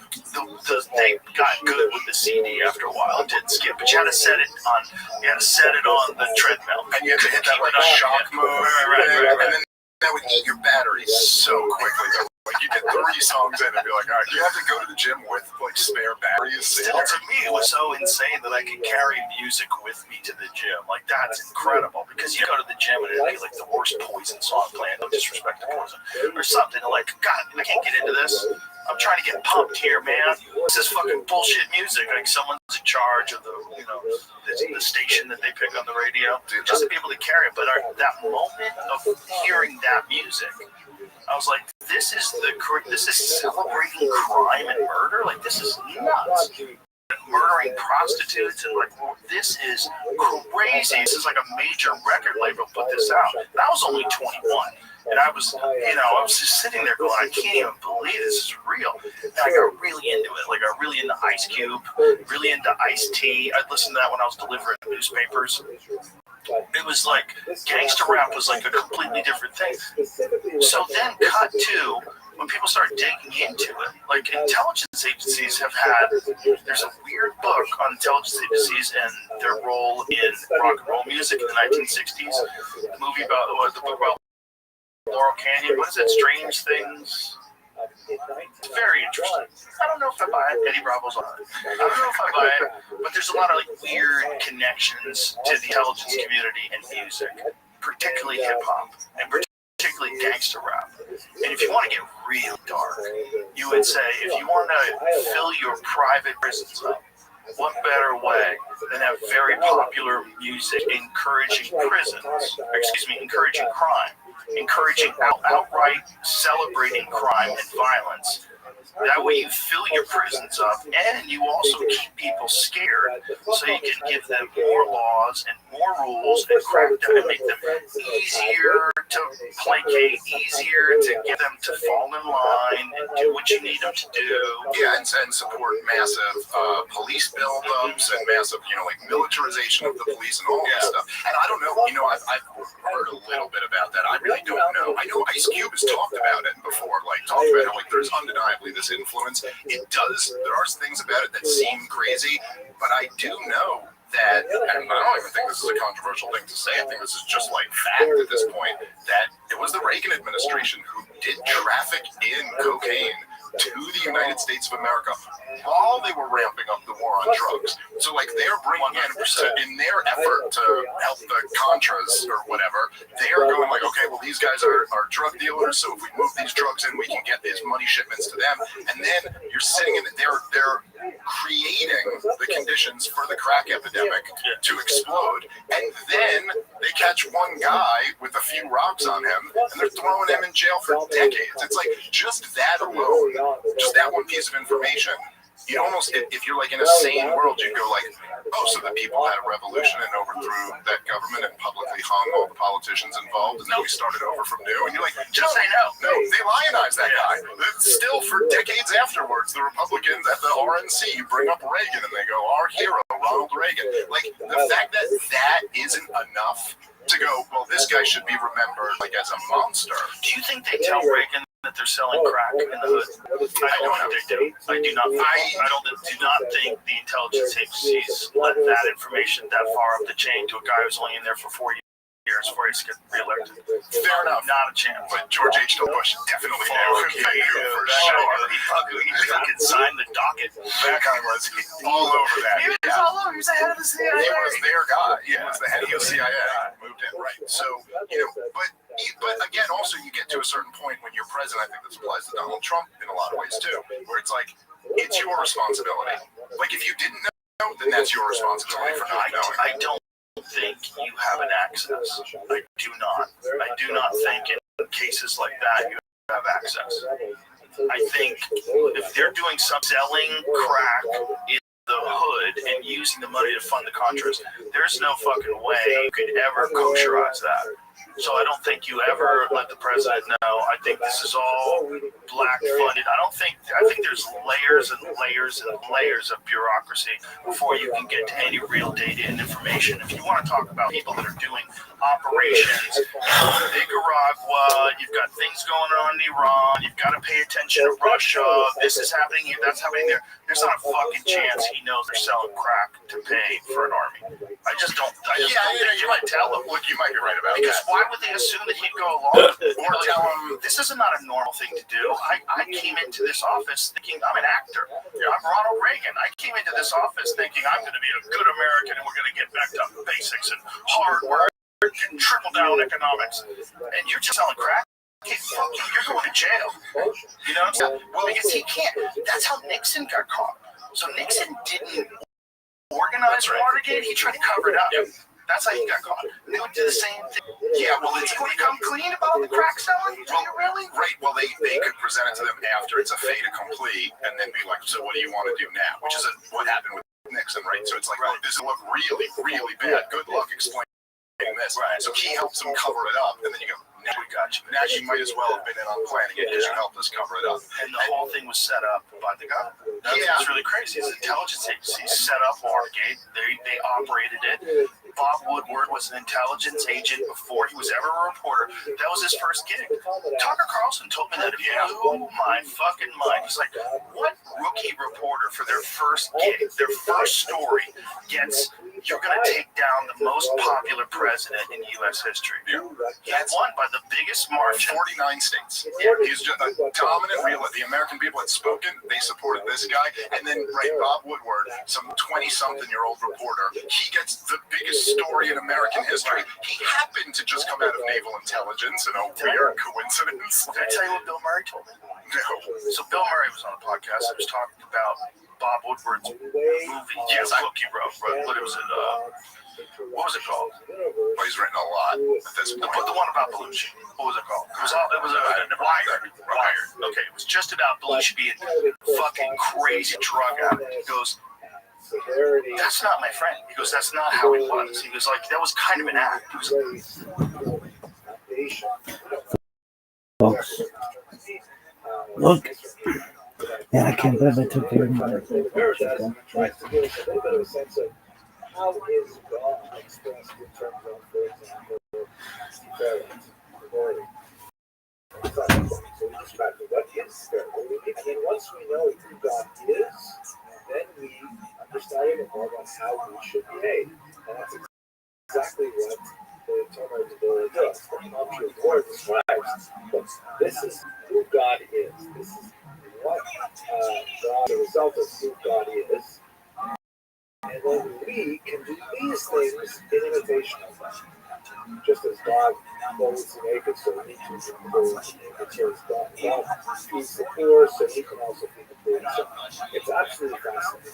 The best part of it, without doubt, and I just get excited thinking about it right now, is the first chapter, which is just over. There's a spirit called Keta, or clown, which refers, argues Rabbi Rothschild, to God's 13 levels of forgiveness. That God is able, 13 very different ways, different strategies, to forgive humanity on a daily basis. And as he goes through each of these 13 levels, he describes how, look, God forgives us in this way. We should also forgive others in this same way. It is an amazing book, so much so that I wrote a translation and commentary of that first chapter, which is huge. It's like 1/3 of the entire commentary of Torah, and I titled it The Kabbalah of Forgiveness, because, you know, one of the biggest things about repentance and Kabbalah is being able to forgive those who have transgressed against us. So this prayer that I said that, you know, we have to let go of the anger we feel at others who are legitimately wronged us, in the sense that we have a legitimate argument with them, but it's very difficult to progress until we can let go of that anger. And so by reading the Torah Deborah, one can get 13 strategies for forgiveness. I myself have a favorite, number 6. That's almost always the one I use when I think forgive people. Some people make me so angry that I have to go all the way to level 13, which is like nuclear strength. What do you forgive people? Then I get angry at them again later, and so I have to try again, this might take forever. But nevertheless, this is a really transformational book. I encourage you to look around my website. I actually have a series of lectures on each of those levels on my channel that you might find. Now, finally, let's go to the last stage, which I call postmodern. And the truth is, the three books that I introduced to you are not really directly addressing Musser in a postmodern sense throughout the entirety of their books, but they begin to touch on it. And we're still waiting for a really great postmodern reading of Musser. But anyway, we'll introduce it. Here's one that I find just fantastic. I read a couple of years ago. David Bashevkin's Synagogue, Sin and Fail to Understand. There are very few words that deal with clearly.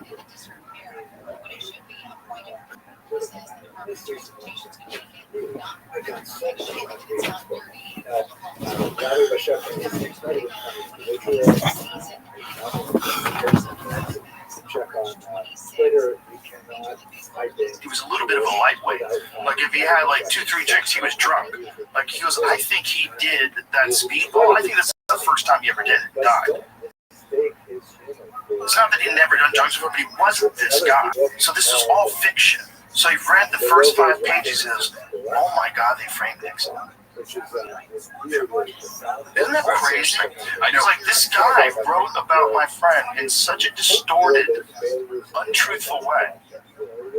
Now I have to think about what he discovered with Nixon. Yeah. Now I know what kind of person this is. Yeah, my good friend who I've mentioned quite a bit, but Scott Wharton, who is I think the best foreign policy voice in the United States of America, and he wrote the best book on the terror wars called Enough Already, and the best book on the war in Ukraine called Provoked. And so Bob Woodward's latest book came out, and I remember he told me about this, but so he just happened to be writing his book on Ukraine when he saw this new Bob Woodward book came out. And they had a quote in it, I believe it was a Sergei Lavrov, who's like Putin's, right-hand man. And Scott said he's reading it, and he goes, this quote's all wrong. He goes, the actual quote, like he was just researching this for his book, and he goes, the quote means the exact opposite of what he's claiming it means here. Like, see how he left out this part? He wasn't referring to that. And then he just told me, he goes like, so for the record, like, you can just never trust anything Bob Woodward says, because he'll take this quote and just get it, mingle it to the point where he's presenting it as if it means 180 degrees opposite of what the quote actually meant. And so, yeah, there's a lot of stuff like that. And then that guy is like the historian of record. Would you ever imagine that? When all the years when I was growing up, that guy was like a hero. He was like a journalistic hero. Well, then he's how we know. He's how, in that moment, Dick Cheney turned to George W. Bush and said, Mr. President, I think we need to... And then you're like, oh, but he just makes shit up. Oh, God. Like, when I was a kid, they made a movie. Very quick overview of All the President's Men. It's a movie. Who plays Bob Woodward? What movie star plays Bob Woodward? Which one? Was it Robert Redford, or was it the other guy? Who else was in that movie with him? Who played Bernstein? Dustin, that's right, Robert Redford. Yeah, so imagine that. You're Bob Woodward, you bullshit everybody, and then you get to watch Robert Redford, the most handsome man alive, play in a movie. Like, outstanding, look how good looking I am. And look at me kicking ass for America. But also just think about how much they could get. I remember, I don't know, I was cool, and I remember hearing, like, my history teacher talking to another teacher, and this was when Bill Clinton was getting in trouble for Monica Lewinsky. I was like in middle school or whatever, and I remember hearing them talk, and one of them said, the other guy says, so what do you think about the impeachment or something? And I remember my history teacher, I thought was a pretty smart guy, and he goes, they're treating him like he's Nixon. He's not Nixon. And essentially what that meant, like what he was saying was like, Nixon was the most corrupt president who ever lived. Bill Clinton just got caught cheating on his wife. Like, that's not as big a deal as being the most corrupt. But they just made that like the thing that everybody knows. Like, well, we didn't have this one corrupt president, but the system works. That's the lesson. The system works, and it got him out of there before the internet works. I think it's like very hard to make that same system work the same way now. I mean to say that the narrative that everybody accepts, like, oh, but the system works. Like, if they thought that he was corrupt, they had him step down, they got him out of there. When really the answer is much more like the intelligence agencies took over the United States of America in a hostile coup against John F. Kennedy, and Nixon comes in like a few years later and is like essentially taken over as well, but they get the American people to believe that like what that was a corrupt president being ousted. This episode is brought to you by ZipRecruiter. There is such a thing as having too many options to choose from, like when you're scrolling on the TV trying to find something to watch, or have you been to one of those ice cream shops where they have hundreds of different topics to choose from? It's overwhelming. The same thing can happen when you're hiring and you get inundated with applications. Well, it's time to stop stressing and use ZipRecruiter instead. Their innovative resume database can help you find and connect with the best people for your role. Try it for free now at ZipRecruiter.com/Rogan. What makes ZipRecruiter's resume database so special is the advanced filtering feature. You can use it to hone in on exactly what you're looking for from the hundreds of thousands of resumes that are uploaded monthly to the site. And when you find a potential candidate, you can unlock their contact info instantly. Skip the candidate overload. Streamline your hiring with ZipRecruiter. See why 4 out of 5 employers who post on ZipRecruiter get a quality candidate within the first day. Just go to this exclusive web address, ZipRecruiter.com/Rogan. Again, right now, try it for free. Again, that's ZipRecruiter.com/Rogan. ZipRecruiter, the smartest way to hire. Well, it's also easy to frame Nixon that way because he's ugly, right?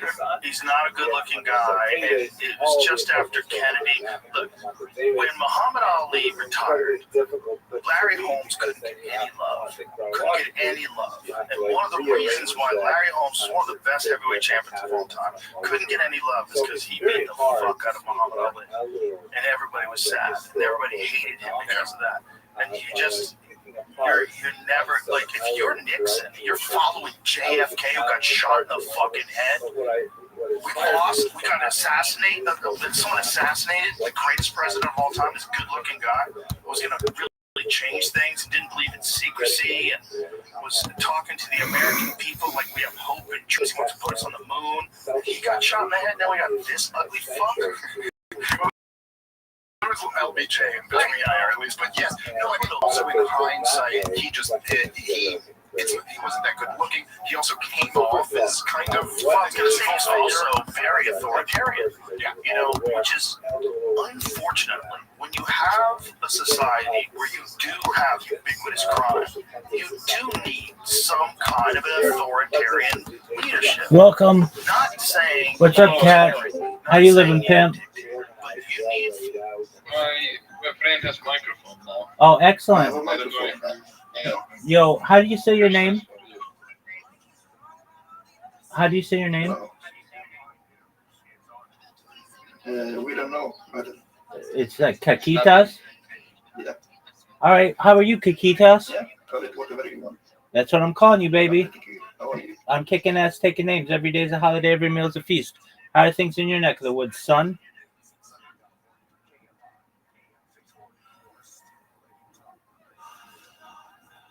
Do you not understand what I'm saying? No, I'm just having a little bit bad internet right now as well. Oh, that's okay. Internet is not good. I can. I just asked, how are you? I'm pretty good. Excellent. Well, very well. Did you have a chance to hear what I said earlier? My internet was very bad, but I was at my university in that time, so. Okay, well, can you hear me? Okay, can you hear me better now? Yes. All right, do you mind if I tell you about myself? Yeah, sure, you can. Excellent. I'm Rabbi Rothschild. I stream my life 24 hours a day, 7 days a week, 365 days a year for world peace. I've been doing so for more than 3.5 years. My streams go back to the pandemic. We've seen the death of a queen, the birth of AI, the coronation of a king, and everything in between. In 2018, The Economist magazine stated that data was Earth's number one resource, more valuable than food, water, gold, air, petroleum. And I have more data archived on the internet than any person ever, which may make me an influential person. And if that happens, I'm going to make you, your friends, your family, all financially independent. I want to make sure that you have generational wealth if you don't already. And I want to make sure that you're able to start charities and philanthropic organizations of your own. How does that sound? Sounds pretty good. Excellent. I not only stream my life for world peace, but I'm an advocate for ending world hunger through the use of technology such as agricultural drones, floating greenhouses, saltwater greenhouses, vertical farming, hydroponics, cloud seeding. I'm an advocate for ending world thirst. I'm sponsored by a cryptocurrency. It's known as Harry Potter Obama Sonic Penny. You know, it's worth about $100 million. And one of the things that we do is we build wells in developing nations for those less fortunate. I'm an advocate for life straw technology, and most importantly, desalination technology, where we pump earth seawater onto land to make it drinkable. Additionally, I talk about futurology topics such as anti-gravity, antimatter, faster than light travel, faster than light communication, things like quantum computing, nuclear energy, geothermal energy, nuclear fission, nuclear fusion, things like alien disclosure, things like perhaps time travel, things like invisibility cloaks, Santa Claus machines. I talk about things like de-extinction. People don't know this, but the first successful de-extinction took place in the year 2003, with a Pyrenean ibex, which was a goat located in northern Spain, southern France. Fast forward to the year 2021, a company out of Dallas, Texas is founded, known as Colossal Scientific. They've made it their goal within the next 3 years, or by the year 2028, to reintroduce the woolly mammoth into the Arctic Circle utilizing Asian elephant surrogates, which I just think is a mind-blowing feat.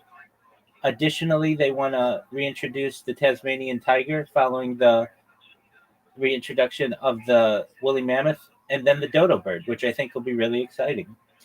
Additionally, they have made headlines recently with their dire wolves. If you saw in the news, their dire wolves are about a year old now. Joe Rogan has met them, but they've created 3 dire wolves, 2 males and 1 female.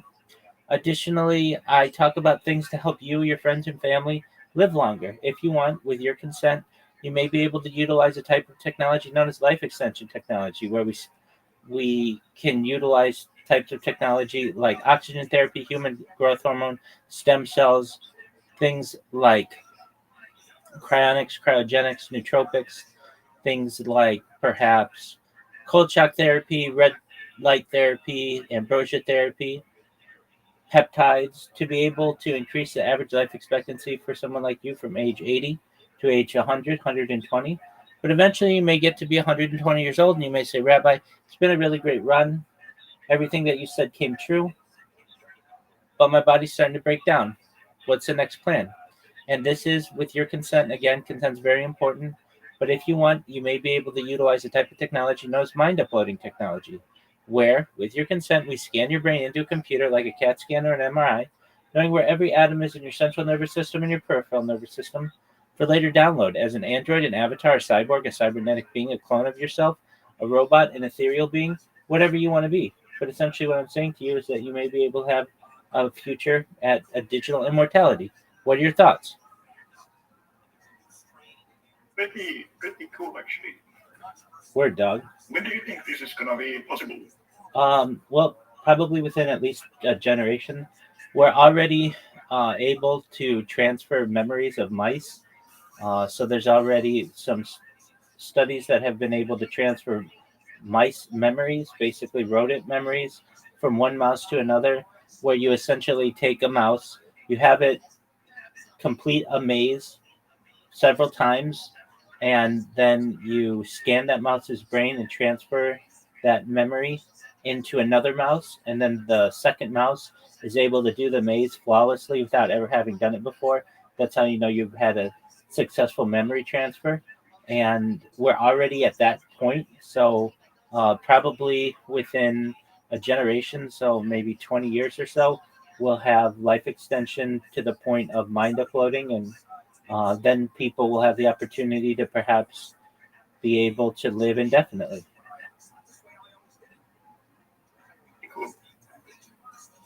There you go. I heard you're in school. What are you studying?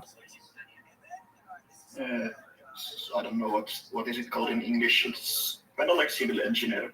Oh, okay. Very smart. Excellent. And Kat, you said that you have 4,000 people in your Discord. How do I get it so that I get 4,000 people in my Discord? How do I use your bot? I mean, it's not public bot. We just use it for private needs, but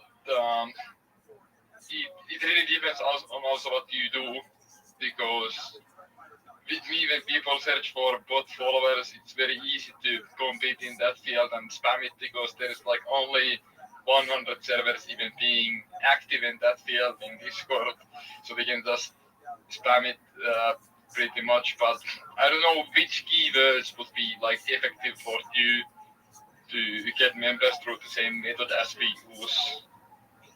I've got you. But what you're doing right now seems to be working pretty well, because It got you I in here. found here Exactly. and Okay. even my friends here, and it works for you. Yes, it does. Okay. So basically, you in Discord, let's say, have a link Yeah. to your Discord, So and one of in this sport you can only add your server once, but you can create multiple servers, and then you can automatically, because in this sport it's important that you bump the server. So every 2 hours you have to execute a command in Discord. The Discord has listed to make your server the first server, which means that in every 2 hours you can bump your server by executing a command and get it in top of the board. So if you have multiple servers, you can just bump it in shorter periods than 2 hours, and you can make the other servers redirect to your server by having only your invite link placed inside those servers. I understand. How do you bump your server on So that's Discord? what we do. So do you have your server listed on Discord? Yes. Yes. Okay, that's get it. Okay, yeah. So basically, do you have any private channels here? You have general message here. So basically, you just have to do. Do you have? Can I add you in Discord actually? Which one is your main account? Sure. I'll add you.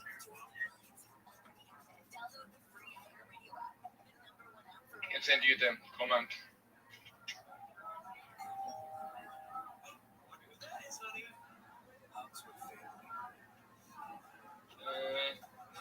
You should have an So basically, you have one channel. If you have this server listed in Discord, all you have to do is execute /bump. And what my bot does, it simply executes /bump automatically, and it cycles through my Discord accounts to execute the bump in every single one of my servers every 2 hours. So this allows me to stay on top of the list all the time, because I have multiple servers and I 24/7 through my server in the cloud, VPS, virtual private server. I can bump it automatically. So it's some automation and a lot of servers that you need to have. That's what we do. I understand. But you would have to figure out which are the keywords that you want to target.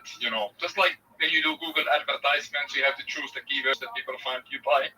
And you wanna like think, would you like to target the community keyword? Would you like to target like chat? Would you like to target sports keyword? Whatever. I'm thinking just well, list your server and have it automatically do that. But it requires some manual work, because you have to create the servers and create the accounts, and then you have to set up the bot. It's very simple, but I keep the bot private. If you want, I can set up it for you, but it would require some work from your end as well, because I need the accounts for it so I can make it run on my server. I understand. Maybe we do that in the future. So does Discord have a bot that you use to bump? So basically, when you add your server to Discord, it will have you add the Discord bot to your server, which then responds to the comments, which then communicates with the website, bumping your server on top of the leaderboard. Okay, so I'm on Discord, but I don't have a Discord server. Discord bot, I should So, say. so I think let me actually. You see my DMs? I sent you something.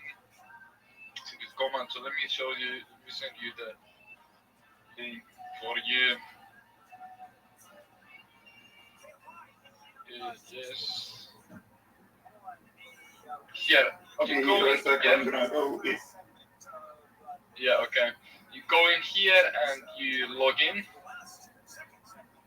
with your Discord account. You have to log in with the account that has admin privileges in this server, Right. so you can actually manage it from there. Right. Okay.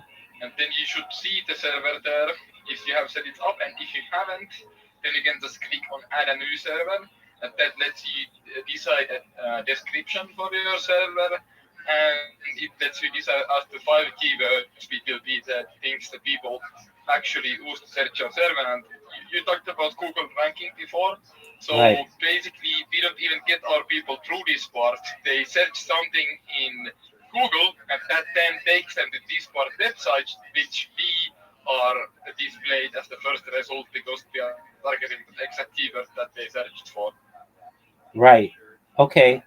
For my server, the keywords would be like followers, TikTok followers, Instagram followers, all of this. And when people search Discord, TikTok followers, Discord, they find the Discord website that specific page lists the results for that tag or keyword. Sure. So maybe I didn't have a Discord. So I had discord.me. Yeah, that's one of them. There's so many sites, but I have my bot is designed for Discord.com because not Discord.com, Discord.org, because Discord.org is the one of the most original, and because it's being one of the most original, one of the most used websites for this type of stuff. Right. Okay. So I'm gonna add mine to that. And you be very like, you don't need to do that much research, but you need to like actually think about which keywords you're gonna use. So it could be, if I was you, ever probably do like social, community, and maybe, I don't know, politics is like kind of rough keyword, but Right. I understand. you need up to 5. Okay. And you should definitely put 5. Right. It doesn't hurt to have as many as you can have. But that's the most important part, the keywords. Okay. I think I could figure this out now.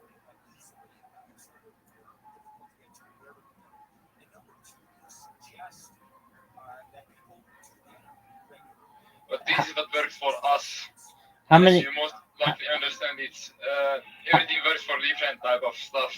For you, what you have been doing seems to be working. This, what we do, might work for you as well. Absolutely. But with like keywords like community, there is much more competition, and if there is much more competition, that means you need more bots, which means you need more servers, which means only way to compete is to have, like, if we need for our keywords around 20 servers, which we have right now. We had 60 before.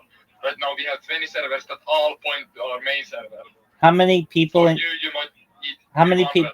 How many people in your main server do you get per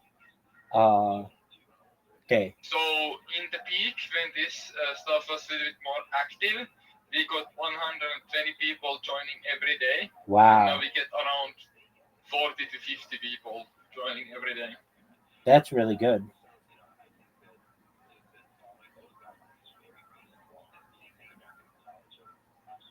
Okay, I'm doing it. And then what do you do with your server? So your server, if you are adding this server, it would be just like when anyone clicks it on Discord, they will just be redirected to this Discord server. They will just redirect you to the invite link. But if you want to do what we are doing, then when you add additional servers on separate accounts, then you only place the invite link of this server inside those servers. So when people join it, they can just see, okay, it's directing me to this one. Right? Isn't that difficult though? Because it's like people are like, well, what's going on with this? Yeah, they might wonder what's going on with it, but it works at least for us. I've gotcha. Okay. It might differ based on the targeted category, but for us it seems to be working. Yeah, no, I understand. Okay. You need to follow our guidelines. Okay, save. Man, doesn't Discord do a lot of captchas? Discord does 8 chapter quite a lot. 8 chapter is one of the most powerful chapters out there. Yes, it is. At least one of the most difficult to bypass with bots. That's right. Okay, so it says this server is currently under review. Yeah, that's automated, so it takes like 20 seconds maybe. When you refresh the page, you will see that it has been accepted most likely. Okay, excellent. Okay, just waiting on it. And then there's a bot that needs, or it added a bot. Yes, the bot is what you communicate with in your own Discord server, so you can actually bump the server. But you have to do execute one command in your server now that you have added the. You have to like create the invite channel, which means you have to define which will be the channel that they see when they join the server. So you kind of need like one channel in this Discord server where you can communicate with the bots. Right, I got it. I've got a moderator channel that I can do. Yeah, so you want to talk to the bot there, and do you want to let me actually 1 second. I think it was this command which you have to execute in the moderator channel to finalize the setup in the, for Discord. And then what's the point of your main server? What does it do? So we, like I said before, we just sell bot followers. It's just sounds. When I spend time on PC, I don't want it to go fully to waste. Maybe I play video games, which is kind of a waste of time. So while I do that, I want to make some money on the side. So it's just about selling stuff. I can show you. This is my server, but it actually has been banned on Discord, but it doesn't matter because we have external servers. Okay, it says, welcome. Lorex. How are you? Can you? I can. Just one moment. Yes. Can you hear me? I don't think you can hear me. Just one moment. Yes, we can't hear you that well anymore. It seems like your voice is not coming in from the same source anymore. Right, it isn't. Just one moment.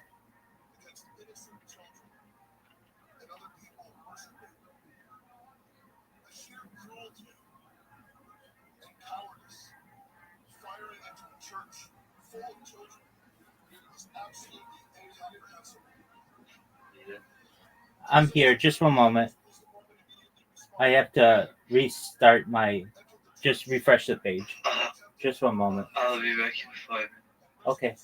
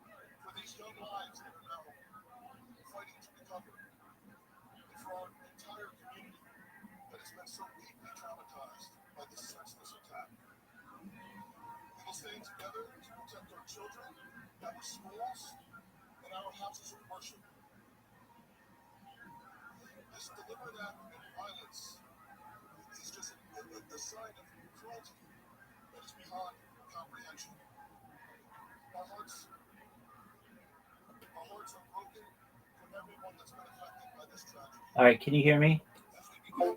Can you hear me? You still can't hear me.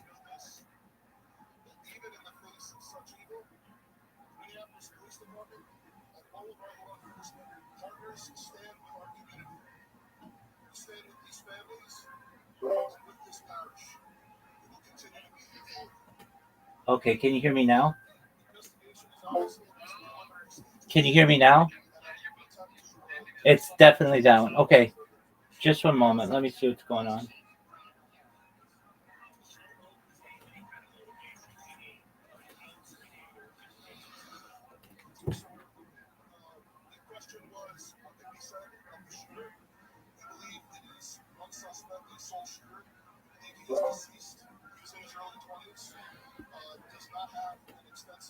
All right, there we go. Okay, now it's perfect. Excellent. Now it's perfect. All right. Was that your friend who was in here? Yeah, my friend just joined. Excellent. Another one. He just said he had to go for 5 minutes. Yes, I heard him. Apologies. he's really confused right now, but this is if you can tell him also when he's back. Absolutely. Okay. So I'm doing what you said to do. Authorize.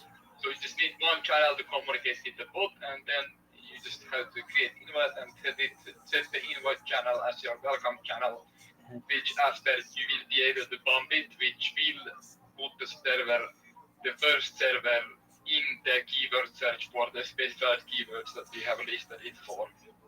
And what we do is that we have multiple servers which are all automatically being bumped. That's what I have been trying to explain. Right. So they are basically being bumped in parallel. So instead of every 2 hours, which is the cooldown by Discord for the bumping, we can bump it every 5 minutes with 20 servers. I see. All right. That's cool. And it does it automatically? Yes, that's what we use. We use the server, and I have basically captured the request that goes to Discord when you execute /bump, and then I have made a list of Discord authentication tokens, which I have in a list, and the specified channels for the bump, and the bot basically, or the script basically, just sends the bump message sent request for each of the accounts each 2 hours, so they keep getting bumped automatically. Excellent. All right. So basically, I have automated the site in Discord. Right. Which is the bumping. I gotcha. That's cool. And then, apologies. I know I asked this question, but I want to make sure I understand correctly. The overall point of your main 9x9 Discord is what?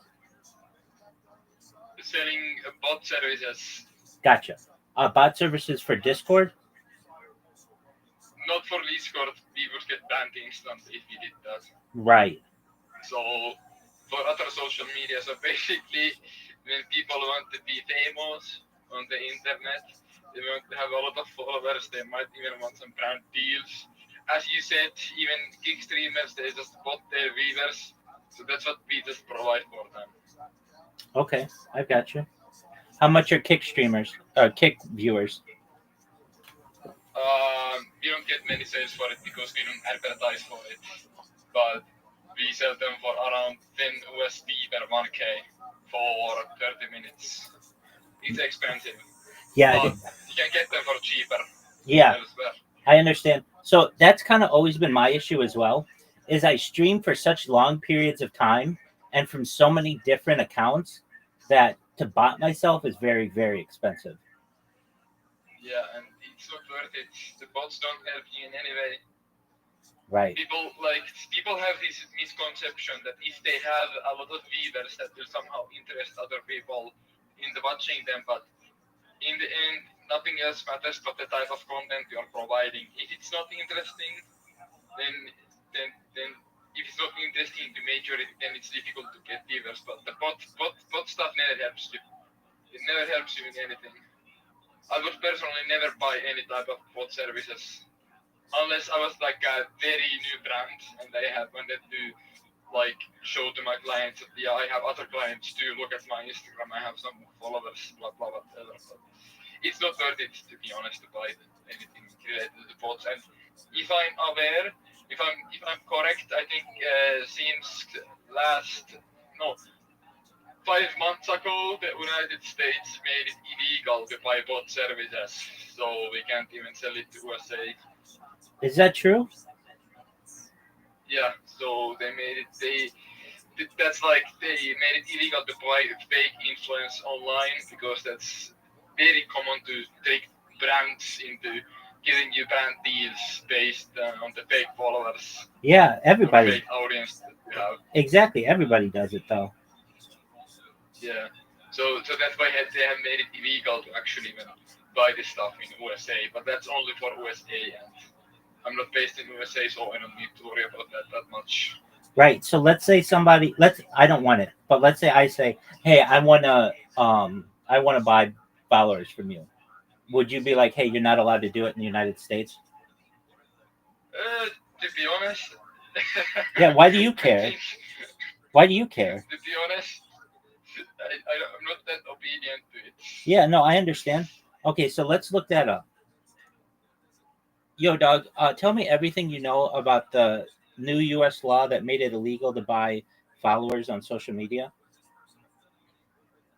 Because if this is true, nobody's following it. All right. Yeah, nobody knows it, and to be honest, as someone who doesn't sell it from inside USA, it's hard for me to care about this. Yeah, no, I understand. So in August 2024, the FTC finalized the rule as part of the use of consumer reviews and testimonials framework. The sale bans the sale or purchase of fake indicators of social media influence, including followers, likes, views, subscribers, shares, comments, etc., when used in a way that misleads consumers or is intended for commercial gain. Specifically, fake indicators are defined broadly: bots, hijacked accounts, fake accounts, or accounts using someone's information without consent. The rule applies only if a buyer knew or should have known that the indicators are fake and they were used to materially misrepresent influence for a commercial purpose. Penalties are hefty, up to $51,744 per violation. The FTC now has clear enforcement power against deceptive practices involving fake reviews and fake social media metrics. All right, so it came from the Duvimi case. Back in 2019, the New York Attorney General reached a precedent-setting settlement with Duvimi LLC, a company that sold fake followers, likes, and views. That settlement marked the first time a law enforcement agency found such practices, especially when involving stolen identities, as illegally deceptive. Later, in October 2019, FTC settled with Duvimi for $2.5 million in its first ever complaint challenging the sale of fake social media influencers. All right, interesting. But this, of course, doesn't touch like botting or Discord server with tools that we use, for example. It's not deceiving anyone. It's just making it impossible for other people to find other options. Right, and I don't do it for commercial purpose, and I don't think you do either. So that's kind of on the person who does it. All right, you said it. You said Discord usually takes like 30 seconds to be under review. Yeah, it shouldn't take long. So if it takes long, that's some people have said that it might take long, but for us it's very fast. For sure. I understand, probably because your servers are pretty small too. Like when you start them. That might be it. Yeah, when you start them, nobody's in them, and they also don't have any sub channels. Yeah, exactly. You understood it perfectly. Yeah. Just have it as a redirect server, like a gateway pointing to the main server. Exactly. But with mine, it has a lot. So, wow. So basically, if I understand this correctly, and I think I do, you'll just get random people who go to discord.com, and they're just looking for people with whom they can interact. and the default setting is not show me the biggest servers. It's bumped recently, and because Yeah, exactly. right, and because yours are always being bumped, there's a very good chance you're going to be really high on that list for very popular keywords. Yeah, And and we can affect it by adding more servers. If 5 minutes is not enough, let's say we target even more popular keywords, then we have 500 servers, and we can have it very short period of time, almost always be visible there. oh, I'm back. very cool. Welcome. Apologies, I couldn't speak earlier. Can you hear me? Yeah, yes. Okay, excellent. Oh, and then, but this is a different friend, right? This is we already talked to. Yes, Takis yes, house. there is two people. There is two people in the call as my friends. Yeah. Absolutely. You already told them Yeah, what you're doing, basically. absolutely. So, I'm not sure if you mentioned that you streamed for 4 years, but well, I do. I say I do it for 3.5 years. Yeah, that's in my opening spiel. Okay, so with this board, then you do you have to create multiple Discord accounts or just multiple? yes, because this board system is kind of intelligent. So if it sees that one account is admin in multiple servers, it shares the cooldown in the bump. So when the cooldown is shared, it's pointless to bump many servers because you could just, if the cooldown gets split in half, like if the cooldown is by account, it's not really by server, so it's by account. So if I make 10 servers on one account, then I'm just gonna be able to bump one of them each 2 hours. So that's why need to have multiple accounts, so the cooldown with the servers is not shared. I understand. Okay, so if I what's a keyword that you focus on? So we just focus on very specific stuff. So TikTok followers, Instagram followers. So if I just type in before it was followers, Discord banned that. if I type in TikTok followers, and then Yeah, you have to type TikTok dash followers because they have basically banned the followers tag. So only way to find it is to have the dash there. But we don't get the people directly from Discord. They search it in Google, but because Discord has very good Google search rankings, they end up on Discord and then they find the keyword. So people don't actually type it in the search of Discord. They type it in Google search and then they find it. Find the Discord listing because Discord is ranking the highest related to Discord content. right, that's brilliant. Okay, so if I go to TikTok followers, TikTok dash followers, and then I go to bumped recently. You should see like a lot of new servers. We just got almost all of our servers banned, so we don't have that many right now. But you should see like a lot of servers. They look the same. Let me actually see what's the status right now. Is Instagram Boom? Is Instagram Boom yours? Yeah, all of these, let's say new. Social. The first 8 servers you see are ours. Oh, cool. And sometimes we even bought members in the server, so people just don't look at the one member online. But right now it's not so stable that we have bought members there.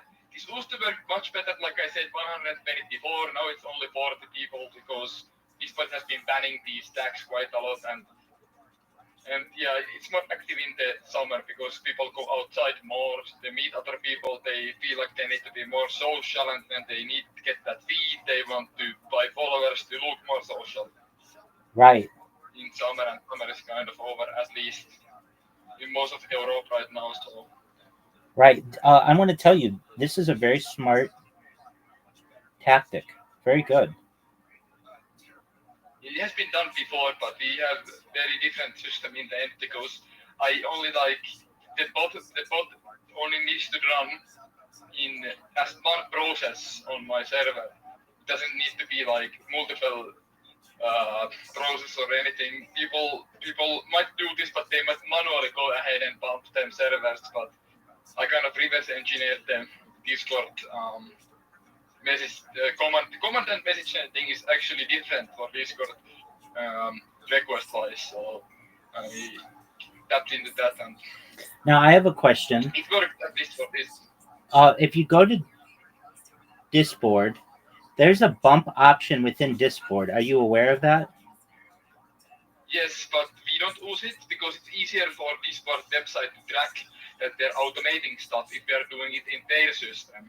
But if we do it in Discord and they are aware that Discord doesn't care, that we send one bump command each 2 hours per account, we get away, like they can't like recognize that we are doing it automatically, which is not allowed by their TOS by the way, which doesn't matter because it's just some free service on the internet. They don't really lose any money if we break their TOS. Right. Very smart.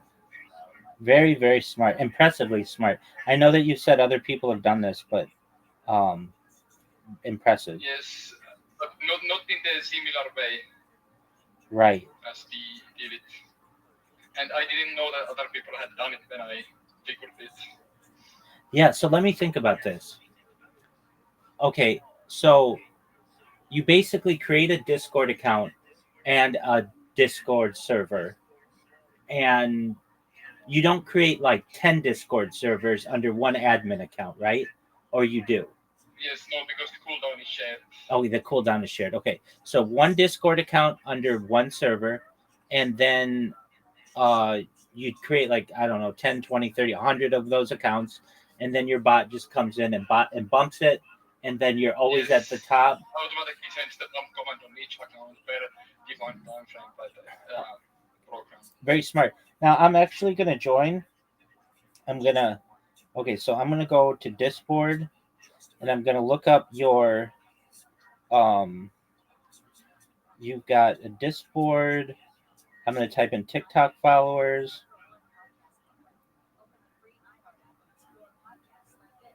And you've got, are you Instagram Boom? Yep, that one for example. Excellent. So then I'm going to go, it's going to take me to Discord, Instagram Boom. So you've got 109 members, and you don't care about those people. You only care that they filter to your main account. Can you see? I didn't entirely understand what you just said. Sure. Like, You don't care. Said, you don't care that Instagram Boom has 109 people. You care whatever the link is within Instagram Boom has more people, right? Yeah. So because that's where the sales happen. That's where the customers actually buy the stuff we sell for them. So and if you join Instagram Boom, you will see that the only channel is saying something about verified here, or this is just a verification portal. It's just, they might have the concern, what is this? But then we just, I see it. I see it everywhere online. I see it. Absolutely. It's fucking brilliant, dude. It's fucking brilliant. It's a really, dude, I'm going to tell you this, Kat, I see people who try to trick the system every single day. I do it myself. I love new ways to trick the system. This is a good one.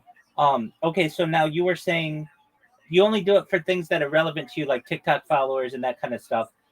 Because I imagine. Yes, so it's very important that you target exactly what you think the people who would look at your kind of stuff search for. Right. Now, I imagine it's very difficult to get like for chat or karaoke. Yes, that's very competed. Yeah. It's difficult only if you don't have time to create 500 servers. But if you have time to create 5, you pretty much manage it. But when you do it in such mass, there is a little chance that some Discord system will be alerted that boom, 500 servers with community tag just appeared. Right. And so they might be. And so, what happens when they ban you? So they have a kind of a dumb system. So all you have to do, just create a new server under the same account.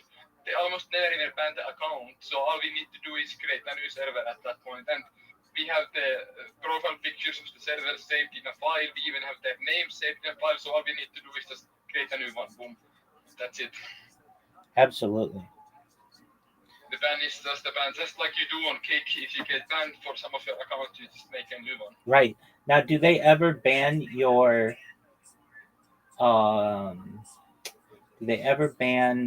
main account that you have on Discord? The accounts never get banned, but our main server has been banned long time ago. That's what I figured. Because it's just like when we started having our server in Discord, it wasn't even not allowed to have this type of server there. But nowadays, it's not allowed to have this type of social media follower selling service on Discord. So we just got banned out of nowhere without warning because the rules just changed. So we don't have it anymore. That's why none of the servers in Discord directly say anything about selling followers. It's just about community server, join here to gain followers together, blah, blah, blah, blah, blah.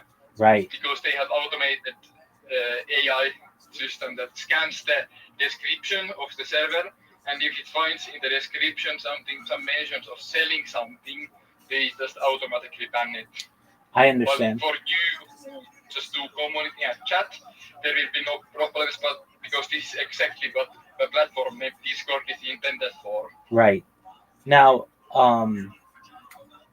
let's see, if I go to Discord and I go to like, so I always wondered why does it say bumped recently? Like, who's going to those? They just generally would go to the biggest, most popular ones and work their way down. But now I understand why. It's in Discord's best interest because then they get a bot in your server, and yeah, they can get information from it, and they can get people can see the bot, and usually people have the bumping set to public channel, so other people can bump it. Not the pop. I have it in private channel, the bot bumping it, but they have it in public channel, so other people see what is this? The server is being bumped. Oh, maybe I can get members with this my server as well.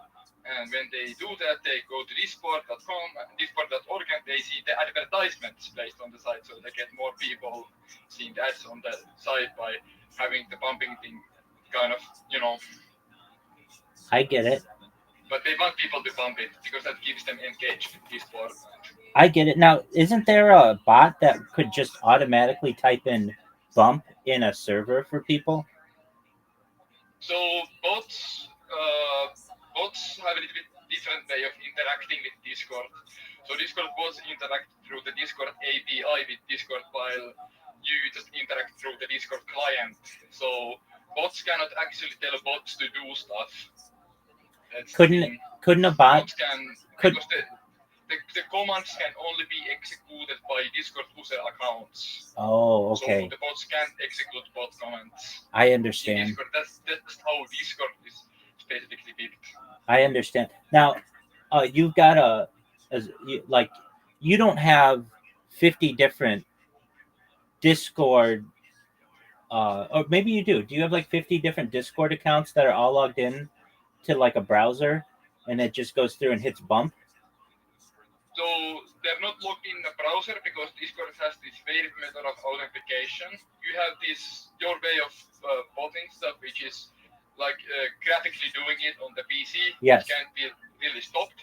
But Discord has this way of authentication called the Discord token. So basically, if you send any request to Discord API, all you need to do is say one like master password type of thing that just authenticates the account to do anything. So I can have the script side thing that just sends request to Discord with my account authentication token that tells execute this command in this channel at this time. Right. So it just made sending requests to Discord API. It's dumb that they allow it, but they do allow it, so we do it. Yeah, no, I understand. Okay, so I have, maybe this could, I don't know, you don't really need it because your stuff already works. All right, but I have the ability to open up multiple instances in a browser. There's an extension for Mozilla Firefox that allows this. So I could be logged into, let's say, 50 different Discord accounts simultaneously. And I just have my little bot go through and open up each one and then bump the thing every 2 hours. You could do that. But with Discord, you said you can have multiple login authentications going on at the same time without you kicking you out from the one account that's logged in. Right. Yeah. So you could do that, just like you do this thing. Yeah. You could make it work like on your media, you can do it your way. Right. No, absolutely. So I am not against it. I think it's I think for you it's brilliant because you're pushing something which is bots. I don't really push anything. I'm really here to just talk with people, and on top of that, I'm here to talk with adults. I don't want people who are under 18 to come in here just because specifically I don't want to talk with children. The topics that I discuss are generally more mature topics. So if I just went in and like botted the word, let's just say chat, people are gonna come in here and they'll be like, like I want to talk about anime, and I'll be like, okay, well I don't really know anything about anime. Do you want to talk about the future of society? And they'll be like, no. Like our interests aren't necessarily the same. Now with yours, it's like everybody who types in TikTok followers has one thing and one thing only on their mind, and that's they want to totally get your exactly. point. I get yours. It's much more difficult to target your audience with this method. That's exactly But right. this is what works for us. No, I completely understand that. What does work for me though is spamming people's chats because I can put a big message in there, and usually something that I say is going to catch somebody's attention. Like, why is this person talking about Santa Claus machines and invisibility cloaks and making me a trillionaire? Like, one of those things is going to be interesting to somebody, and they'll either put my Discord link in and figure it out or not. One other thing that makes it really difficult for what I do is I'm asking people to social media leap, or basically go from one social media to another. I'm asking someone to go from Kick to Discord. With yours, you're basically asking people who are already interested in Discord to some extent to just join another Discord server, which isn't that difficult. Welcome, how are you? Yes. Is this your friend? Yeah. Hello. I don't think it speaks. Oh, it does. Excellent. Do you mind if I tell you about myself? I think you might already have told him. Oh, okay. I may have already told him. Did I tell you? Well, I already heard you. Excellent. Tell more of it. Absolutely. Well, how is your day going? Very nice. Excellent. Hey, Kat, what's up with you and all your friends liking cats? They are just amazing. What a neutral animal. Okay. They have interesting personalities. They're random and everything. It's not a cult, but all of these people are somehow related to my Discord server. They are either moderators or the staff members. So very it's cool. just also funny to have the cat profile pictures in the staff team. Absolutely. Do you like tigers? Yeah, they're amazing animals as well. Definitely. Okay, so you like big felines, you like small felines? Just any animal, basically. Cats are just funny for Discord, I would say. Okay, and they're very popular on the internet. Yeah. Definitely. Okay, do you watch any other Kick streamers? Who are your favorite Kick streamers? I don't watch a lot of entertainment, to be honest. I understand. I watch movies sometimes, but the only type of Kick streamers I watch is Finnish people getting drunk and doing stupid stuff. I've gotcha. Are there a lot of Finnish Kick streamers? Probably dozen, like 10. Okay, so not that many. Yeah, actually, like active ones that actually get any viewers. There is of course many small ones, but right. In fact, Finland is a small country as well. We have 5 million people and 5.5 million people. Right. Population-wise, it's not that small land-wise, but I understand what you're saying. Okay, so yeah. We have like maybe 12 different Kick streamers. What about Twitch? Do you do Twitch? Do I watch Twitch myself? Yeah. Not that much. It's kind of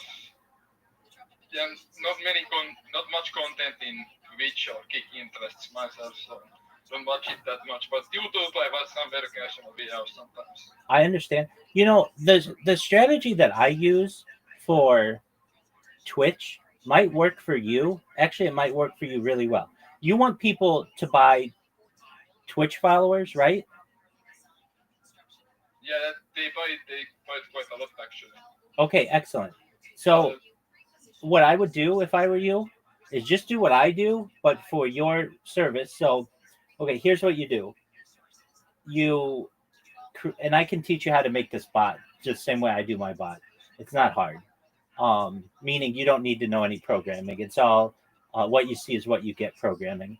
But okay, what I would do if I were you is I would create a random Twitch account, and then I would program my bot just like I do to go to people's channels and to create a clip of them, and then in the clip I would put my link to my.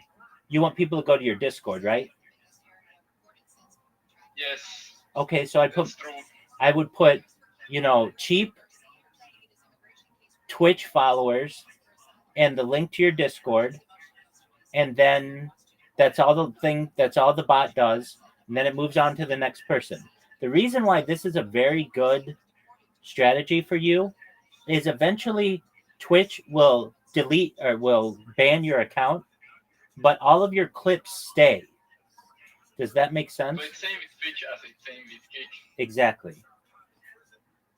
She told me about this for Kick, but I didn't know it's the same thing for Twitch. It's the same thing for Twitch. So, for instance, if I go to any, I mean, you could almost do this for any streamer, but okay, if you can, go to Kick and go to the streamer Shakti G, SHAKTYG.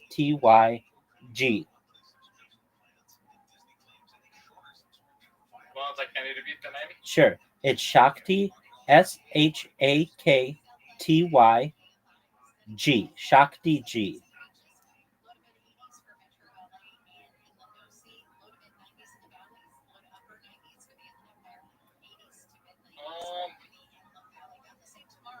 I'm not sure if I heard that. Sure. S as in Sam, H as in Henry, A as in Abraham, K as in kangaroo, T as in Tara, Y as in yo-yo, G as in gorilla. Shakti G. Shakti G. Yes. HTV. Okay, do you see Shakti G? 1 second, let me see if I can find it. That's okay. I mean, I entered the letter you said, but I still don't find it. Okay, so in the search for Kick, type in S as in Sam, H. Kick? Kick. Oh, it was Kick? Yeah, Kick. Yeah, then might be that. It's still. Okay, let's try again. S S as in Sam, H as in hippo, Yep. A as in alligator, Yep. K as in koala, Yep. T as in tiger. I found it. Shakti G. Yes. Now go to his. 6,000 followers. Yeah. Now go to his clips. Yeah, I see it. Now scroll down. Yeah, I see YouTube Rabbi Rothschild. Exactly. And what I'm saying is that if you want to sell followers, that's the way to sell followers, I feel, because those clips don't go away. And they're very strong for Google because they show up right at the top of Google results. Yeah, that's actually a very good idea. I'm definitely gonna utilize this after we launch our website again, because we had a website before, but we closed it. If you launch our website again, we will use this because this is very, very good for Google SEO ranking, getting your website up to the top. This might actually be the way to do it. That's exactly right. And you can use it for any keyword. So whatever you want. I mean, so I have found that it depends the platform that you use. TikTok, or I should say Twitch, seems to be banning my accounts about once every 12 hours or once every 24 hours. But again, that's not that big of a deal because I just create another one. And if I have to create a new account every 12 hours, Actually, I create 5 of them. That's not that big of a deal. It's not that much work. And it posts like 250 clips in that amount of time. So with 5 different accounts, that's like 1,250 unique links, basically advertising what I do. It's a very good way to do this. Now, there are some, I don't want to say drawbacks, but the thing that I find is that very few people actually look at people's clips unless they're a really big streamer. And Yes, but the even more important part is the Google ranking. yes, Those for you, we wouldn't get any people joining our server if Discord didn't rank so high. right? So we could really bump our website ranking with this system you have. Yes, exactly If right. we ever open a website again. Yeah, exactly. Because we had a website, but it was very hard to do because in Discord this is not very well competed. But in the internet, the actual website selling it has so much competition that we are on like the 20th page of Google or even much more further. But if you said that video content actually increases your search ranking even more, this would be the perfect way to get our website displaying as number 1 in the listing. Exactly. It not only is very powerful, Or higher, at least. absolutely. It's not only very powerful for the search results, it's very powerful for image results because it'll just take a screenshot of whatever you have and the alt text will be the text that you put in for your title. It's very powerful for Google video rankings, obviously, because it's a result, it's a video that just has your text in the title. And then it's very powerful for AI because AI crawls all of this for the information. So when people are like, hey, how do I get TikTok followers? It'll be like, well, some popular TikTok services are 9x9. That is at discord.com discord.gg /9x9 because, and the reason why is because you're everywhere. Like when you ask Grok or anything about me, it got all of it got all the information from the stuff that I've posted. Can I test ChatGPT? Absolutely, go for it. Let me ask.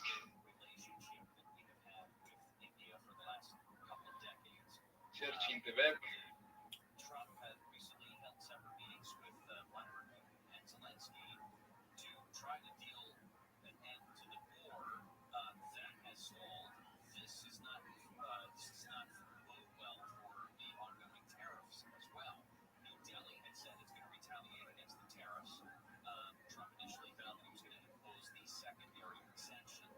Because there are other Rabbi Rothschilds, it's best to put in who is Rabbi Rothschild, the streamer.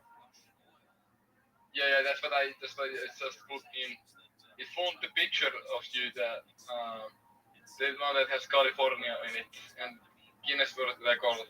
There you go. That's nice. That's nice. It's interesting because this actually helps China when it comes to export competitiveness. This is a really good way. Even getting AI exposure, that's that's wild. People just look at Google search result exposure, but not many people think about that in future they might want AI exposure. I guess the earlier you step in the and believe it or not, AI exposure is the most important of all the exposures. Yeah, it's gonna be in the future as well. Absolutely. I mean, that's what I'm saying. You asked me if my friend here what you do, and I have one friend here, one of the cats named Dex, who never heard anything because he was muted. Absolutely. Or he Dex. didn't hear the speech. Absolutely. Dex, how are you today? Hello, I'm fine. How about you? I'm lovely, thank you. Do you mind if I tell you about myself? Yeah, sure. I'm actually interested. Excellent. Apologies to everyone who's heard this multiple times or so. I'm Rabbi Rothschild. I stream my life 24 hours a day, 7 days a week, 365 days a year for world peace. I've been doing so now for more than 3.5 years, nearly 4 years. I have more content on the internet than any person in global history. The Economist magazine stated in 2018 that data had overtaken petroleum as Earth's most valuable resource, and I have more data archived on the internet than any person ever, which may make me an influential person someday. And if that happens, I want to make sure you and our friends in here and everyone who's helped me along the way not only become financially independent if you're not already, I want you to be able to have generational wealth, and most importantly, I want you to be able to start charities and philanthropic organizations of your own. How does that sound, Dex? Sounds great. Excellent. I talk about things to improve the world, in addition to ending world wars through world peace, like ending world hunger through the use of technology such as agricultural drones, floating greenhouses, saltwater greenhouses, hydroponics, vertical farming, cloud seeding. I want to help end world thirst. I'm sponsored by a cryptocurrency that's worth about $100 million. And one of the things that we do is we build wells in developing nations like Nigeria in order to help the less fortunate. Another thing of which I am an advocate is the LifeStraw program, and most importantly, desalination technology, where we pump Earth's seawater onto land to make it drinkable. I talk about other things for the benefit of society, futurology topics. I'm a futurist. I like to discuss things like anti-gravity, antimatter, faster than light travel, faster than light communication, things like space tourism, space elevators, things like interstellar travel. I like to talk about things like terraforming of other planets. I like to talk about alien disclosure, nuclear energy, geothermal energy. I like to talk about things like tidal energy and fusion energy and fission energy. I like to talk about de-extinction. People don't know this, but the first successful de-extinction took place in the year 2003 with the Pyrenean ibex, which is a goat located in northern Spain, southern France. Fast forward to the year 2021, a company out of Dallas, Texas is founded known as Colossal Bioscientific. They've made it their goal within the next 3 years to reintroduce the woolly mammoth into the Arctic Circle utilizing Asian elephant surrogates, which I just think is a really exciting premise. They recently made headlines with their dire wolves. They've created 3 dire wolves that are about a year old. Following the introduction or reintroduction of the woolly mammoth, they want to reintroduce the Tasmanian tiger, followed by the dodo bird, which I think is really exciting. Additionally, I talk about things to help people like you live longer. If you want, when you were born, the average life expectancy for someone like you is probably about age 80. I want to increase that to age 100, 120 through the use of technology such as oxygen therapy, peptides, human growth hormone, stem cells, things like cryonics, cryogenics, things like cold shock therapy, ambrosia therapy, red light therapy, really to get you to be able to live longer past age 100, 120. But eventually you may get to 120 years old and you may say, Rabbi, this has all been really great. Everything that you said came true. It's been wonderful. But my body's starting to break down. What's the next plan? And again, this is all with your consent. If you don't want to live longer than your average age, you don't have to, but there are some of us who do. I talk about transhumanism a lot, and this is one of the elements of transhumanism. And one of the things that you may be able to do in the future is utilize a type of technology known as mind uploading technology, where, with your consent, we scan your brain into a computer like a CAT scan or an MRI, knowing where every atom is in your central nervous system and your peripheral nervous system for later download as an android, an avatar, a cyborg, a cybernetic being, a clone of yourself, a robot, an ethereal being, whatever you want to be. But essentially what I'm saying to you, Dex, is that you may be able to have a future of digital immortality. What are your thoughts?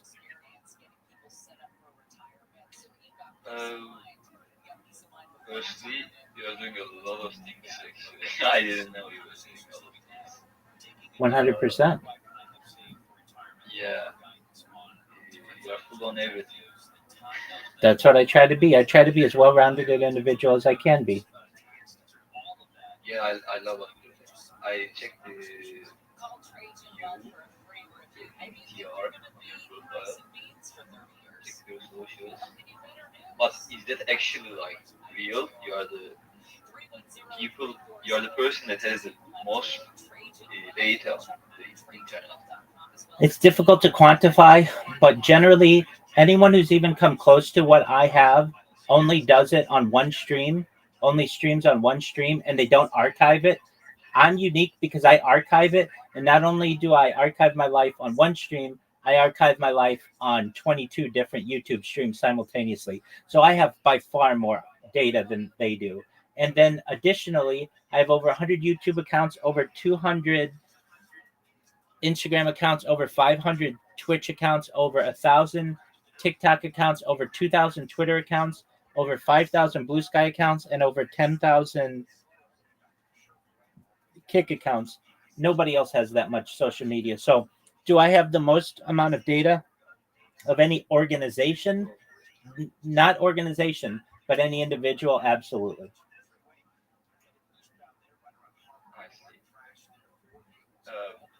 Can I also ask you about your username? Like, what's the story behind it? Are you a rabbi? I am a rabbi, and my last name's Rothschild.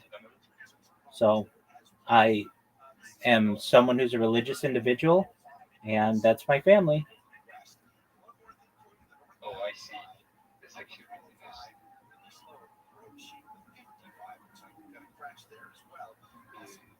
Yeah, I get invited on here.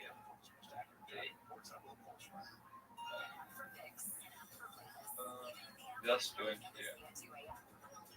Excellent. And Kat, look at all the beauty that my little robot on some Finnish streamer got, and it got all your friends in here, and we got to explore those mind uploading caps, and we learned about life extension technology and de-extinction. Isn't it a beautiful thing? Sometimes you don't know where a rabbit hole will lead on the internet, and it led you to me. Yeah, that's amazing. I agree. It's a much better way to spend my time than watching that stream, for sure. Well, I'm not always as entertaining, but there are times when I am quite entertaining, and especially when I talk about the future, people are excited for it and about what I have to say. And as you know, I don't know everything, so whatever I don't know, we're going to look up and we're going to get the right answers to. And because we have the gift of AI, we know the answers to just about everything. I mean, within reason, we can find out how many molecules are in the universe, a great approximation, or we can learn what the speed of light is in terms of kilometers per hour. Well, we know that it's 300,000, approximately 300,000 kilometers per second, but we could learn it in miles per hour. We could do different equations with it. We can learn about 100 different types of ways to travel faster than the speed of light. I mean, let's just do that. Here we go.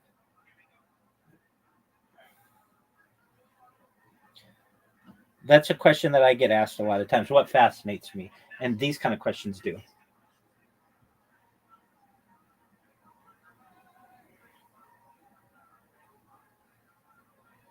What are 100 different ways we can travel faster than the speed of light potentially? All right, here we go. So there's space-time manipulation, warp drives, and bubbles.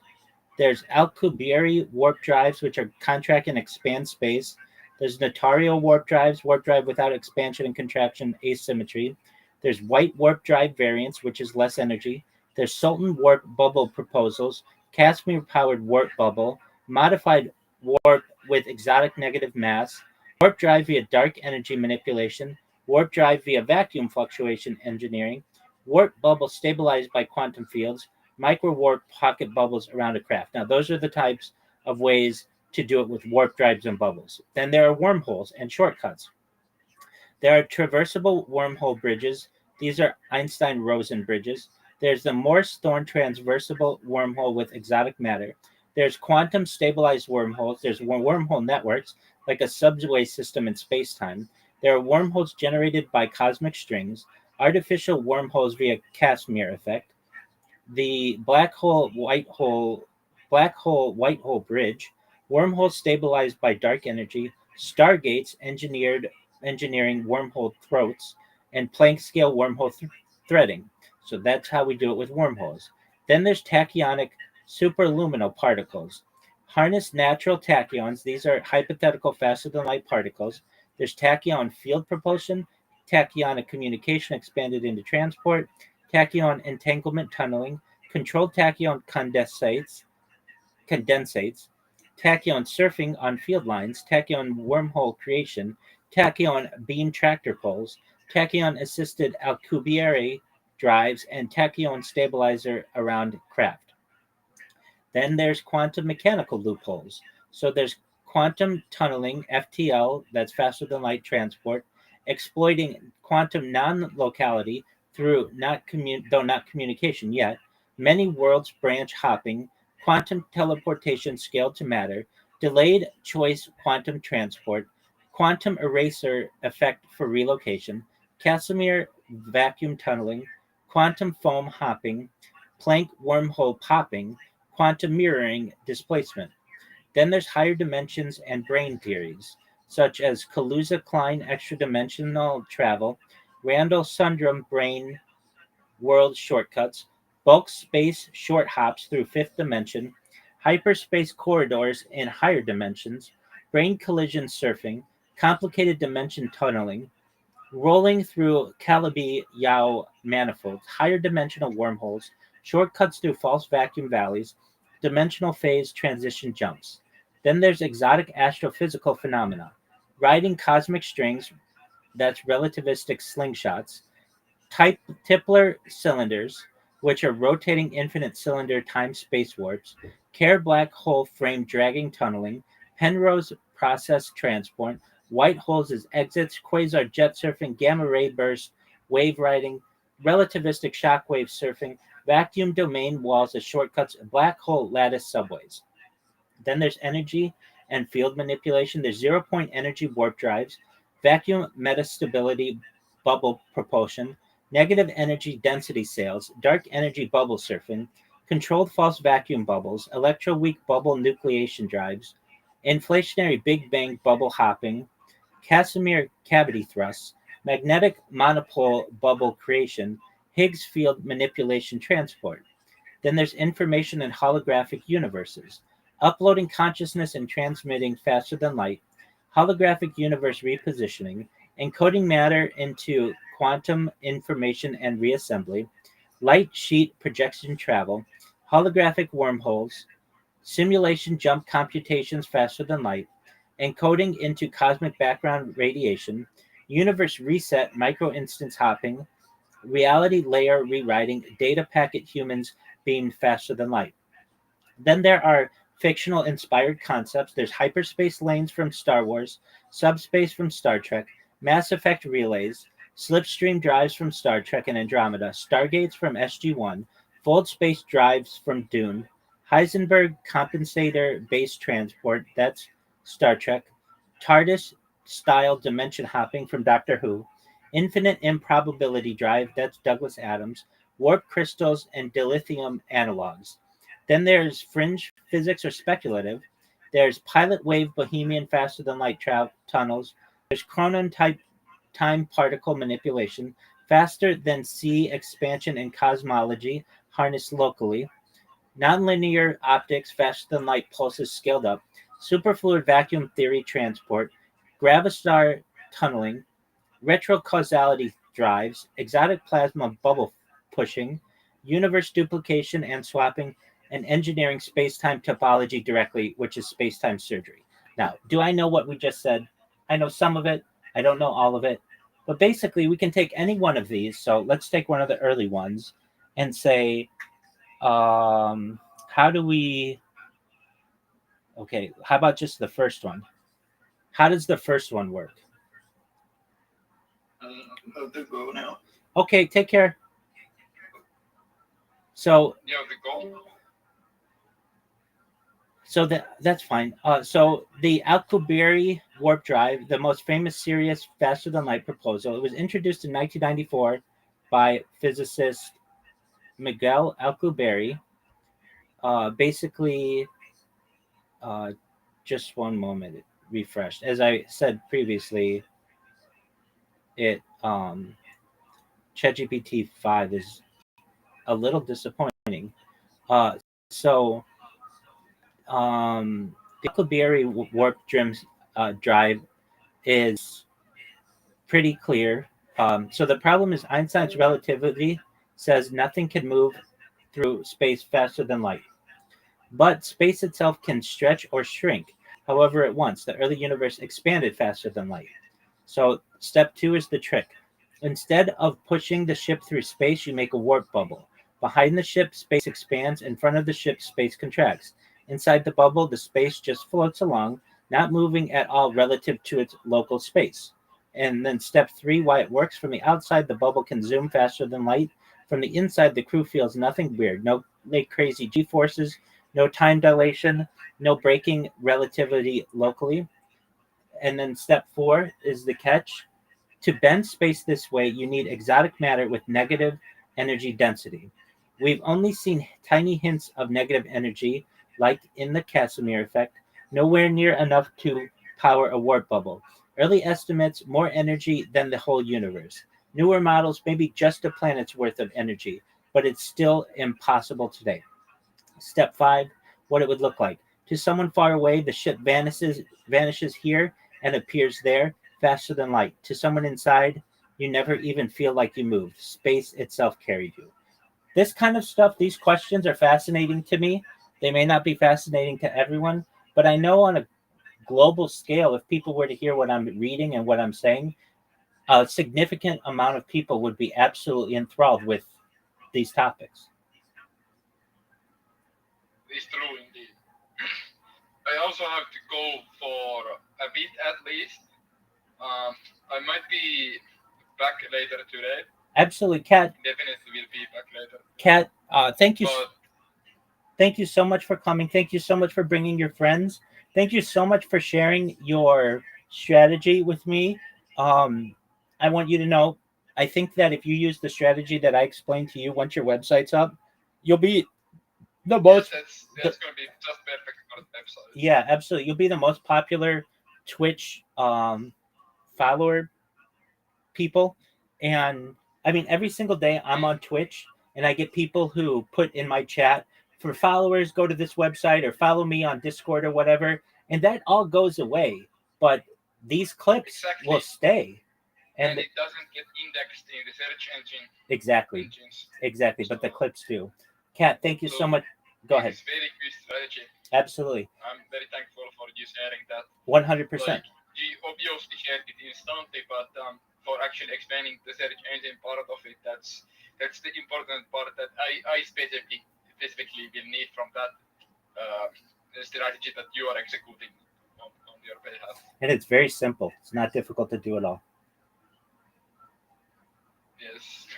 And, like, can you do it? Like, bigger kick streamers have some restrictions on what you can clip, or can you clip just any kick streamer like that? So kick, you can do anybody.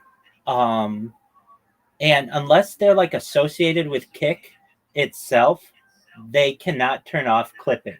So I know like Eddie Craven, the owner of Kick, he doesn't let people clip his account, but everybody else, and I mean every single other person does.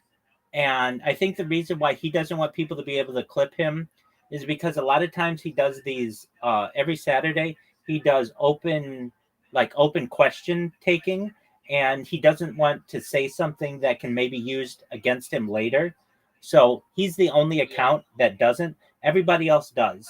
Now on Twitch, it's rare, but sometimes people make it so that only people who follow them can clip them, but that's okay. I still have my bots follow them anyway.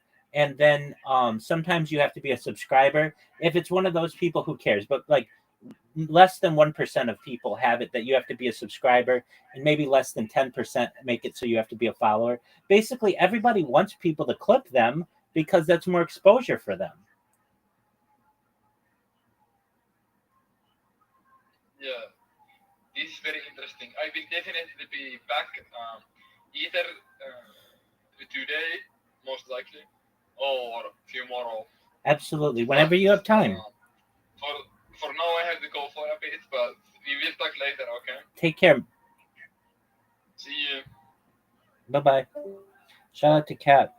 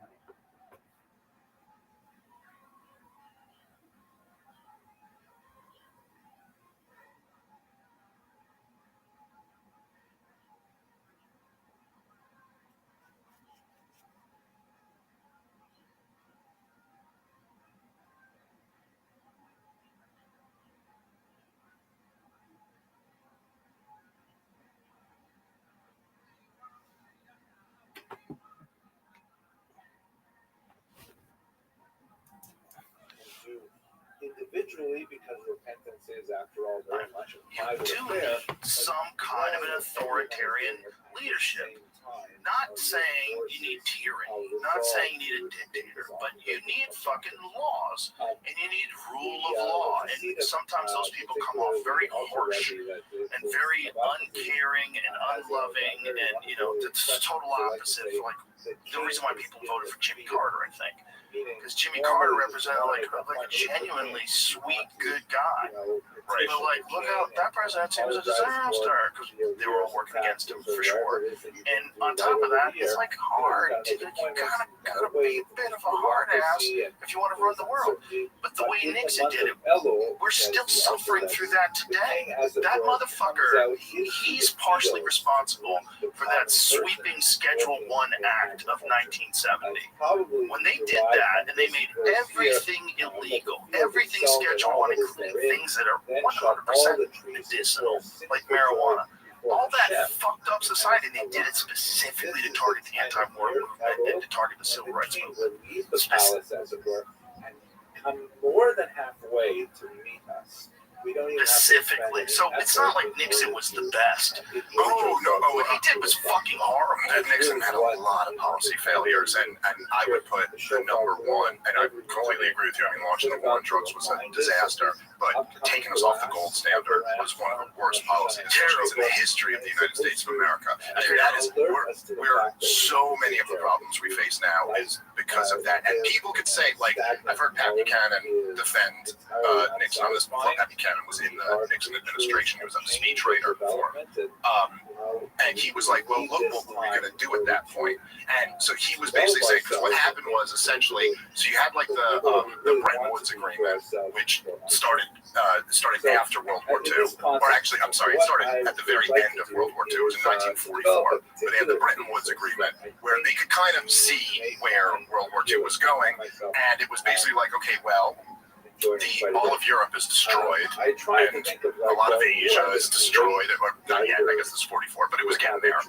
And America had, at least on the homeland, hadn't really been touched, and we had like a wild amount of the world's gold. And so the deal was essentially that, like, we will peg the dollar to gold at $35 an ounce.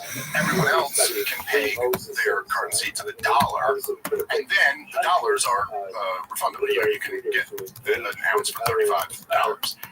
And so that, was whatever. There were problems with the Bretton Woods Agreement, but that was what stood from after World War II, so from 1944 to 1973. Or 1971, when he took us off the gold standard. And so essentially what happened was, through the 60s, we started cheating. And it became very obvious to the world that we were like, the 1960s, you're like, you have the Great Society, so we created Medicare and Medicaid, and we went to the moon, and we were fighting the war in Vietnam, and we were just printing money for all of this, which is, what we still do to this day. And so essentially the Europeans started looking at us, and they were like, I don't think you got enough gold to cover all these dollars that you're printing around. Wasn't that thing when they were gonna like do an audit of Fort Knox that we never heard about? What I know is that I'm pretty sure it was the French, might have been the British too, it was definitely the French. And the French basically called their bluff. And they just went, okay, we'll take gold. Here, we got all these dollars. We'll take gold. We get an out of dollars that we have, and we have quite a lot. And that's when Nixon went, no. He just basically defaulted in front of the entire world, and he said he's temporarily suspending the convertibility of dollars into gold. And they framed it as like, the French are attacking the stability of the dollar. Really, all they were doing was calling us on our agreement. We owed it to them. We're like, we got so much gold, bro. So Pat Buchanan says, defending his boy, Richard Nixon, he goes, well, what were we going to do at that point? Let him clean us out of all of our gold and just not be the dominant power? But I think the retort to that is, yeah, that's what you should have done, because the decision to go off of the gold standard essentially just said, well, now there's no more even pretend limits on government. This is why Ron Paul, who, happy birthday, is the greatest living American hero, just turned 90. And I was just at his birthday party a few weeks ago. And Damn, you partying with Ron Paul? Dude, that dude throws it down. No, it was very nice though to see. Tulsi Gabbard was there. It was cool.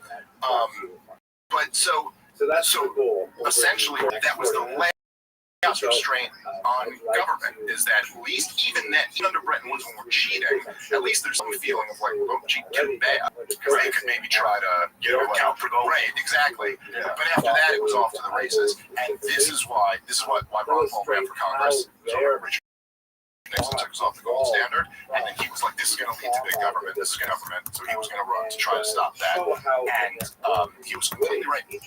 This is what has really destroyed everything, is that there's just, and it's a big part of the reason why I'm so angry about all these wars too, because it's all related. The Federal Reserve created in 1913, or the Federal Reserve Act was signed into law by Woodrow Wilson in 1913, and then in 1914, I think is when it actually got up and running, and in 1914 is when the income tax was passed, so signed into law by Woodrow Wilson.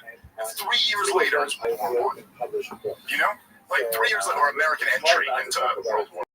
So it's like, this is the banking system and the tax system are very interrelated with the warfare state. Like, you need this stuff in order to fight wars. And even over over the last 25 years, we've spent close to $10 trillion on wars. And they didn't tax the American people for that, because they knew they couldn't tax us enough to pay. We would put an end to it. If they tried to raise everybody's taxes enough to come up with $10 trillion, because we want to go fight regime change wars all over the Middle East, the American people would have been like, no, we're not doing that. But they didn't do that. They kept taxes where they were. I think they cut some rates during those years, top rates. And then they borrowed the rest, and they still couldn't borrow enough, so they just print the money. And essentially what happens is that the price of everything just goes up and up and up. And you put more money into the system, and then people start looking around and going like, geez, why is the price of housing and healthcare and energy and childcare totally unaffordable? And the answer is because you're paying for the war in Iraq. And nobody thinks about it like that. But that's really what's going on. They can't. So for all the young people who are coming out of college now, and they're like, I'm 150 grand in debt. I have a studies major degree or whatever, maybe something better than that. But they got an English degree or something, and they're working at DoorDash, and the average house is going for 600 grand, and possibly going to do. It's like the reason why these kids are all demanding socialism, at least on the left, is because, what else are you going to do? How do you? But the reason why that is the case is because your government decided to spend trillions of dollars on up brown countries, and in some cases, then rebuilding them to blow them up again. And this is the actual cost of the thing. And I feel like it's almost nobody outside of the Ron Paul libertarians, the Austrian economics guys, almost nobody else ever makes this connection. It's like, this is the deal. You can't be a world empire without having a central bank that can print money for you, because otherwise it just doesn't work. Resources are finite, and you'll run out of them. And so you can't do that without having this monetary system. But the cost of this monetary system is that prices always go up and up and up and up, and that rigs the entire economy against the working class and the middle class in favor of the rich. It's just the way it is. When the value of assets is going up and up and up and up, that's own stuff. That's great if you own stuff and you're selling it. If you got $1 billion in the bank, inflation is your best friend. But if you're on a fixed income or you're a working class person, it just destroys you. And everybody who's working class knows this just from living through the last 5 years. But your grocery prices go up 30%. That is, that's people have this idea that there's like economic issues over here, and then there's like social issues over here. There's foreign policy over here. It's all one thing. The prices of groceries go up by 30%, and families get destroyed. Men swallow pistols. Kids grow up without fathers. That's the cost of this shit. And that's what we're living through now. And we'll continue to live through as long as we have a government that spends way beyond our means. Like Dr. Ron Paul used to say, when you spend beyond your means, you're destined to live beneath your means. And we have an economy that's built around doing the exact same thing it's always done. Right? And if you think about the amount of money, just in shuttering USA, think about the amount of money, whether you agree with USA or not, the amount of money that was being pumped through that system, to all sorts of weird places, right? There's when the Department of Energy gave $93 billion in loans in the months between Biden losing, or Kamala losing rather, and Trump taking office. Where's that? There's so many of these instances of insane amounts of money just being allocated while we're $39 trillion in debt. It's so unmanageable, and yet it just keeps marching on, and people are upset if you try to pull it off. Like the idea of shuttering some of these government organizations, all you hear about is people are going to die, people are going to starve, this is going to happen, that's going to happen. Are you fucking sure? Are you sure that this isn't a giant money-sucking scam that's been going on that does so good? Yeah, well, that's most of it, right? Yeah, number one, if you go, hey, I think, which by the way, no one in Congress, short of like Thomas Massey, maybe Rand Paul, but like no one else in Congress is even like suggesting an idea so radical. But if I were to throw out the radical idea that we should go back to pre-pandemic level spending, so go all the way back to the crazy year of 2019 when it was anarchy or whatever. That was just, they'll all tell you the world's going to end if we do that. And even when they're making up these absolutely ridiculous, claims about how many people are going to die if you cut government spending, which is all just totally absurd. But then they never seem to go like, well, how many people are going to die if I keep letting DC have all these war-making powers? How many people are going to die if the president is able to fund a proxy war whenever he wants to? Look at this shit, dude. I took so much, whatever, I'm not. But I took a lot of heat for the stuff I said on the show here a few years ago about the war in Ukraine. Look at it now, dude.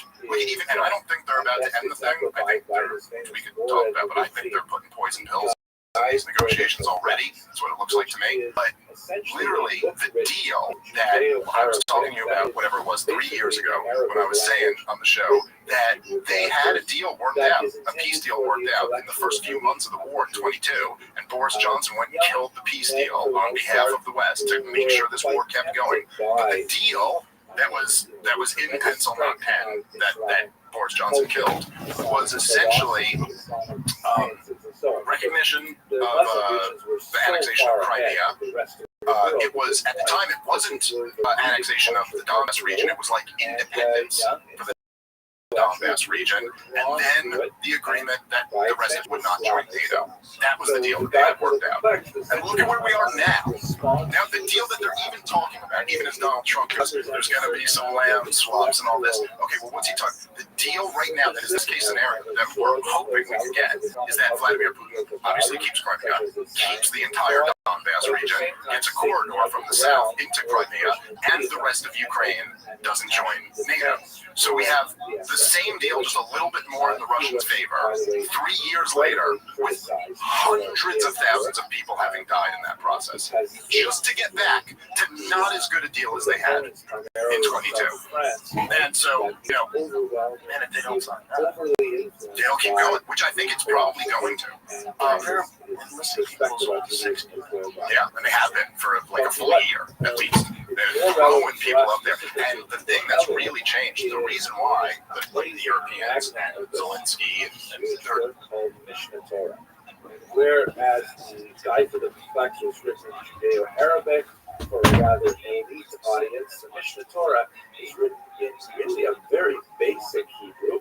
A middle school student in day school can easily read the Mishnah Torah. It's written in unusually lucid, clear text. And basically what he did in this rather audacious project is he said, Judaism is so complicated. There's this Talmud, which is, hard to understand. It's cryptic. It's hard to know when. It's providing a halachic answer to the question, and you have to know so much of it to make any sense of it. So instead of that confusing text, literally he wrote an introduction. I'm going to give you one book, the Mishnah Torah, which means literally the repetition of the Torah, and this is everything you need for Judaism, period, full stop. That as long as you have a Chumash, the first 5 books of Moses, which has, of course, ritual significance for reading, and you have my Mishnah Torah, you will know everything you need to know about Judaism. The massive document that composed 14 different books. He himself called it also the Yad Chazakah, the strong hand, because the word hand is Yud Dalet 14 for the 14 books. And he essentially explained everything. It is essentially a halachic work, telling Jews how to behave. But unlike later works like the Shulchan Aruch, he went into areas that were theoretical in nature if they had any halachic implications. So, for example, he was not shy about speaking about all the laws of the future. How are we supposed to behave in the time of the Messiah? And he spoke about the past. He talked about is to bring the ritual sacrifices in the temple. And he also talked about the laws of repentance. This is what brings us to the Elul moment for Maimonides.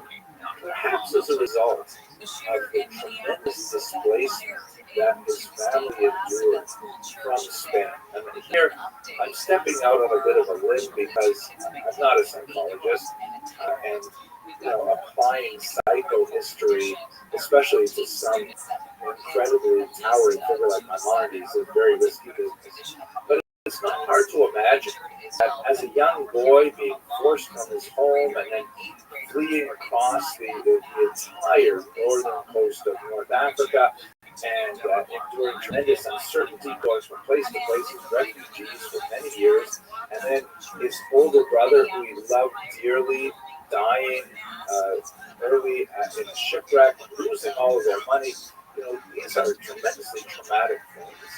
And it is my suggestion that perhaps when it comes to something as important as Cuba, what he wanted to do is he wanted to make sense of it. He wanted to organize it. He wanted to say the world seems so unpredictable and dangerous. Let me use the scientific approach for which I have been trained as a medical doctor, and let me apply to things like Cuba.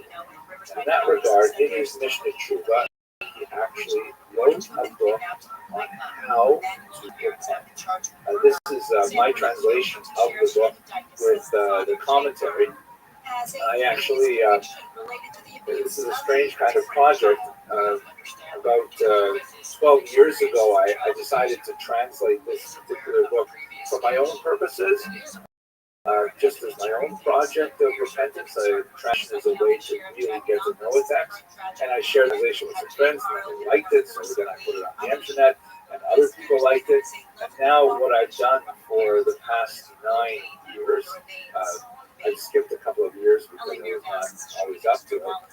But I have gone back to the commentary, and I've reread it, I've refreshed it, and put it out on the internet again. So this is the version that's quite a bit about the coronavirus pandemic and how that has impacted my own personal tshuva. It has some really good pictures in the tshuva. Let me show you.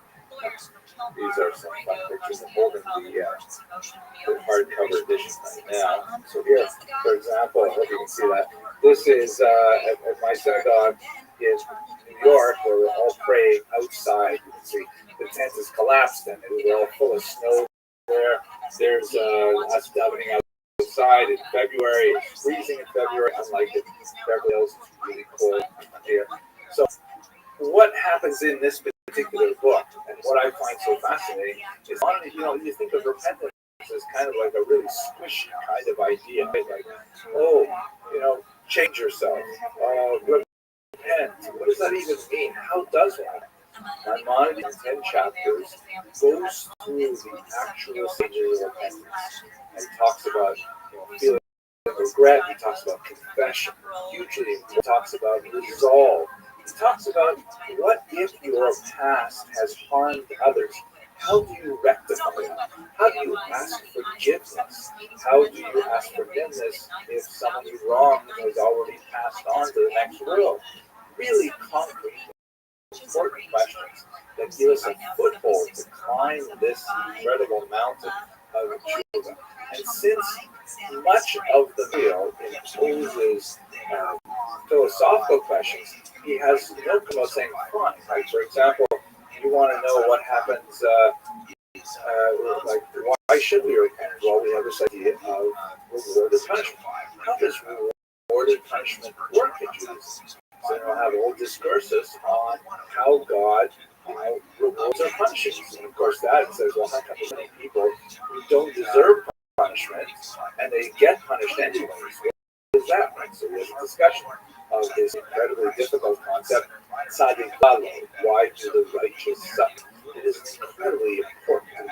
It's a beautiful document, and I encourage all of you to have a look at it. There are English translations available online through Chabad.org, for example. There's a very good translation available, and of course, lots of others. So that's Maimonides, and his Ella moment is trying to respond to the chaos that his family endured by creating a logical, scientific framework for Ella.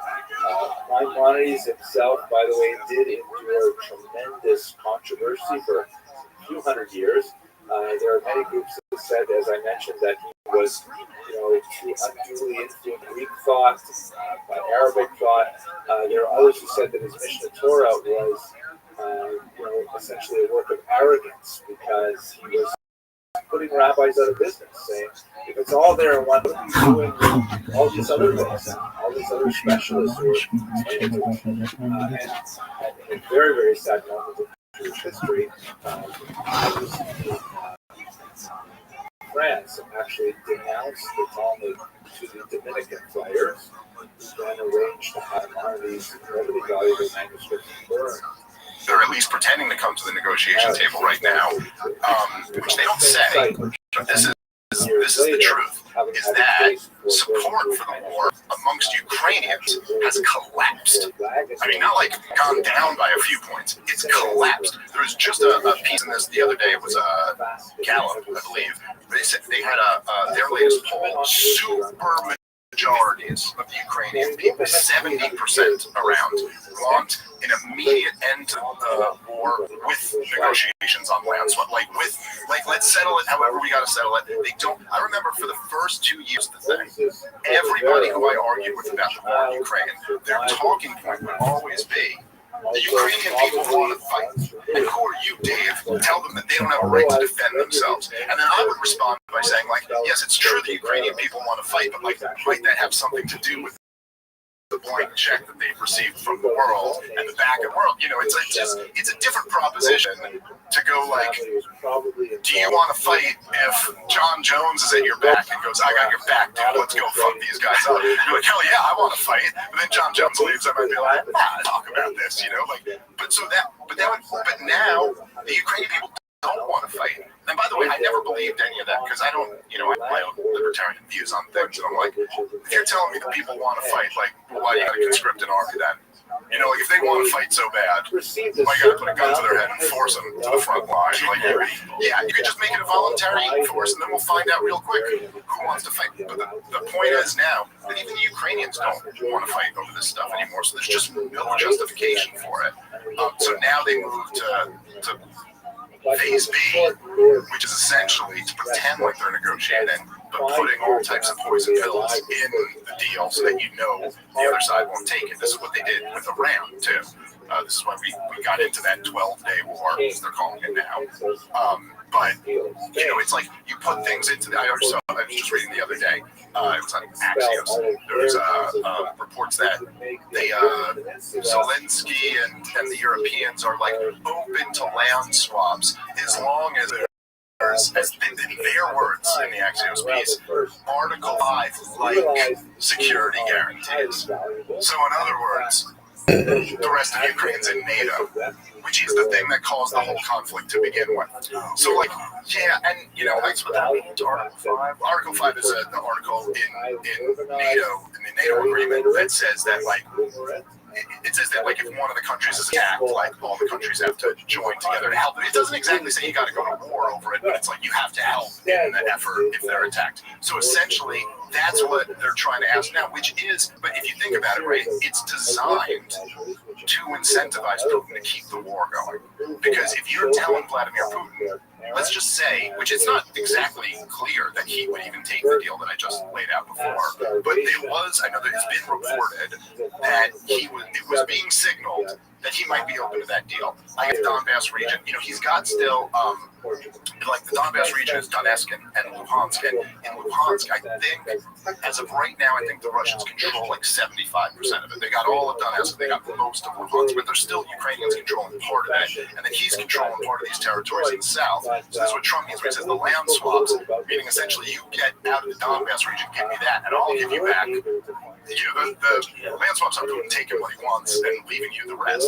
But if you're going to tell Vladimir Putin who fought this entire war over Ukrainian entry into NATO being his red line, basically in the middle of the war, not in the middle of as the war is potentially wrapping up, you're going to tell him, hey, whatever territory you don't take here will be a part of NATO. Well, what does that incentivize him to do?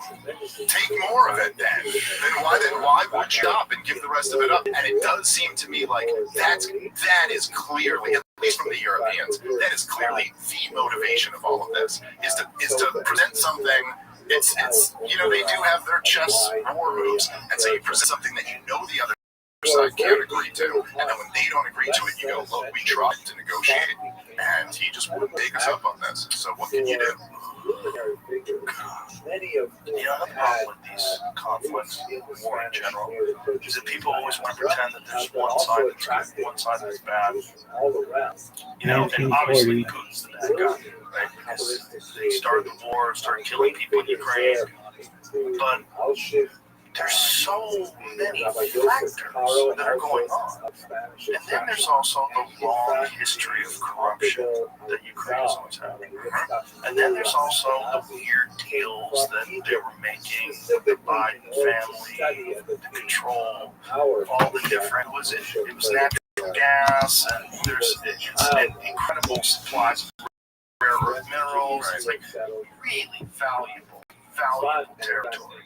There's this incentive to create some sort of, they were going to try to, I think part of the plan was like, get off of Russian power and make Ukrainian power like central, and then whatever they were making over there, the amount of power, I forget what the number was they said, but it's like trillions of dollars in natural gas, minerals, all these different things. We're supposed to pretend that that's not also a part of the motivation. Like, Trump say something about a deal that they were doing with Ukraine that involved? Yeah, he got sucked into this talk about the rare earth mineral stuff, and it's Donald Trump. It's like his weakness because there's a lot of great things about deals. Yeah, there's a lot of great things about coming from a business background, but then there's like the weakness of it is that he's always attracted by like, hey, Gaza could be beachfront property, and it's like, ooh, and you can just see him like come alive.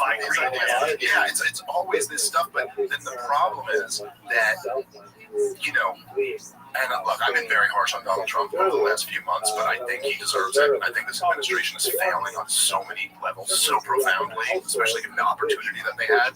But, I heard him the other day, he called into a Fox News show, and he was telling the story of the war in Ukraine, and it's like, it just seems like he's telling, it seems like you learned this on a TV show.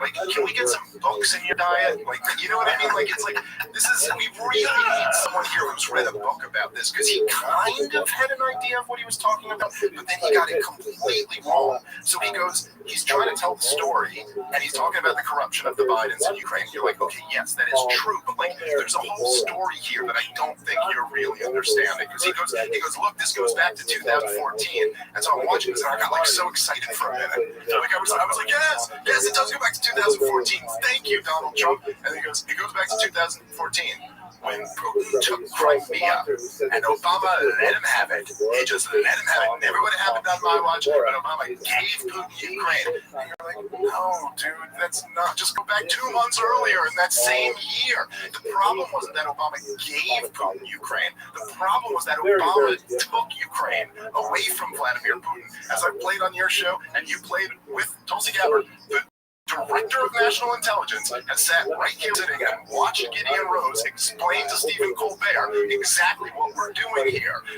Russia, as Gideon Rose, the editor of Foreign Affairs magazine, said, Russia is Batman, Ukraine is Robin. We are stealing Robin away from Batman. That's what the Maidan Revolution was. That's why the USAID and the NED poured $100 million into the street protest, right? And so they overthrew the government, and then a bunch of the former Ukrainian prime ministers started floating out, we should tear up the Sevastopol lease in Crimea. Because, this is Russia's year-long water naval port. They've always had it. This was their agreement. They had like a 50-year lease or something like that. But after the West backed to overthrew the government and put in a Western government, they started talking big like, well, maybe we'll tear up that lease.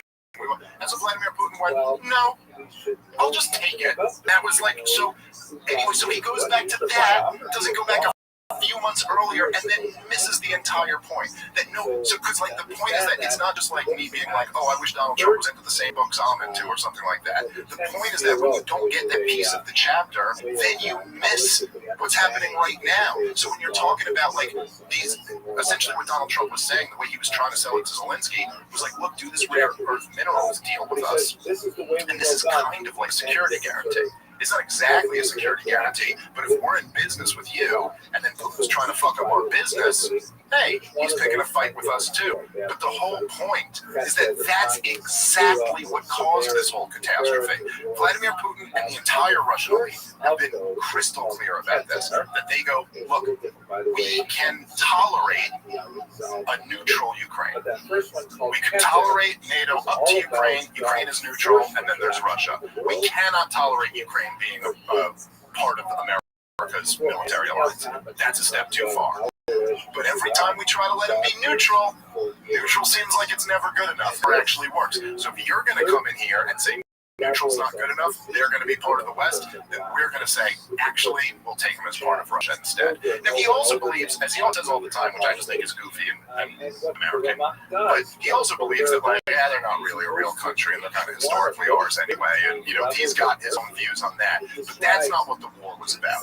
And everybody, and when I was here, when and that once we understand how God forgives you, do this rare earth with us, and this is kind of like a security guarantee.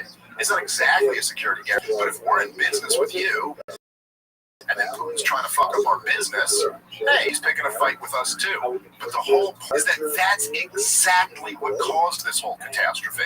Vladimir Putin and the entire Russian elite have been crystal clear about this. That they go, look, we can tolerate a neutral Ukraine. We can tolerate NATO up to Ukraine's neutral, and then there's Russia. We cannot tolerate Ukraine being a part of America's military alliance. That's a step too far. But every time we try to let them be neutral seems like it's never good enough, and that never actually works. So if you're going to come in here and say neutral's not good enough, they're going to be part of the West, then we're going to say, actually, we'll take them as part of Russia instead. Now, he also believes, as he says all the time, which I just think is goofy and un-American, but he also believes that, like, yeah, they're not really a real country, and they're kind of CRs anyway, and, you know, he's got his own views on that, but that's not what the war was about. And everybody, you know, and when I was here, which I was very excited to do, because I'm, you know, a weird romantic and have, you know, a dash of autism or something like that. But when I was really excited because Douglas Murray are going to debate this issue. And I remember when he first goes, the war had nothing to do with Ukrainian entry into NATO. And I was like, okay, well, let me just hit 2 points real quick. Number one, the head of the CIA, you know, during all the years of Joe Biden, when he was the ambassador to Russia, he wrote the Yet Means Yet memo. He literally said that this was all what it was all about, and that Russia didn't want to do this, but they would if we kept pushing Ukrainian entry into NATO, and we did keep pushing it. And then the other one was Stoltenberg, who is not, he was the head of NATO while this was happening, and he said that Vladimir Putin sent them in writing a draft treaty that all you have to do is put in writing that you will never bring Ukraine into NATO, and I won't invade. And we said no, and then he invaded. But so I said this to Douglas Murray, and I was kind of curious. Like, I was like, what's his response to me? Like, what is he going to say back? And maybe he's got something I've never heard before. That like, oof, I got to consider that? And his response was, a libertarian quoting the CIA, I see. And you're like, wait, so that's your pivot is to I'm a hypocrite somehow, which isn't even hypocrisy. Like, yes, I think the CIA should be abolished. I also think it's relevant when the head of the CIA admits what the war was all about. I don't think the CIA totally should be abolished. I think we should kind of know what the fuck is going on in the world, giving a real life perspective, not a utopian perspective, but a real life perspective. There's terrorist groups all over the world plotting shit. Probably a good idea. Yeah. So what the CIA was originally like conceived, like essentially being a newspaper for the president. Like being like, hey, we get all the real intelligence and we give it to you here. Yeah. Yes, I 100% think there's room for intelligence gathering. But what the CIA became is a paramilitary organization that starts wars and overthrows democratically elected governments all around the world. Occasionally sells coke in the hood. And occasionally, when they're bored, and maybe like on like a Tuesday, like a 3-day weekend, and then on Tuesday, maybe he's moved some crack into Los Angeles. No, that, I mean, it's a disgrace to a professed free society. I mean, it's look like when, which we've also played on the show before, but when Chuck Schumer was on with Rachel Maddow, which is one of the most amazing moments in the history of like corporate media, because what's amazing about it, if you watch like the full thing, is that Rachel Maddow's asking him questions, and he's giving his Chuck Schumer, you know, political answers to all of them, however you feel about it. It's like they have their spiel. But then she breaks from script, and she preemptively apologizes to him. She goes, hey, I'm sorry to just throw this on you right now. This is, it was in, I believe, January. It's either December 16th or January 17th. So Donald Trump has beat Hillary Clinton, but he's not president yet. He's president-elect. And so she goes, I'm sorry to throw you off, put you on the spot, but Donald Trump just tweeted this. So she's reading a tweet that he just tweeted live on air. String around God's finger to remind, which we've also played on the show before. But when Chuck Schumer was on with Rachel Maddow, which is one of the most amazing moments in the history of like corporate media, because what's amazing about it, if you watch like the full thing, is that Rachel Maddow's asking him questions, and he's giving his Chuck Schumer, you know, political answers to however you feel about it. It's like they have their spiel. But then she breaks from, and she preemptively apologizes to him. She goes, hey, I'm sorry to just throw this on you. This is, it was in, I believe, January. It was either December 16th or January 17th. So Donald Trump has beat Hillary Clinton, but he's not president yet. he's president-elect. And so she goes, sorry to throw you off, put you on the spot. Donald Trump just tweeted this. So she's reading a tweet that he just tweeted live on air to the Senate Majority Leader, or Minority Leader at the time. So she reads the tweet and it's him, trashing the CIA or something like that. Chuck Schumer just gives like his organic response. There was no script prepared for this. He wasn't planning this question. He just goes, look, here's Donald Trump talking about the CIA. And Chuck Schumer goes, he goes, I mean, Donald Trump, you want to go with the intelligence agent? The exact phrase was, they have 7 ways till Sunday to get back at you. Yeah. And by the way, Rachel Maddow in this moment does not say, pause the tape. What did you just say? Like, the most powerful Democrat in the Senate just admitted we don't live in a democracy. Just admitted that this whole thing's an illusion.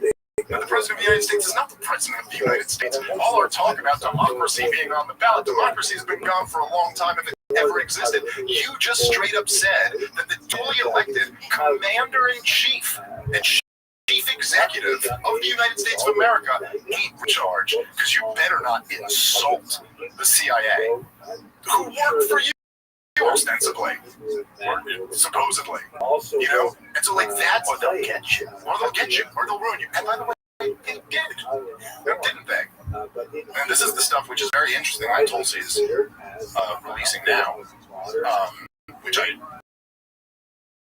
I don't know whether, I'm kind of, it's hard to take things about Donald Trump seriously to me at this point, flaking on all types of, the Epstein stuff, and just a lot of, kind of core things where, like, so Donald Trump, at least according to him, they stole the election. I was thinking about this the other day, because he was talking about, in the same thing when he called into Fox News, he was talking about the Ukraine war. He said at one point, he goes, the war never would have happened if I was, which Putin threw him a bone and picked him up on that the other day and said the war wouldn't have happened if Trump was president. Just saying when, he's smart enough to know. Nice thing to say. The guy likes being complimented. Putin's smart enough to know that, like, this is how you negotiate with Donald Trump. Yes. Never with the never started with you. Right, my friend. So that's kind of a silly point, but aside from that, Donald Trump goes, he goes, it never would happen if I was president. Then he takes it a step further than what he normally says. And he goes, it wouldn't have even happened if anyone else was president. If we had just had a regular president, this war never would have happened. It's only because Joe Biden, the worst president in the history of America, was president. That's why this happened. But then I'm sitting there as I listen to that, and I go, yeah, but you told me that they cheated. Like, you didn't really lose the election in 2020. That's been, you've stuck to that story now for many years. So you're saying they cheated. You're making a similar claim here. They overthrew democracy. They installed Joe Biden, and a war where hundreds of thousands, maybe well over 1 million people have died, happened because they cheated the election. Okay, so I'm going to need to know who they is, and I'm going to need to know when we're going to see him performed. Like, you're the president now. You got your own, but all of us on some level don't really think they're going to start arresting people over the stolen election of 2020. And I don't think they have any other. Yeah, no, that's right. I completely agree. I think there's a lot of speculation and there's a lot of consideration about mail-in ballots. There's a lot of shenanigans. There's a good record of shenanigans, and there's the reality of any kind of electronics can be hacked. No, so I agree with all of that. I'm just saying, like, once you've made these statements and your administration has an answer. No, I remember. It was one of the most interesting parts of your podcast with him was, like, when you asked him about that, it was like, you really didn't have anything to back it up. If that was you or if that was me, I mean, there was some reason why I knew that they did something, and I can give you all the facts. I would have that ready for anybody, because for 4 fucking years, they've been telling him he's crazy for questioning the election. So after 4 years, I'd have a fucking tight 10 minutes of the election where I could just rattle off at you and rock your world with it. Like, these are the facts, Jack. Well, there's a big difference between, speculating and asking some questions and being like, I'm not sure I believe the official story of this. And there's a difference between that being, as a president of the United States, going, this is what happened. Like, this was, and if you're going to say that, then you got to give me your theory. Like, really lay it out for me. Like, and never had that part. But I will say, they cut off the Epstein thing into Russiagate, which seemed to be, like designed that there was this tremendous desire. The whole reason Donald Trump's political existence is a thing is that they're furious about the swamp. They're furious about how corrupt our government is and the profound crimes that the government has committed against the American people, and they want justice for that. And so they pivoted off of Epstein after promising to deliver something on that, and then went, okay, well, how about Russiagate now?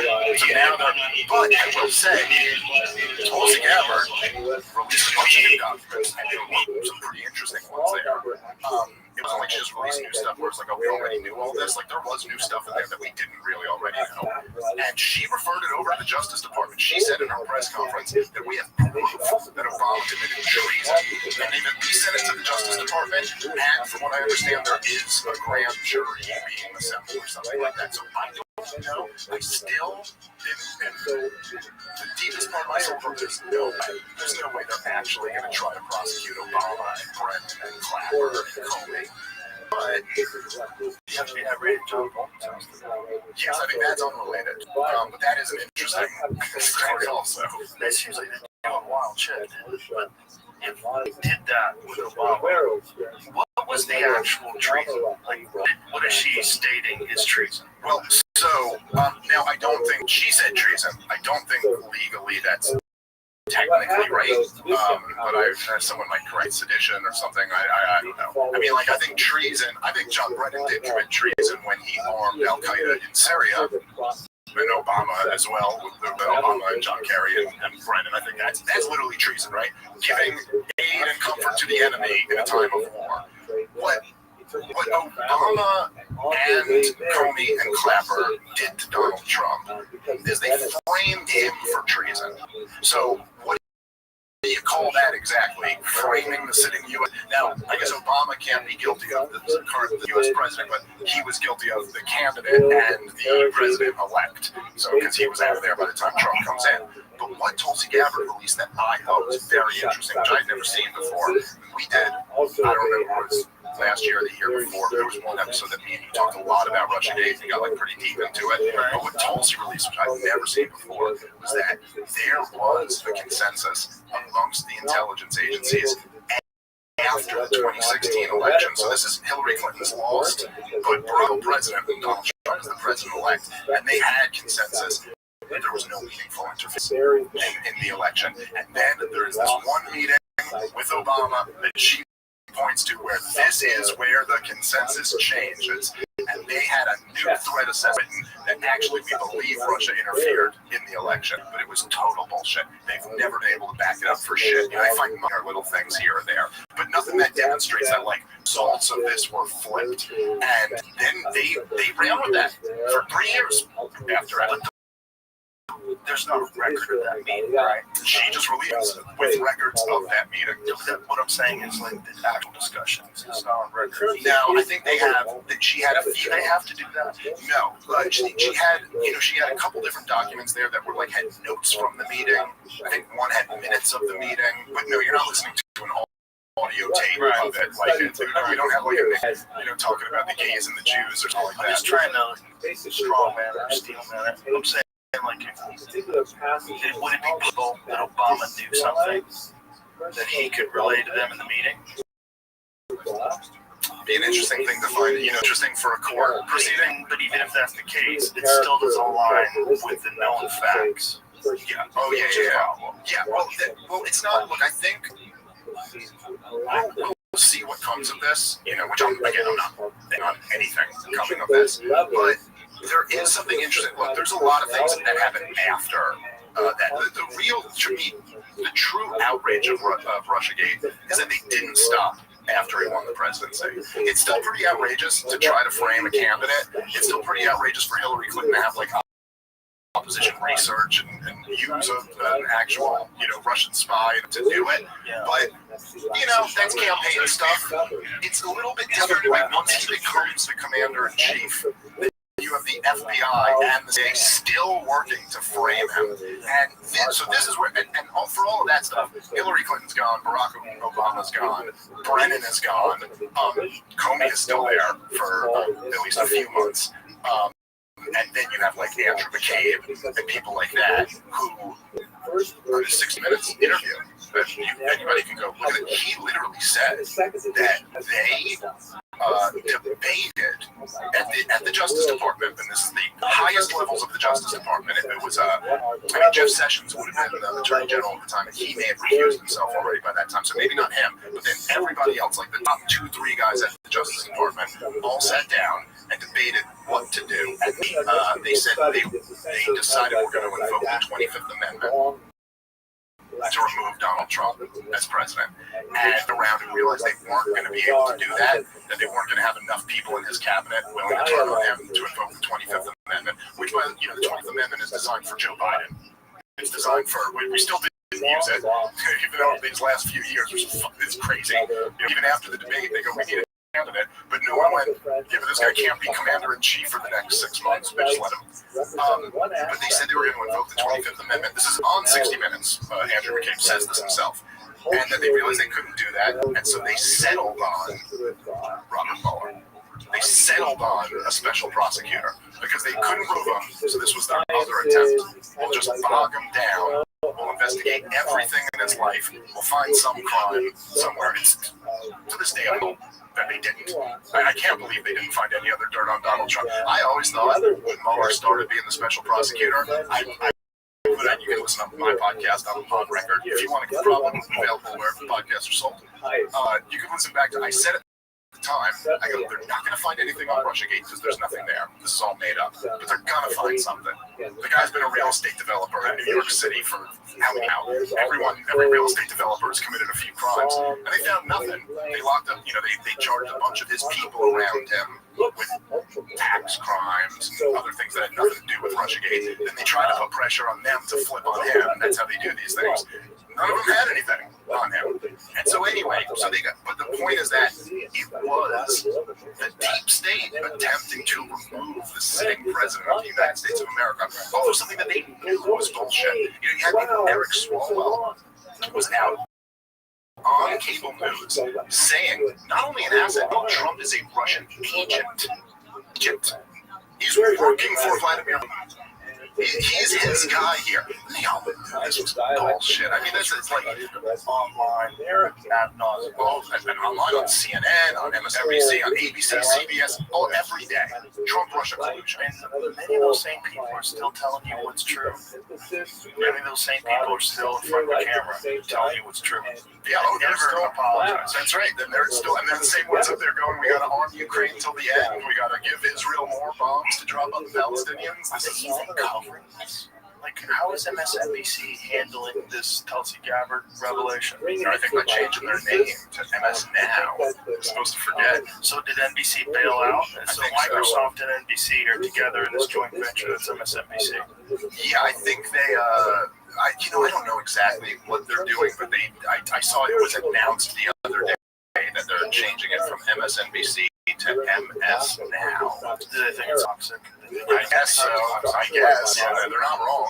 They're not wrong. They got rid of some people, though. They kept the queen. Rachel Maddow, yeah. I think she's the only one who pulls in any type of numbers, She's what she did during COVID was so awesome. Yeah. Just that alone. There's so many times where she's, Matt Taibbi wrote a great book, Hate Inc., and he basically said Rachel Maddow is the left's Bill O'Reilly. Yeah, I think that's about fair. Yeah, and it's really probably not fair to Bill O'Reilly. Yeah, Bill O'Reilly was pretty rough in his day. I mean, I don't know. I don't know if he's as inaccurate. Like, that was horribly inaccurate. It was bad, the COVID stuff and then the Russia stuff. Like, is there a thing that you can point to that Bill O'Reilly pushed that was a hoax for Iraq years? Iraq. I mean, they were so bad on Iraq, dude. Bill O'Reilly and Sean Hannity and all those guys, I mean, they were just, it just, like, as if it was a certainty every day. It was a certainty. That's a lot worse. Nuclear weapons, and, I don't know, you could debate. What's worse? I mean, no, that's worse. Well, yes, that's worse. Well, yeah, I mean, 1 million people died. So there's a strong argument that that's worse than other things. But there is something about, look, first of all, there is something about framing the sitting U.S. president that truly is a crime against the Republic in a profound sense. But the other thing about Russiagate, which I think makes it, where you can maybe enter into the debate, and then COVID, you can argue with all these things. There's the war in Iraq, I don't know. Really destroyed a lot of people's lives. But the part of the reason why they framed up in 2016, Donald Trump was explicitly running. He talked about this in like all the debates, and in the beautiful kind of childlike Trumpian way, where he just has no filter, so he just says the thing that's in his mind, and then he often thinks he's like a genius because no one else has said this out loud. But it's not that they haven't thought of it; it's just that they're all corrupt. But he just said, because at the time the war in Syria was going on, and Donald Trump would just say, "Why are we in Russia on opposite sides in the war in Syria? Russia's trying to kill the terrorists. That's who we're trying to kill." Because Obama and Brennan had been siding with the terrorists. They had been funding Al-Qaeda and ISIS in Syria to try to overthrow Bashar al-Assad because that was part of the clean break strategy to 7 countries in 5 years. This was the next guy they were trying to overthrow. They ended up getting that regime change earlier this year. So they were working on that. And then Trump just went, "We should be friends with Putin. And we should work together on killing the terrorists. I don't care about overthrowing Assad. I'm not in on that plan. I don't even know what you're talking about. Why would we want to overthrow the secular dictator in a 3-piece suit who shaves his chin?" He was just like, "This is stupid. I don't want to be a part of that." And he was running on, "We should be friends with Russia." And this drove all of the Republicans crazy. Like, we should be friends with Russia. But that was just what he was running on.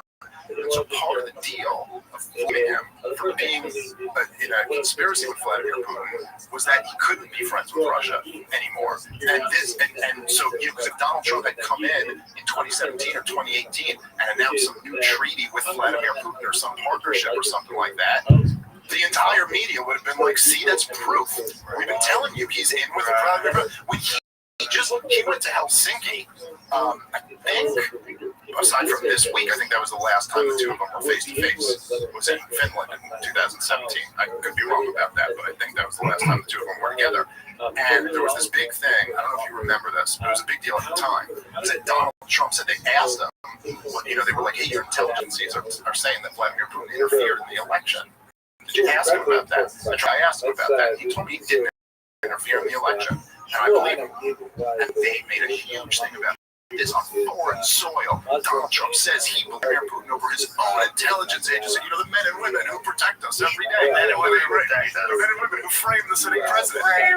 And so That's hilarious. What a trap. But so that's kind of the game right there. And then you had these like conflicts that are going on, and not just ultimately what Ukraine, right? The Civil War was already going on there, and the Civil War started after 2014. This was like right in the middle of that Civil War. And so anyway, my point is just to compare it to Iraq. Who knows how big of a deal was it to poison a U.S. president who wanted to have détente with Putin at that time? Like maybe we could have avoided this whole thing. And that the death toll, I don't know. I've seen different reporting on it, but it's close to Iraq. I mean, it's. I think it's more military and less civilians, which does matter. But it's up there. Matter when you're forcing civilians. That's a good point too. Yeah, that's right. So I mean, look, it still changes the moral calculation a little bit. When someone puts on a uniform and is holding a gun, it's a little bit different than a kid or something like that. But the crime of killing the potential for a president to make peace with Putin. I mean, this is the thing that's so like infuriating about all of it, and something that really, it's like, well, I'm told, like, I'm not an expert, you're just a comedian. It's like, leave this to the serious experts here. But the thing that's goddamn frustrating, and just like profoundly reckless, is that, look, like when the Soviet Union collapsed in 1991, you can go back before that, but like, let's just take that as a point to start. Like, it should have been obvious to any like, if there really was this class of experts, I would be so happy to turn this over to them. Let me go tell jokes at the mothership. That's what I'm supposed to do, not Biz. Like, fine. But the thing is, if there were serious, rational adults who had wisdom way beyond what some shit-talking comedian knows about, which there should be, then they would have recognized that, like, the most important priority in the history of the world is the relation between DC and Moscow. There's never been anything more important than that. And that doesn't even matter whether you're a Russian or an American. You could, like, matter if you live in Brazil or wherever. That the most important thing in the history of the world is these two capitals that have like 90% of the world's nuclear weapons between the two of them get along. Okay, you know, like, this is the most important thing. This could end our species if they don't. So, like, let's make sure they do. And that seemed to have been the priority of almost no one in power. A few exceptions to that, but almost nobody went like, so again, my point is, poisoning the relationship between a president who wants peace with Russia is on the level of launching a war in Iraq. I mean, it's like, it's that bad of a thing to do. Hopefully it doesn't get to that point, but it's a profoundly reckless thing to do. Yeah, it's just, it's so tangled. That's one of the things about politics, especially for most people, so close to you, is just you don't see the way out. You don't see, like, oh, people do this, that, this, you know, and people say things like, oh, we just need to take money out of politics. Well, I think that's crazy. It's just making politics honest. Yeah, right. There's also, you know, that's like it's a talking point. I don't even mean to downplay it. Like, I'm not. It's a nice idea. I think the issue, like, this is what I've always seen an issue with the taking money out of politics. And I think that the better approach to take politics out of money, like, I think. And I'm not saying either is easy to do, but the issue that you have, and I know that there's a lot of, like, people I really love, really say that all the time. They're like, you gotta take money out of politics. And I would certainly say, like, if there was, I think Rand Paul had a proposal ago where it was like, if you make any money from a government contract, you should not be allowed to work in that sector for 20 years after you made. There's something like you shouldn't be able to be a defense contractor and then, you know what I mean, go so anything like that probably is a good idea if you can get it passed. Good luck getting it passed, but, like, that's the issue really becomes, like, the major problem is that Washington D.C. is the most powerful organization in the history of the world, and they spend $7 billion a year. That is so much power. Like, it's hard to quantify. It's literally like you think about it in your mind, right? You think about, like, how much money Elon Musk has, and then just to think that 1 year of federal spending is like squishing him like an ant. Like, it's nothing. Like, the money Elon Musk has is nothing compared to $10 trillion, you know? That's just 1 year what they spend in Washington, D.C. And when you have that much concentrated power, the idea of saying, well, we're going to write a rule that says nobody's allowed to try to manipulate that power. It's like, okay. And then, you know, there are rules. There's all kinds of rules. It's like so undeniable. Well, look, there are rules that say that, like, foreigners aren't allowed to contribute to political campaigns. And, like, there's different regulations on all of them. But, like, Saudi Arabia is not allowed to give Hillary Clinton's campaign $10 million. They can give the Clinton Foundation $10 million. You know what I mean? It's like, you have these rules, they find another way to do it. By the way, all that money Clinton Foundation was right around 2016. Everyone stopped donating to it. It's just so weird. Like, the Saudis were really into charity, you know, until right around that. So the point is that you can't be only like it's not the lesson of the Lord of the Rings. It wasn't like, we really need some common sense regulations about how you use this ring, right? Had to somehow make sense of these documents and figure out which was important and sometimes whether they belong to each other. Like, even the title. Where does this title Pom de Devorah come from? Because it's not mentioned anywhere in the text why he named this book the Pom de Devorah. Devorah the prophetess, we assume, who sat on a palm tree, but what for? Why name the book after this? He wrote another book called Elima Rabati, which has chapters called Palms, and there's 70 chapters. Each one is called Palm 1, Palm 2, Palm 3. Is this one of those palms? Was it supposed to be part of that book? There is one chapter, one palm chapter, that resembles it a little bit. So it's not clear if the palm tree we're reading today is even a finished product. It's also very long time. The first chapter is about 1/3 of the entire book. The next 8 chapters take up the last 2/3. So it seems like it still needs editing. The lesson is that you have to destroy this thing, and that's tough. I'm not saying that's easy. I don't know who our Frodo is, but the point is that this power has. So this is fundamentally, I think, why I think the Ron Paul libertarians have it right, and while I really do respect some other left wingers, I think they have it wrong when they go like, no, we need the government to be working for us rather than working for them. It's like, that is unrealistic. It's unrealistic enough that we'll just be able to cut, but the answer is that there should be way less power in Washington, D.C. And that's George Washington's constitutional republic that we are supposed to be living under. Is the idea is that there's like, oh, Washington, D.C. has very little power, the states have a lot of power, the people have a lot of power. It's not all concentrated in one capital, because then you get what we have. Yeah, and wanted to fully secure just the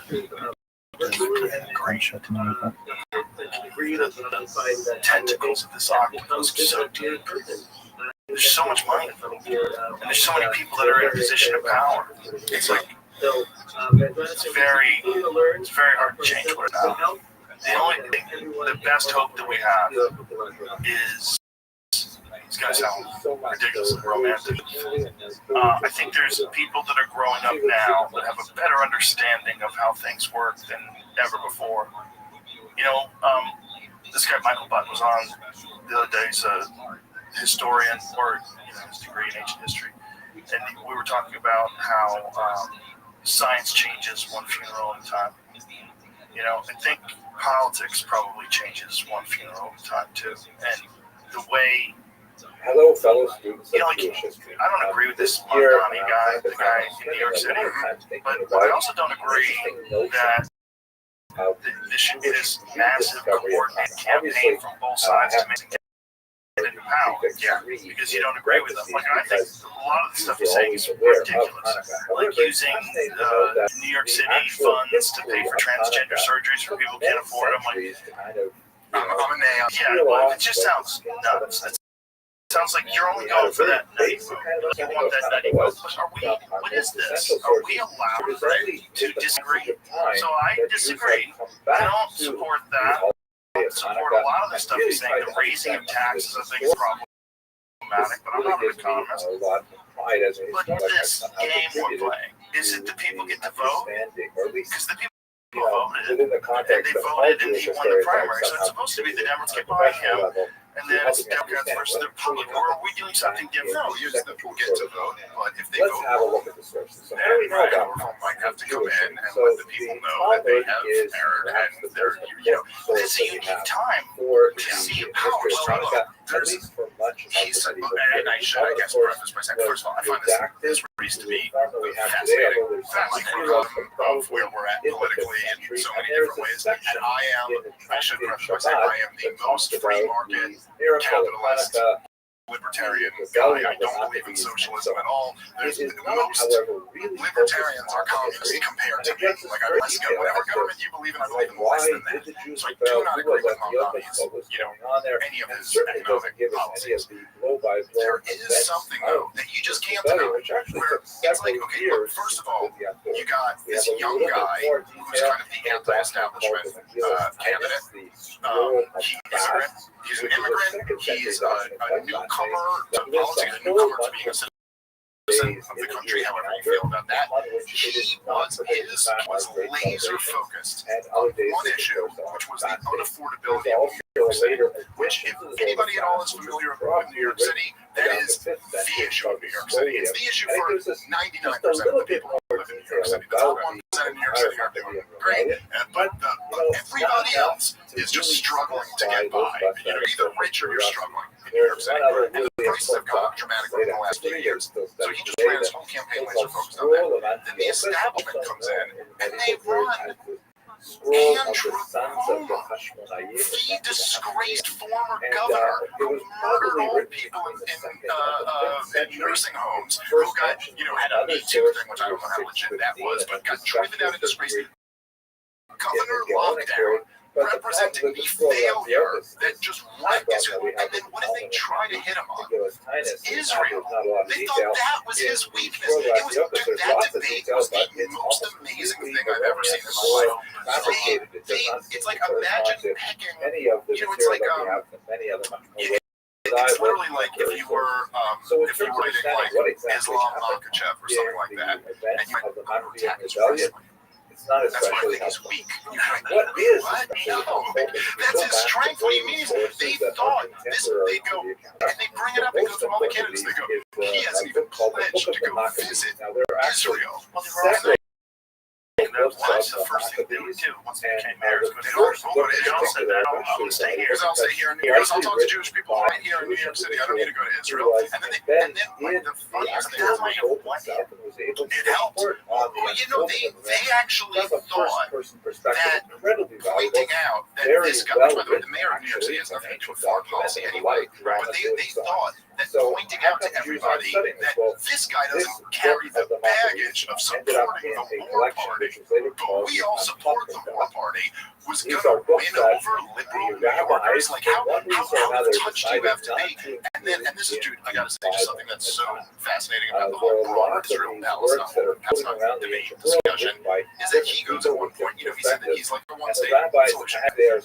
for people who follow this stuff, there's some people believe in a two-state solution, some believe in a one-state solution, some believe in the status quo, which is just like apartheid forever or whatever. But he goes, I think Israel has a right to exist as a state with equal rights for everyone. Like, everybody gets equal rights. And they tried to make that out to be like an evil statement, which is just was so hilarious to me. That this one guy goes, I believe it's for all, and they went, nuts. Which is Nazi with his equal rights for all talk.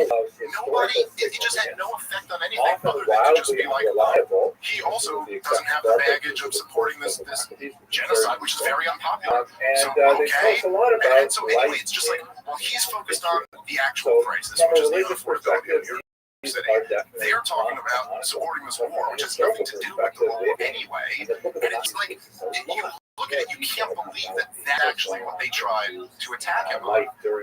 So yeah, he won. Well, I think they're terrified of young. A very important source. Yeah, Also, like a young person who's a really good speaker, who's popular, who has ideas that look. If you're living in New York City and you're struggling, and someone comes along and says the problem that you're having is rich people are making too much money, we're going to redistribute that down to people. That sounds really attractive, and there's a lot more of them than there are of the rich folks, and they'll vote them in. Yeah, well, that's right, and especially there's a reason why socialism is becoming so attractive to young people. I think it's like what I was pointing out before. They can't afford anything. There's no path for them to get into the ownership club. It's not just that; it's the looming fear of AI taking away all jobs. Yeah, I'm sure that's part of my kids talk about it. A lot of the kids that they go to high school with talk about it. I talk to college kids that are talking about it. I was talking to this guy about it. He's like, I really don't know what to do with my life because it feels like everything's going to be taken up by AI. That's a crazy place to be. Like you're waiting for this thing to come alive and see what it leaves behind. Yeah, that's what it is. It's going to be this all-consuming thing. And then their solution that everybody talks about is some sort of payment plan for everyone. Some universal basic income payment plan where everybody gets paid. But the point is that stop dissent. But we're completely reliant on the state to pay for you, and you just live, just exist. You don't need to work anymore because AI's taken off all the jobs and now you don't have any purpose. You have to go find a purpose.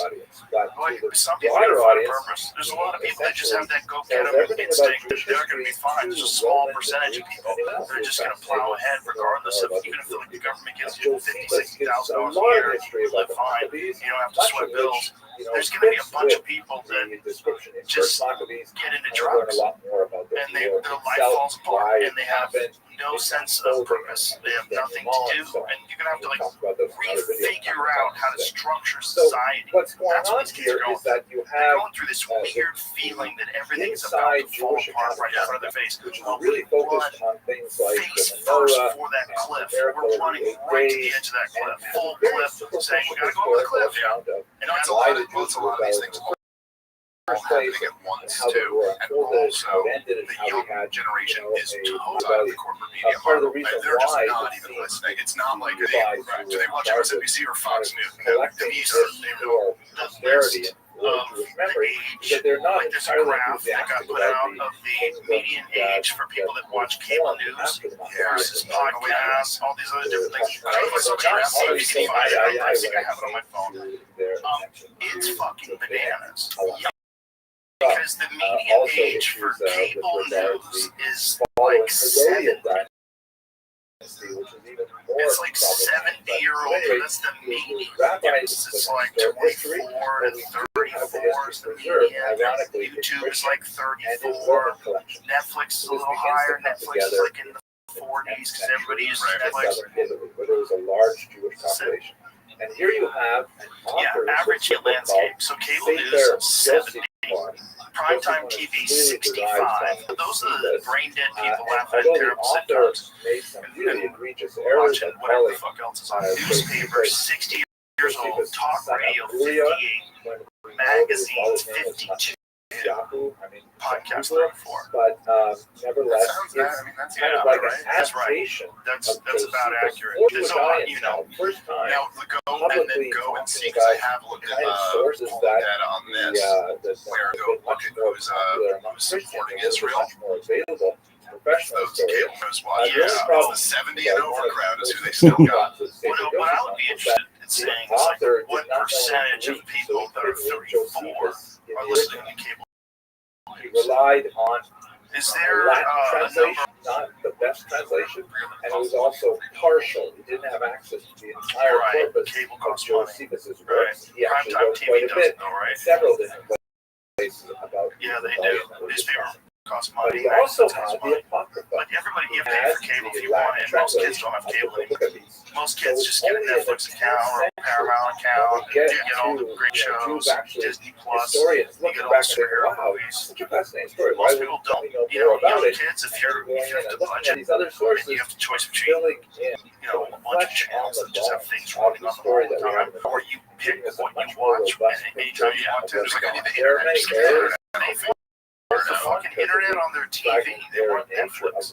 They don't want this nonsense where I have to listen to someone at 8 p.m. and then every 5 minutes is a fucking commercial. You have to be brought into that world and accustomed to it. Yeah, you try to show a kid a commercial today and they're like, what the fuck? And even just the whole fake thing. Still studying. The whole just fake thing, the presentation, and all of this, it doesn't work if you didn't transition from Walter Cronkite into that. That's not going to work for you anymore. But I do think so. This is like it's I was just looking at this the other day, where it's like, which is really, even to me, this is kind of something I would not have been able to even fathom or predict a couple years ago. But the way in which every demographic is turned against Israel over the shit in Gaza, except essentially boomer Republicans who are still as strong as they've ever been in support. But Israel it's really in many ways like the third rail of American public. This is the thing you are not allowed to talk about. This is the thing that will get you fired from CNN, will get you kicked out of DC, get your career ruined. Pat Buchanan made a joke once on the most group, like years ago, made a joke once where he said something about, Congress as Israel-occupied territory or something like that. And for the rest of his career, this was the scandal. This was hit pieces were written about this. Now, they got young people are totally outside of that ecosystem, and they're just hearing from different people, and they're like, "No, I'm not buying it." And it's, you know, I think it's a mix of a few things. Like, I think it's just that, you know, it's in 4K. You can see what Israel's doing to Gaza. It is so evil that it's damn near impossible to find a way. I mean, some people do, but it is really difficult to find a way to be like, I'm actually okay with that. But it's been going on for years at this point. And then the second thing, like, the relationship between the U.S. government and the Israeli government is so freaking bizarre that once you see it, and once a whole generation of young people see it, it's like impossible for them to unsee it. And you know, it's just too weird. Yeah, like this is, and the idea that it is, you know, the idea that it's just normal that politicians for your country must worship this other country. And you're like, so what did that other country like beat us in a war and they're occupying us now? And you're like, no, you're the superpower. They're your welfare country, you know? But yet you must go kiss their wall. You must say, hey, Tammy Bruce from the State Department. And I know she was kind of being tongue-in-cheek, but where she goes, we're the greatest country in the world. Well, second greatest to Israel. And you're like, what? Was she being tongue-in-cheek? I don't know exactly. She kind of weird thing. It was a fair. It's still, that is a weird thing for any representative of your government to say. If anyone sat there and said, just went, Jewish history. I think America's the greatest country in the world. I have something really special. I guess it's the greatest today. I'd like to do a very quick book review. Finland's a cool country. I'm not against them, but what are you talking about? You know? It is by Rabbi Rothschild. It's the relationship. It's how horrible what Israel's doing is, and it's how clearly it's not in our national interest. Like, about this guy, got arrested in Las Vegas. Alexandrovich or something like that. So he gets arrested for propositioning a young boy for sex. He gets clarifications of the custom of the correct? I don't know. You know, I read a couple articles about it. You will recall it following the series that a few weeks ago. Well, they said that he showed up with condoms, is what I read. And I have to mention this book, which I had seen online, but I never actually picked up. And I was fascinated with someone to write. As you see here, a whole book is 434 pages long. Double column pages like this. All on the custom. Never fucking know. Don't you know if you look at your life on average, like the odds of you getting laid are so one of the members of our regular class is actually the mother of Rabbi Rothschild. And she said, oh my gosh, that's my son's book. And she got me a copy, and I was so excited. And so I began reading it just before Hanukkah, and then my wife sent me out to buy donuts, and I ended up spending like a ridiculous amount of money on donuts. But now I knew what I was doing. Okay, so let me tell you really about what's in this book, and specifically what's connected to Jewish history. So this is actually part 3 of a series the planned of rendezvous books in Las on Vegas. the commandment and the Alexandrovich, division head of the Israel National Cyber Directorate, we're going to was focus on arrested the in a police depth sting of the operation Now, aimed at let online me just users also seeking clarify sexually for prey those on children. Las Vegas outlet 8 News now reported that Alexandrovich chatted with an officer posing as a teenager online before being arrested. Sexual contact, including bringing a condom and taking the decoy to Cirque du Soleil, which stages elaborate shows along the Las Vegas Strip, as at least documents seen by 8 News Now. Details the arrest came to State Department denied the U.S. government played any role in and then releasing there are rabbinic laws, the which Israeli are laws official which are after Alexandrovich by was the able to return rabbis, to Israel once sometimes he had bonded hundreds of out of years jail later, in in connection order with the to felony charge. protect the Torah laws So, for the most part. Like for That's kind of example, crazy thing. if it is forbidden Well, I heard to heard some people on claim it, Sabbath, but I'm not the sure rabbis what's may right have about the this. law But there were saying it's people who were forbidden arguing to that like the handle website or the app or whatever on that the he was on Sabbath because is if you're handling 18 a and up. pen or something, And so they were may saying like, no, come he down thought right, he was which meeting an would be adult or something like exception. that. Well, this is So what these I are like thought too. It's concentric like, how do circles. we know And that then this the is outside I circle don't know. is I'm something always which is how called do I know this is minhag, Richard Nixon or 2.0, custom. right? I don't And these know. are I'd like to assume that we got a no piece of rabbi shit and actually arrested him, said, and hey, we have to I'd actually like to do assume this that. from now on. But there are things that seem to be kind of like released and natural he'll flee the outgrowths country and never of face Jewish consequences. practice I don't want that to be true, but maybe I related also- to women's practice in I don't particular know when it what comes to foods and things yeah, like that. well, But they this is kind become of really from what I've closely read about it. I enshrined believe in he has a practice. court So date you have coming up in a three few days, central circles, and so and that's one that's should going to be not the disdain big that tell there, outer right? level of It's crazy. ways I've expression been blown of away by the this bold in lots desires of ways of over the last couple of years. popular desires of the Bad people. At any rate, the Israeli PR eating of game is. donuts on You know, the and holiday it's Hanukkah almost like they were just clearly so falls accustomed within to that the old way of outermost doing range things. They're so of accustomed to people custom. being terrified. Yeah, you can't It label is them. associated Yeah, specifically someone with criticizes oil, you, right? you label So them as the lives, and even commemoration that of works. the But it holiday doesn't work Hanukkah has anymore. to do Minor with jokes. lighting Yeah. oil, Well, and there's right? like, We use candles as well, but you know, I think it's the best I've way been to using do this that like particular analogy amendment is comparison to lately. light with I think oil, like specifically olive so oil. if you And remember when since Joe Biden had donuts that are made disastrous with debate oil, then with they Donald become Trump, a very appropriate and food to eat everybody like the on debate Hanukkah, just like everybody latkes are, watching but we'll it get to knows latkes. this is over. One other Joe quick Biden is note, done. for those So of you who mad, are but it's following not the Hebrew title, just that it was so bad. I the mean, title it's says, Amek you know, before the debate, one of my daughters you pointed could out, there's hey, Rachel Maddow at a desk with a bunch of people. We're now going to the first presidential debate. Joe Biden's going to kick his ass. They were already talking about how it was, remember the term deep fakes? But in They fact, came up look with in the where it's literature, cheap fakes. there I'm sorry, are cheap fakes. It's not a deep fake, but it's kind of like a deep fake. See, they're showing you a real video of Joe Biden being senile, but see, that's just as fake as a deep fake because they didn't include the context or something like that. That was the talking point. That right before we go into rabbis of the debate goes back to the same panel, and they go, "We got to find a new candidate." Like they acknowledge it, and part of the reason why we all knew it was over in that debate was it wasn't just how bad the debate was. It was that now you have to admit this. You were pretending this thing didn't exist. Now you got to admit it exists. And once you admit it exists, there's now a microscope on Joe Biden like there never was before. So tomorrow, when he's doing an interview and he mixes up a name, that may not have been such a big deal 2 days ago. But after the debate performance, when he mixes up another name, now you're like, look, there it is again. He's senile. Everything became amplified after that point.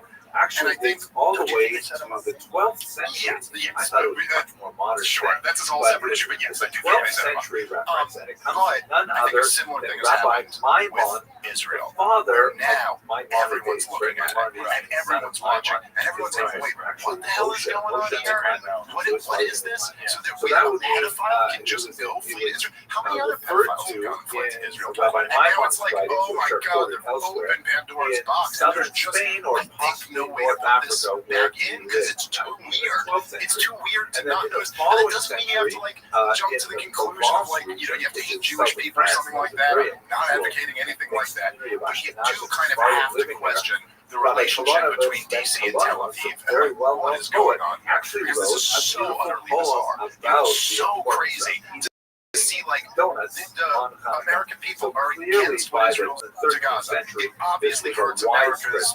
It hurts our as the they use in the preamble of the Constitution. I like that phrase. Domestic tranquility. This is destroying our domestic tranquility. We got protests. We got people fighting over this stuff. We're pissing off the Muslim world again, which we've already had to deal with. Them hating our guns. Now they're pushing students. Legal residents because they have the wrong opinion. This is all that, and like it's impossible to not look at this and go, what's going on here? And they don't have an answer for that. And the other thing too is that it's just I don't know if you noticed this, but there's like there's a lot of people now trying to jump off of the sinking ship, or even like supporters of Israel, or trying to go like I think they are going a little too far on this one. I'm trying because it's just you see. Than you would have see the writing all over the place, man. So you're I'm not going to go into those details, but I will summarize and it's not even like supporting this is important for you to know. If you want to observe this, like you're just supporting this destruction. One of the best kinds of donuts. They just launched another offensive on Gaza City the other day. Dairy. They're bombing dairy donuts involve quite a biblical levels of evil. And so, we're sitting here, like, even as we're having this conversation now, before you decide whether or not to buy dairy donuts.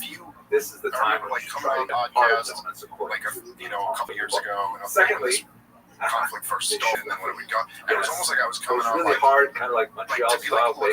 let me present the argument for why we shouldn't support what Israel's doing here. Let me try to present the other side of the debate. I feel now like the debate's over. I don't even think there's like much of a debate to be had doing them if somebody wants to come debate about the issue. But what are we talking about here? South Africa brought a genocide case to the International Court of Justice, and the International Court of Justice does not have a hole in Israel was doing it's like an American a genocide. Almost 21 months ago. 21 months ago, they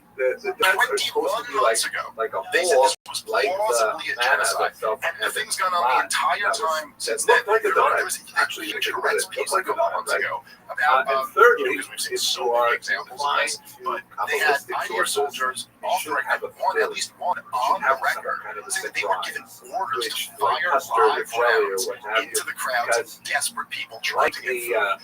Literally, you're saying starvation throughout Gaza. Yeah, I don't know if you saw this, dude. I mean, I couldn't actually found this hilarious, but I'm a comedian who's a real twisted, dark sense of humor. But the Free Press, Barry Weiss's publication, ran a piece debunking the starvation in Gaza. And one of the examples that I'm not making this up. You can look at this up. I am very close to exactly accurate on this.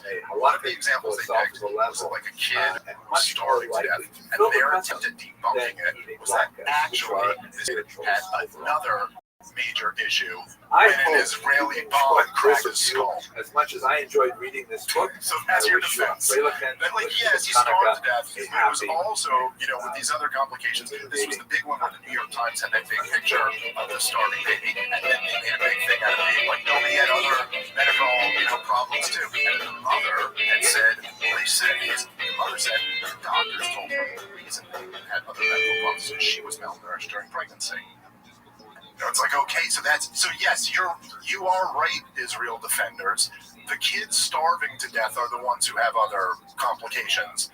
That's always who dies first in famines. I don't know what victory you think this is, but so since this point, since the International Court of Justice ruled it was plausibly a genocide, the 20 months up to today. Since then, I know at least Ehud Olmert and Ehud Barak, both former prime ministers of Israel, have come out and said Netanyahu was committing war crimes.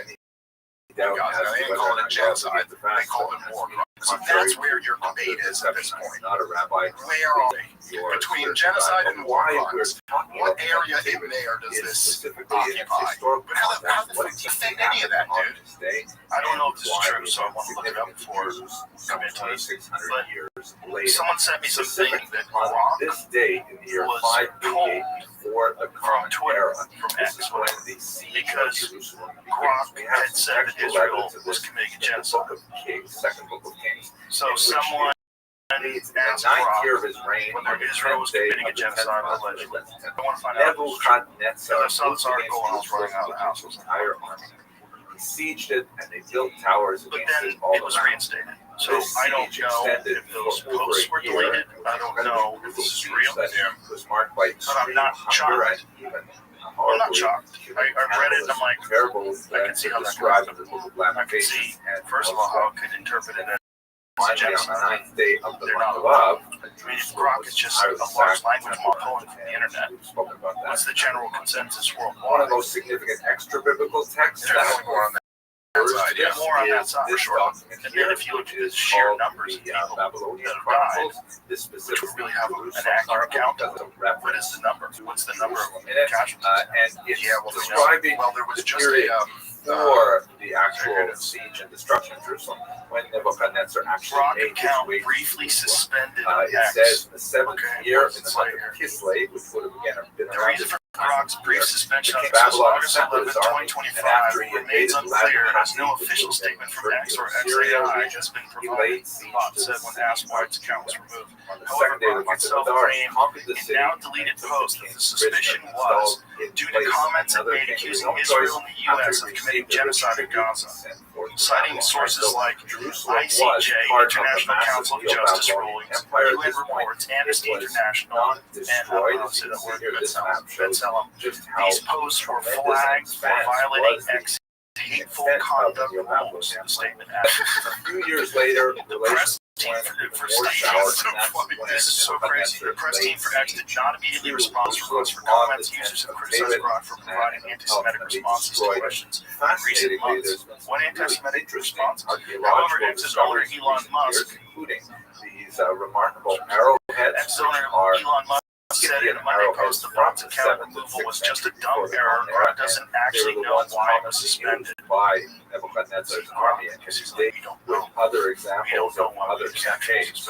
One of my favorite writers of popular archaeology beaches I'm back more based than ever. Whenever I see her byline, I have to read Anybody ask it again? It's usually quite fascinating. Why don't you This ask it right article now? certainly does not disappoint at all.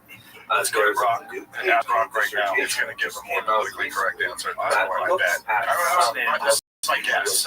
I'm not sure. Is Israel as committing points genocide out, in it Gaza? may even hold the key to protecting the planet. Okay, so let's try to figure this out. This is kind of complicated scientific stuff, but nevertheless, I'm guessing politically I'll correct try to answer. explain this best I can. This PhD candidate, Yoav Vachnin, did an excavation in the city of Givati parking lot, right? Only in Israel you find things like this in the parking lot. And he discovered that minerals I'm sure, yes. embedded Must have a in bunch of the different- chunks give us a of the slow ancient floor from a house in Jerusalem were heated beyond degrees Fahrenheit.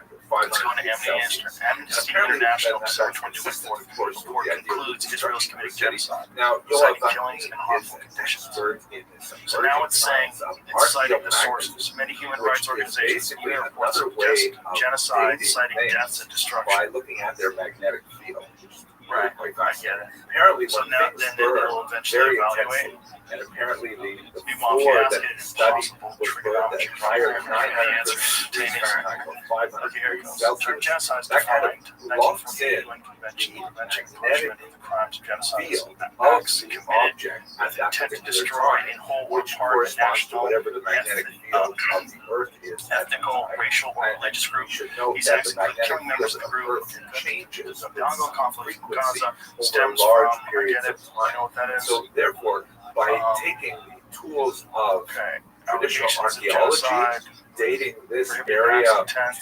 to So the it's destruction giving you a of very the temple in nuanced response. 586, and by looking The at International Court of the Justice, magnetic in field, response to South literally, Africa's of case the filed bits in of December 2023, floor ruled and in the dust January that's in there, 2023, they're able to determine what 2024 the Earth's that magnetic genocide field claims are looks like plausible. It issued 2,600 provisional years ago. measures ordering Now, Israel this to is prevent really genocidal exciting to acts. anyone This who's is fascinated with quite a while Jewish ago, history and 2023. archaeology as I am. Okay, scroll But down. it's really important for all of us because apparently the Earth's magnetic Israel's field government calls has accusations a tremendous baseless role and to outrageous, play in emphasizing protecting compliance with Earth's international climate law from all and kinds of, investigations into science misconduct. radiation. The U.S. has And with the described the magnetic claim field as declines, unfounded. apparently that's not a Analysis healthy thing like for our planet. ESA So by Center getting a report distinct measure July of what the 2025, magnetic field was BCJ like back 2025 then, July, scientists no are able evidence of to use starvation, this massacres, data or point disproportionate to figure out strikes and how criticize to data protect manipulation by all of Hamas. us from the devastating climate Textual change challenges, that we're urban warfare against experiencing all over the embodied world. insurgency, conflict I operations, hope you enjoyed this well. accusations And I ignore hope Hamas's that you, role like in I, aid diversion perceive just the and civilian seeds of endangerment. redemption Some that scholars can be note that while harm is severe, in the ashes, competing literally, motives of like counterterrorism preclude and genocide this, my findings. mind, return The for issue them remains to highly physical contested and makes politically me think charged. of While passage human in rights bodies Zechariah, and ICJ have chapter found 8, plausibility in verse genocide 19. claims Thus to saith the warranting Lord of preventive hosts, measures, the fast of the fourth no month, the international fast of court the fifth month, has the issued fast a of the final seventh month, and guilty the verdict. fast of the 10th month. Determinations hinge on ongoing investigations. Shall become occasions for joy and gladness, Yeah, I happy don't know, man. festivals for That those sounds of like a you different answer. who must love honesty. I mean, That's very nuanced. It's very nuanced. hope It that allows for you to those form who your are own opinion based on what people say, including what Israel says. So it's not going to give you an answer. It's essentially saying, figure it out. which I don't have a problem with that. I don't have a problem with that at all. I mean, that's what I would like it to do, Yeah. especially if there's debate. Well, also, I mean, I think one of the real problems why I kind of avoided using the term genocide too much, at least in the beginning, is that there's no good definition of genocide. That definition.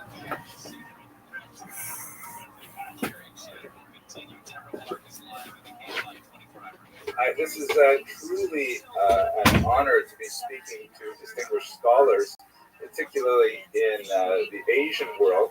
I have long, appreciated the tremendous contributions that your cultures have made to world civilization, and I have to say, on a personal level, to my own diet, because I'm a very devoted fan of Asian food. As anyone who watches my lectures will know, I come to refer to that at least once every 3 or 4 hours. What my goal task that Professor Katz has given me is to speak within 20 minutes on Jewish religious practices, which is a task akin to Pharaoh's asking the Jews to make brick straw, because it is virtually impossible to say anything meaningful about the tremendous amount of detail involved in Jewish religious practices, but nevertheless, given the illustrious nature of the colleague speaking today, Professor Brill, who I've long admired his work, and also Reverend Greenberg, who wrote some really seminal works that contributed greatly to the particular history of Jewish women. I decided to accept They gave you the official, codified under international law definitions, attempting to destroy a group holding war in part. Well, like, what the hell does that mean? And that's why they could say, Hamas committed a genocide on October 7th. It's like, I don't know, they destroyed a group in part. The whole South African case that they brought to the ICJ was basically the entire case was just the Israelis in their own words. Like, their argument was that, like, there was a genocidal intent here. Like, Benjamin Netanyahu was talking to a group of military and calls them reference. The story like, from the Bible is that the moral of the story was you have to kill all the women and children. That's what the story was about. I think you even had to or something like that. I'm not an expert in the Bible. Like, that was the point. It was like an ancient tribe that was beefing with the Israelites, and they were like, the moral was you have to kill all the women and children too. That's a crazy thing to say at the beginning of a war. But the thing is that whether you consider what Israel's doing a genocide, or you just take the moderate position of former Israeli prime ministers who say it's war crimes, I think the bigger point is just like, it is so horrifically evil, and no one should support this. It's crazy. It is so insane to support Israel doing this to what are, in effect, their own people. They may not consider them their own people, but I don't care what they consider. I care what they have power over. Like about 1/3 the size in Sri Lanka. Hitler maybe didn't consider the Jews his own people, but it doesn't matter, dude. Once you have control of that country, those people are your people. Like, you have an obligation to them. Israel has had control of Gaza since 1967. They've been the sovereign, and all the way through. People can talk about the disengagement in 2005, but that doesn't mean anything. They still controlled the whole strip. They just didn't have their soldiers inside. They had them around the perimeter. It doesn't matter. You're still controlling those people. And so, like, if you have resistance, even violent resistance, 60-year-long occupation, you don't get to just say, like, all right, we'll just turn off electricity in the whole place. We'll just cut off water to the whole place. We'll let no food in for 3 straight months. Not one grain of wheat got into Gaza. And that, by the way, is a direct plug for their finance minister, Smotrich. And not one grain of wheat will get in. And then a few months later, you go, oh, no, these people started, they had pre-existing conditions. It's like, come on, man. I cannot resist, since I am the first Western particularly when it's like, and I realize that many of you on this call may it's just very never have obvious heard that this this doesn't serve our country's interest in any way at all. I was listening to the interview I did the other day. He was on with our friend Constantine Consent on trigonometry. Nevertheless, it is representative He's saying, because we're fighting Hamas, so you don't have to. understanding Does anybody believe that Hamas was about to mount an attack on the United States of America? They were going to take over. If it wasn't for Israel sticking up for us and just destroying the entire strip. And it's ridiculous. It's like, you'll still, to this day, I'll be in like a debate or like a panel or something like that, and someone will still start with the question, like, do you think Israel has the right to exist? And isn't it amazing? Over the last 2 years, that's been the question that's asked so much. When very clearly, a more relevant question would have been, does Gaza have a right to exist. Doesn't matter. You know, like, that was the only instance that was ever up for debate. But they flip the thing around and go, well, you don't think Israel has a right to exist? Like, first of all, I don't think governments have rights at all. I think it's a totally incoherent worldview. The only coherent worldview is that individuals have rights. There are like these massive right, it's like Mitt Romney saying corporations are people or something like that. But I think all people have the right to exist. I think Israel does not have a right to do what it's doing. And, difficult it is going up the holy mountain. You can't climb the holy mountain. I'll get a Sherpa, it doesn't matter. She goes up the holy entire mountain. strip seems most likely right now. This on entering the temple, they say you can't come into the How temple. long is This it is a going to holy take day. before that It's reserved only for Buddhists. Well, I mean, It I doesn't look at matter. the massive destruction. The temple. I want to see the holy man. It's like 80% of And destruction. people observe the vow of silence for a decade now. You Anybody can't flying over that with a drone, first and they passage tell you it's the goes only way they could have done this. the inner sanctum of the temple, and she sees the holy man The sitting fact there they and keep doing it. and she says to him, It's like, Howard, how does this end? come home already. Like, what happens? Now, it's hard to tell on Zoom if You know, you Israel's enjoy that public joke said, or not. you know, I certainly do. podcasts that And the notion behind it is that there's such a we close call relationship. They say PR, I think. Yes, I want PR. And certain ideas in Judaism Well, what does that that mean? it illustrates People see what's going the on, and affinities they that don't many support Jews it. had for And you think they're the wrong. body of God. But let's get to our task at hand.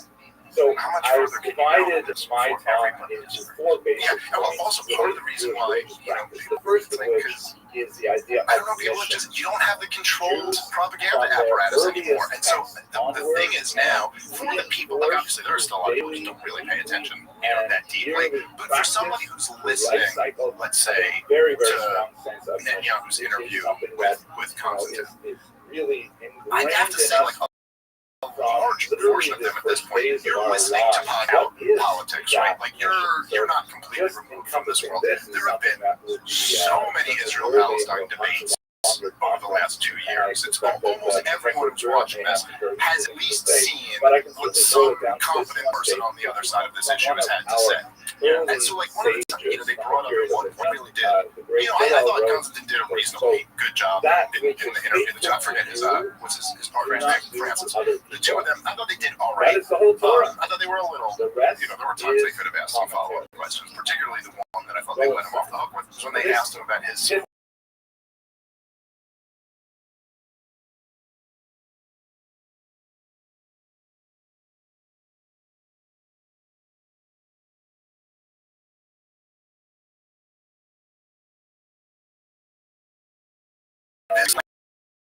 a couple years ago when I was talking with you, I was saying, hey, you know, Coleman Hughes got this all wrong when he was on your podcast. And Coleman Hughes had basically said, there's one quote that's attributed to Netanyahu, but like it wasn't on video or anything like that. And I was like, no, dude, this case is much bigger than one quote that was attributed to him. By the way, since then, a video came out of him saying it on video. There's actually a video now of that quote. It's not just the reports. It is the quote. Well, the quote that was they had the video of was that we can control the height of the flame. It was basically saying, like, we can commit the quote that originally he said, which was in a closed-door Knesset meeting with Likud party members, where there were like 3 people who were eyewitnesses who came and told him it was originally reported in the Jerusalem Post. Was that he was like anybody who wants to thwart the existence of a Palestinian state has to support our plan of dropping on Hamas and transferring money to them, because this is what gives us a to negotiate with certificate. And then he said, we control the height of the flame. Meaning, like, I know what you're thinking. I'm funding these terrorists right on our southern border, but, like, don't worry about it. We can control the height of the flame. And then he found out he couldn't on October 7th. But so they let him off the hook with that, and people have just kind of heard this laid out. I mean, it's not like I just say this on podcasts. There's been major pieces written in the New York Times, in the Times of Israel, the Haaretz, in the Jerusalem Post, in the Washington Post. Like, this is all over the place.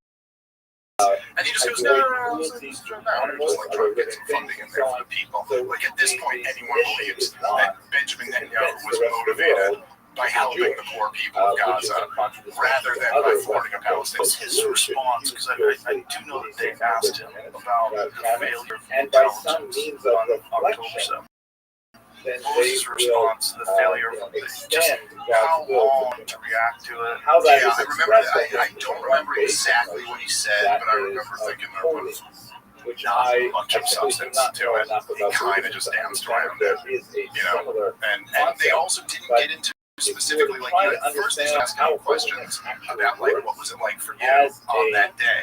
But they religious didn't get practice into in questions Judaism, about, like, it is part why of was the response massive time so long? nexus How was this possibly able to happen? That is, No, not really. I mean, they didn't push him on that. And then he, you know, said, which I mean, what impressive this what I is, am is that doing he now, basically what just I went, am thinking oh, there now, should be a full investigation. separate, You know, and there should be a therefore full hold, investigation for into that from the top all the way down to the bottom. Concept of And you're time like, okay, is very, very important. hey, this would be awesome. Could we get the Prime Minister of One day Israel a on the week, line? Because like, maybe he could do something about this. And they're like, oh, that's you. So like, why? It's almost 2 years later. What are you talking about, dude? Have the investigation. When you can't conduct an investigation while you're destroying the Gaza Strip, or does it have to wait till after that? You got time to do a podcast? Did they ask you about activity? I don't think so. But you know, I know because there were protests before. For example, Yes, there's also been protests this week. By the way, massive protests in Tel Aviv. I think I read a few articles about it that the estimate seemed to be 500,000 people were out in the streets protesting the war. Thank God for that, man. And thank God for just like oh, by the way, the protests were led, or I don't know, like led, but the fanatics at the protest or the families of hostages and surviving hostages. They're the leading the charge. I'm like, stop doing this. You know, because like if you think about it, I mean, could you imagine, you know, if you try to put yourself in the place of like having someone you really love as a hostage, and like Hamas is taking them hostage, and then you hear the plan is to cut off all food to the area. I was able, thankfully, to go back to my presentation. How is that going to help your loved one who's a hostage there? Like, how is it just bombing the place? Kind of like, what if you hit them? Like, you know what I mean? Like, it's like, obviously, if your main goal was hostage retrieval, this is not at all the way you would go about doing that. And, you know, it's like, this was a point, by the way, that Daryl Cooper was making on Tucker Carlson's podcast, which got him in a whole lot of trouble and a whole lot of pushback on it. But I think the essence of his point was about starvation blockades. And then like saying like, you know, you put a starvation blockade on Nazi Germany, something like that, you go, okay, because the Nazis are your enemies, they're real guts, you want to do that, but like, do you think Adolf Hitler's not eating? Do you think any of his soldiers aren't eating? And that's going to be first priority, right? Nazi party members and the Nazi military are going to get, who is maybe not going to get food? Probably the most disenfranchised people in that society, right? They're already in concentration. Yeah, well, and then some of them were, I guess, at that point, and some of them weren't. But there's Amazing if that's controversial to say. This is not a nuanced discussion. Yeah, That's not a factor. yeah, that's right. And look, they were using, which was a horrible picture. They had the image of one of those. There was like some pictures that had come out of one of the remaining hostages there. It did look like, you know, bad shape. Looked like close to starvation. You know, and then the Israel supporters were using this as like their propaganda. Like, look how horrible Hamas is. Look what they're doing. You know, like, this did come after 3 months of zero food being allowed into Gaza. And so, like, I don't know. To me, it seems like it probably doesn't take a genius to go like, you know, Hamas is going to be fed. Like, they're not going to suffer from these hunger strikes. And in fact, a lot of the pro-Israel people were, and the Israeli government themselves, they were making claims. A lot of them unsubstantiated, but making claims that like Hamas is stealing all of the food. We let aid in previously, but Hamas stole it all. Then they mark it up and charge more money for it to the people of Gaza. And you're like, okay, but then what does a food blockade do? I mean, you already said it's not taking food away from Hamas, right? So who's the war against? The civilian population. And of course, you'd imagine, like just like under Nazi Germany, you'd imagine Jews and gypsies and other, they're going to get the worst treatment in a totally centralized war economy. The state decides who eats and who doesn't eat. Who do you think they're going to pick? This is what we call, you know, like, that's another big part of Jewish reality. This stuff just leads unbelievable amounts of human suffering. And it's but we hope that moderated. I mean, you know, there's like guess there's some competing plans. Like Donald Trump said, kind of flippantly a few months back, that America was going to take over the Gaza Strip. So we have a few minutes until the property. next one shows up. Thank you very Yeah, much me too. for That was what I moderating. thought. Family, Right beside we are very It big just seemed into bizarre that he was fidelity, doing that. which part But then involves Netanyahu said, monogamous much more relationships. recently, just the other Although there week or is, two of ago, course, said they would take over polygamous the Gaza relationships Strip, as well. which sounds much more This likely idea of to me. separation, You know, I in the think sense of so. I think this is the separate from the weird rest of dynamic the kind of here world is that I sexually think and focusing it's not. on one's They're spouse. not like Also, so stupid that I'm aware of something that like these guys aren't aware of. Right? Like they know that they've told go on the with media. many They know they've lost control of the narrative, and they know that they've our lost control diet, in America. And at regulated some by a point, system you called know, those 70-year-olds watching the news are going to age out and die, and the people in charge are going to be this generation that has a totally different view of Israel than previous generations. They know that, but then and so the question all of becomes these like, what do you do with that information? And so I think that there is a part of Netanyahu and the Israeli war cabinet, the Israeli government, who are looking at this and going, all right, these are not as we got like 10 more years of this relationship. they are You know, we got like 10 more years of where the U.S. has our back and we can do whatever we want. And so you can see where the conclusion from that might be. Today, We got to go for it now. they used to, Like if you really do have this greater Israel project, well, right now under the Trump administration, this is your moment. He is already down. He's going to do whatever to support Israel. He is totally on your side. You have this administration. There's every last member of this administration supporting Israel. So now's the time.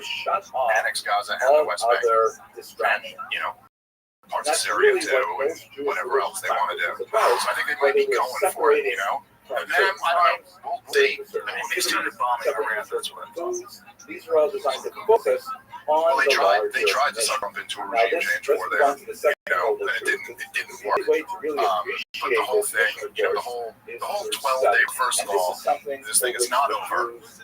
We're kind of like the fundamentals of the conflict are all still there. And in fact, I think it was just a few days ago, like Israeli spokesmen who were already signaling, like, we may have to go, you know, this again. Netanyahu himself said when him and Trump met in the White House, and it was a really fascinating moment, which, you know, I'm not trying to make too much of, but it was pretty hilarious in the way, like a little microcosm, where they asked Donald Trump at one point, they go, so is that it with Iran? Like, is the war continuing, or is it over? And he goes, well, you know, I don't really want to see it continue. Like, maybe that's a better question to me.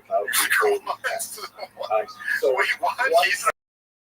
No, I'm sorry. You're like, well, my boss is right here, so we might as well ask. Which is not exactly true. You know, I know Jeffrey Sachs, who I love, was a real expert. Not like me or Douglas Murray, but a real expert who's, you know, I don't agree with him on everything, but his foreign policy is very good. But he said, and I think he was saying it kind of tongue-in-cheek, but he said, I regard Netanyahu as the worst U.S. president of my lifetime, which is a funny, very funny line. And I get what he's saying. How long has he been running Israel? Well, he was prime minister first in 1996, and then he's had a few stints where he was out. But he's been in and out. So they have a completely different setup, obviously. Yeah. Coming back. Yeah. And so he was, but he's the longest serving prime minister in Israeli history at this point. And I will say there are people, you know, I know people go down, you know, rabbit holes on Twitter and stuff like that. And I think he was being somewhat tongue-in-cheek when he said it, but I do think he's overstating his hand. It's not that Israel runs America. If Netanyahu ran America, I can promise you we would have had a regime change. It would not have stopped where Donald Trump. If Netanyahu was actually in control of the U.S. military, instead of just having significant influence over it. So, like, I do think there's, I mean, I've just read enough about Netanyahu, the Likudniks, the neocons. This is the regime change war that they wanted. This is their 7.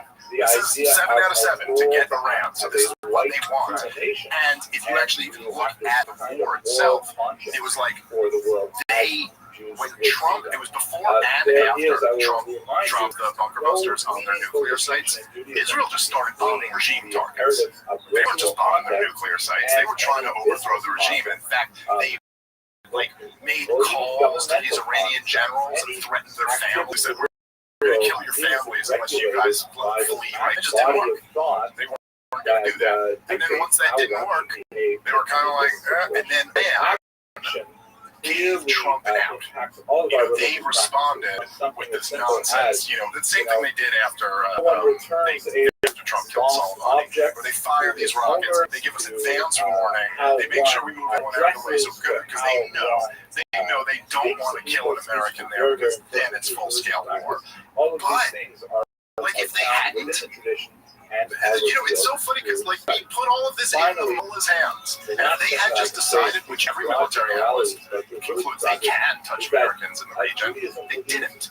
Had they, this would have been the next. And I think that was the goal. I think that was Netanyahu's goal. It was to provoke that response that would have led to a regime change war. And it didn't work. And Trump, to his credit, his instinct is to de-escalate these things when he can, but also to Trump's fault. Never should have gotten into the thing to begin with.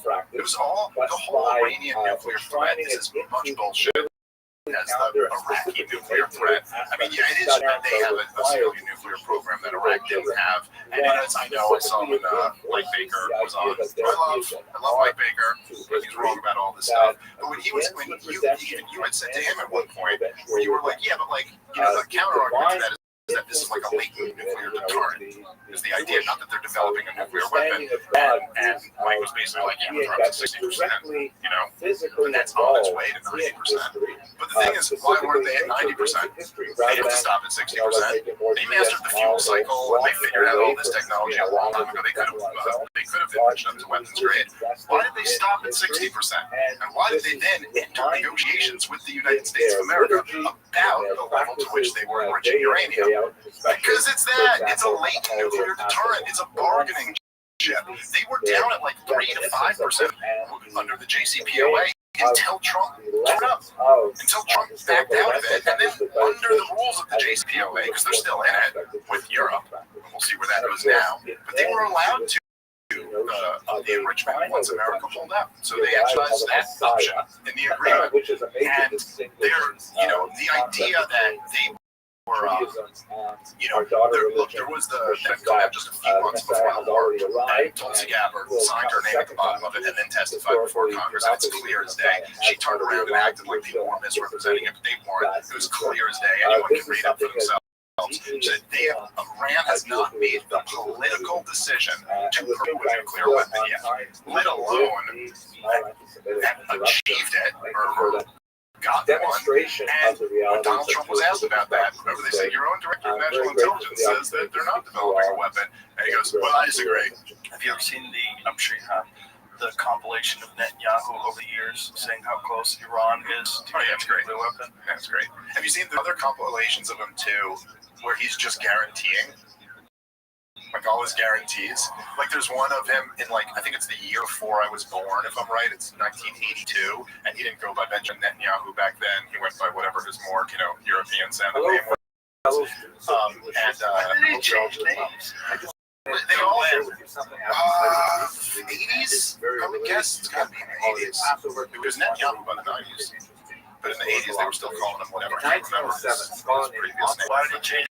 Well, they all kind of, because the whole thing, is that they're all, Israel was a European, construct. They were made a bunch of Europeans who came over and created Israel. But then they have to claim that they're the true Semitic people. Is it true that the genetic testing is outlawed there? I believe that is true. I believe that's true. I double check on that, but I believe it's true. You need permission government to go continue tests and stuff. Because I believe this is the problem with that term, Semitic, because these are European Jewish people. It's not the exact same genetics. That's right. And then genetic tests heavily regulated. Heavily. Here, you can fucking get it at Walgreens. That's right. Yeah. And focused on medical and reproductive purposes, with broad support for carrier screening and pre-implantation diagnosis. Pre-implantation diagnosis. This creates a system where health-related genetic testing is robust and often publicly funded, but direct-to-consumer tests for ancestry or paternity are highly restricted. about this. Now, why would you highly restrict them like that? If you want to just, if a human being has bodily autonomy and you want to find out where your ancestors came from, why wouldn't that be? What they were What do you think? including Like the only real answer to this is that they apparently had a animal sacrifice. the real project, the Zionist project, always relied on this kind of claim, which is a crazy claim in a way. It's like a supernatural property right claim. That, you know, like that you have this, which, you know, if you go, there was that great documentary on the settlers in the West Bank. They'll all tell you to a man or to a woman, if it was a lot of that godmother of the settlers woman, they'll all explain to you, like in very plain English, But I want to Hebrew accent, one specific interesting God promised them all this land. Dr. Rubin. So like God promised us all land. So like I don't know who these other people are here, but God didn't promise it to them. He promised it to us. And so, you know, that's that's kind of the claim that we're the original people of this land, and so we have like a right to come back. Now, forget for a second the fact that nobody can separate rights in this fashion in any other way. Nobody thinks I could like come up with a DNA test and be like, oh, I've got some Ukrainian in here. All right. Well, I'm going to march into Ukraine, knock on the door. This is actually my house because I was here 1,000 years ago. Like that. It's kind of crazy. Well, if not really a good argument. Well, let's just say hypothetically, if say the truth is that the Jews of 2,000 years ago weren't actually kicked out of the land, but in fact they were forced to convert, and that actually those people who you're saying were never promised the land are actually the people who were promised the land and converted to Islam. And in fact, you're just some European who came in here way after. I'm just saying, hypothetically, that would be something that maybe you would want to get information on. And then it says, it's a very brief letter. It says, I don't want this in the month of Nisan, Well, okay, I will make a real positive. A real positive case about this, okay? Because I do actually, I'm not a pessimist. I want to make sure I'm not just a downer. You know, I saw today. Well, yeah, okay, we're trying. Okay, well, I've done whatever. I've done 17 years of being a downer. So let me go. I'll give you a few minutes. You know, I saw. So I hung out with Ron Paul a little bit, as I was telling you, I was at his party the other day, and you know, it's like every time I see him, he always asks a question, and it's always like the feeling like this, like fatherly, like there's a right answer to this and a wrong answer to this. He always goes. He goes, so Dave, are you more optimistic or pessimistic? And I always say optimistic. Because I know that's the correct. And every time he asks me this, I say optimistic. He's not to say like it's the correct. That's the correct answer. You don't have to be pessimistic. You got to be optimistic. And I am. Optimism sees a better world ahead and offers potential solutions and at least a mindset of potential solution. The problem with pessimism is there's no way out other than complete anarchy and destruction. That's right. And you don't. You kind of, I think this. I mean, I feel this way, particularly kids. This becomes like more focused. I think that the way I look at it is because I have kids, I don't have an option to be pessimistic. I don't have an option to be black-pilled or just feel bad about it. It's like, I don't know, my little kids, they're going to inherit this world. I got to do everything I can to. You know, like I may have said this before to you.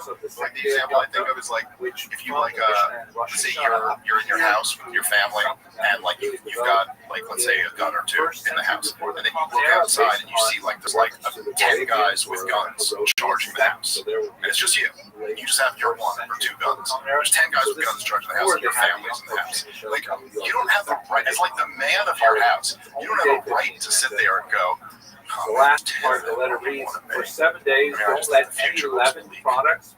I was like, what? I don't care. But I don't know. You know your house better than them, right? What do you got there? You got some gasoline in your shed? Okay, shoot the shed. That blows up a few of them. Get your family into the attic. Get them into the basement. You got to try.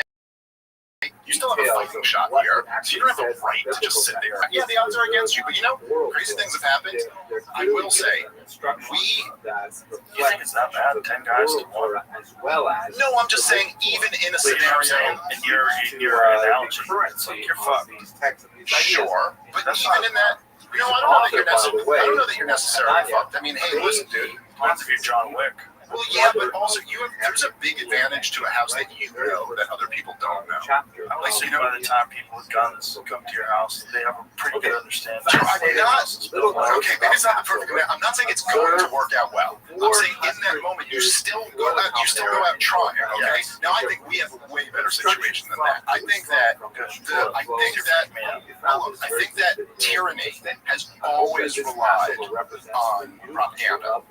And that we are running an experiment for like the first time where they're flying with no net. They don't have a propaganda apparatus anymore, like at all. Well, they certainly don't have control over narratives anymore. Donald Trump can't even control what Tucker Carlson is going to say. Right. You know what I mean? Like that. Like you can't even count on your most influential right-wing voice in America to go. Like there was never anything like this before. There was never, even just in recent times, there was never something George W. Bush could have done where you'd be like, tonight on Fox News, Bill O'Reilly and Sean Hannity are going to tear him apart. It didn't exist. There was never anything Obama could have done where Rachel Maddow was going to tear him apart over that. Like, we have that for the first time now. People are waking up in a way to this stuff that's like never happened before. And I think that gives us like enormous potential for positive things to happen in the future. And the other thing that's happening is that, like economically speaking, our system is being pushed to a point where eventually they're going to have to call it quits on all of this. Like, we just can't keep going up. Like, I think it was, I forget the exact recent numbers, but it's something like, it's over $1.2 trillion a year just on interest on the debt. Interest on the debt is like overtaking the entire budget. And at a certain point there, someone's going to have to call it quits. Then be like, we just got to start reining this thing back in. If they lose all of their popular support and all of their economic ability to keep running up the debt and keep the printing machines going, then I think there's going to have to be a huge adjustment made there. And I do think, like, Well, this was Elon's argument. Yeah, that's right. Yeah, which is why he wanted this massive economic reform. This is why he wanted to do it on it. He bought it on everything. You saw how that worked out. Well, okay, but he was right. Yeah, but that was still also like the first attempt at that. And he was right about that stuff. So okay, so yes, that didn't work. You know, Doge was a failure in terms of actually getting cuts done right now. But it was a huge success in terms of like putting a spotlight on this issue and putting it into the national consciousness in a way that it's never been before. And so now it's like, okay, well, what will the second attempt, what will the third attempt look like? And how, you know, we have a new world now where Donald Trump won the presidency in no small part by coming on this show, by going on. This particular document that I'm going to show you in a moment may involve some violence in the south of France, which was rather unusual. Now, here's the document in question. Cairo Geniza, which we've discussed on many occasions, is this phenomenal medieval trove of fragmentary documents that were collected in Fustat, or Old Cairo, and they include all kinds of fascinating historical data about the Jews of the entire Mediterranean basin. This particular document describes the story of one French noblewoman who converted to Judaism and then ran afoul of the Crusaders. It was first published in 1931 by Jacob Mann, shown here. He did a lot of really pioneering work on Geniza documents. He described how this particular letter was the story of a French noblewoman, very wealthy family. She moved to Narbonne. She converted to Judaism, and there she met Andrew Schultz show and Theo Vaughn show, and you know, like all these different. And now we're coming up on the next presidential election, like for the foreseeable future. In order to win the presidency, they kind of know they gotta come here and to all of our shows and present something that might get you and your audience like, okay, he's coming with something here. This is such a new dynamic that I just think like the potential for good is off the charts. And so like, yeah, in the short term, things are still the same. Government policy is still what it is, and the people don't really have much control over that.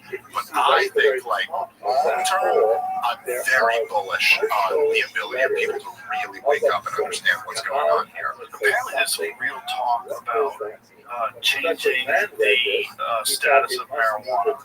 Yeah, I was reading about that a couple weeks ago, right? But there's something that just came out yesterday too, where they think that Trump might declassify it, take it from Schedule 1 to Schedule 3, which would change everything. And there was an article about the economics of it, because they were talking about these businesses, how they're taxed, and how, federally they're still operating like criminals. Yeah, it's like that's how it's viewed by the federal government. Views it as a Schedule 1 substance. You're, like if you get arrested for it, you're fucked. Where they're going to change right now they have a limited ability to bank. The interest rates are all fucked up. Everything's fucked up. And just that alone would make a huge economic impact. But if you want to do something, first of all, you would kill a lot of the interest, a lot of the financial interest that's happening. If all of a sudden here, like the cartels they're probably going to be involved still a little bit because they're involved in it already. They're involved in autos. I had Ed Calderon on yesterday. He was explaining how they're involved in illegal fuel, human trafficking is a giant business. They have many horrible interests. But you would, at the very least, you would empower American businesses to do it legally and normally, and have organic marijuana, air quotes, because some of the stuff they're finding in California that the cartels running, they're using these terrible pesticides and herbicides that are like insanely toxic and illegal everywhere else. You can't use them on American crops. Using them on this marijuana, And this is being sold at like dispensaries and stuff. that's being sold. It's 90% of all the marijuana that's sold in all the places where marijuana is illegal. Right, the cartels are growing. Right. And they're growing it in California in national forests because it's a misdemeanor to get caught illegally growing marijuana in California. There's a great book, John Norris, Hidden War. It's all about that. It's a game warden. Had to find out about this the hard way, and then became part of a tactical unit. They would go in and fight the cartels and lose. How about that? Yeah, it's fucking crazy. So if he does that, that'll be another good thing. The other good thing that he's been doing is getting these people together that have been in conflict forever and making them shake hands and having conversations, peace talks. Like how many different people how many different countries have had representatives agree to peace talks because of Trump? I was reading this breakdown of all the different times. I know he intervened but he with the India-Pakistan thing, I know he got one, and he's I obviously just had Putin over here. He had the White House, examples of that, which is great. It's great, yeah. So it's not all negative. Well, it's not only is it great, right? Isn't it so insane that it took this long for just with the Putin and Donald Trump that I always say, and I know this is kind of like a hippie-ish thing to say, but I think there's a little bit more of that. Okay, it's kind of crazy that war still exists. It's kind of crazy that we're at the, you almost, if you saw society and you're like you've gotten to the point where you have the written language in 2-story buildings. You probably should have figured out something other than war, because you're talking about a society with the internet and skyscrapers and heart surgery and all these things but still, and we have international governance of some sort. You have the United Nations and things like this. And you're telling me there is international law, and the first rule isn't that if any countries are ever going to go, you guys have to get in a room together. Before we go to war, we need to know that we've exhausted every alternative option that there is, especially when it's the United States and Russia. You know what I mean? And yet it took all this time for the first time for the two leaders of them to sit down and meet. It's crazy. But on the positive side, they did just sit down and meet. That's a lot better than not sitting down and meeting. And that's what's about him, is that he wants these things to happen. He truly doesn't want us to be. He ran on that, and I think it's true. And despite what happened in Iran, it was at least limited. And it seems like there was some communication that made it limited. Flemish and then translated You know, to English. Well, there's no question having a president whose default setting was to desire an off-ramp made a huge difference there. yeah. Because, if you had like, if this was a Dick Cheney, George W. Bush type of presidency, they could have found any excuse. You know what I mean? Like, once you get to that point, they could have found any reason to keep it going. At least that kind of made sense to me because there were these right-wing people, whereas seeing the left wing calling for war and saying that Ukraine's going to win this thing. God damn, what happened? Yeah. How did it flip? How did it flip? That if you want a conclusion to the war, that you're supporting Putin? How did that flip? How did it flip where people aren't trying to exhaust every possible way to stop the end of the killing of all these people that are conscripted and sent to the front lines to die when they don't want to? Yeah, no, that's right. It's crazy. Well, also, even the, like, when people were, like, bragging about, like, the 12-day war, not clear that it's over yet. You don't really get to decide that until years later. They didn't call it World War I until World War II came around, and then you go, oh, that's the First World War. What's the saying? I've settled 6 wars in 6 months. One of them possible nuclear disaster. Trump wrote to Truth Social on August 18th before meeting with European leaders and Ukrainian President Vladimir Zelensky at the White House, where he made a similar claim. I know exactly what I'm doing, and I don't need the advice of people who have been working on all these conflicts for years and were never able to do a thing to stop them. So click on that where it says 6 wars in 6 months.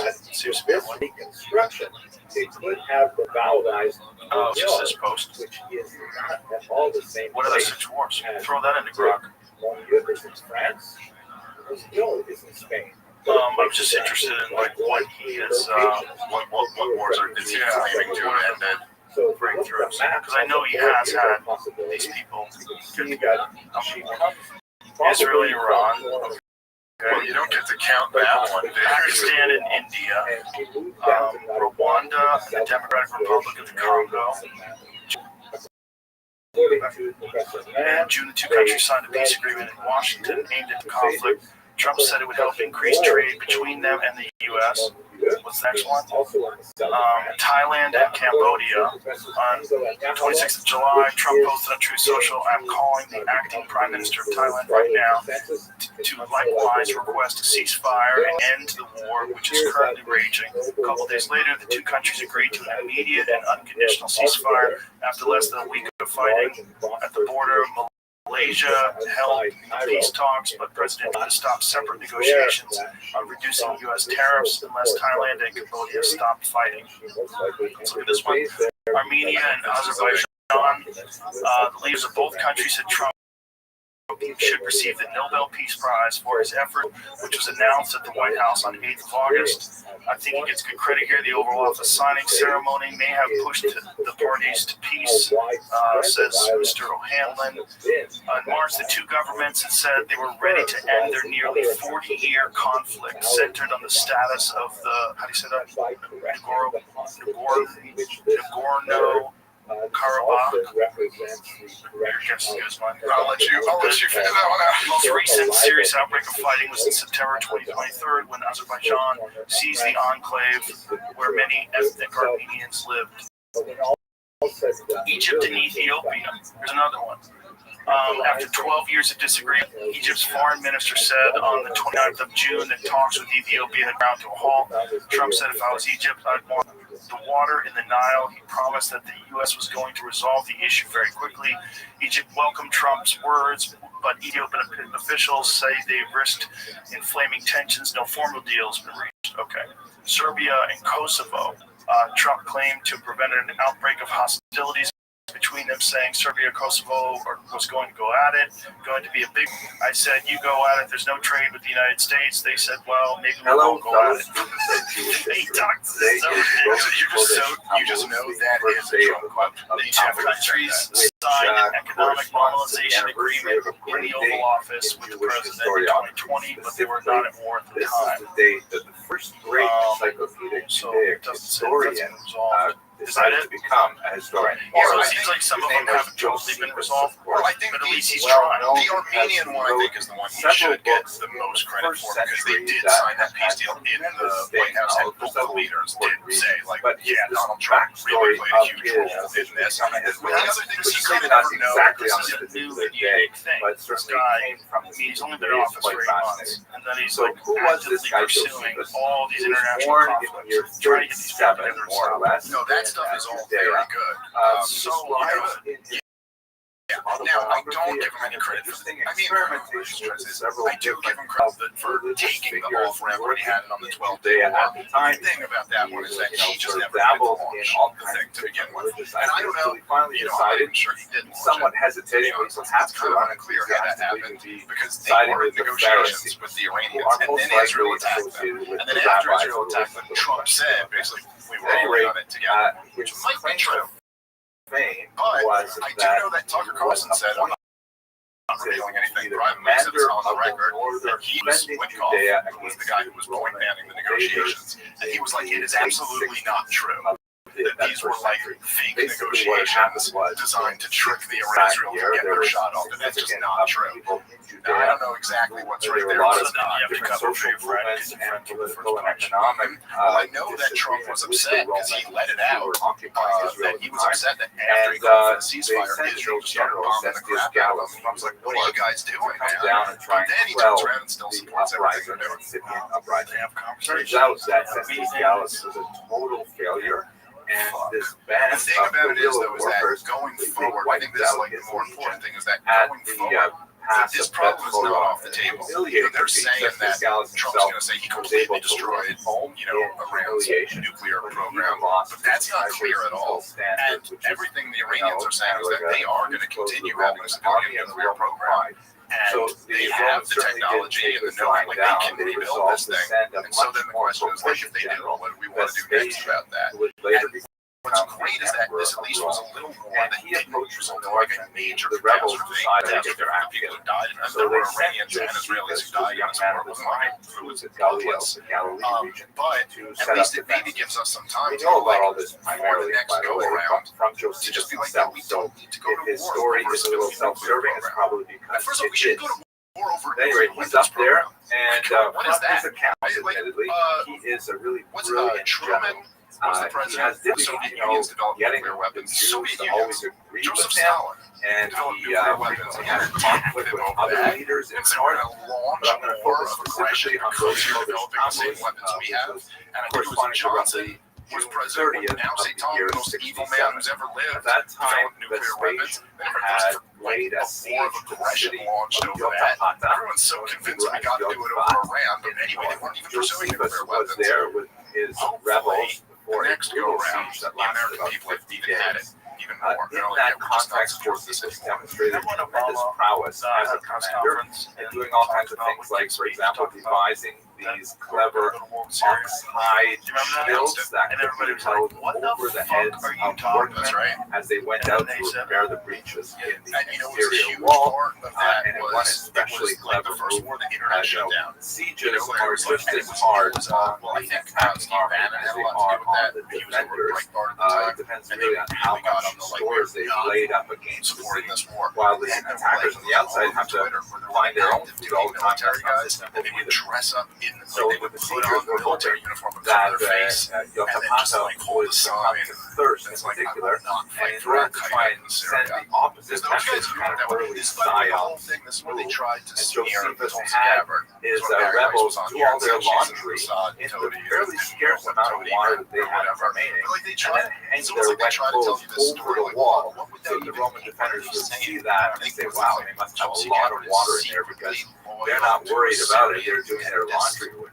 But in the end, it was inevitable. The Romans would take Yotapata. Josephus tried mightily against that war is because she actually knew the first thing about it. Unlike by the way, other people, there was who didn't even know what the word Tony meant, and she was calling her Tulsi Gabbard for whatever you might say about her. I've built an audience of her myself. But she knows who the Shiites are and who the Sunnis are.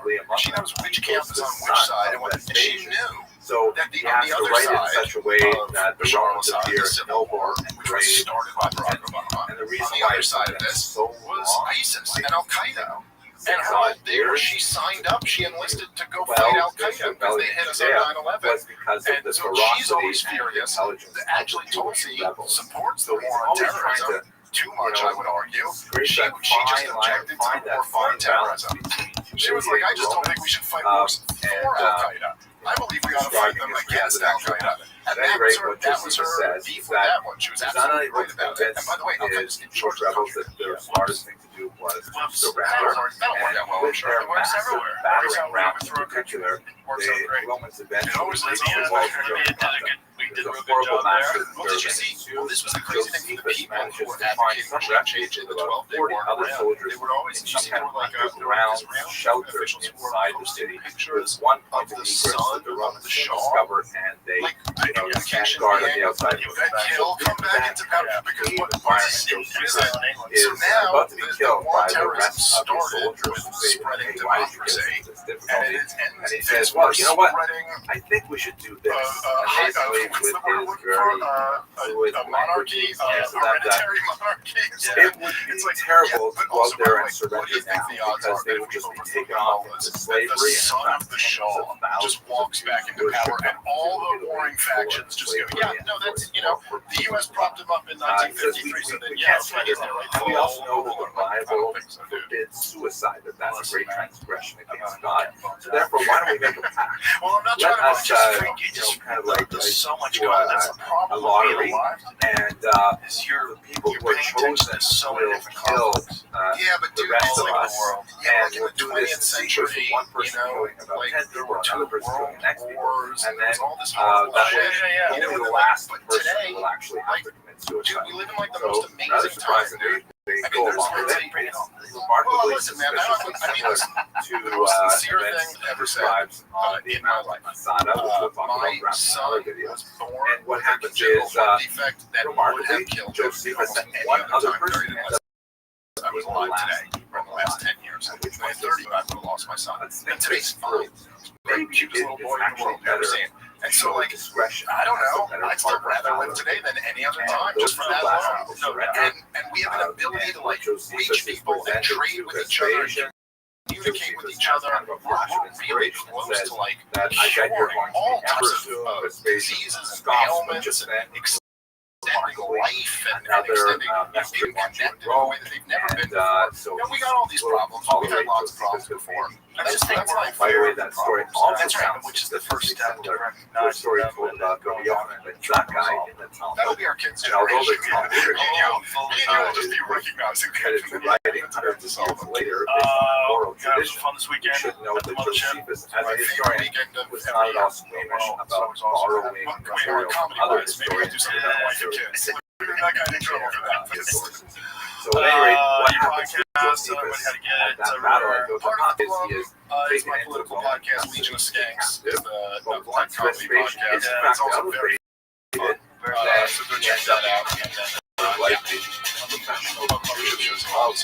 Picture Mothership, yes. accompanies Titus, Vespasian's son, on his campaign against the rebels.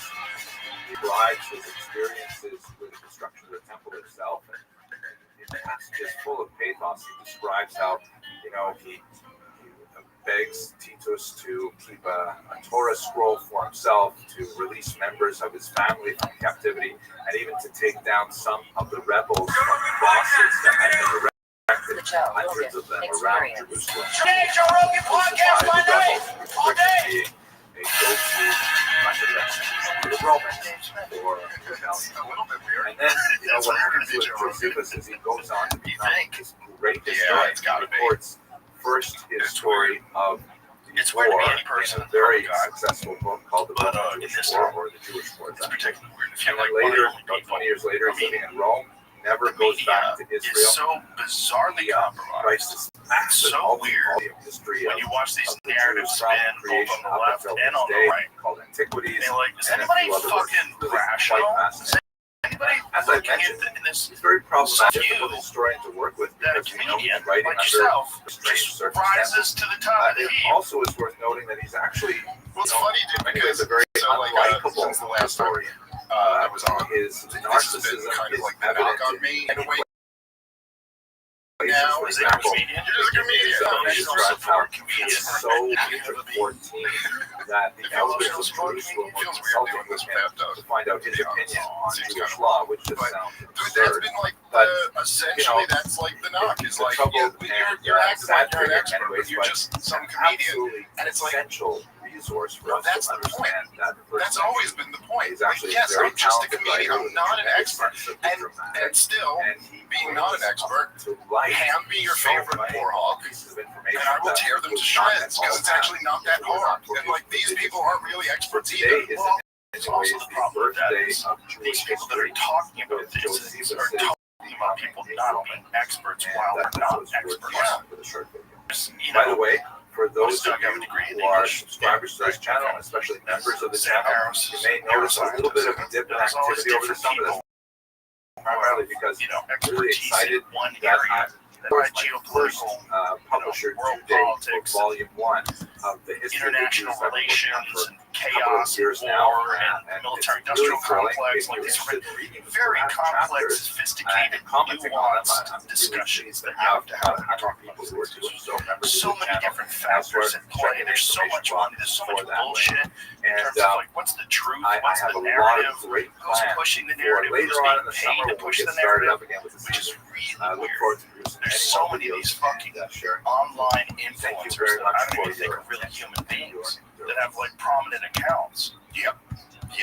But then there's also it's a convenient kind of way to dismiss somebody. Of course, instead because of addressing the facts. well, I thought it was this just I thought was really funny to me was that so like a few days after the last time after me and Douglas Murray debated on the show, he went on Bill Maher's show, and so it's like after having this whole thing, a whole 45 minutes opening the show about how you comedians don't know what you're talking about. It says while he's smearing two people he's never heard of and doesn't even know what they do or whatever, but not the best way to make a guilt to expertise.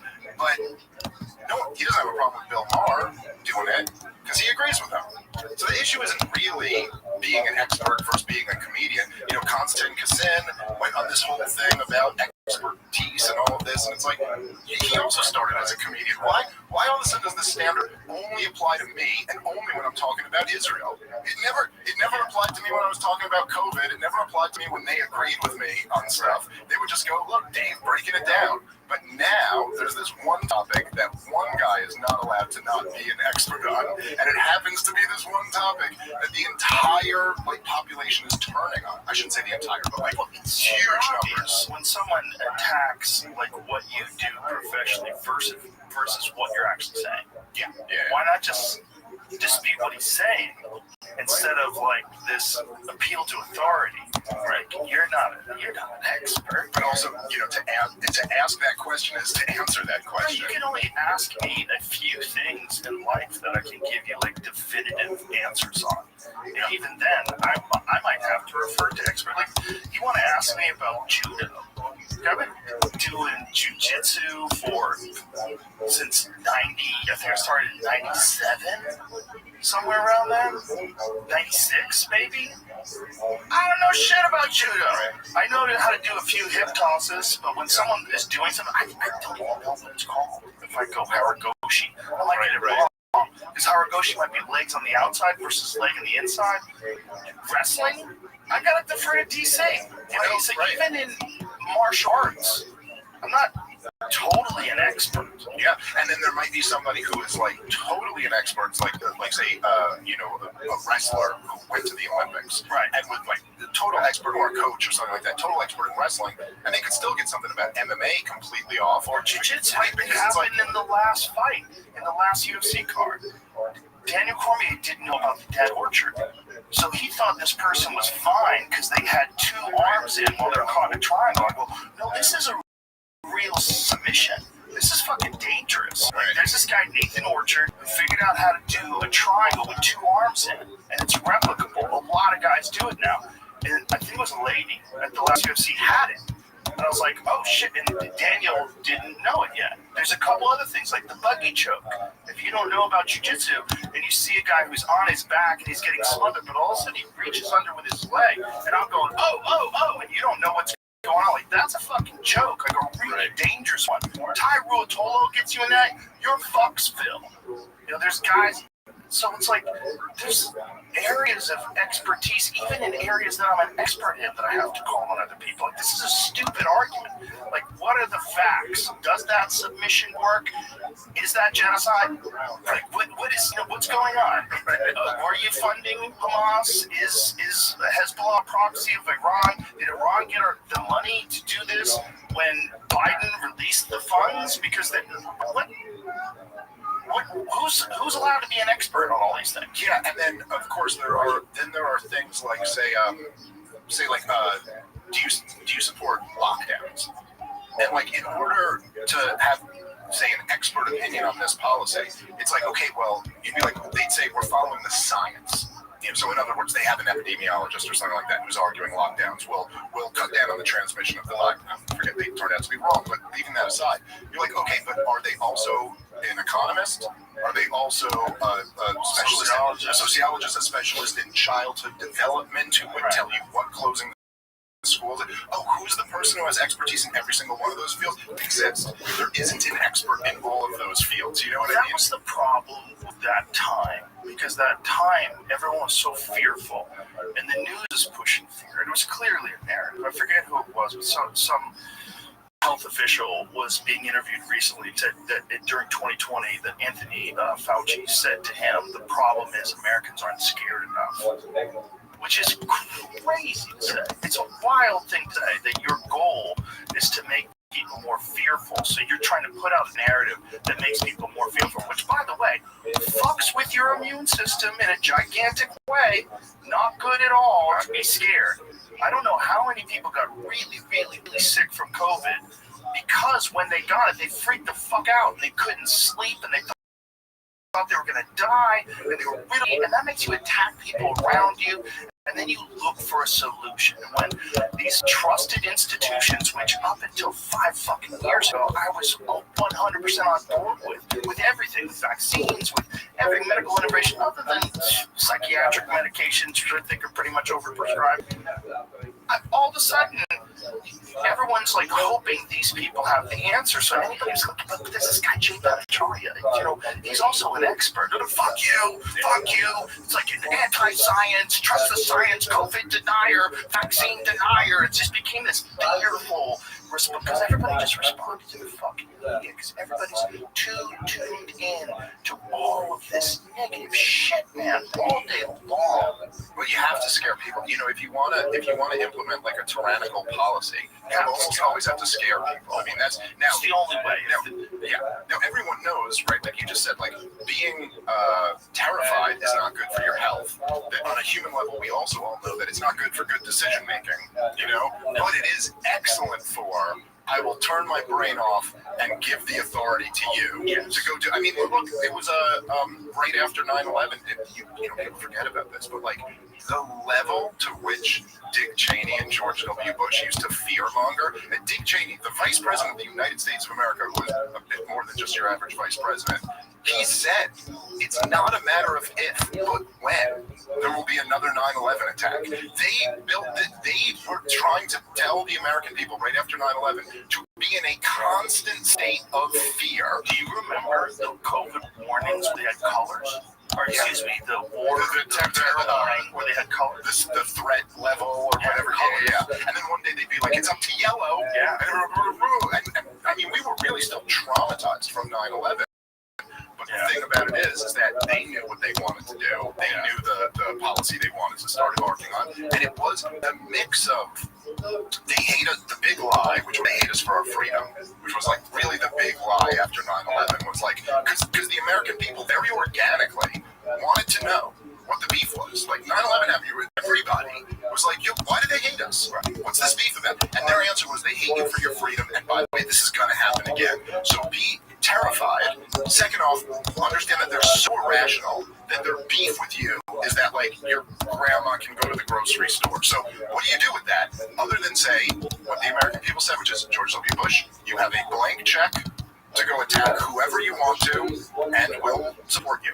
Yeah, I remember feeling that way, right? I remember feeling it's up to these fucking guys, these hard-nosed generals, military leaders these are the guys that are going to protect us.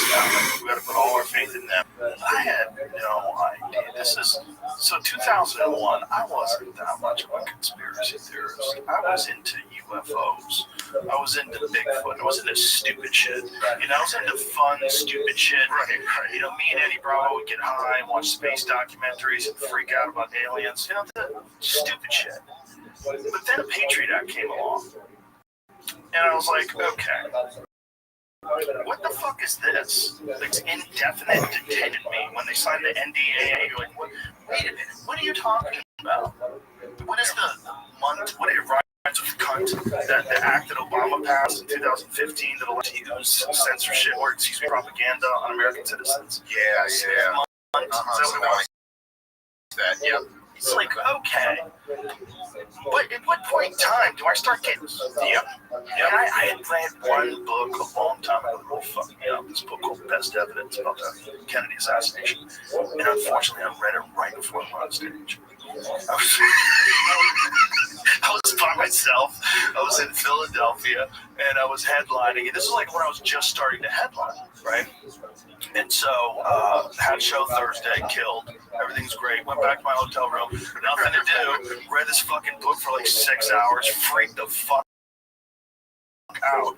Showed up at this show like, God, they killed the president. Like, I had never even considered that before that book. Or even thought that there's like secret government agencies that plot against the president. Like, I thought that's the fucking man, and everybody works together. And Lee Harvey Oswald was a nut. He fucking shot him. And I'm like, oh my God. And I bombed. I fucking bombed. And I apologized to the staff. I apologized to the manager. I go, listen, I fucked up. And I read this book right before I got here. Really fucked me up. It's done that before, man. When you have your mind blown like that, you need time after that before you make it funny. Oh. Like it takes time to like then almost come back to it. You should never engage in that kind of stuff like right before you go on stage. It's terrible. Yeah. Anything real and ominous. So I had a second show and it went great. But I was like, okay, I can't ever do that again. But that started me. That was just peripheral. It was just the JFK thing. I was only interested in that. I didn't get into Nixon. I didn't get into any of that. September 11th, 2001, in the beginning, it was wonderful. After the attack, everyone was so friendly. It's terrible that this thing happened. It's terrible that these people died. But it made me think, like, every now and then, we need to get bitch slapped. It's like when you see people, like, getting in people's faces for, like, waving an American flag. Fuck you, fascist. A bitch slap every now and then. Like, that guy might go, fucking, what was I doing? I just ran up to that veteran and I got in his face because I wanted to impress my lesbian girlfriend. Like, fuck is wrong with me? I don't know how to fight. I got a concussion and this guy bitch slapped me. It's on TikTok. Fuck. Like, you need that sometimes just as like a course reset. I felt like as a country, we've been doing shady shit all around the world forever, and there's real war happening everywhere, but we're super lucky because we're separated by oceans and not too much has really happened here. Oh my God, this is real. And everybody had an American flag on their fucking car. And when I was in New York City afterwards, we were filming Fear Factor one day, and everyone was so cool. And firemen were rock stars. Cops were rock stars. Everybody was thanking them. Everybody was thanking them for their service. It was great. All these firemen in front of this bar, me and the Fear Factor group. These guys were fucking, it's like I was hanging out with Brad Pitt. It was nuts. Everybody was so thankful. Where'd that go? Yeah, I was there. I was in New York City on 9/11, and I remember. So I was in Brooklyn, like only a few miles from the World Trade Center, and like, did you physically see it? No, I saw it. So I remember seeing. I think so. When I got out of school, I was in high school. I was a senior in high school, and we got out. One of the girls like forged a note, said it was from our parents or something like that. I forget exactly how it worked, but we got out. And it was like I was friends with the security guard. I used to buy weed from them. But you know, it was a different time. Pre-9/11, we were just all hanging out buying weed from the security guards at schools. But so he let us out. So I remember I'm pretty sure when we came to Flatbush Ave, we saw like there was smoke in the air, but both the towers had fallen by the time we got out. But there were people, so the subways had been out for a while. And where I was like on Flatbush Avenue. If anyone knows Brooklyn, it's like Flatbush and 7th Avenue. So this is like, it's kind of a straight shoot down to the Manhattan Bridge, and then the Brooklyn Bridge is down there too. But the Brooklyn Bridge you can walk over. And so at this point already, people who were down in the financial district had just decided to walk back to Brooklyn because they realized they weren't going to get a cab or get on the subway. And so you'd see just like one guy in a suit and tie covered in soot, head to toe. Like walking up, like, oh, he must have just been down there and walked up. But I remember, now this even there was very busy, but people were stopping asking each other. People who you would pass on the street but never talk to were stopping and asking everyone, how's your family? Everyone okay? All right, are you fine? Like there was this like community spirit that you don't typically get in New York City. There's just too many people and you can't talk to everybody. Yeah. But that part of it was kind of beautiful. And then of course governments do what they do and immediately manipulated that into launching wars that they wanted from before 9/11 that had absolutely nothing to do with 9/11. Yeah. Which is, you know. So the Patriot Act was a bunch of shit they had tried to pass for a while, for years. And everyone's like, what fucking crazy. Dude, well, this is the thing, and I guess maybe it's partly like my age, because I was 18 at the time, and this is like my coming of age, time. Right. But I will never stop being furious at that shit.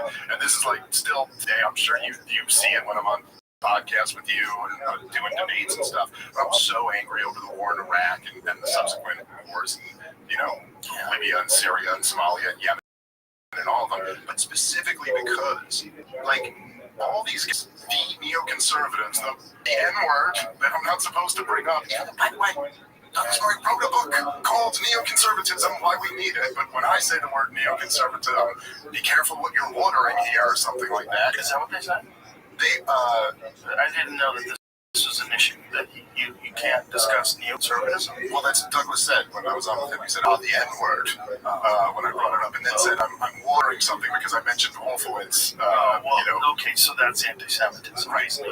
Well, that's kind of ridiculous. Yes. You're talking about something incredibly important. Well, like neoconservatism. Why would that be a thing that you can't discuss? That sounds crazy. The rivalries, the marching bands, the upsets. Saturdays just got way more fun. College football is back. Think you know the game? Put your college football knowledge to the test with DraftKings Sportsbook and turn your picks into big payouts. From live betting during the game to rivalry week odds boosts and so much more, DraftKings Sportsbook has everything you need to stay in the action. From kickoff to final whistle. Whether you're betting on your go-to team or making moves mid-game as the momentum shifts, Saturdays are yours to own with Draft Sportsbook. Here's something special for first-timers. New customers bet $5 and get $300 in bonus bets instantly. Download the DraftKings Sportsbook app and use code ROGAN. That's code ROGAN for new customers. Get $300 in bonus bets instantly when you bet just $5. In partnership with DraftKings Sportsbook, the crown is yours. Gambling problem? Call 1-800-GAMBLER. In New York, call 877-8-HOPE-NY or text HOPE-NY 467-369. In Connecticut, help is available for problem gambling. Call 888-789-7777 or visit ccpg.org. Please play responsibly. On behalf of Boot Hill Casino and Resort, it says 21 and over age. Eligibility varies by jurisdiction. Void in Ontario. Bonus bets expire 7 after issuance. For additional terms of responsible gaming resources, see dkng.co/audio. Well, I mean, I'd say the answer is that those guys got into power. They really hijacked American foreign policy after 9/11 because they happened to all be in power in the Bush administration. Then 9/11 happened on their watch. But if you go back and read the shit they read, and I will never stop talking about this because it's just too goddamn crazy. But if you read the guys who were in the George W. Bush administration, I mean, like the signatories on the Project for a New American Century, which was their think tank, the PNAC is called, were like Dick Cheney and Donald Rumsfeld and Paul Wolfowitz and Fife and Richard Pearl and David Worms. I mean, it was the whole group who took over the government, and they wrote explicitly in the Project for a New American Century that they were like, look, Okay, the Soviet Union is close. We are, for the first time in human history, like the lone superpower in the world. So what we should do right now is fight multiple wars, because no one threatens us, and so therefore we should fight multiple wars too. Right now we have an opportunity to remake the world, overthrow the old Soviet sock puppet states, install our own states there, and guarantee